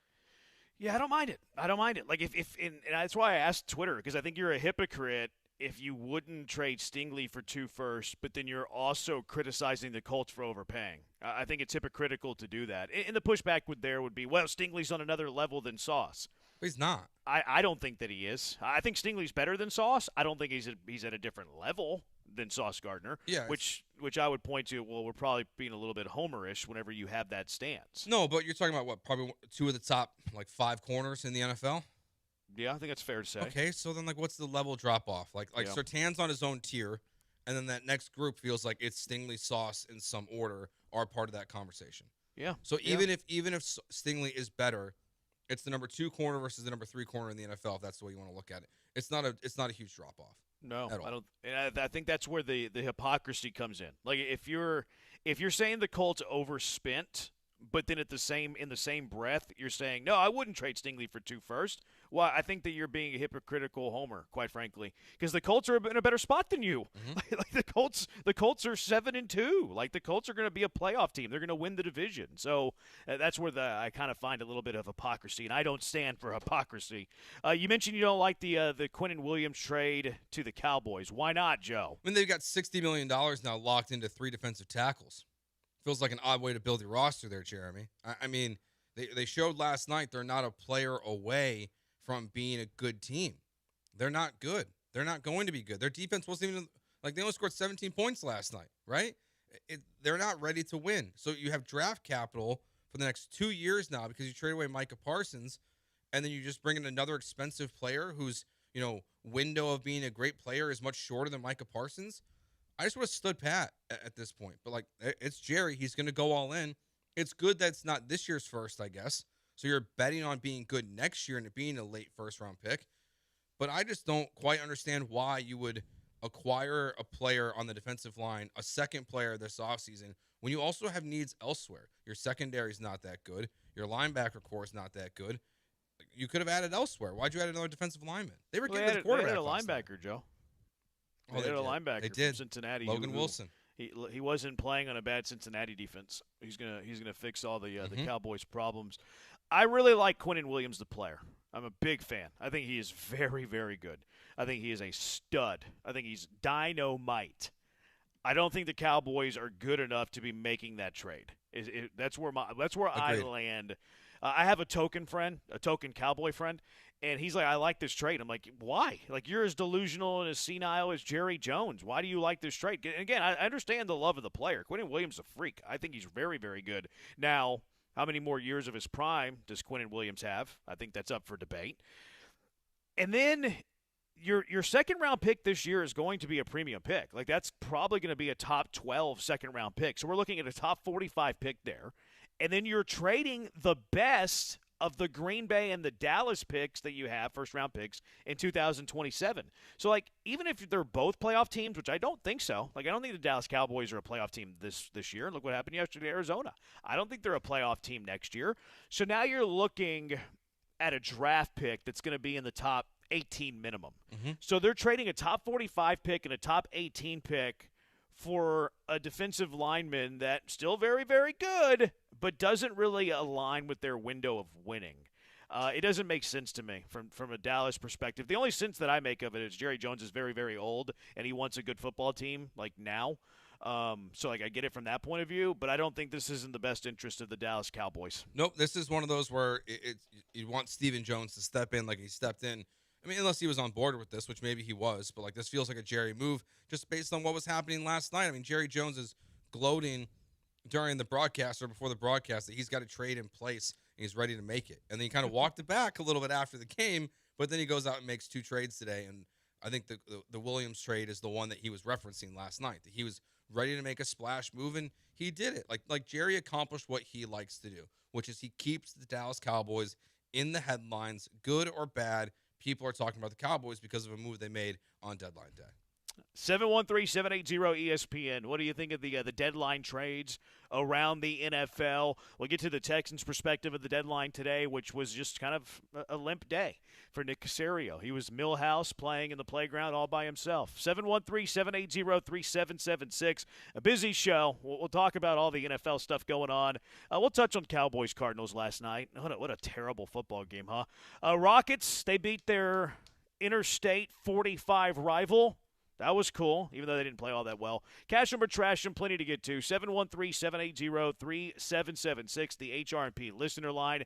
You can watch us on TikTok at ESPN 975. Joe's at Joe George Radio there. I'm at Jeremy J. Branham. You can find us on Twitter at ESPN 975. Joe's at Joe George Radio. Brian's at Sacked by BMAC. I'm at Jeremy Branham. And we're on YouTube, too. You can find us on YouTube at ESPN Houston. Other trades in the NFL, 2 blockbusters. What'd you make of them? 713-780-3776. It's Jeremy and Joe, and it's ESPN 97.5 and ESPN 92.5. You need to get your hands on Higgins Boat Rum. What are you waiting for? Do you like high-quality taste, flavors, spirits? Of course you do. Get your hands on a bottle of Higgins Boat Rum. It's rum anchored in time. It's known as the Texas Bourbon Drinkers Rum. It's why I love it so much. It's bold, it's smooth, and it's even steeped in history. Honors the greatest generation. Perfect on the rocks, perfect on a big rock, perfect neat. It's perfect with your Texas-inspired cocktails and even your classics, too.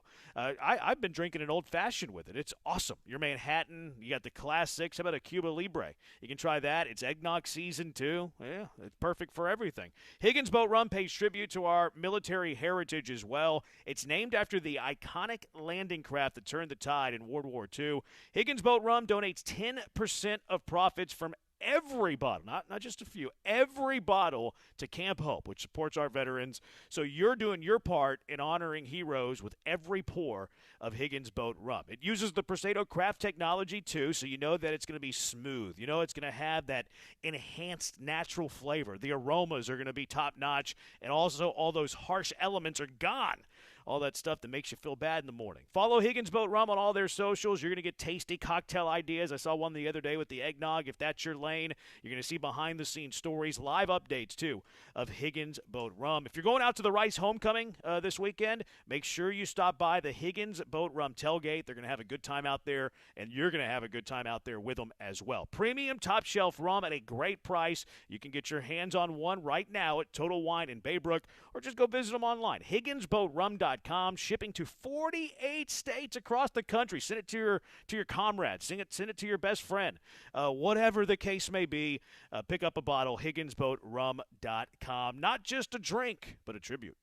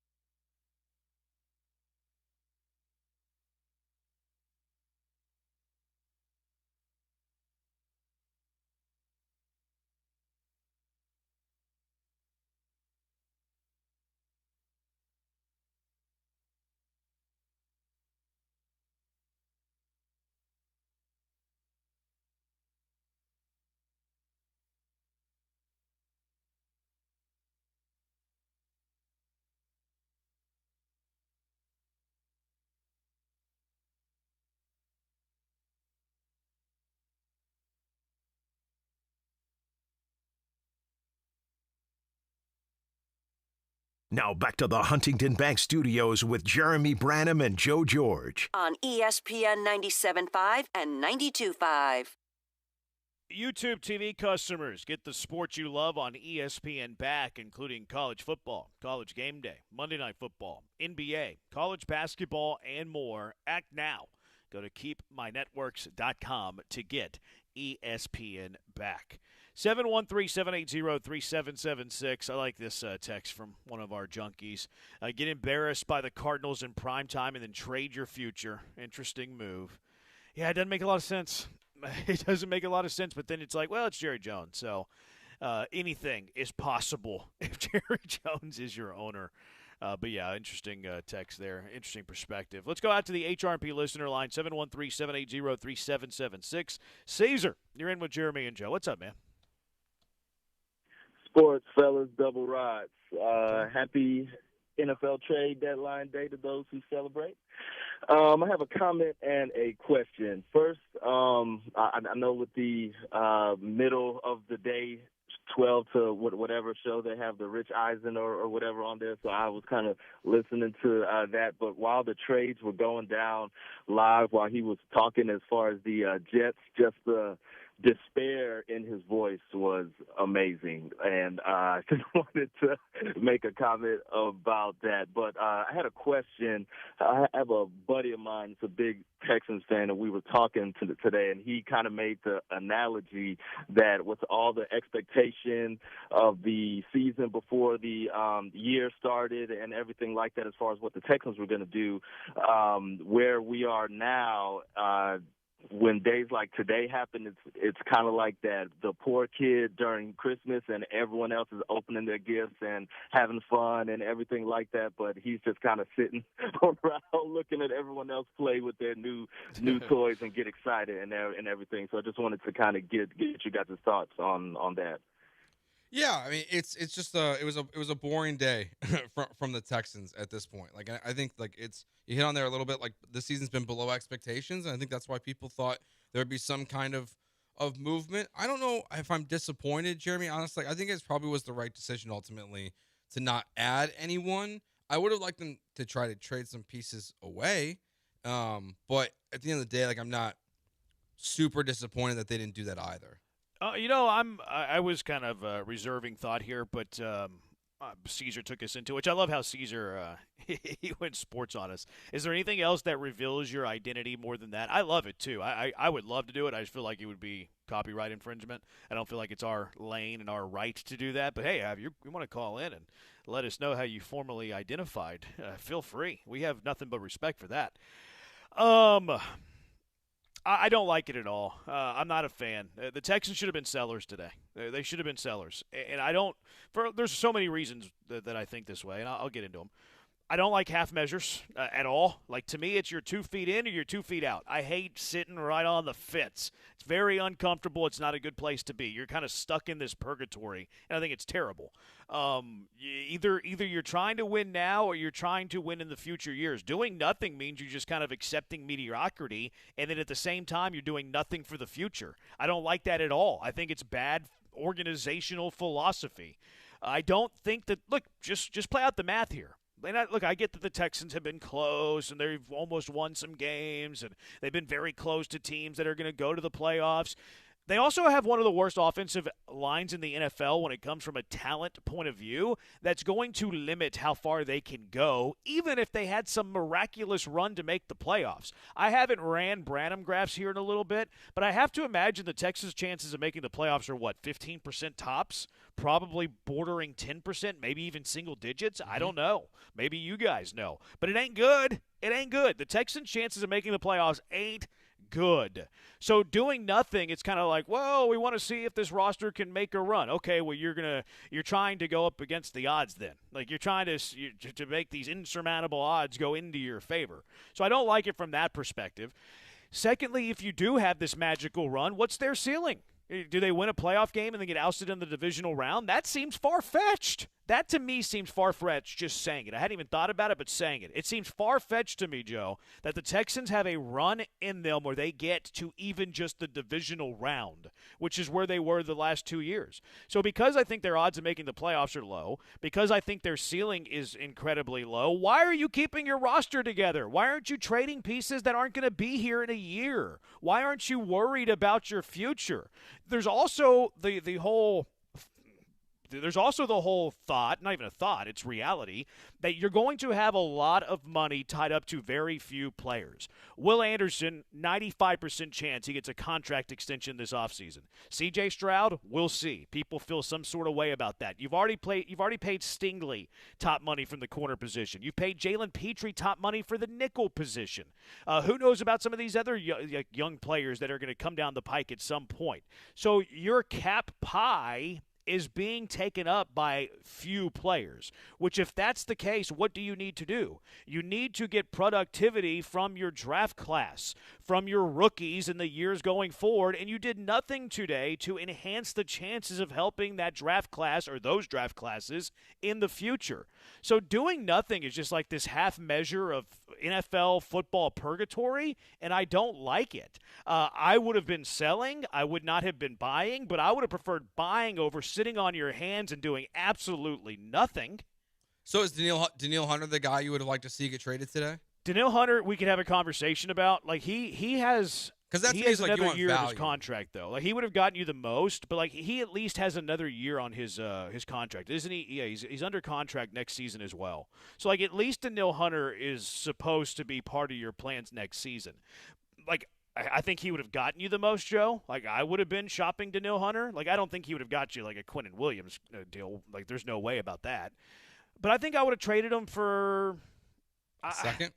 Well, definitely a second. I might have traded him for a third. Like, he's going to be 32 next year, still very, very good. Next year is going to be the last year he's with the Houston Texans. You're paying Will Anderson top defensive end money this year. How much can you afford to pay 2 defensive ends and then also be mindful of the rest of your roster to have a balanced roster? I would have seriously considered a third for Danielle Hunter. But it's not just Danielle Hunter. Like, let's eliminate Danielle Hunter from the conversation. And look, I don't think the Texans have a lot of tradable pieces, but they have some tradable pieces. Like, I think you could have gotten a late-round draft pick for Christian Kirk.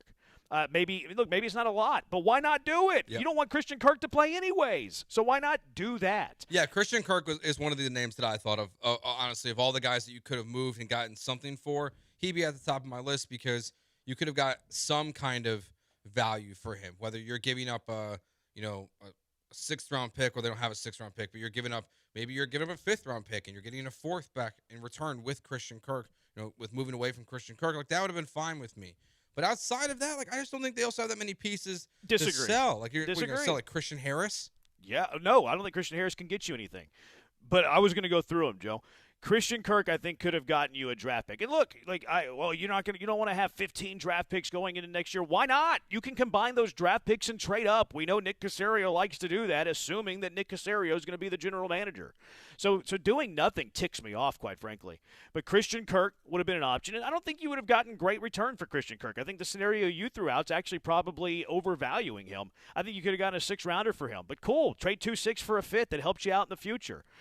Dalton Schultz is in the final year of his contract. Like, Dalton Schultz has had a good season. Do I think you could have gotten a mid-round draft pick for Dalton Schultz? No, probably not. But do I think you could have gotten a 5th or 6th? Yeah, I think you could have for Dalton Schultz. So there's 2 offensive players right off the rip.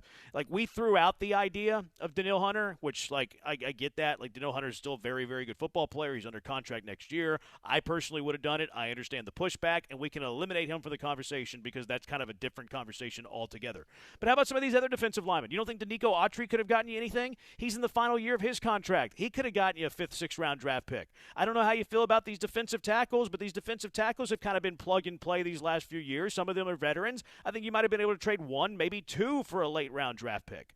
So I just the inactivity to me is worrisome because, A, it's like, well, we're not going to add to a 3-5 football team where our odds of making the playoffs are slim. So, like, okay, that's a thought, and you're telling us that thought that you have based on your actions.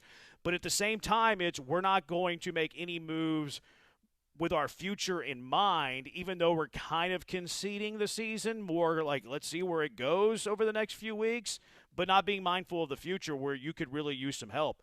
I think it was a bad trade deadline. To me, it was a failure for sure. Yeah, I think I'm with you. Like, I think they should have gone one way or the other. I think sitting on your hands doesn't really make sense. Like even if you can't, like, do I think it's necessary to bring in a bunch of special teams players for good players now? I mean, it'd be nice for sure. It's just I'm shocked at the fact that they just kept the status quo. Because frankly, I would have gone with the bigger names if I was going to sell. Like, I would have tried to move Danielle Hunter. Like if you're going to trade Christian Kirk, like it's kind of like what the Jets are doing, where they're trading their big names, but not all their big names. So if you're going to trade one guy, you might as well trade them all. But doing nothing, to me, like, it just doesn't really make sense. There's no logic behind it. Like, if I would have disagreed with going all in and trying to fix this team immediately, like what Jerry Jones is doing in Dallas. But to do nothing, I don't get it. Like Christian Kirk would have made sense. I didn't think about Dalton Schultz. A name that did not cross my mind in terms of a guy that you could have traded. Who knows if Cade Stover is going to play this year. But to your point, it's not really about the football this year. It's about the long-term future. And they just decided, nope, we're just going to keep it as status quo. Which to me, like, it makes me wonder what they really think about this team. Like, I think back to what D'Amico would tell us all the time at the beginning of the season, that they're close. Like, maybe that's why they're like, we don't want to, in case we're wrong, we don't want to trade away draft capital, but we also don't want to give up on guys because we think we're close. That's what concerns me. Yeah. If they actually think that. they're sacrificing. And look, I understand that the long-term gain of what we just talked about with those draft picks isn't substantial. Like, I understand that. We're talking about 5th, 6th round picks. Like, that's not substantial. I get it. But with the trade-off they're telling you, based on their actions, and they're never going to say this with their words, but I don't care about their words. They're always lying through their teeth anyways. I judge based on action. Action's going to tell you more than what words will ever tell you. Based on their actions today, they are telling you that they are willing to trade off some of their future perspective, not a lot, some of their future prospects for a chance of this team making a run. And I think that's a wrong decision. Yeah. I also like the Danielle Hunter one will be interesting to revisit, I think, in the offseason. Because to me, that's where I would still be looking to move him at some point in the offseason. You didn't have to move him today, but you think about the long-term future of this team and this roster and how it's going to be constructed going forward. Like some of these guys you could move in the offseason, but to the guys, to your point, that are under contract or no longer under contract, like this was your window, and you just passed on it.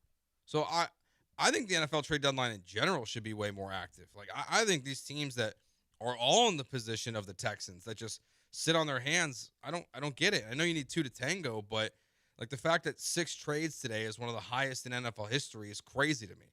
It should look way more like what Major League Baseball looks like. I can't believe in this sport where winning matters so much that you get to the deadline, it's so inactive for whatever reason. It's totally illogical to me. Yeah. No, I don't disagree. That's why I like bravado. I like going 2 feet into whatever you decide is best for your organization. That's why I don't mind the Colts trading 2 firsts for an established all-pro corner. That's why I love what the Jets did. I mean, why hold on to Quinnen Williams? You're losing all the games with him. You're losing all the games with Sauce Gardner. Why not just totally revamp your draft capital going forward? I'm an all-in guy. I'm an all-in whether it's winning. I'm an all-in guy whether it's a rebuild. 2 feet where you are. The whole on the fence stuff annoys me. It's not Casario-like, which is why, just throwing out the little bit of a tinfoil hat there. I wonder if they had the mandate. 713-780-3776. We'll get your thoughts. Texans quiet, idle at the deadline. 713-780-3776. And we'll talk about some of these other trades too. I thought there was one receiver that kind of flew under the radar today that I think can change the outlook of this specific football team. 713-780-3776. Jeremy and Joe, ESPN 97.5, ESPN 92.5. YouTube TV customers, get the sports you love on ESPN back, including college football, college game day, Monday Night Football, NBA, college basketball, and more. Act now. Go to keepmynetworks.com to get ESPN back.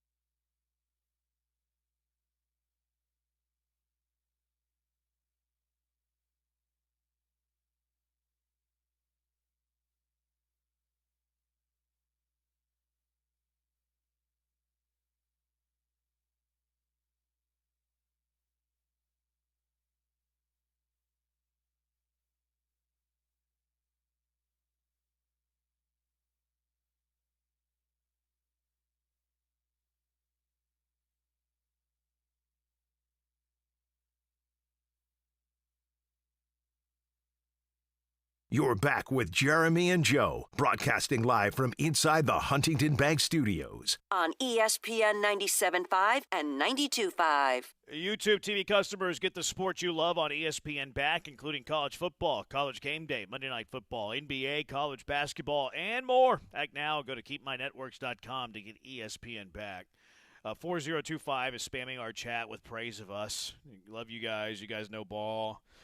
Really learn everything from you guys. Learn something new each day. Keep up the great work. Is that accurate? Don't send us that nice stuff, man.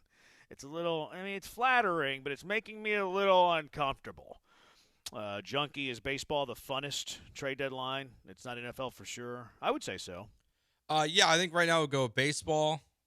I think the NFL is trying not to be in the moment here past the NBA. The NBA has been boring the last couple years. Yeah. We're not really seeing a lot of movement. Like, it's been a long time since we've seen, like, these big splash moves at the NBA. They're always rumored and then never happen. So I think it might go MLB, NFL, NBA right now. I do think the NFL is closing the gap, though. And I think one thing that the NFL has on its side that Major League Baseball and NBA do not have is the fact that it's way more of a national sport. Like, we care about every NFL team. Mm-hmm. We don't care about many Major League Baseball teams outside of Houston.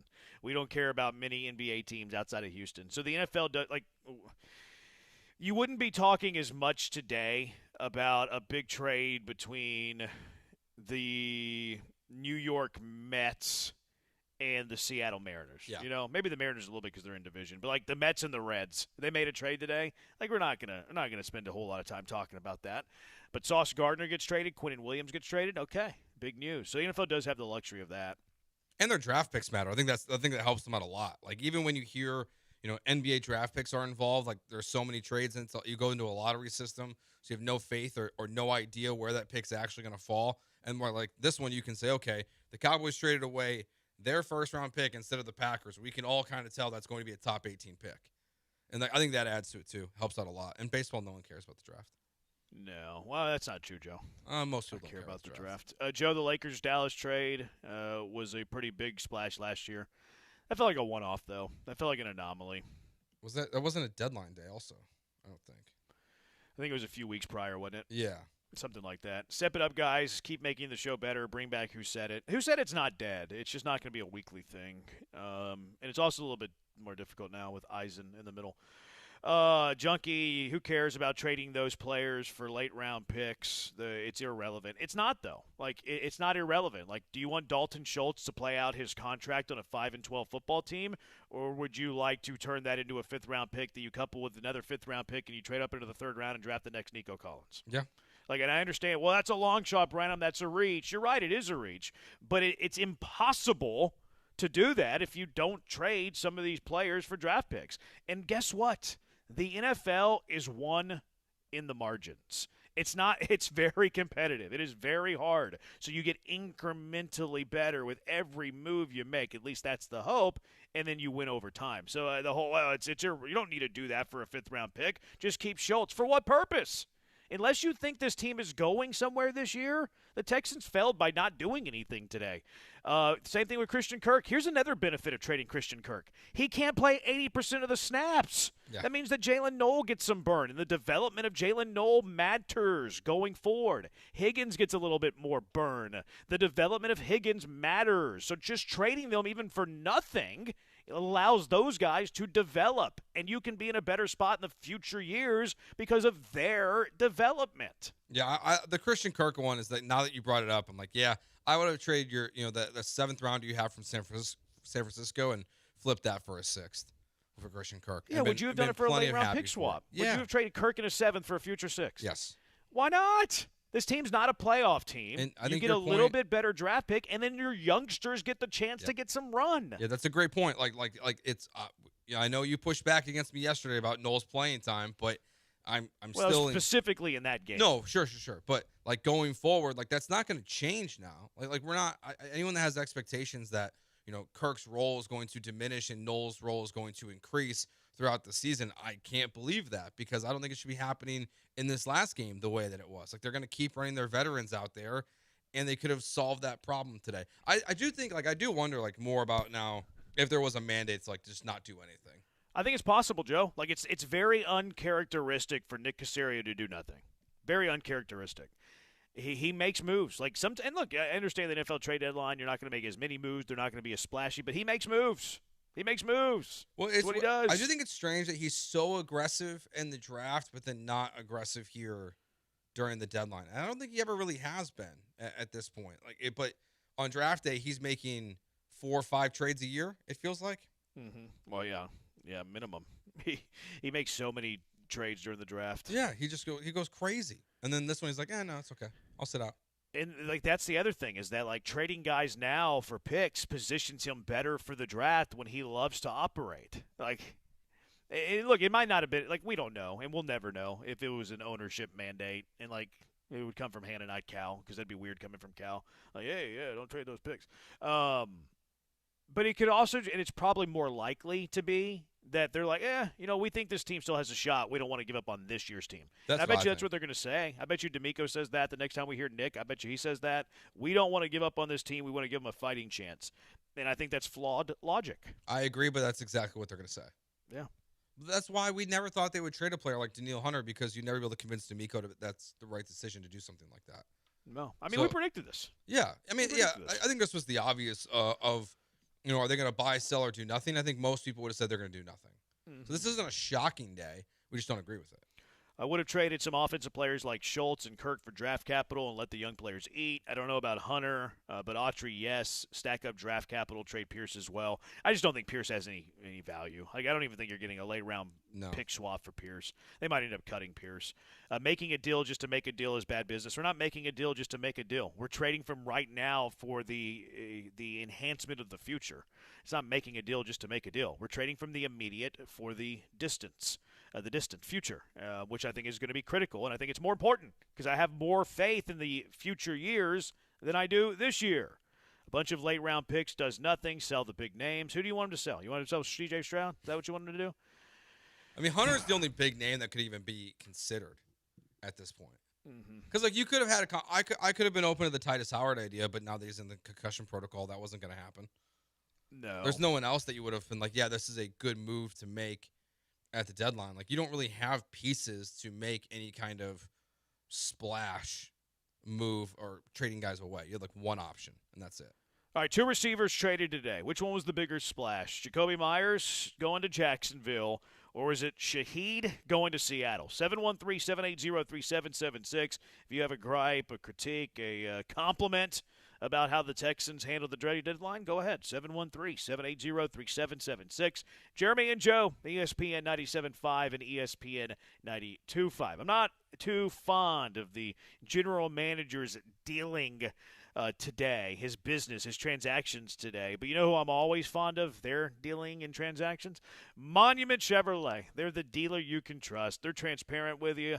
They're not going to hassle you with pricing. They're never on the fence either over there at Monument Chevrolet. They're always 2 feet in. Monument Chevrolet has been serving the Houston area for 5 decades. They've helped generations of families get into new vehicles, pre-owned vehicles. And then you know what happens? These families keep coming back. And then they get their next car at Monument Chevrolet. And then they tell their kids about Monument Chevrolet. And then their grandkids about Monument Chevrolet. Generations of families keep coming back because they simply trust the people at Monument Chevrolet. It's a unique car buying experience.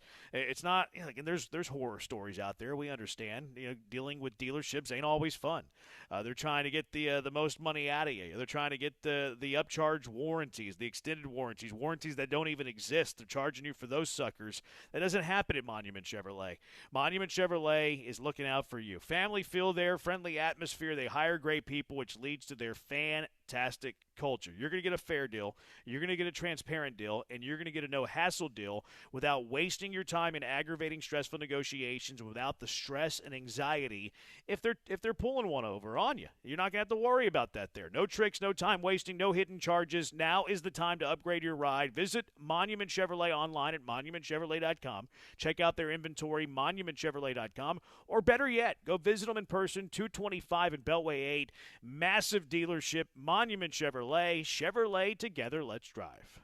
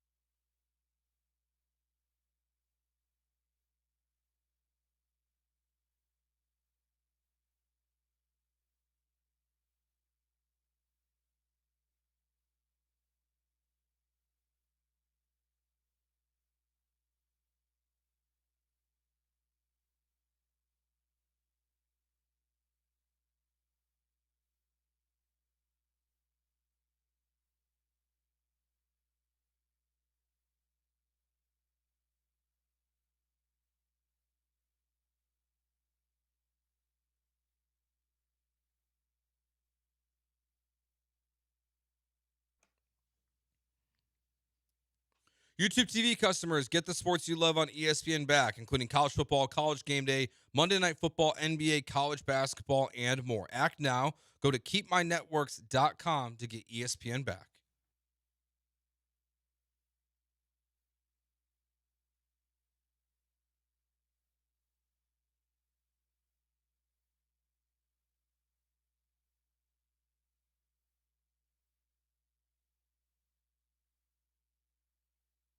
Broadcasting live from the Huntington Bank Studios, it's Jeremy and Joe. On ESPN 97.5 and 92.5.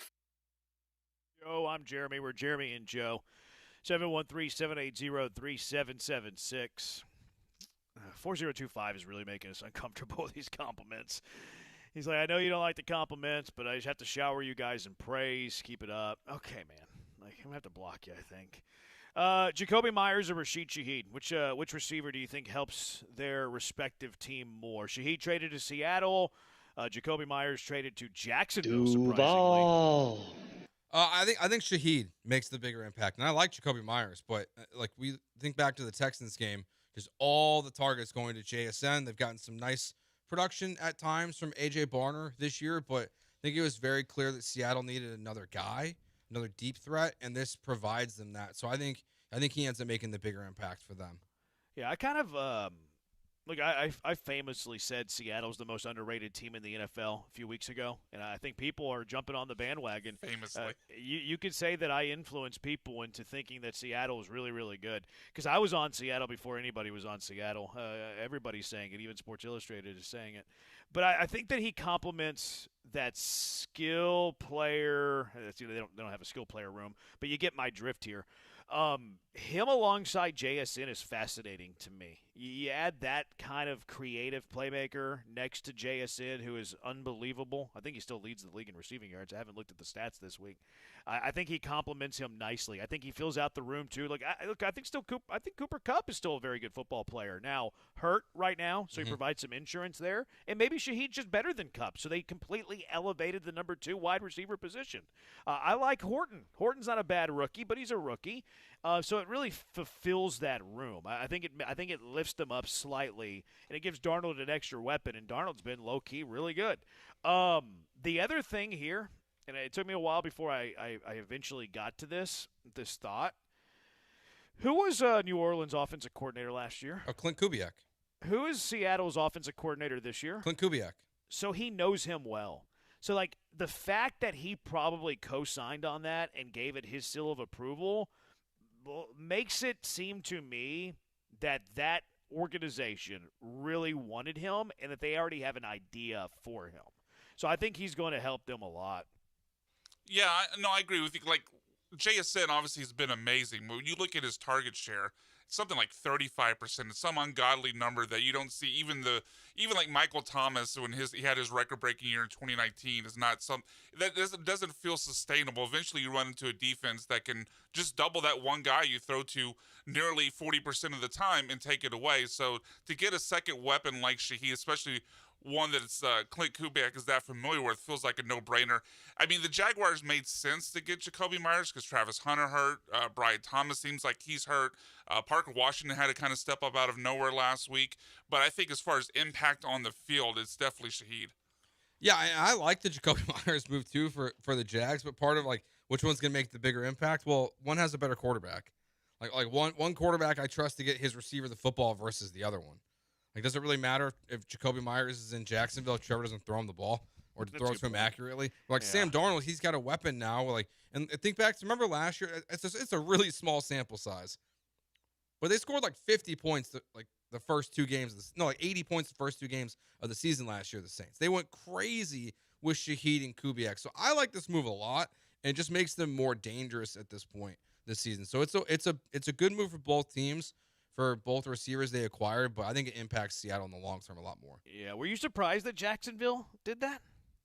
No, I think what Brian pointed out they're so needy for receiver. Yeah, like if Brian Thomas Jr. is hurt, and a lot of people think his wrist is bothering him, and that's leading to these drops. He's got an ankle injury now too. Yeah, you've got Travis Hunter, who they're saying as of right now is only going to be out, the next 3 weeks, but then you have to reevaluate. It's not a season-ending injury like it seemed like it was in the moment because it was non-contact. They need that other guy, and and they're in position to be in the playoffs right now. So it makes sense why they added.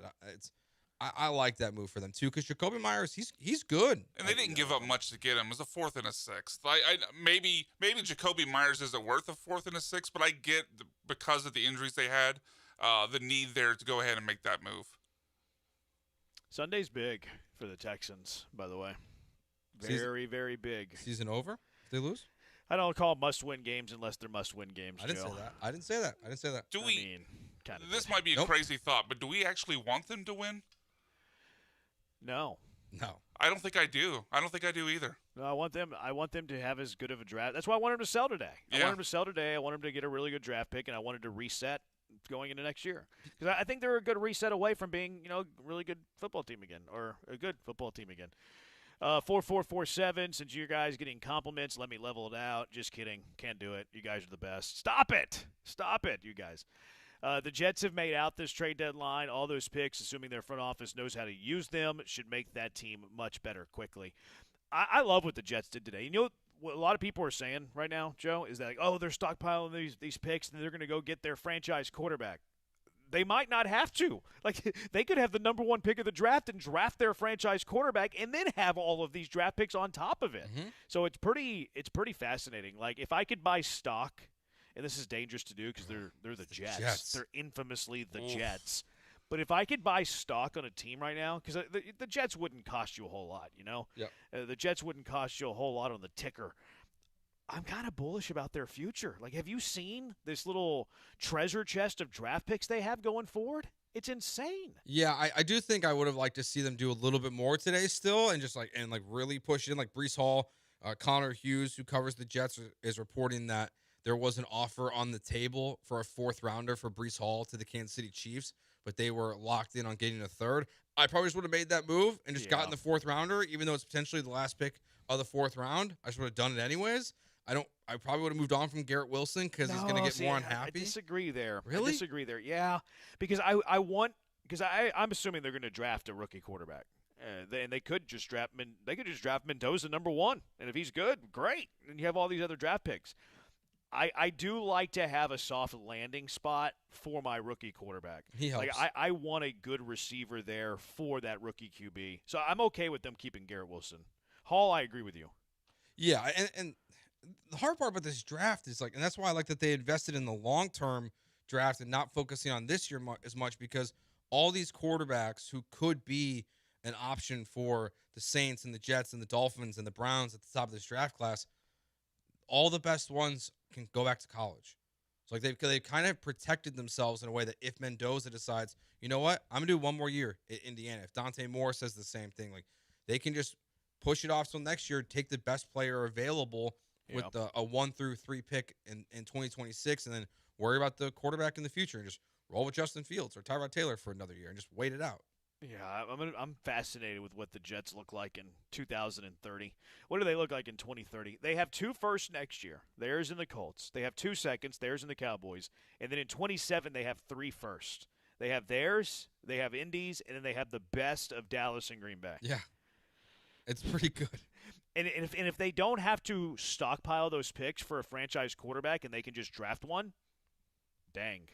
Because, you think that the price for a franchise quarterback is usually 3 firsts, right? Well, if you can just draft one without having to combine these first-rounders together, that's really going to help out their whole roster. You're going to have a rookie quarterback on a rookie scale, contract scale, and then you're going to have potentially 6, 7 first and second round picks over the next 2 years. Yeah, it's insane. They've got great draft capital at this point.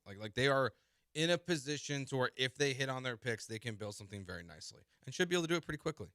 Our nuts. Texans are 1 offensive coordinator away from being a very good football team. We can't give up now. Yeah, but you're not getting that in season.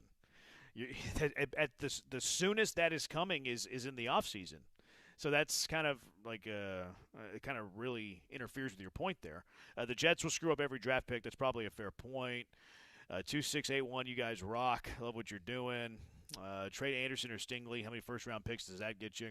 I mean, I think you could have gotten 2 firsts for Stingley. Well, Stingley gets you 2. I think Will Anderson gets you 2 as well. Yeah. Because that's what Micah Parsons went for. You guys rock. Love the Killer Jays. Dalton Schultz is better than a fifth-round pick. Yeah, he is, but he's in the final year of his contract. Are you extending Dalton Schultz? No. Is that what you're doing? 6104. Love the show, guys. Keep up the great work. Thank you. How many picks did you say? 6-7. Not doing that. Not saying 6-7. Not going to do that on the show. Joe and Brian got mad at me for saying 6-7 the other day. You did do it, though. What's that? You did do it. I don't know what you're talking about. 713-780-3776. Should I read the phone number backwards? 713-780-ESPN. Rockets yesterday won a basketball game. They beat the Mavericks. What do we think of that? It is Jeremy and Joe, ESPN 97.5 and ESPN 92.5. All right, but before we go to break, let me talk to you about Old Humble Distilling Company, Houston's finest micro distillery. Rockets obviously exciting right now. One way to make that game even more exciting, watching the Rockets beat the Mavericks even more exciting, is, of course, with a drink from Old Humble Distilling Company. I'd probably recommend their Boomtown Bourbon, but their Special Reserve and the Double Oak Rye also very good as well. And friendly reminder, Old Humble Distilling Company now has new hours, more time each day, each week, to try their fantastic spirits, including the Double Oak Rye, which I'm currently obsessed with because we had a couple of cocktails made at the live remote we did a few weeks ago, and it was fantastic. They're now open Tuesday through Saturday, 3 to 9, so stop by after work, stop by on the weekend, stop by anytime, and try my personal favorite cocktail, the one I had at the remote, the award-winning Maple Cinnamon Sour, which won Best Drink at the Lake Houston Taste of the Town Awards last year and uses the Double Oak Rye that I mentioned a second ago. In addition to extended hours, they also have events nearly every night at the tasting room, including their happy hour with $8 cocktails on Wednesdays until they close, trivia night on Thursdays, and they've added steak nights on Tuesdays tonight. Head out there tonight for some steak and whiskey. Sounds like a perfect night to me. Go visit their distillery and tasting room at 19103 Continental Parkway, just off FM 1960 in Humble. Remember, steak night is tonight, and also check out their selection of premium whiskeys at oldhumbledistilling.com. Can't make it out to the tasting room? No problem. Look for a bottle of their Double Oak Rye or Special Reserve at Specs, Total Wine, or finer retailers. Can't find it? Just ask for Old Humble Distilling Company by name. Try Old Humble Distilling Company because life's too short for factory whiskey.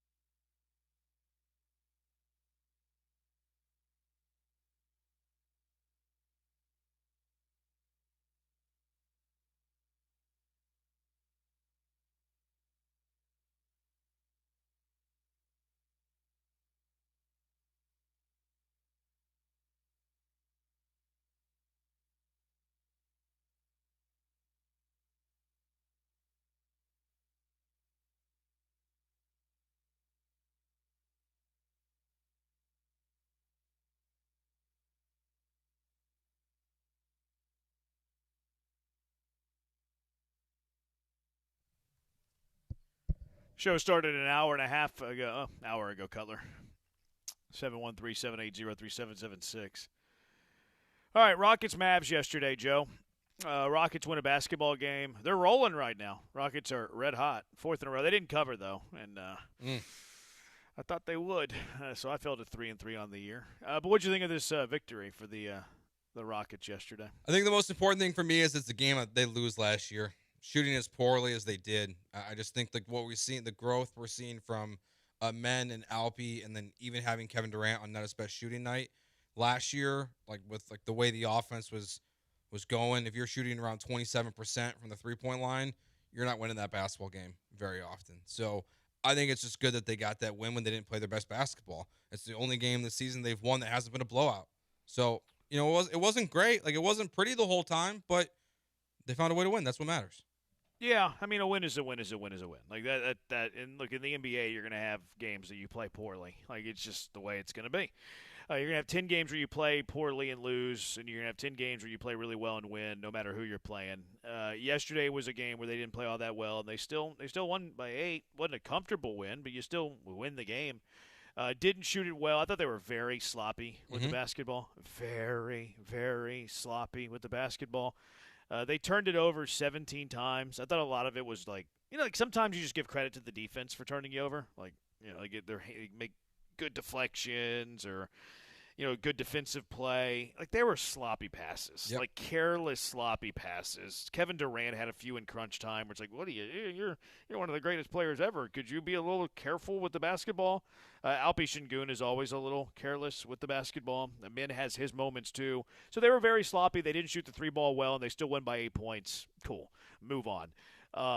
But I thought they were a little bit lucky to win because they did not play well. They probably didn't play well enough to deserve to win. Yeah, it was very reminiscent of the first 2 games of the season. I think you've had 6 games this year now. 3 of them have looked ultra sloppy. 3 of them have looked very clean. And I don't know if that's. I don't think it's all the point guard thing either. At first, I was kind of like, okay, this is why you need a point guard. This just feel like this team has a general level of sloppiness that they're gonna have to work on throughout the year, because it's not winning basketball having that many turnovers in a game. That is the one thing from last night's game where it's like that's not very good. And Reed Sheppard can't play defense at all. Yeah, there's a couple of ways to look at Reed Sheppard. I didn't want to justify Reed Sheppard ahead of some of these other guys because it's Reed Sheppard. But they were going at him like back-to-back possessions. Like run a little screen action, top of the screen, force the switch, and then flat out post him up. Like they were posting him up with dudes who like they don't even go to score. Like that was the offense for Dallas for a few possessions. Oh, Reed Sheppard's on the floor. Oh, they're playing man-to-man. We're going to put whoever is on the floor for us in a low post against Reed Sheppard and just flat out beat him. And they did. They did. They forced Ime Udoka to go to a zone every time Reed Sheppard was on the floor after those few possessions because they were absolutely targeting him. So he can't play defense, which was a fear. Like good hands, that sort of thing. But he's never going to be able to play, and not even NBA defense, but like an Ime Udoka level defense because he likes really good defensive players, and that's why they have a good defensive team. And he's always had good defensive teams. He can't guard anybody one-on-one. He can't do it. So anytime he's on the floor, you're going to have to go to his own defense because they're going to target him. So that's problematic. I think they've given up on him as a point guard. Like, they're not playing him on the ball anymore. Have you noticed that? Yep. They're playing him off the ball. A lot of times he's on the floor with the men. Whenever he's on the floor, they're letting Alpi Şengün bring the ball up the floor because they don't trust him to be the point. I do think that he's a decent passer off the ball, though. Like, you give him the ball, close out, drive, kick, that sort of thing. I think he's okay there. He's not a good passer from the point guard position. Ime Udoka also went to Aaron Holiday for the first time to get some point guard minutes in the second half yesterday. So I think Reed Sheppard is starting to – I don't think he's – actually, he might be. I think he's starting to get lower and lower on the depth chart. Like, we've already seen a Kogi jump him. Dorian Finney-Smith, when he comes back, is going to jump him. I think we're getting closer to Aaron Holiday jumping him. I don't think we're there yet. Because Udoka mentioned like he was more of a spark. He didn't love the way what he was seeing on the floor. Used him as a spark. But I wonder if that day's coming at some point. But no, Reed. I mean, he has moments. I think they're going to continue to play him to see if he develops. I think he has a chance to be okay off the ball, but he's a defensive liability, and he's not a point guard. No, his best situation for him is going to be on a basketball team that's very, very bad, in which they don't play any defense, and he can take a lot of shots. And that's not here in Houston. I'm with you. Like Aaron Holiday showing up last night. That's his first game playing last night. That's not garbage time, I believe, this season. Like they haven't really used him at all. No, they haven't. Him and Jayshawn Tate we saw last night on the court. So I'm good if this is the path that we're headed down, because I guess I don't know if it's too early, man, but like I'm kind of out on Reed Shepherd. I think it is early. I just don't see it. Yeah, I think it's early. Because I do think he's going to develop. He doesn't have a lot of NBA minutes, and he's still young. Like, I mean, he can develop. We see this happen all the time in the NBA. Yeah, he can't develop here. I disagree. Really? I disagree. Yeah, I mean, I think that he has his limitations. He's not going to be able to play man-on-man defense. He on a playoffs, like at best 15 minutes a game. But I do think that he can be a plus offensive player. I hope you're right, but the jump shot's not even that consistent so far. It's not good enough to be as bad as you are on defense. And I know he's young, but like it hasn't been anything of what was promised. So I mean, he's shooting 42% from three. I'm surprised that's high, because it does not feel that high when you watch him play basketball. To be honest with you. You want him to be a 40% shooter. Like he's averaging 9.5. Like I understand that again he has his limitations, but he's averaging 9.5 points a game this year with 42% 3-point shooting, after playing 52 games last year and averaging 12.5 minutes. Like he's only 21. Like I think he can be a plus offensive player. But again, he's going to have major defensive limitations, and he's not a point guard. Mm-hmm. So you're hoping, like, best case scenario, he can be like a poor man's J.J. Redick. You know what I mean? But that can help you. They can help you, and I think they are committed to allow him to get the minutes to develop. But I do think they've given up on him as a point guard, and I think that the actions of Udoka and his rotations and who's bringing the ball up the floor and who's initiating the offense has already told us that 6 games into the year. And he can't play defense. No, he can't. So bad. And I'm not quite sure they play a good enough zone on a consistent basis to be able to adjust into that. Like, I think it's not just a reflection of Reed, but I haven't loved what we've seen from the zone defense so far this season. And I know they have gone to it a lot early and often, and especially the start of the season they were in it, but Reed was out there for a lot of those minutes, and they use it in the double big lineup as well. Primarily, it feels like, but if you can't run the zone successfully if the other guys are also a problem on the court, but Reed forces you to be into the zone, then it just becomes even a bigger problem. Like the trickle down is just not worth whatever he's going to give you offensively if they're going to attack him in man. Because the book it feels a little written about the Rockets early in the season, is that if Reed's in the game, you're going to attack him one-on-one. If he's bringing the ball up the court, you're going to press him or Alpi or KD because they're struggling to get the ball across half court at times. Like the flaws of this roster, which I think is actually a positive that they're so obvious, are here 6 games into the season. I think we're going to quickly see Aaron Holiday take over that backup point guard role and get more minutes. Yeah, I think that was part of why he played yesterday. It's because Ime didn't like what he was seeing out of the zone, and Dallas did pretty well against it. He couldn't go to Reed because they're going to have to go to zone if Reed's on the floor, so instead he goes Holiday. They can continue to play man. I think that's why we saw it. I don't think that Holiday's jumped him yet, but I do think that it's on the way. It's on the table. I think it's in jeopardy, and not anytime soon though, because I do think they're committed to giving Reed minutes to see what it looks like in a month or two. You send him to the G League at some point then? No, like of course not. If this continues to go. What? Why? Why are you sending him to the G League? Well, if he's not going to play, then how's he going to develop? He's averaging 9 a game, shooting 42% from 3. Yeah, but if Aaron Holiday is going to 20 minutes a game. But if Aaron Holiday is going to keep taking more and more minutes from him, is it more beneficial? Imminent. I don't think it's imminent. No, I don't think it's more beneficial. No, I think you need to showcase him at the NBA level. Maybe you trade him at the deadline. Yeah. But no, I don't think it's beneficial to go send him to the G League. And why are we acting like he's not an NBA player? He's almost averaging double figures at a 42% 3-point shooting clip. Like he has a role in the NBA. I think he's got a role on the Rockets. But if he has to develop more, he has to play more. Every player has limitations, though. Yeah, I totally agree. You don't think this is enough? 20.5 minutes a game? I don't think it's going to continue that way, though. It's enough now, but if Holiday's going to play more, those minutes are going to go down. Yeah, I just don't think that's imminent. I was surprised with what it looked like last night. It makes me feel like it's going to happen a little quicker than you do. Okay. Within the next, like if he continues to play the way he does, because Ime's not patient. And he's not. In a good way. Like, he's not patient with his players that are supposed to be out there in the fourth quarter. If they're not playing well, he doesn't play them. So if Reed's not giving him on a nightly basis what he wants to see, he's not going to be afraid to sit him down. I mean, he still played him 17 minutes when he's averaging 20 yesterday. Now, Jabari wasn't playing, so that's a factor there. But Jay Tate got like 8 minutes. Yeah. I think it depends on how the zone is looking that particular game. If they can play well in the zone, I don't think there's any problem playing Reed. But if the zone's being exploited and Reed's not shooting it well, I think we're going to see more Aaron Holiday. But I still think he's going to get 20 minutes a game, roughly.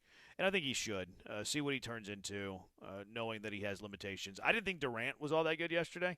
Efficient despite poor shooting. He was only 6 of 18 from the floor yesterday. Yeah, he was only great. 2 of 8 from 3. He turned it over a few times in crunch time. But he also hit his only 2 threes in crunch time yesterday. And while he did not have a good shooting game, he still scored 21 points on 18 shots. he hit the shots when it matters most. Yeah. Like, I'll take whatever the first 3 quarters were to get you into the fourth and hitting them in the clutch. That's what you brought him in for. That's why you got Kevin Durant. They didn't have that guy last year. They didn't have – like, Jalen Green's not making that shot last year, it doesn't feel like. No. So he could be as bad as he was for 3 quarters. You hit that shot in the end, cool. We're good. Yeah. Durant had a poor shooting game, and he hit critical shots. He had 6 rebounds, 5 assists, so he helped out the offense. If Jalen Green had a bad shooting game last year, he's scoring like 7 points with like 2 rebounds, 1 assist, and like 5 turnovers. Yeah. Like even Durant's off nights, he's still going to get you 20 and still somehow be efficient on it. I thought Amin played really well. Maybe the best game he's had this year. I thought he was really good, all over the place. I mean, that free throw sequence is incredible. Yeah, you're talking to a guy that thinks we overrate highlights, though. Like, oh, that's great. He did a 270 reverse slam. He But also, it's not about missed that. A couple free throws. Yeah, he missed the free throw, yes, but he gets the rebound, he makes the pass, and then he gets the alley-oop, all in like basically 2 seconds. It's still very impressive. I'm with you. Sometimes you overrate highlights a little bit, but it's an impressive play nonetheless. Yeah, like when Alpi Şengün makes like a no-look behind-the-back pass. Like, oh, my goodness, look at his skill set. But what we don't see is the 5 times before that he tried to do it and turned it over each time. Like, I don't love highlight culture, which I thought Alpi played pretty good yesterday too. I mean, 26 and 11, 6. Like, he was good. He still takes some poor shots for me. Still takes some poor shots, and I hate the flamingo shot, Joe. I don't know if I've told you this before. I hate the flamingo shot. I think he shoots less than 20% on the flamingo shot. What's the flamingo shot? The little one-footed, like, fadeaway. Oh, yeah. It's not great. He's not good at it. Baby Dirk. No. You want some hyperbolic Hollins? I was about to ask for it.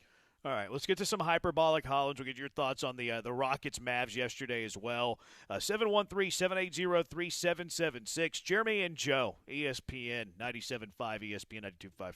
D&M Leasing just delivered a truck to a customer who had listened to D&M for more than 25 years. Keywords there, deliver. They bring it right to you. They can bring it to your office. They can bring it to your house. They can bring it to you while you're at lunch. For decades, this customer believed leasing was just renting a car, something you only did if you couldn't afford to buy. But that changed when the dealership offered him an 84-month loan. He knew he'd trade that truck in a few years. He'd end up upside down again, owing more than it's worth. So he called D&M Leasing. They showed him leasing isn't just about what you can afford. It's simply the smarter way most people pay for their vehicles. Leasing isn't renting. It's smarter. Make the smart call and get no payments until 2026. Call 713-290-1000 or visit dmautoleasing.com today for no payments until 2026.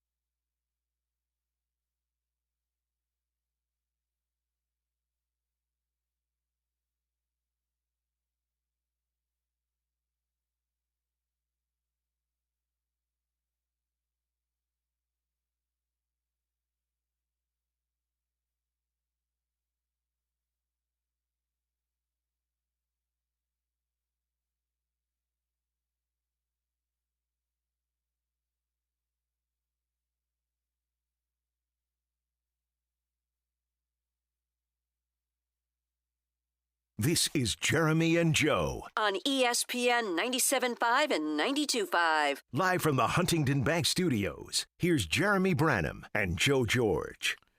YouTube TV customers get the sports you love on ESPN back, including college football, college game day, Monday Night Football, NBA, college basketball, and more. Act now. Go to keepmynetworks.com to get ESPN back. Ocho, I figured Tari would be part of any trade for a point guard, but I'm torn now because he's got Mario Elie from the corners.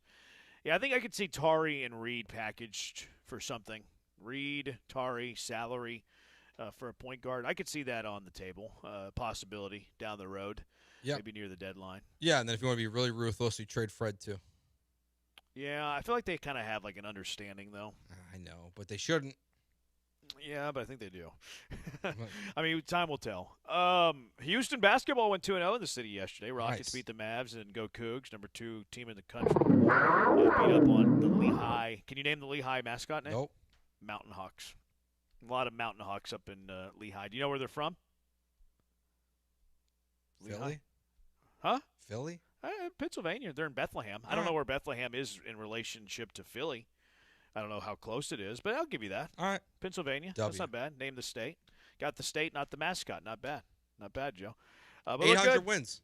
For 800 wins is so many wins. So many. So many. Elite college basketball coach, no doubt about it. Elite coach. Select few. Emmanuel Sharp looked good. Looked really good. 20, I think he finished with 24, somewhere around there. And then the freshmen looked good. Sinak had a double-double in his freshman debut. There's so many good freshmen across the country. Sinak's up there. Boozer from Duke. Pete from Arizona. Pete went off against the defending champion yesterday. He had 30. BYU kid was good last night. Yeah, he was good. Villanova, I think, is going to be better. Kansas has that Peterson kid. The freshman class this year in college basketball is insane, and most of them are in the Big 12 too. It's going to be a fun year. All right, hyperbolic Hollins, Joe. I got 2 of them for you here. Ready? So let's see how hyperbolic Ryan Hollins got on the hyperbolic Hollins scale. The first one, Kevin Durant hit a mid-range jumper, which I mean we know that's kind of like his shot. Hollins puts the Kevin Durant mid-range jumper into the most iconic shots conversation. You got Jabbar's sky hook, Michael's fadeaway, and the midi from Durant. How about that, Coach? All right. How hyperbolic is this one, Joe? 10. He's putting it into the conversation as the sky hook and Michael Jordan's fadeaway. That's crazy. That's the craziest one he said yet, and I love Kevin Durant. Yes. That's number 1. That's crazy. And there's a glaring omission from his list that he put out there. The Dream Shake. Yes. Hakeem. You're in Houston, Yes. Hollins. How do you not mention Hakeem's Dream He's Shake? not a Houston guy. Yeah, but you got to know that's the team you talk about. You get paid to talk about. He's been here long enough to be able to mention Hakeem's Dream Shake. He's probably met Dream 100 times at this point. I'm not sure, guys. He thought Yao Ming had the handles for a perimeter guy. I'm not sure. I don't know.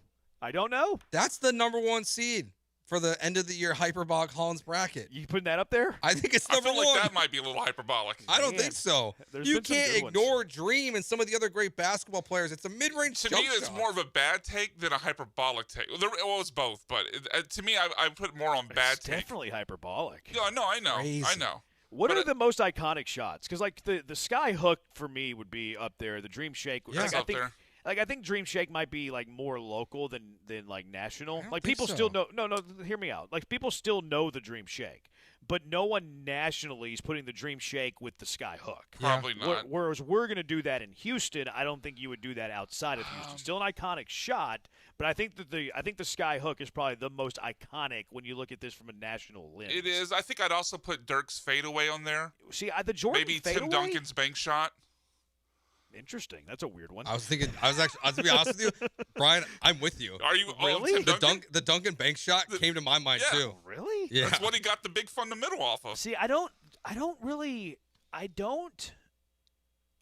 symbolize Jordan's fadeaway with Jordan. I know he did it a lot, but like the most iconic Jordan shots that we remember, like highlight-worthy shots, the biggest shots of his career, most of them aren't fadeaways. Like, you got the 3 against Portland where he's shrugging his shoulders. Mm-hmm. You got the shot over Russell against Utah, which is kind of like an elbow jumper after a crossover pullback. Yeah.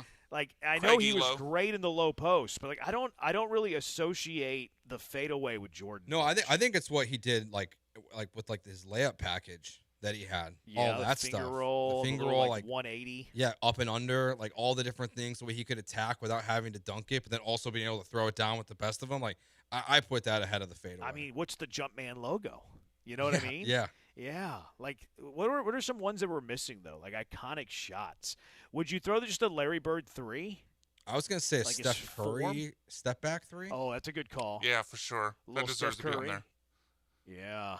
Yeah. Because, like, the Larry 3 is kind of Kevin boring. Durant midi is one of the most iconic shots It's of all crazy. time. That's crazy. That's a crazy take.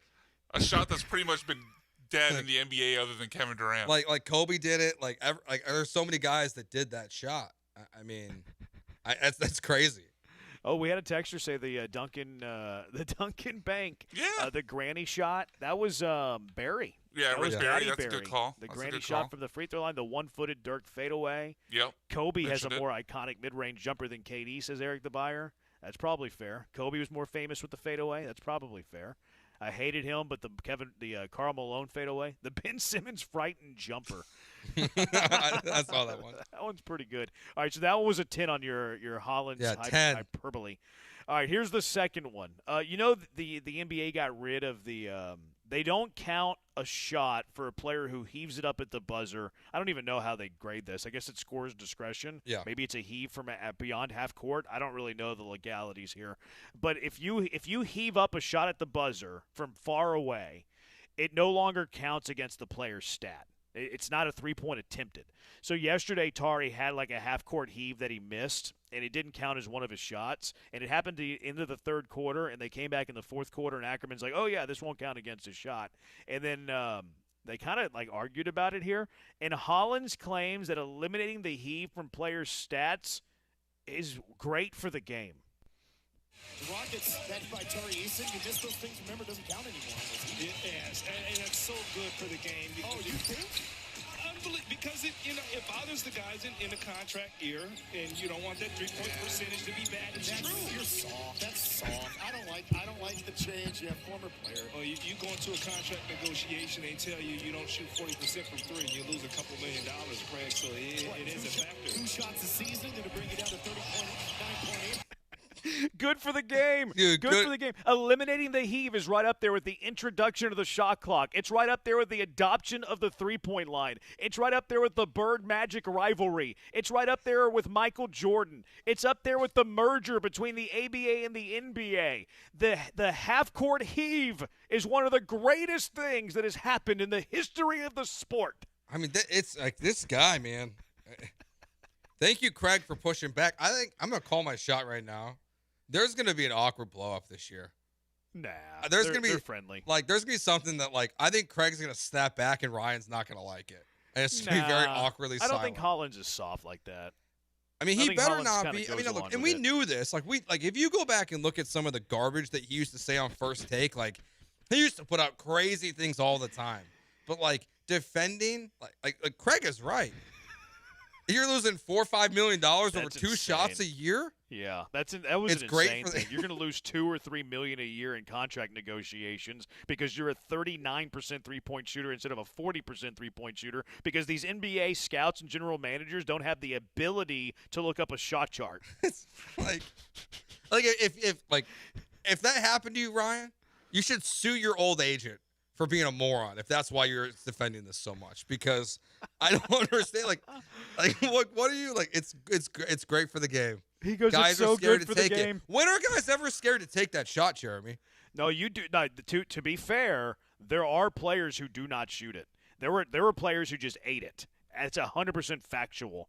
There were dudes who would not put up the heave because they didn't want it to hurt their shooting percentage. That absolutely happened. Why did they change this rule? Because the NBA wanted to see some heaves. It's just I don't understand. I don't understand how it can be so great for the game. What is this guy on? He said it's so great for the game, Craig. Like, it's so good for the game that they got rid of this 3-point attempts for a statistical category because players didn't want to heave it up at the end of games or end of quarters. It's good for the game. Where's this on the hyperbolic scale?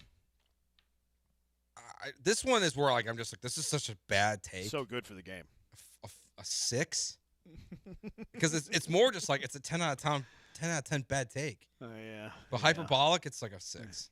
I think it's pretty hyperbolic here. It's pretty hyperbolic. I'd be concerned that we could find 1 or 2 of these each game. Yeah. I mean, not only am I finding 1 or 2, Joe, but I'm finding 1 or 2 that are pretty high on the scale. Yes. Like, are there lower ones that you're intentionally not using? Not too Okay. not too much. Like if I see it, I put it on there. But maybe, I mean, I banked these pretty early, so maybe I kind of like mail it in the rest of the way. You're just like, I got my grades. I got 2. I'm good. Yeah. Now there was a game last week. I forgot who they played where he didn't have any. Like, so to be fair. Yeah, but what's the average in a game right now? 1.5. Probably 1.4. Yeah. Which, I mean, if we eliminate some of these hyperbolic heaves, maybe he would have a better percentage. Maybe we would give him a couple million in his next contract. I just don't understand. Man, the Kevin Durant, I can't get over the Kevin Durant one still. Like, putting it in that category with those shots. There's the sky hook. There's the Jordan fadeaway. There's the Durant midi. Like, he's just gotta, because I get where he's going, but he's just gotta take a deep breath and think a little bit before saying it. Yeah, it's like, hey, that's really crucial to his game, you know? Like, that's iconic for his game. That's his MO. That's his signature. But his signature doesn't mean it's the most iconic signatures in the history of the sport. Yeah, he's also very just wrong with this last one. It should still count. Yeah, I mean, I agree. I think it's pretty soft for NBA players to not heave it up because they're worried about 1 percentage point. Yeah, like these guys know, like they can look at a shot chart, dude. Like you're not gonna be penalized for a heave. Like I know statistically it brings you down, but it's not going to hurt you in contract negotiations. Let's not be brand new. Let's not be noobs. George Gervin finger roll, great call. Ray Allen bang, Harden Euro step, and 17 step back threes. Yeah, I thought about that too. I mean, the travel, yeah, it's super iconic. It's Kareem, and then everyone else, nothing compares. I do agree. I think locally you can throw the Dream Shake in there. Shaq's free throws, said somebody. Ginobili up and under layups. Hollins is special. Bird's jumper, Duncan bank shot, Dirk fadeaway, Dream Shake, Iverson's pull up. Off a crossover. Mm-hmm. I would throw that in there. Those are good calls. Steph's 3, LeBron's weird look away 3-pointer. What about LeBron's fake look away 3-pointer? Hollins is not reading that. That's too mean. Magic no look dimes. Not a shot, but good call. Yeah, if we're including that stuff, then the chase down for LeBron has to be up there. Yeah. It's still a shot, so it shouldn't count as a shot. Bill Cartwright. He did have a funny looking jumper. He shot like way up here. It was like across his face. Remember that? Yeah. You know that. You're a Chicago guy. I do remember that. Do you though? You were young. I mean, I've seen the highlights. Hate you like that. All right, 713-780-3776. Cash or trash with Jeremy and Joe. What are you cashing? What are you trashing? 713-780-3776. Jeremy and Joe, ESPN 97.5 and ESPN 92.5. Fast breaks, buzzer beaters, block parties are back. We were talking about some basketball here. Basketball is back, and we love it. And the best place to be for basketball all season long is Underdog. They are the best place to get in on all the action all basketball season long. You're listening probably from Texas, so go ahead, do it now. Playing an Underdog is so easy. Just pick whether your favorite players or go higher or lower on a bunch of different stats. Higher or lower on points, higher or lower on rebounds, higher or lower on steals, and much, much more. Get your picks right. You can win up to 5,000 times your cash. And what are you waiting for, man? Like, what are you waiting for? If you download the app right now, the Underdog app, sign up with promo code KILLERB, KILLERB, get it right, KILLERB. You put in $5, they're going to give you bonus entries of $100. Like, how do you spend $5 every day? Sometimes you see some bronies around the office go put $5 in the vending machine and eat all these empty calories. Don't do that. Don't do that. Repurpose your $5 into Underdog and then get $100 in bonus entries. And then who knows, play your cards right, and you could win up to 5,000 times your cash. And now you have all of the vending machine snacks. Now you have all of the empty calories. So think wiser. whenever you're using your funds. And download the Underdog app right now. Look at this tonight. You got a little Golden State and Phoenix tonight. We just talked about Steph Curry, his iconic three-point shooting. 26.5 points for Steph Curry tonight. You like to higher or lower there? You know ball, go prove it. Devin Booker, he's at 28.5 points. You like to higher or lower there? You know ball, go prove it. Download the Underdog app today. Sign up with promo code KILLERB to score $100 in bonus entries when you play your first $5. That's promo code KILLERB, KILLERB. Underdog. Make picks, win money.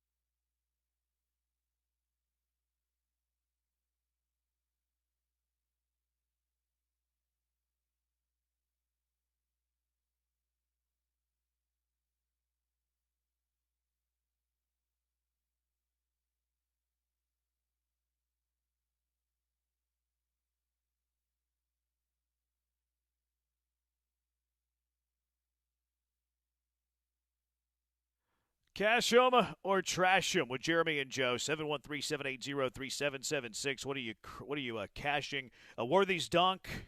Chuck Hayes, cleanest free throws I've ever seen. Kevin Martin had that unique shooting motion. All those are true. Kevin Martin and Chuck Hayes are not making the list of most iconic shots in history. Worthy's dunk's good. That's a good call on that. All right, cash or trash, Joe? What are you cashing? What are you trashing? You mentioned something yesterday that it caught my ears. We didn't really get into it, but I've been thinking about it. I am not interested in Kevin Stefanski as the future offensive coordinator of the Houston Texans. Cash or trash? What's the cash or trash? I don't want him. I want a cash or trash. It's a bad hire. It's the same thing. It's a bad hire if they make it. So hiring Kevin Stefanski would be a bad idea. I trashed that. Because they wouldn't get any better on offense? Like, why is it a bad hire? Because for the second year in a row, he's giving up play calling.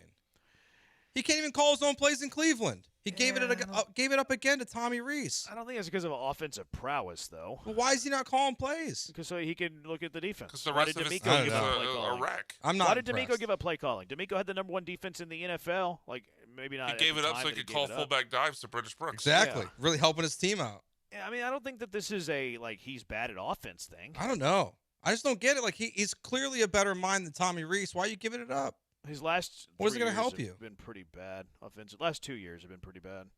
I just don't get why he's given up 2 years in a row. Like it's and the different offensive coordinators. It's just strange to me.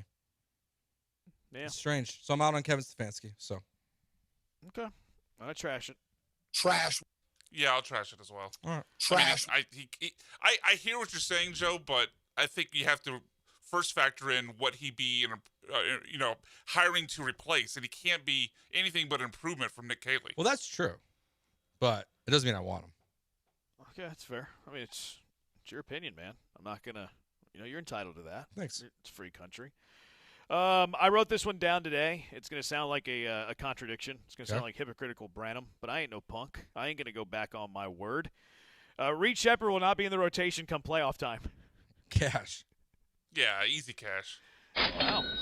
Okay. I didn't know that was going to be an easy sell. So when you say not in the rotation, you mean like literally 0 minutes? No, he might get minutes like in garbage time, only. but he's not going to be in the main rotation. Now, there's also a couple caveats to this. Now, and it sounds like I'm being hypocritical, but I'm not, because I said he's still going to have a bit of a runway. A bit of a runway doesn't mean playoff time. The other caveat to this is he can be traded. Well, yeah. So, I kind of when I cashed it, I kind of included that in my thought process as well. You're so smart. Yeah, he's either not gonna be on the team or he's not gonna play. You know ball. All right, Brian, what you got? So despite the trades they made today, I don't think it's going to make a bit of a difference for the Dallas Cowboys. And not only do they still finish below 500, but they're like 4 games out of the NFC East when the season comes to end. You look at their upcoming schedule. Raiders, that's probably a win at home, although I would have thought the same about the Cardinals, and I actually picked that in our the fix. But after that, they got the Eagles, the Chiefs, the Lions, their next 3. There's also a game against the Chargers in December. I don't think these trades today are going to make a bit of difference. Cowboys still a below 500 team, even after these trades. I cash it. There's a chance they don't finish last in the division, I guess. And I didn't say that. I just think they'll finish below 500 and at least 4 games out of the lead. But I don't think anyone in that division besides the Eagles finishes close to 500 this year. Is that goalpost moving though? For who? For Brian. How? Because you said it didn't make a difference. Well, yeah. I mean, they're 3-5-1 right now. If they go 7, I guess it would be 7-8-1. I mean, that's basically what I'm saying. That basically saying that the trade didn't improve them at all. I think their defense will be better. So, I'm nitpicky semantics here. I agree with your overall point that they're not gonna go from a team out of the playoffs to a team in the playoffs. But I do think their defense will be better. It'll improve, but it won't improve enough. Yeah, that's why I was asking if that was goalpost moving. No, because it wasn't the point I was making. It's what you said though. You said that they're not going to improve at all. They're not. Well, I was basing it upon their record though. Well, okay. Well, right now they're a team that's 2 games below 500. I think they're going to finish the season basically the same. That's not improving. Well, it's clarified better now. I mean, it's what I said. Clarified it better now. It's not what you said. Yeah, I know what you said. Well, I didn't say that, but that's what I meant.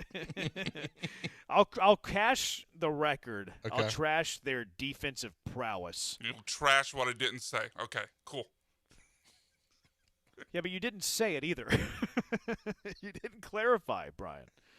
713-780-ESPN. Cash or trash, by the time the Texans fix the offense, the defense will be a weakness. Cash. I'm going to trash it. I think they can fix the offense by next season. Not doing anything today didn't help. Yeah, I do. If they finish with the 10th pick in the draft, you go offensive lineman. You have to hit. You have to hit. I understand the fear there and the lack of confidence there. But I think the offensive line could be better. I think it could be pretty good as soon as next season. Now you got to hit. Got to hit. Who's running the ball? Woody? Yeah, it doesn't really matter who's running the ball. It matters more about the offensive line. But I think there'll be players in for a free agent running back. I think Caserio kind of does that. I just for me, it's when we think about these contracts and how you're going to balance out, who stays and who goes, and it feels like it's mostly defensive guys that you're going to be talking about. Are you going to pay Kamari Lassiter? Are you going to pay Jalen Petrie again? Who's going to be the other edge on the other side of Will Anderson? Is Kalen Bullock going to be worth a contract? How much of this defense you're going to have to replace as your roster gets very expensive? Yeah, it does. It does. I think you can find solid running backs, though. To me, it matters more about the offensive line than the running backs. You can find good enough running backs behind a good offensive line who are going to do numbers.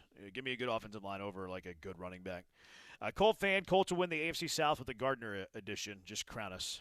Cash? Yeah, I cash it. I would have been there before the Gardner edition. It didn't take the Gardner edition. But that helps. Yeah, it helps a lot, but like Jacksonville's not catching them. No. Cash or trash, Mike McCarthy should be the next OC for the Texans. Trash. Yeah, Trash. That too. Trash. Cash or trash, Rockets are the number 1 seed in the West come playoff time. Trash. Yeah, Trash. I that one too. Trash. Denver or OKC will still be it. Yeah, I agree with you. Cash or trash, this Holly Rowe breaking up with her hot boyfriend because he was mean to Pat Summitt. I'm going to tell you this part first. I had a really hot boyfriend, and he was Mr. Switzerland bodybuilder. We dated for 4 years, and when I say smoking hot, and the reason we broke up was we were at the ESPYs, and Pat Summitt had just gotten this award, the Arthur Ashe Courage Award, because she'd just been diagnosed with early onset Alzheimer's. And I'm in the audience, and I'm just bawling at the ESPYs, and he asked me, "What's wrong with you? She's just a coach." And so we broke up. So I just need you to understand, I gave up Mr. Switzerland because of Pat Summitt. This is a true story. Cash or trash? Trash. She gave up Mr. Trash. Switzerland for Pat Trash. Trash. Summitt. There's no way. What part are you trash? Trash. All of it. There's no way that I don't think she story had is that true. boyfriend one. I'm cashing this. All of it? Yeah, I'm cashing all of it. I don't think Holly Rowe's a liar. Trusting. That Holly is Rowe's not a liar. the Holly Rowe's an softest honest lady. reason ever to break up with someone then. It feels like the more times someone tells me about their hot girlfriend or boyfriend, like they have to keep throwing it into the sentence, the less and less I believe them that that person existed. But beauty's in the eye of the beholder, Brian. Oh, so you think he was actually an uggo? I mean, there's probably some people who think you're handsome. Well, that was an unnecessary blow. Sorry, he's just on a tee. I apologize. But, I mean, we don't know that this guy was super hot. She was just super hot in the eyes of Holly Rowe. Funny story. It's not so funny. Holly Rowe once told me that I had a pretty tie. So I think she has good taste, Holly Rowe. Oh, yeah? Yeah, she has good taste. I bet you Mr. Switzerland was a very handsome guy, just like my tie was really nice. Holly Rowe. Yeah, I don't think that's the reason why she broke up with him then. There's something else going on. Maybe it was the final straw, but yeah, I don't believe that. I mean, what makes you think Holly Rowe's a liar? She's not Diana Rossini. I just don't believe that's the reason why you break up with someone. Saints Patrick, cash or trash? The Saints will have the first pick in the draft. Oh, cash. That's hard because there's a lot of bad teams in the league. I'm going to trash. I think it'll be the Jets. I'm laughing at this text. Trash. Kristen Humble says if Holly Rowe's boyfriend was hot, he needed citizenship. That's mean. Cash or trash? I have a girlfriend, but she lives in Canada and goes to a different school, so you wouldn't know her. Cash. Brian, I feel sorry for you. I don't know how you work with that numbskull Branham all day long. Yeah, it is challenging. Cash. I apologize in advance. All right, 713-780-3776. 713-780-ESPN. How about these NFL overreactions? Do we think these are cash or trash worthy? It's Jeremy and Joe, ESPN 97.5 and ESPN at 92.5. Cash or trash? Pro Dunk makes the highest quality basketball goals you'll find. Cash. In fact, don't waste your time in these big box stores. It's not worth your time. Their goals aren't any good. The backboard's going to be messed up. The rim's going to be unlevel. The wind might blow it down like a 5-mile-per-hour gust. That thing's on its belly in no time. Get a goal from Pro Dunk. Make it worth your time. Highest quality basketball goals you'll find. Tempered glass backboard. It's like what you see in the pro gyms, the college gyms. Gives you that true, authentic feel when you kiss a shot off the glass. It's got stainless steel hardware, rust-proof, which is must-have in Houston. It's got a breakaway rim for you, too. Well, why would I need a breakaway rim? Because it's height adjustable. Lower it down to 5 feet if you need to. Raise it up to 10 feet. Regulation size. But it's great. Breakaway rim. You can dunk on it. You can hang on it. It's going to keep you safe. It's got the extended overhang, too, so you don't have to worry about rolling your ankles in a basketball stanchion. I don't know who would have weak ankles, but, yeah. I'm saying that for a friend. Their accessories are next level, too. LED light kits for night play, backstop nets, pole pad lettering, and lots more. And you can order all of it online at ProDunk.com. That's right. All of it at ProDunk.com. And right now, if you call ProDunk, mention hearing this ad on ESPN, you're going to receive that Lightning Adjust drill-powered height adjustment feature for free. You know how much that sucker costs? $249, and you're getting it for free because you listen to Jeremy and Joe. Installed for free, too. Helps you raise and lower the goal 10 times faster with zero effort. It's awesome. So take advantage of this deal right now. 281-351-9822, 281-351-9822, or visit online at ProDunk.com. That's ProDunk.com.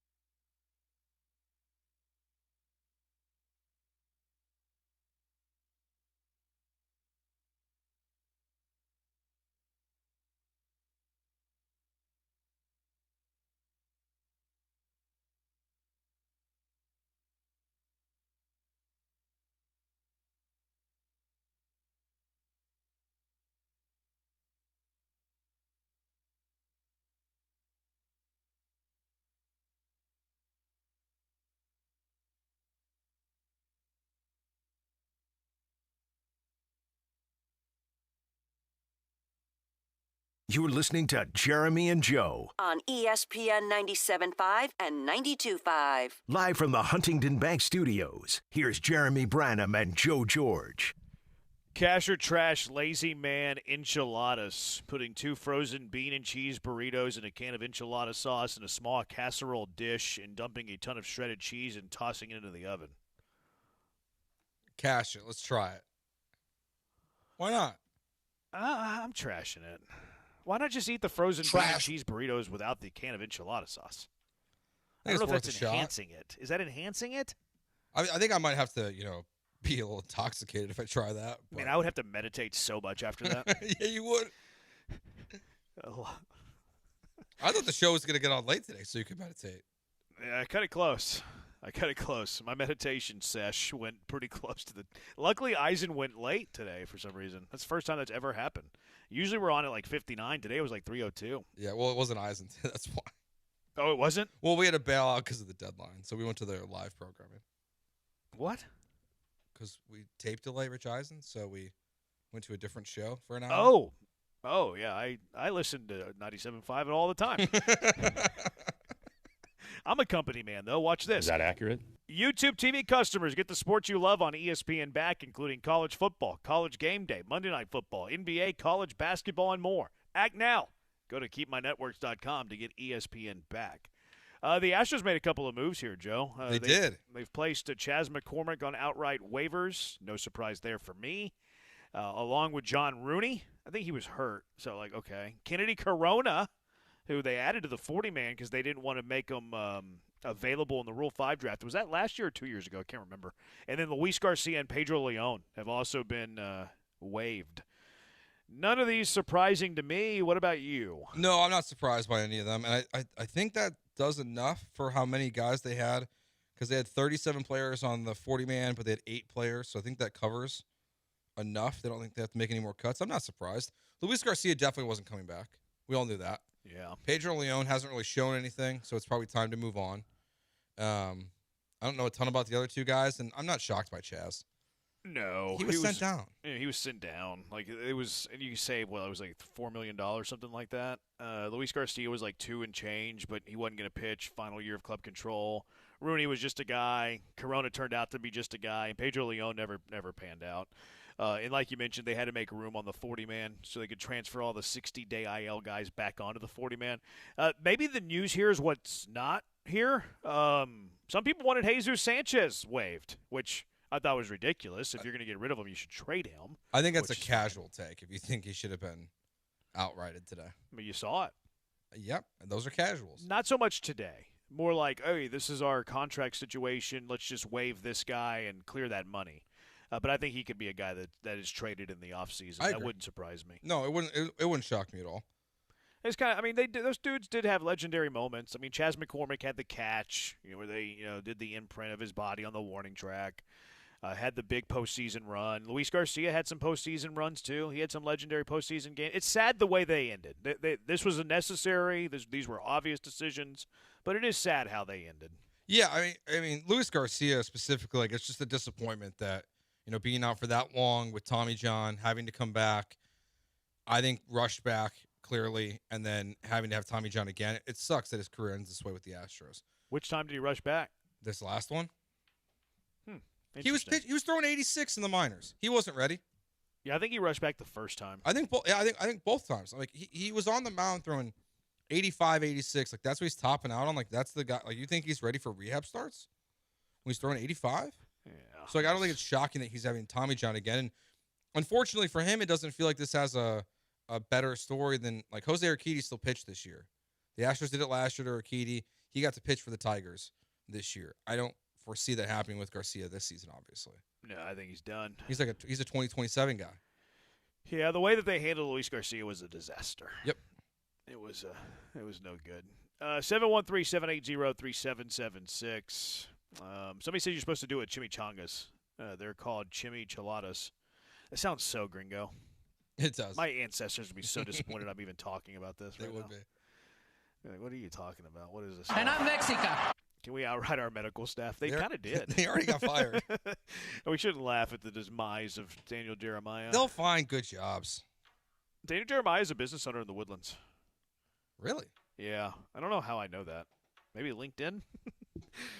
You know who really likes Daniel Jeremiah? Will Doctor? Will Doctor loves Daniel Jeremiah. Big time.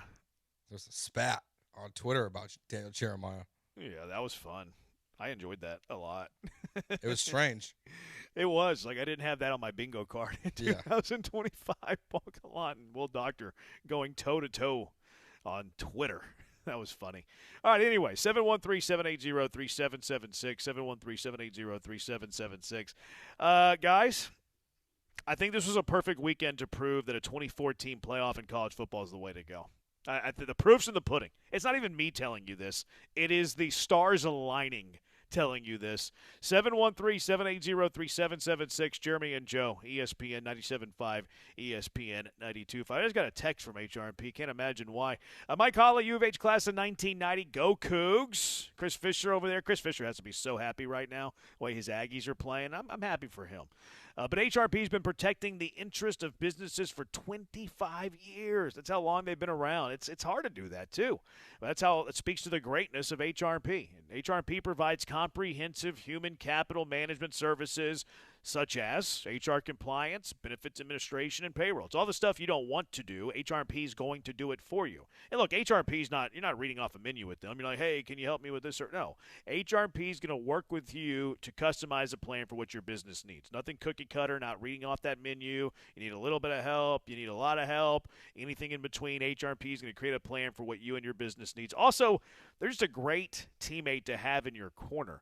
They stay up to date with all the current trends in the business world, all the current trends that you need to know, you don't have the time to know, HRP is going to know it for you. Their customer service, top-notch. You never talk to somebody you don't know on the other side of the line. You'll never talk to a stranger. Everybody you talk to is going to be familiar with you, familiar with your company. It's that top-notch customer service that really sets them apart. And I can speak to that customer service. We use HR&P here at Gal. Thankful that we do because they are very helpful. Let HR&P take on the demands of human resources, eliminate those HR burdens so you can get back to growing your business or playing more golf. Give them a call at 281-880-6525. Let HR&P customize a plan for you, 281-880-6525, or check them out online at hrp.net. That's hrp.net.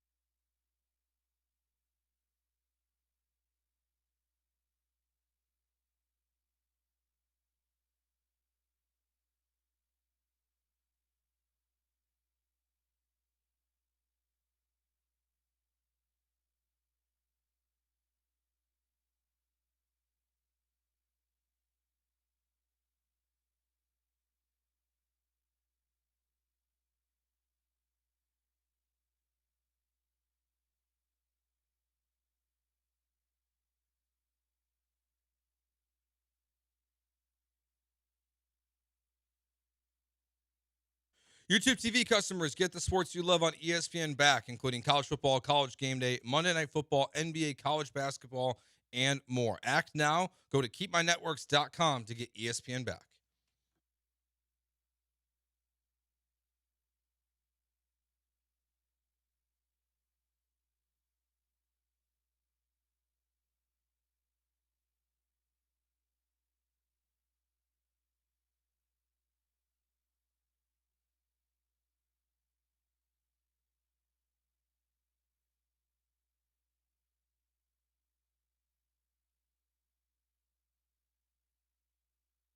Trash it all.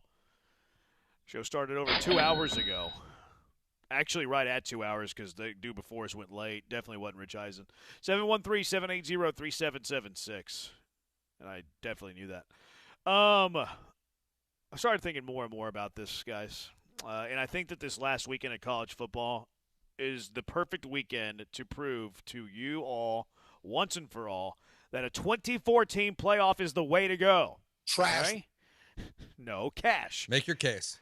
And look, I famously know ball, so we can start there. Is that accurate? Yes. We all love college football, so give me more college football games. We all know there. And look, Herman disagreed. Herman doesn't know ball. He's unemployed. Like, what are you talking about here? Like, we're going to trust a coach who's not currently working over me? That's what we're going to do here? Apparently. Of course not. By the way, Tom Herman Herman on John Lance tomorrow. I gave him a hug on Saturday. We're all good. Here's the thing with this though. Like, and you guys the other day, your argument was like it's watering it down. That was Herm Dog's argument too. It's like watering it down.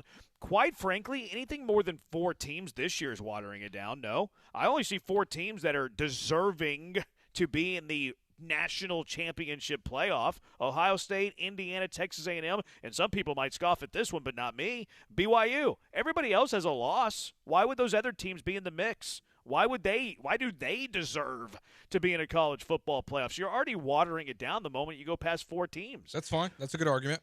Thank you. Appreciate that. So only teams that are undefeated should have a chance at the title? I mean, I was pro keeping it 4. So it should be one-loss teams? You Yeah. think it should be one-loss teams? Well, let's take a look at how many one-loss teams are beyond the top 12. How many one-loss teams are beyond the top 12? Because this one-loss team should be in because of their conference affiliation. Well, this one-loss team should be in because they're a big name. But then you got all these other one-loss teams like, nope, never mind. See you later. We don't want that. So if you're making the argument that one-loss teams deserve to be in the college football playoff, I think that's a case for 24. Yeah, I don't believe in a 2014 playoff, Jeremy. I'm not changing my stance.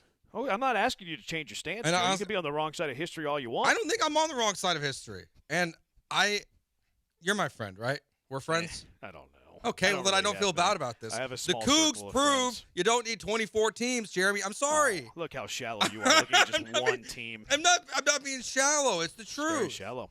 It's the truth. Look, hey, you know what? Cincinnati, they were ranked 17th.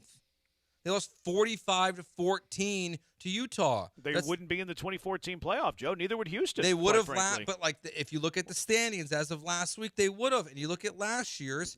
When do we end the season after 10 weeks, Joe? You're not using all the data. But you're not losing all the sample size. I don't think that the teams that eventually get to 24 and 22 and 23 are going to have that much different results here. Okay. So all right. Okay. Good rebuttal. Can I finish my point on this? Okay, go ahead. All right. Here's another reason, another point for the correct side on the case for 24 teams. Not to mention that we all love college football here, right? We do. You guys want to see less college football. You guys want to see less top 25 matchups. Not me. I like college football. I want more college football. I want more top 24 games. You guys don't. Let's point that out. Let's take a look at some of these other leagues, though, and how many teams qualify for the playoffs. You guys like the NFL, right? Mm-hmm. You guys are fans of the NFL. You know how many teams make the playoffs in the NFL? 14. You know how many teams are in the NFL? 32. 44% of the league makes the playoffs. NBA, 30 teams. 16 teams make it, 53%. Major League Baseball, 30 teams. 12 teams make it, 40%. Well, those are pros, nope. Branham. You shouldn't use the pros. Okay, fair point. Although college athletics is turning more into professional athletics by the day, let's look at college basketball then. You know how many college basketball teams are in Division I that can make the NCAA tournament? 361. You know how many make it? 68. Although some people are very against expanding the March Madness, the NCAA tournament. 68 of 361 make the big dance. That's 19%. Do you know how many college football teams there are in the football bowl subdivision? 136. An expansion to a 24-team playoff, 24 teams make it out of 136%, or 136 teams, would be 18%, which is still fewer than college basketball and far fewer than the other big three sports. 24 teams is the way to go. Wrong. And then here, let me finish the point here on this. Let me before you jump in. You mentioned Houston, very very unkind of you. But you mentioned Houston. You mentioned Cincinnati. What about Texas? What about Texas, who beat Vanderbilt, a number 20 team in the country over a number 9 team in the country? That sounds like a fun little matchup. How about SMU, who was being overlooked, beating number 10 Miami? You don't think they should be in the? I don't know if they should. I don't know if their resume is going to be there. But a team here outside of the 24 that is beating a top 24 team. Florida fires their coach and gives Georgia a game. NC State, who was 500, beats number 8 Georgia Tech. Number 12 Notre Dame can't cover the spread against Bill O'Brien. Over Bill O'Brien. The game of the week in the SEC was number 18 Oklahoma or number 14 Tennessee. That would be a first-round matchup. I know. In a 2014 playoff. USC and Nebraska came down to the wire. USC is a top 24 team. Nebraska's on the outside looking in. All of these games were great. High theater. They probably had sensational ratings that were through the roof. And you got, we're good. We don't need any of that. We don't want that. So you didn't want that. No, I don't look up college football ratings. My biggest, I'm not that weak of a life. I'm not that big a loser. I'm a loser. I do a very few things, but I'm not that big a loser. Here's my biggest problem with your argument, okay? You used sports in which they have watered down playoffs as your reason to water down the playoffs in college football. Because do you watch first-round matchups, Joe? I do. But I rest my case. It doesn't mean that's not watered down. And there's 20 teams that make the NBA playoffs. In my opinion, I count the playing games. So 2/3 of the NBA makes the playoffs. It's too much. We've gone too far in all of these sports. We don't need to expand, and they're going to expand the NFL It would still be playoffs. less than 20%. I know, but like it's 18%. 24 of 136 is 18%.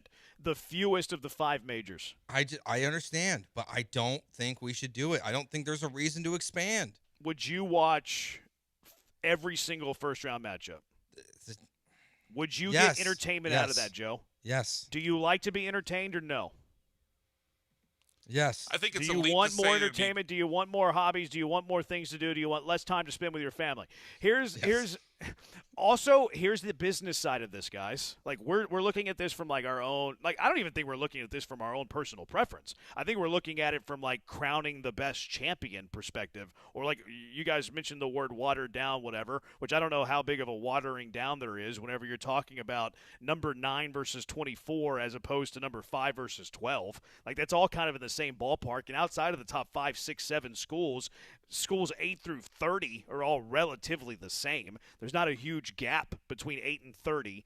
So the difference there between a first round of a 12 team and the first round of a 24 team ain't that big of a difference. But we're looking at it from like watering down. I don't think we're looking at it from an entertainment value because I think we would all watch these games as sports lovers. The other thing that we're not talking about is the business side of this. These extra games would sell. This would be great for college football. More money in it. More NIL. More player opportunity. More games. More money. Like, it's a no-brainer, in my opinion. Why do I care about how much the athletic departments bring in? You don't. But the big picture does. The power brokers that care. The ESPNs of the world care. CBS cares. NBC cares. TNT cares. They would love to have more games to put in their inventory. They're buying Mountain West Conference games to show. Like there would be so much money involved. And look, get rid of the bowls. Like if we're that worried about like extra watered down games.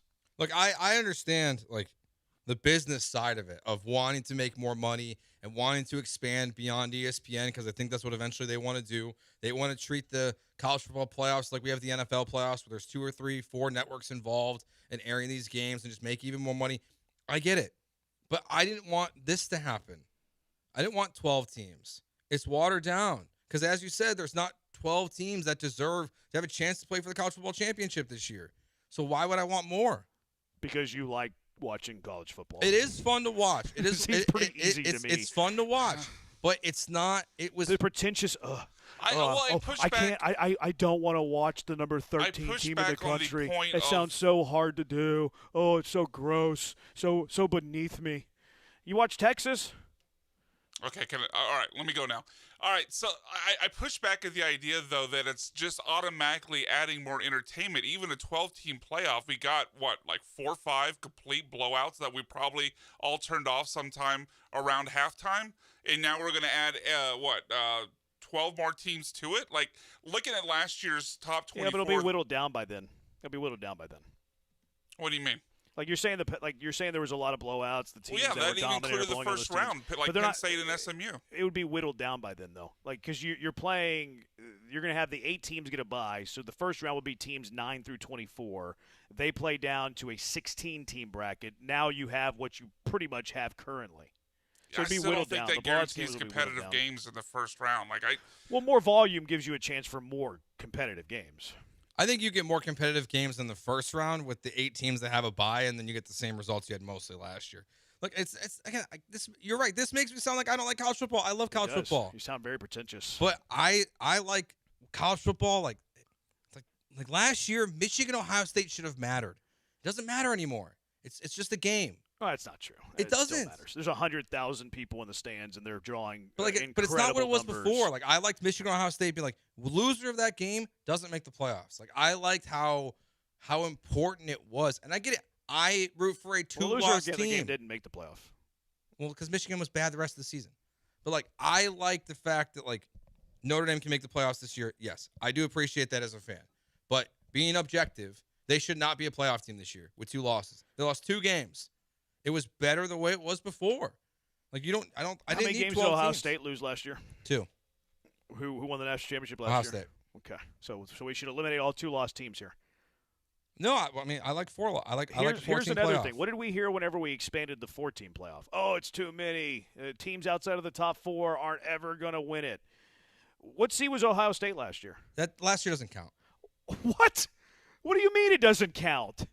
Because they I have the believe they're weird an 8 rankings. seed, by the way, right? Yeah, how does that not count? We're just going to dismiss it because it doesn't fit your narrative? No. What do you mean it doesn't count? They wouldn't have been a 14 playoff. We would have never had Ohio State as a national champion. That's fine. Oh, and by the way, who did they beat?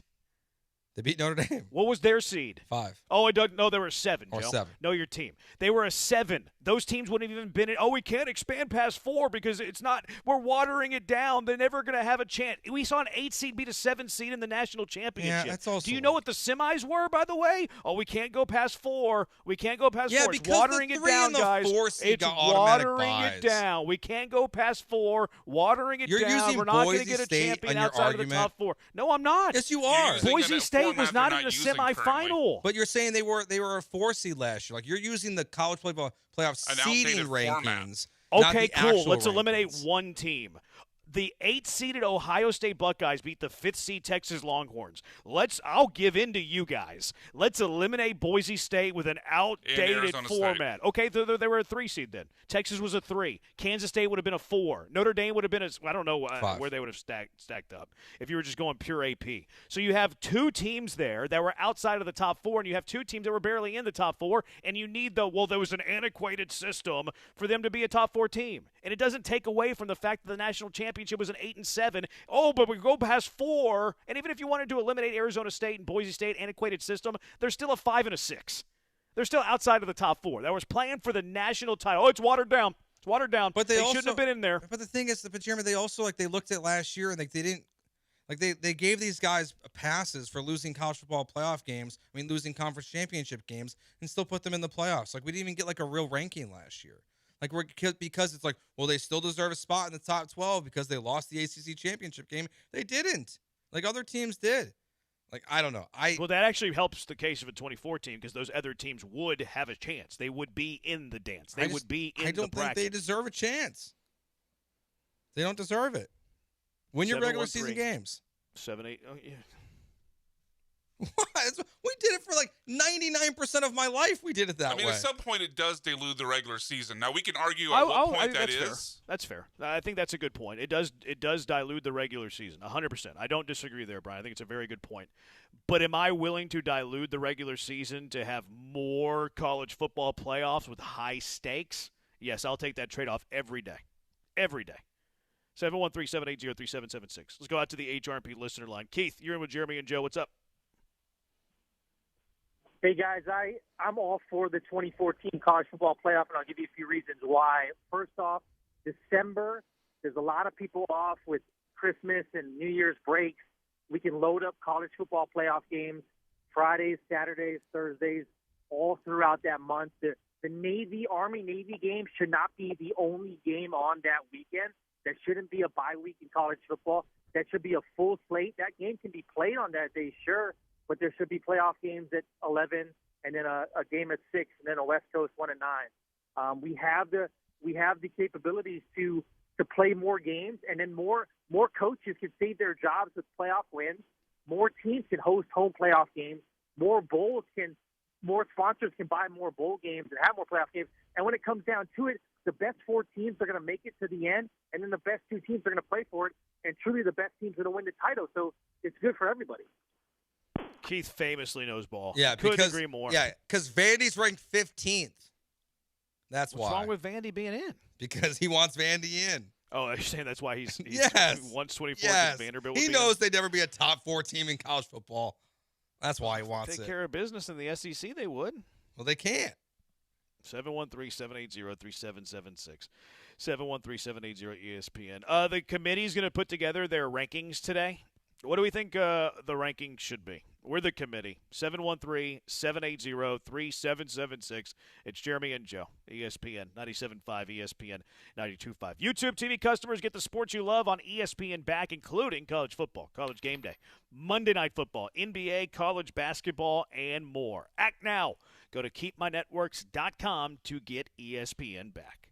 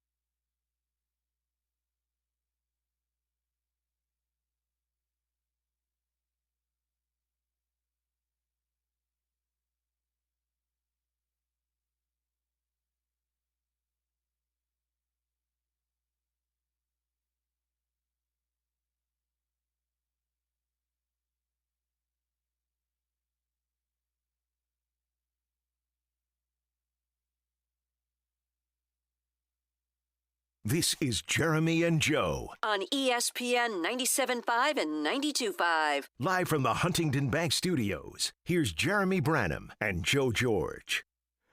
Hammer through some of these texts from the Junkies real quick. BYU going to get their first loss this weekend. That's going to be a fun game. Really fun game. Cannot wait. Brian, you do not need Jeremy Brenham to be your friend, and he's wrong about the 2014 playoff. That is stupid. Joe George hates college football. I didn't say that. Jeremy said, you're proving it with your actions, Joe. Wrong.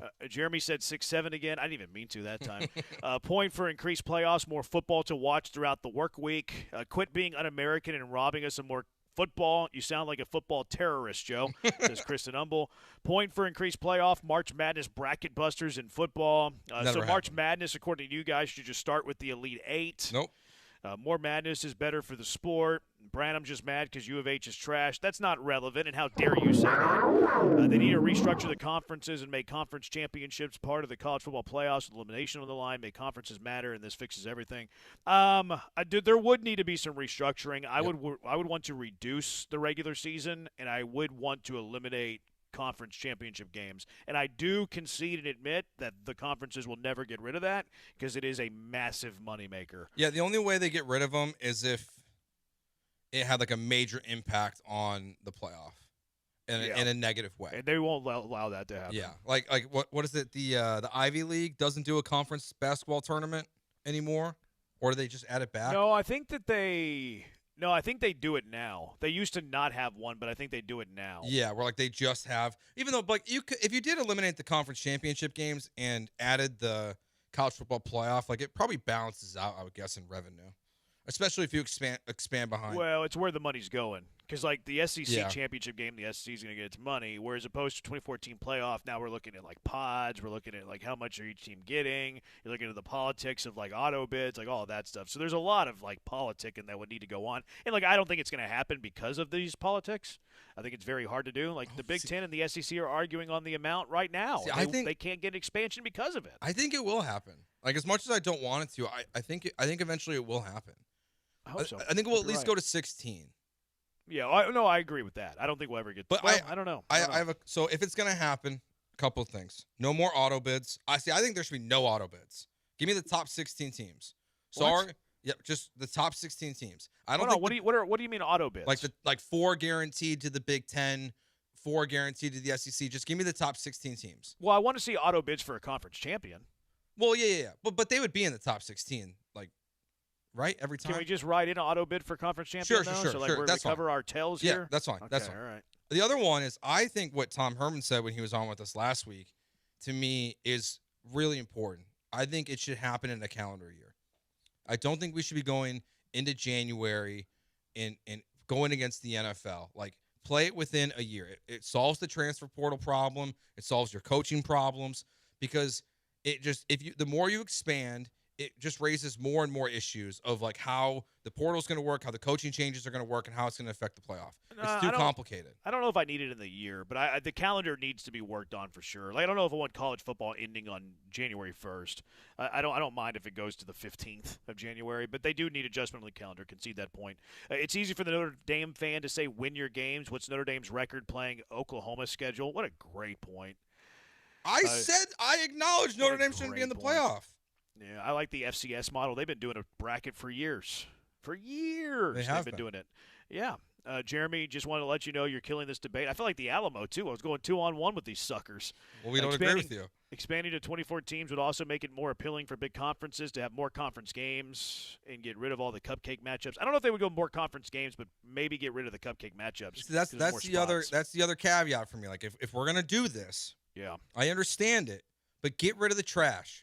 Like get rid of Alabama versus Northwest University, whatever. Mm-hmm. Like, you have to create a system within these conferences that an SEC team is going to week 1 play an ACC team. They're going to play a Big 10 team in week 2, a Big 12 team in week 3, or something like that. Some kind of, we're going to play the best of the best in the regular season.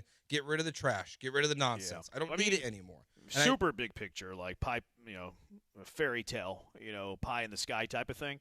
I want Cody Campbell to buy college football and just college athletics in general and have, let's just call it 8 10-team leagues and you play a true round robin, 9 conference games, maybe you play 2 or 3, whatever the number is at a conference from within that 80-team league, and then you just have the 2014 playoff. Mm-hmm. And then there you go. Problem's fixed. You don't have the conference championship games. You have a true conference champion because it's a true round robin, 9 games, 10 teams. To me, that's the solution, but there's just way too much politics, way too much money, way too many power brokers involved I think for us to ever go simple like that. I think that's ultimately why I really don't like it. Is because we're going to get to Indiana and these teams here for our 12 teams, but they're saying we're going to schedule the SEC. We're going to schedule all these soft teams to help us and help it make it easier to make the playoffs. All that stuff, I don't like it. And I want real, meaningful football from the beginning of the season to the end of the season. I think you should reward Texas for losing week 1 to Ohio State. You should reward Notre Dame for losing to good teams because they're playing real opponents. I don't know if we should reward them. Well, I think it should matter. Those losses should outweigh versus playing beating a terrible school. You're playing better competition. So that to me is where I'm fine with it. It's the negatives that we currently have in college football that are not going to go away. And frankly, I think they're going to get worse. Yeah, if you had an 80-team league, maybe you can even have an NFL type of schedule where you have some sort of out-of-conference strength of schedule. Now we're going too far into the weeds and fairy tales. It'd be better. 100% it'd be better. You give Joe, Brian, and I a chance to rule college football. Could fix it. We're probably going to screw it up. We're probably going to really, really screw it up. All right, College Football Playoff Committee is going to release their top 25 a little bit later tonight. What is your 12? You want me to go 1 through 12 or 12 through 1? Yeah, I think 1 through 12. Okay. Now I'll explain my reasoning. So let me finish.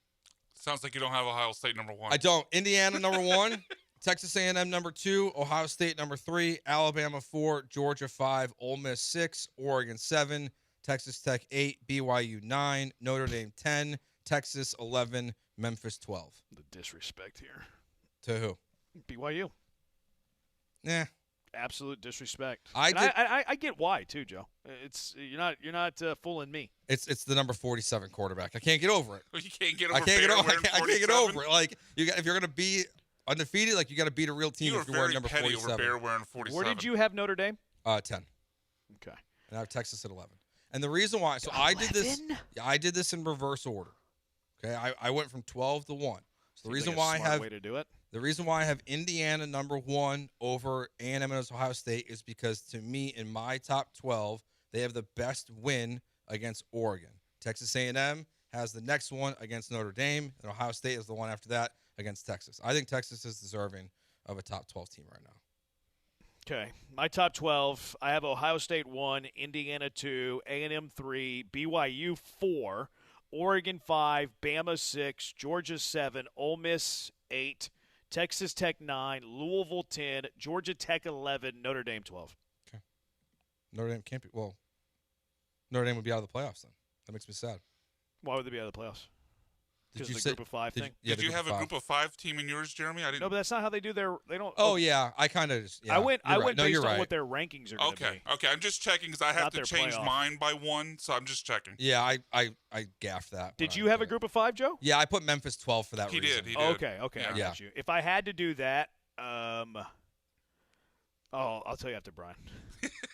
I have to think about it. So I also had Ohio State number 1. I had the Aggies number 2 because to me their win at Notre Dame was pretty damn impressive. Indiana number 3, Oregon 4, which I think will probably draw some ire from SEC fans being ahead of Alabama, Georgia, and Ole Miss. But to me, Oregon's loss to Indiana is the more impressive loss than like Alabama losing to Florida State, and then it kind of trickles down since Alabama beat Georgia and Georgia beat Ole Miss. So anyway, Oregon 4, Alabama 5, Georgia 6, Ole Miss 7, BYU 8, Texas Tech 9, the Longhorns at 10, OU 11, Notre Dame 12.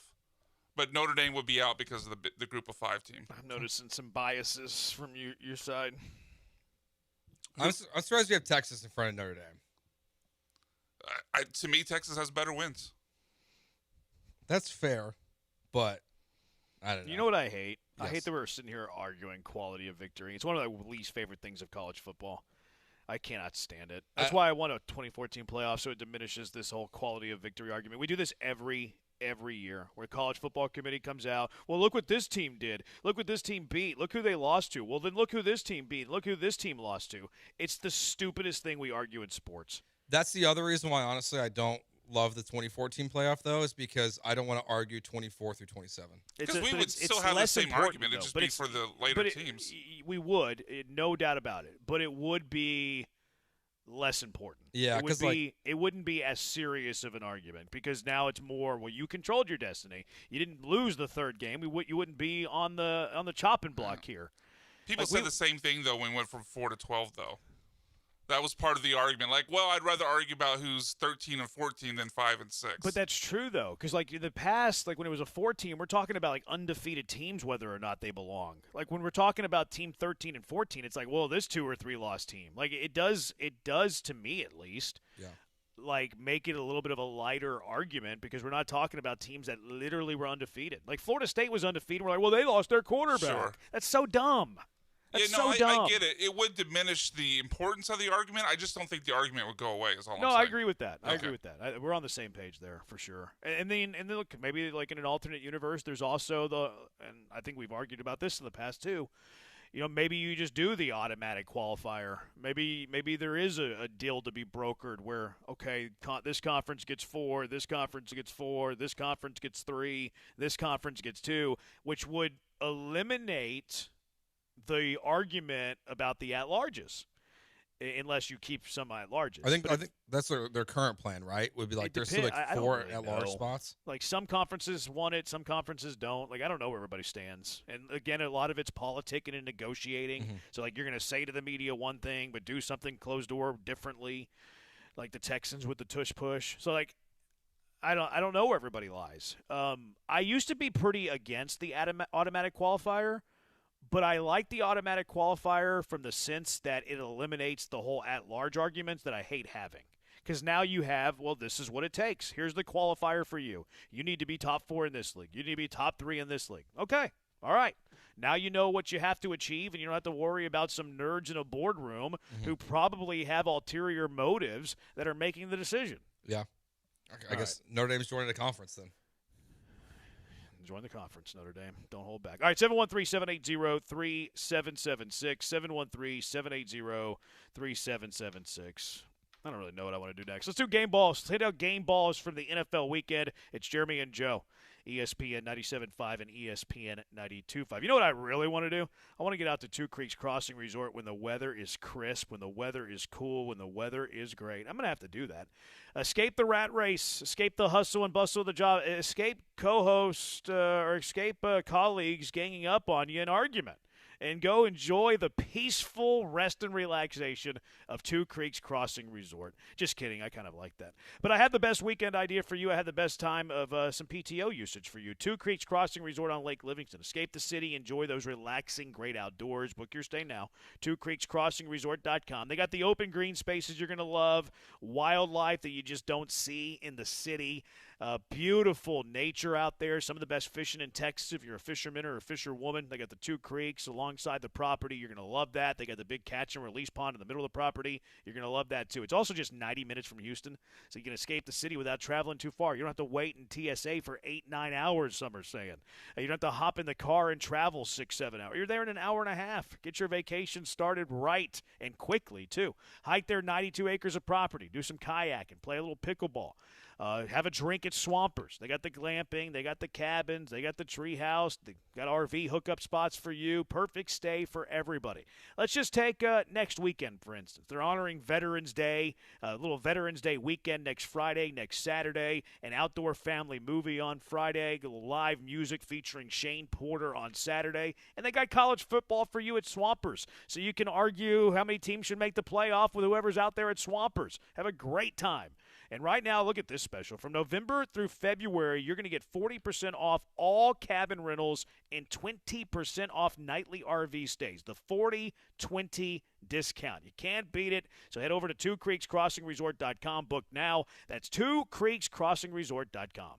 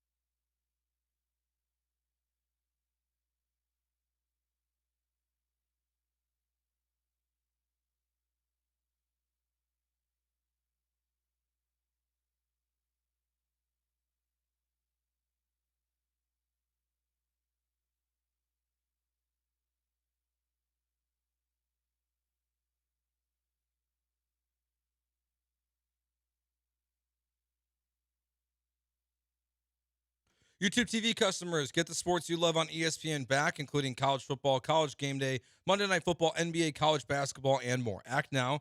Go to keepmynetworks.com to get ESPN back.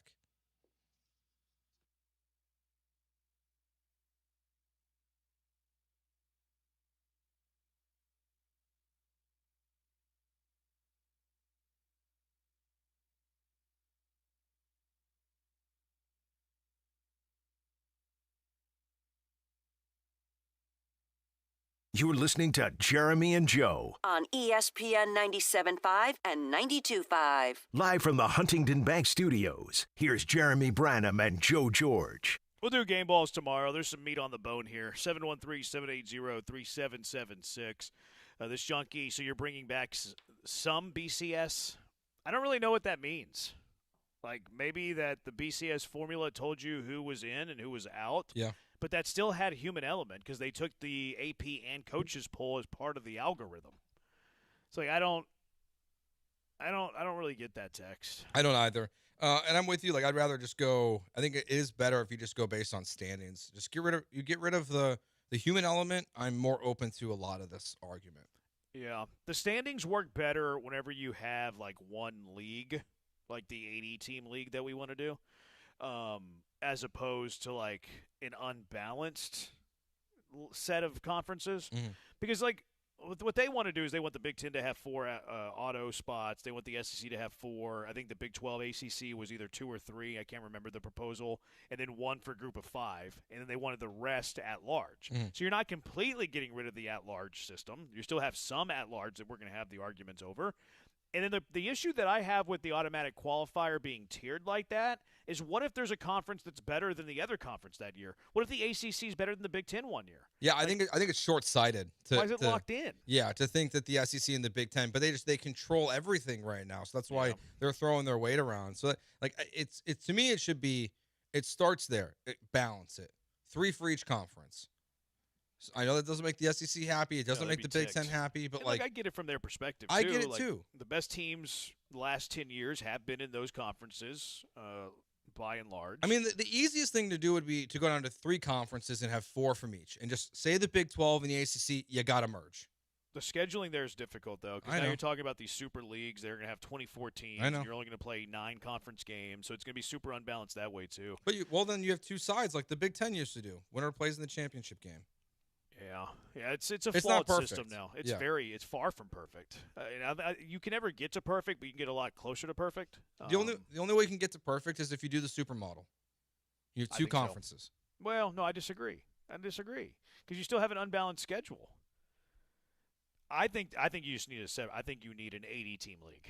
I think you need an 80-team league. Here's our 80-team league. We're geographically we're going to divide you into 8 10 teams conferences. We're going to control your schedule. You're going to play 9 conference games, no conference title game. Your 3 out of conferences, 2 or 3 out of conferences is going to be determined based on a rotating model that we have. That way every schedule is fair and balanced, as fair and balanced as it can be. It's never going to be completely fair and balanced, but as fair and balanced as possible. I think that's the way you do it. I think we'll get – how much more of the 12 team do you think we're going to see? I think it's this year and maybe one more before they try to expand it. Well, they missed their deadline, right? So it's at least through next year. I think that's right. Yeah, maybe they expand it the year after to 16. Which I kind of want and before we expand too, I want to see how this model works. Like last year, we saw all the teams that had buys lose in the first round, right? So I want to if that happens for a second year in a row, then there really becomes an argument to expand just on the fact that all these teams with buys are losing. Like. If this year that 1 through 4 all lose, which I think is unlikely, but because they haven't played in a while, it negatively affects them, then we have more of a sample size of what does and does not work in a 12-team playoff. So that's why I want to give this a couple of years, see how it works. The BCS got a long runway. The 4-team playoff got a runway. Let this thing play out a little bit before we rush to change everything. Yeah. They're not going to do that, though. Well, this is what I hate about it, though. It's such a broken model, but it's college football, so we love it. Yeah, it's great. Yeah. It is great. And it is way better than it was when it was 2, and it's way better than it was when it was 4. I don't want to sound like a too big of a curmudgeon and hate the sport, because I don't. And I think it's way better now than it was 5 years ago and way better than it was 10 years ago and way better than it was 20 years ago. So we have seen some progressive movement in the right direction. Any chance you would explore college football taking the European Soccer League model with different tiers of promotion and relegation for programs? I think that would be fantastic. Awesome. I think it would be completely awesome. But good luck getting the blue bloods of college football to agree to anything which would take them out of the top tier of college football. Yeah, like how does LSU handle that? You have one bad year and you lose a bowl game that half your players transfer from because they're going to a new school and you're going to the bottom of the barrel. That's ultimately the problem is these kids would leave. Yeah. They would leave before the game. They would say, well, we're not going to risk, being at Vanderbilt and going down to the lower tier league. We're all going to enter the transfer portal. I mean, hell, you had bowl games last year. Teams couldn't even field the roster. It'd be the same problem there. No, I would love that. It's just it's literally unrealistic. And I think my 80 team idea is actually unrealistic too. So, all right. I'm tired of talking to you guys. 713-780-3776. I've had enough of y'all. Junkie of the Day coming up next. It is Jeremy and Joe featuring Brian on ESPN 97.5 and ESPN 92.5. YouTube TV customers get the sports you love on ESPN back, including college football, college game day, Monday Night Football, NBA, college basketball, and more. Act now. Go to keepmynetworks.com to get ESPN back.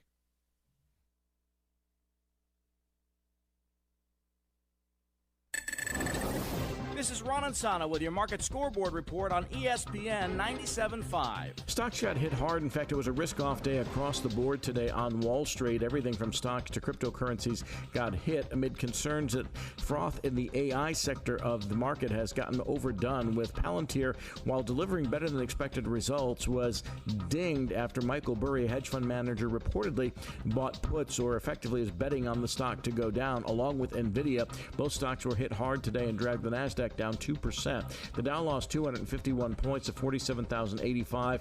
S&P down more than 1%, 80 points to 6771. And the NASDAQ down that 2%, 486 points to 23,348. Interest rates fell as the 10-year note yield dropped to 4.08%. The dollar actually firmed. Oil on an OPEC output increase up initially, but then fell 67 cents to $60.38 a barrel. Gold tumbling a dime short of $70 to $39.44 the ounce. And at one point, Bitcoin was below $100,000 and settled right at that century.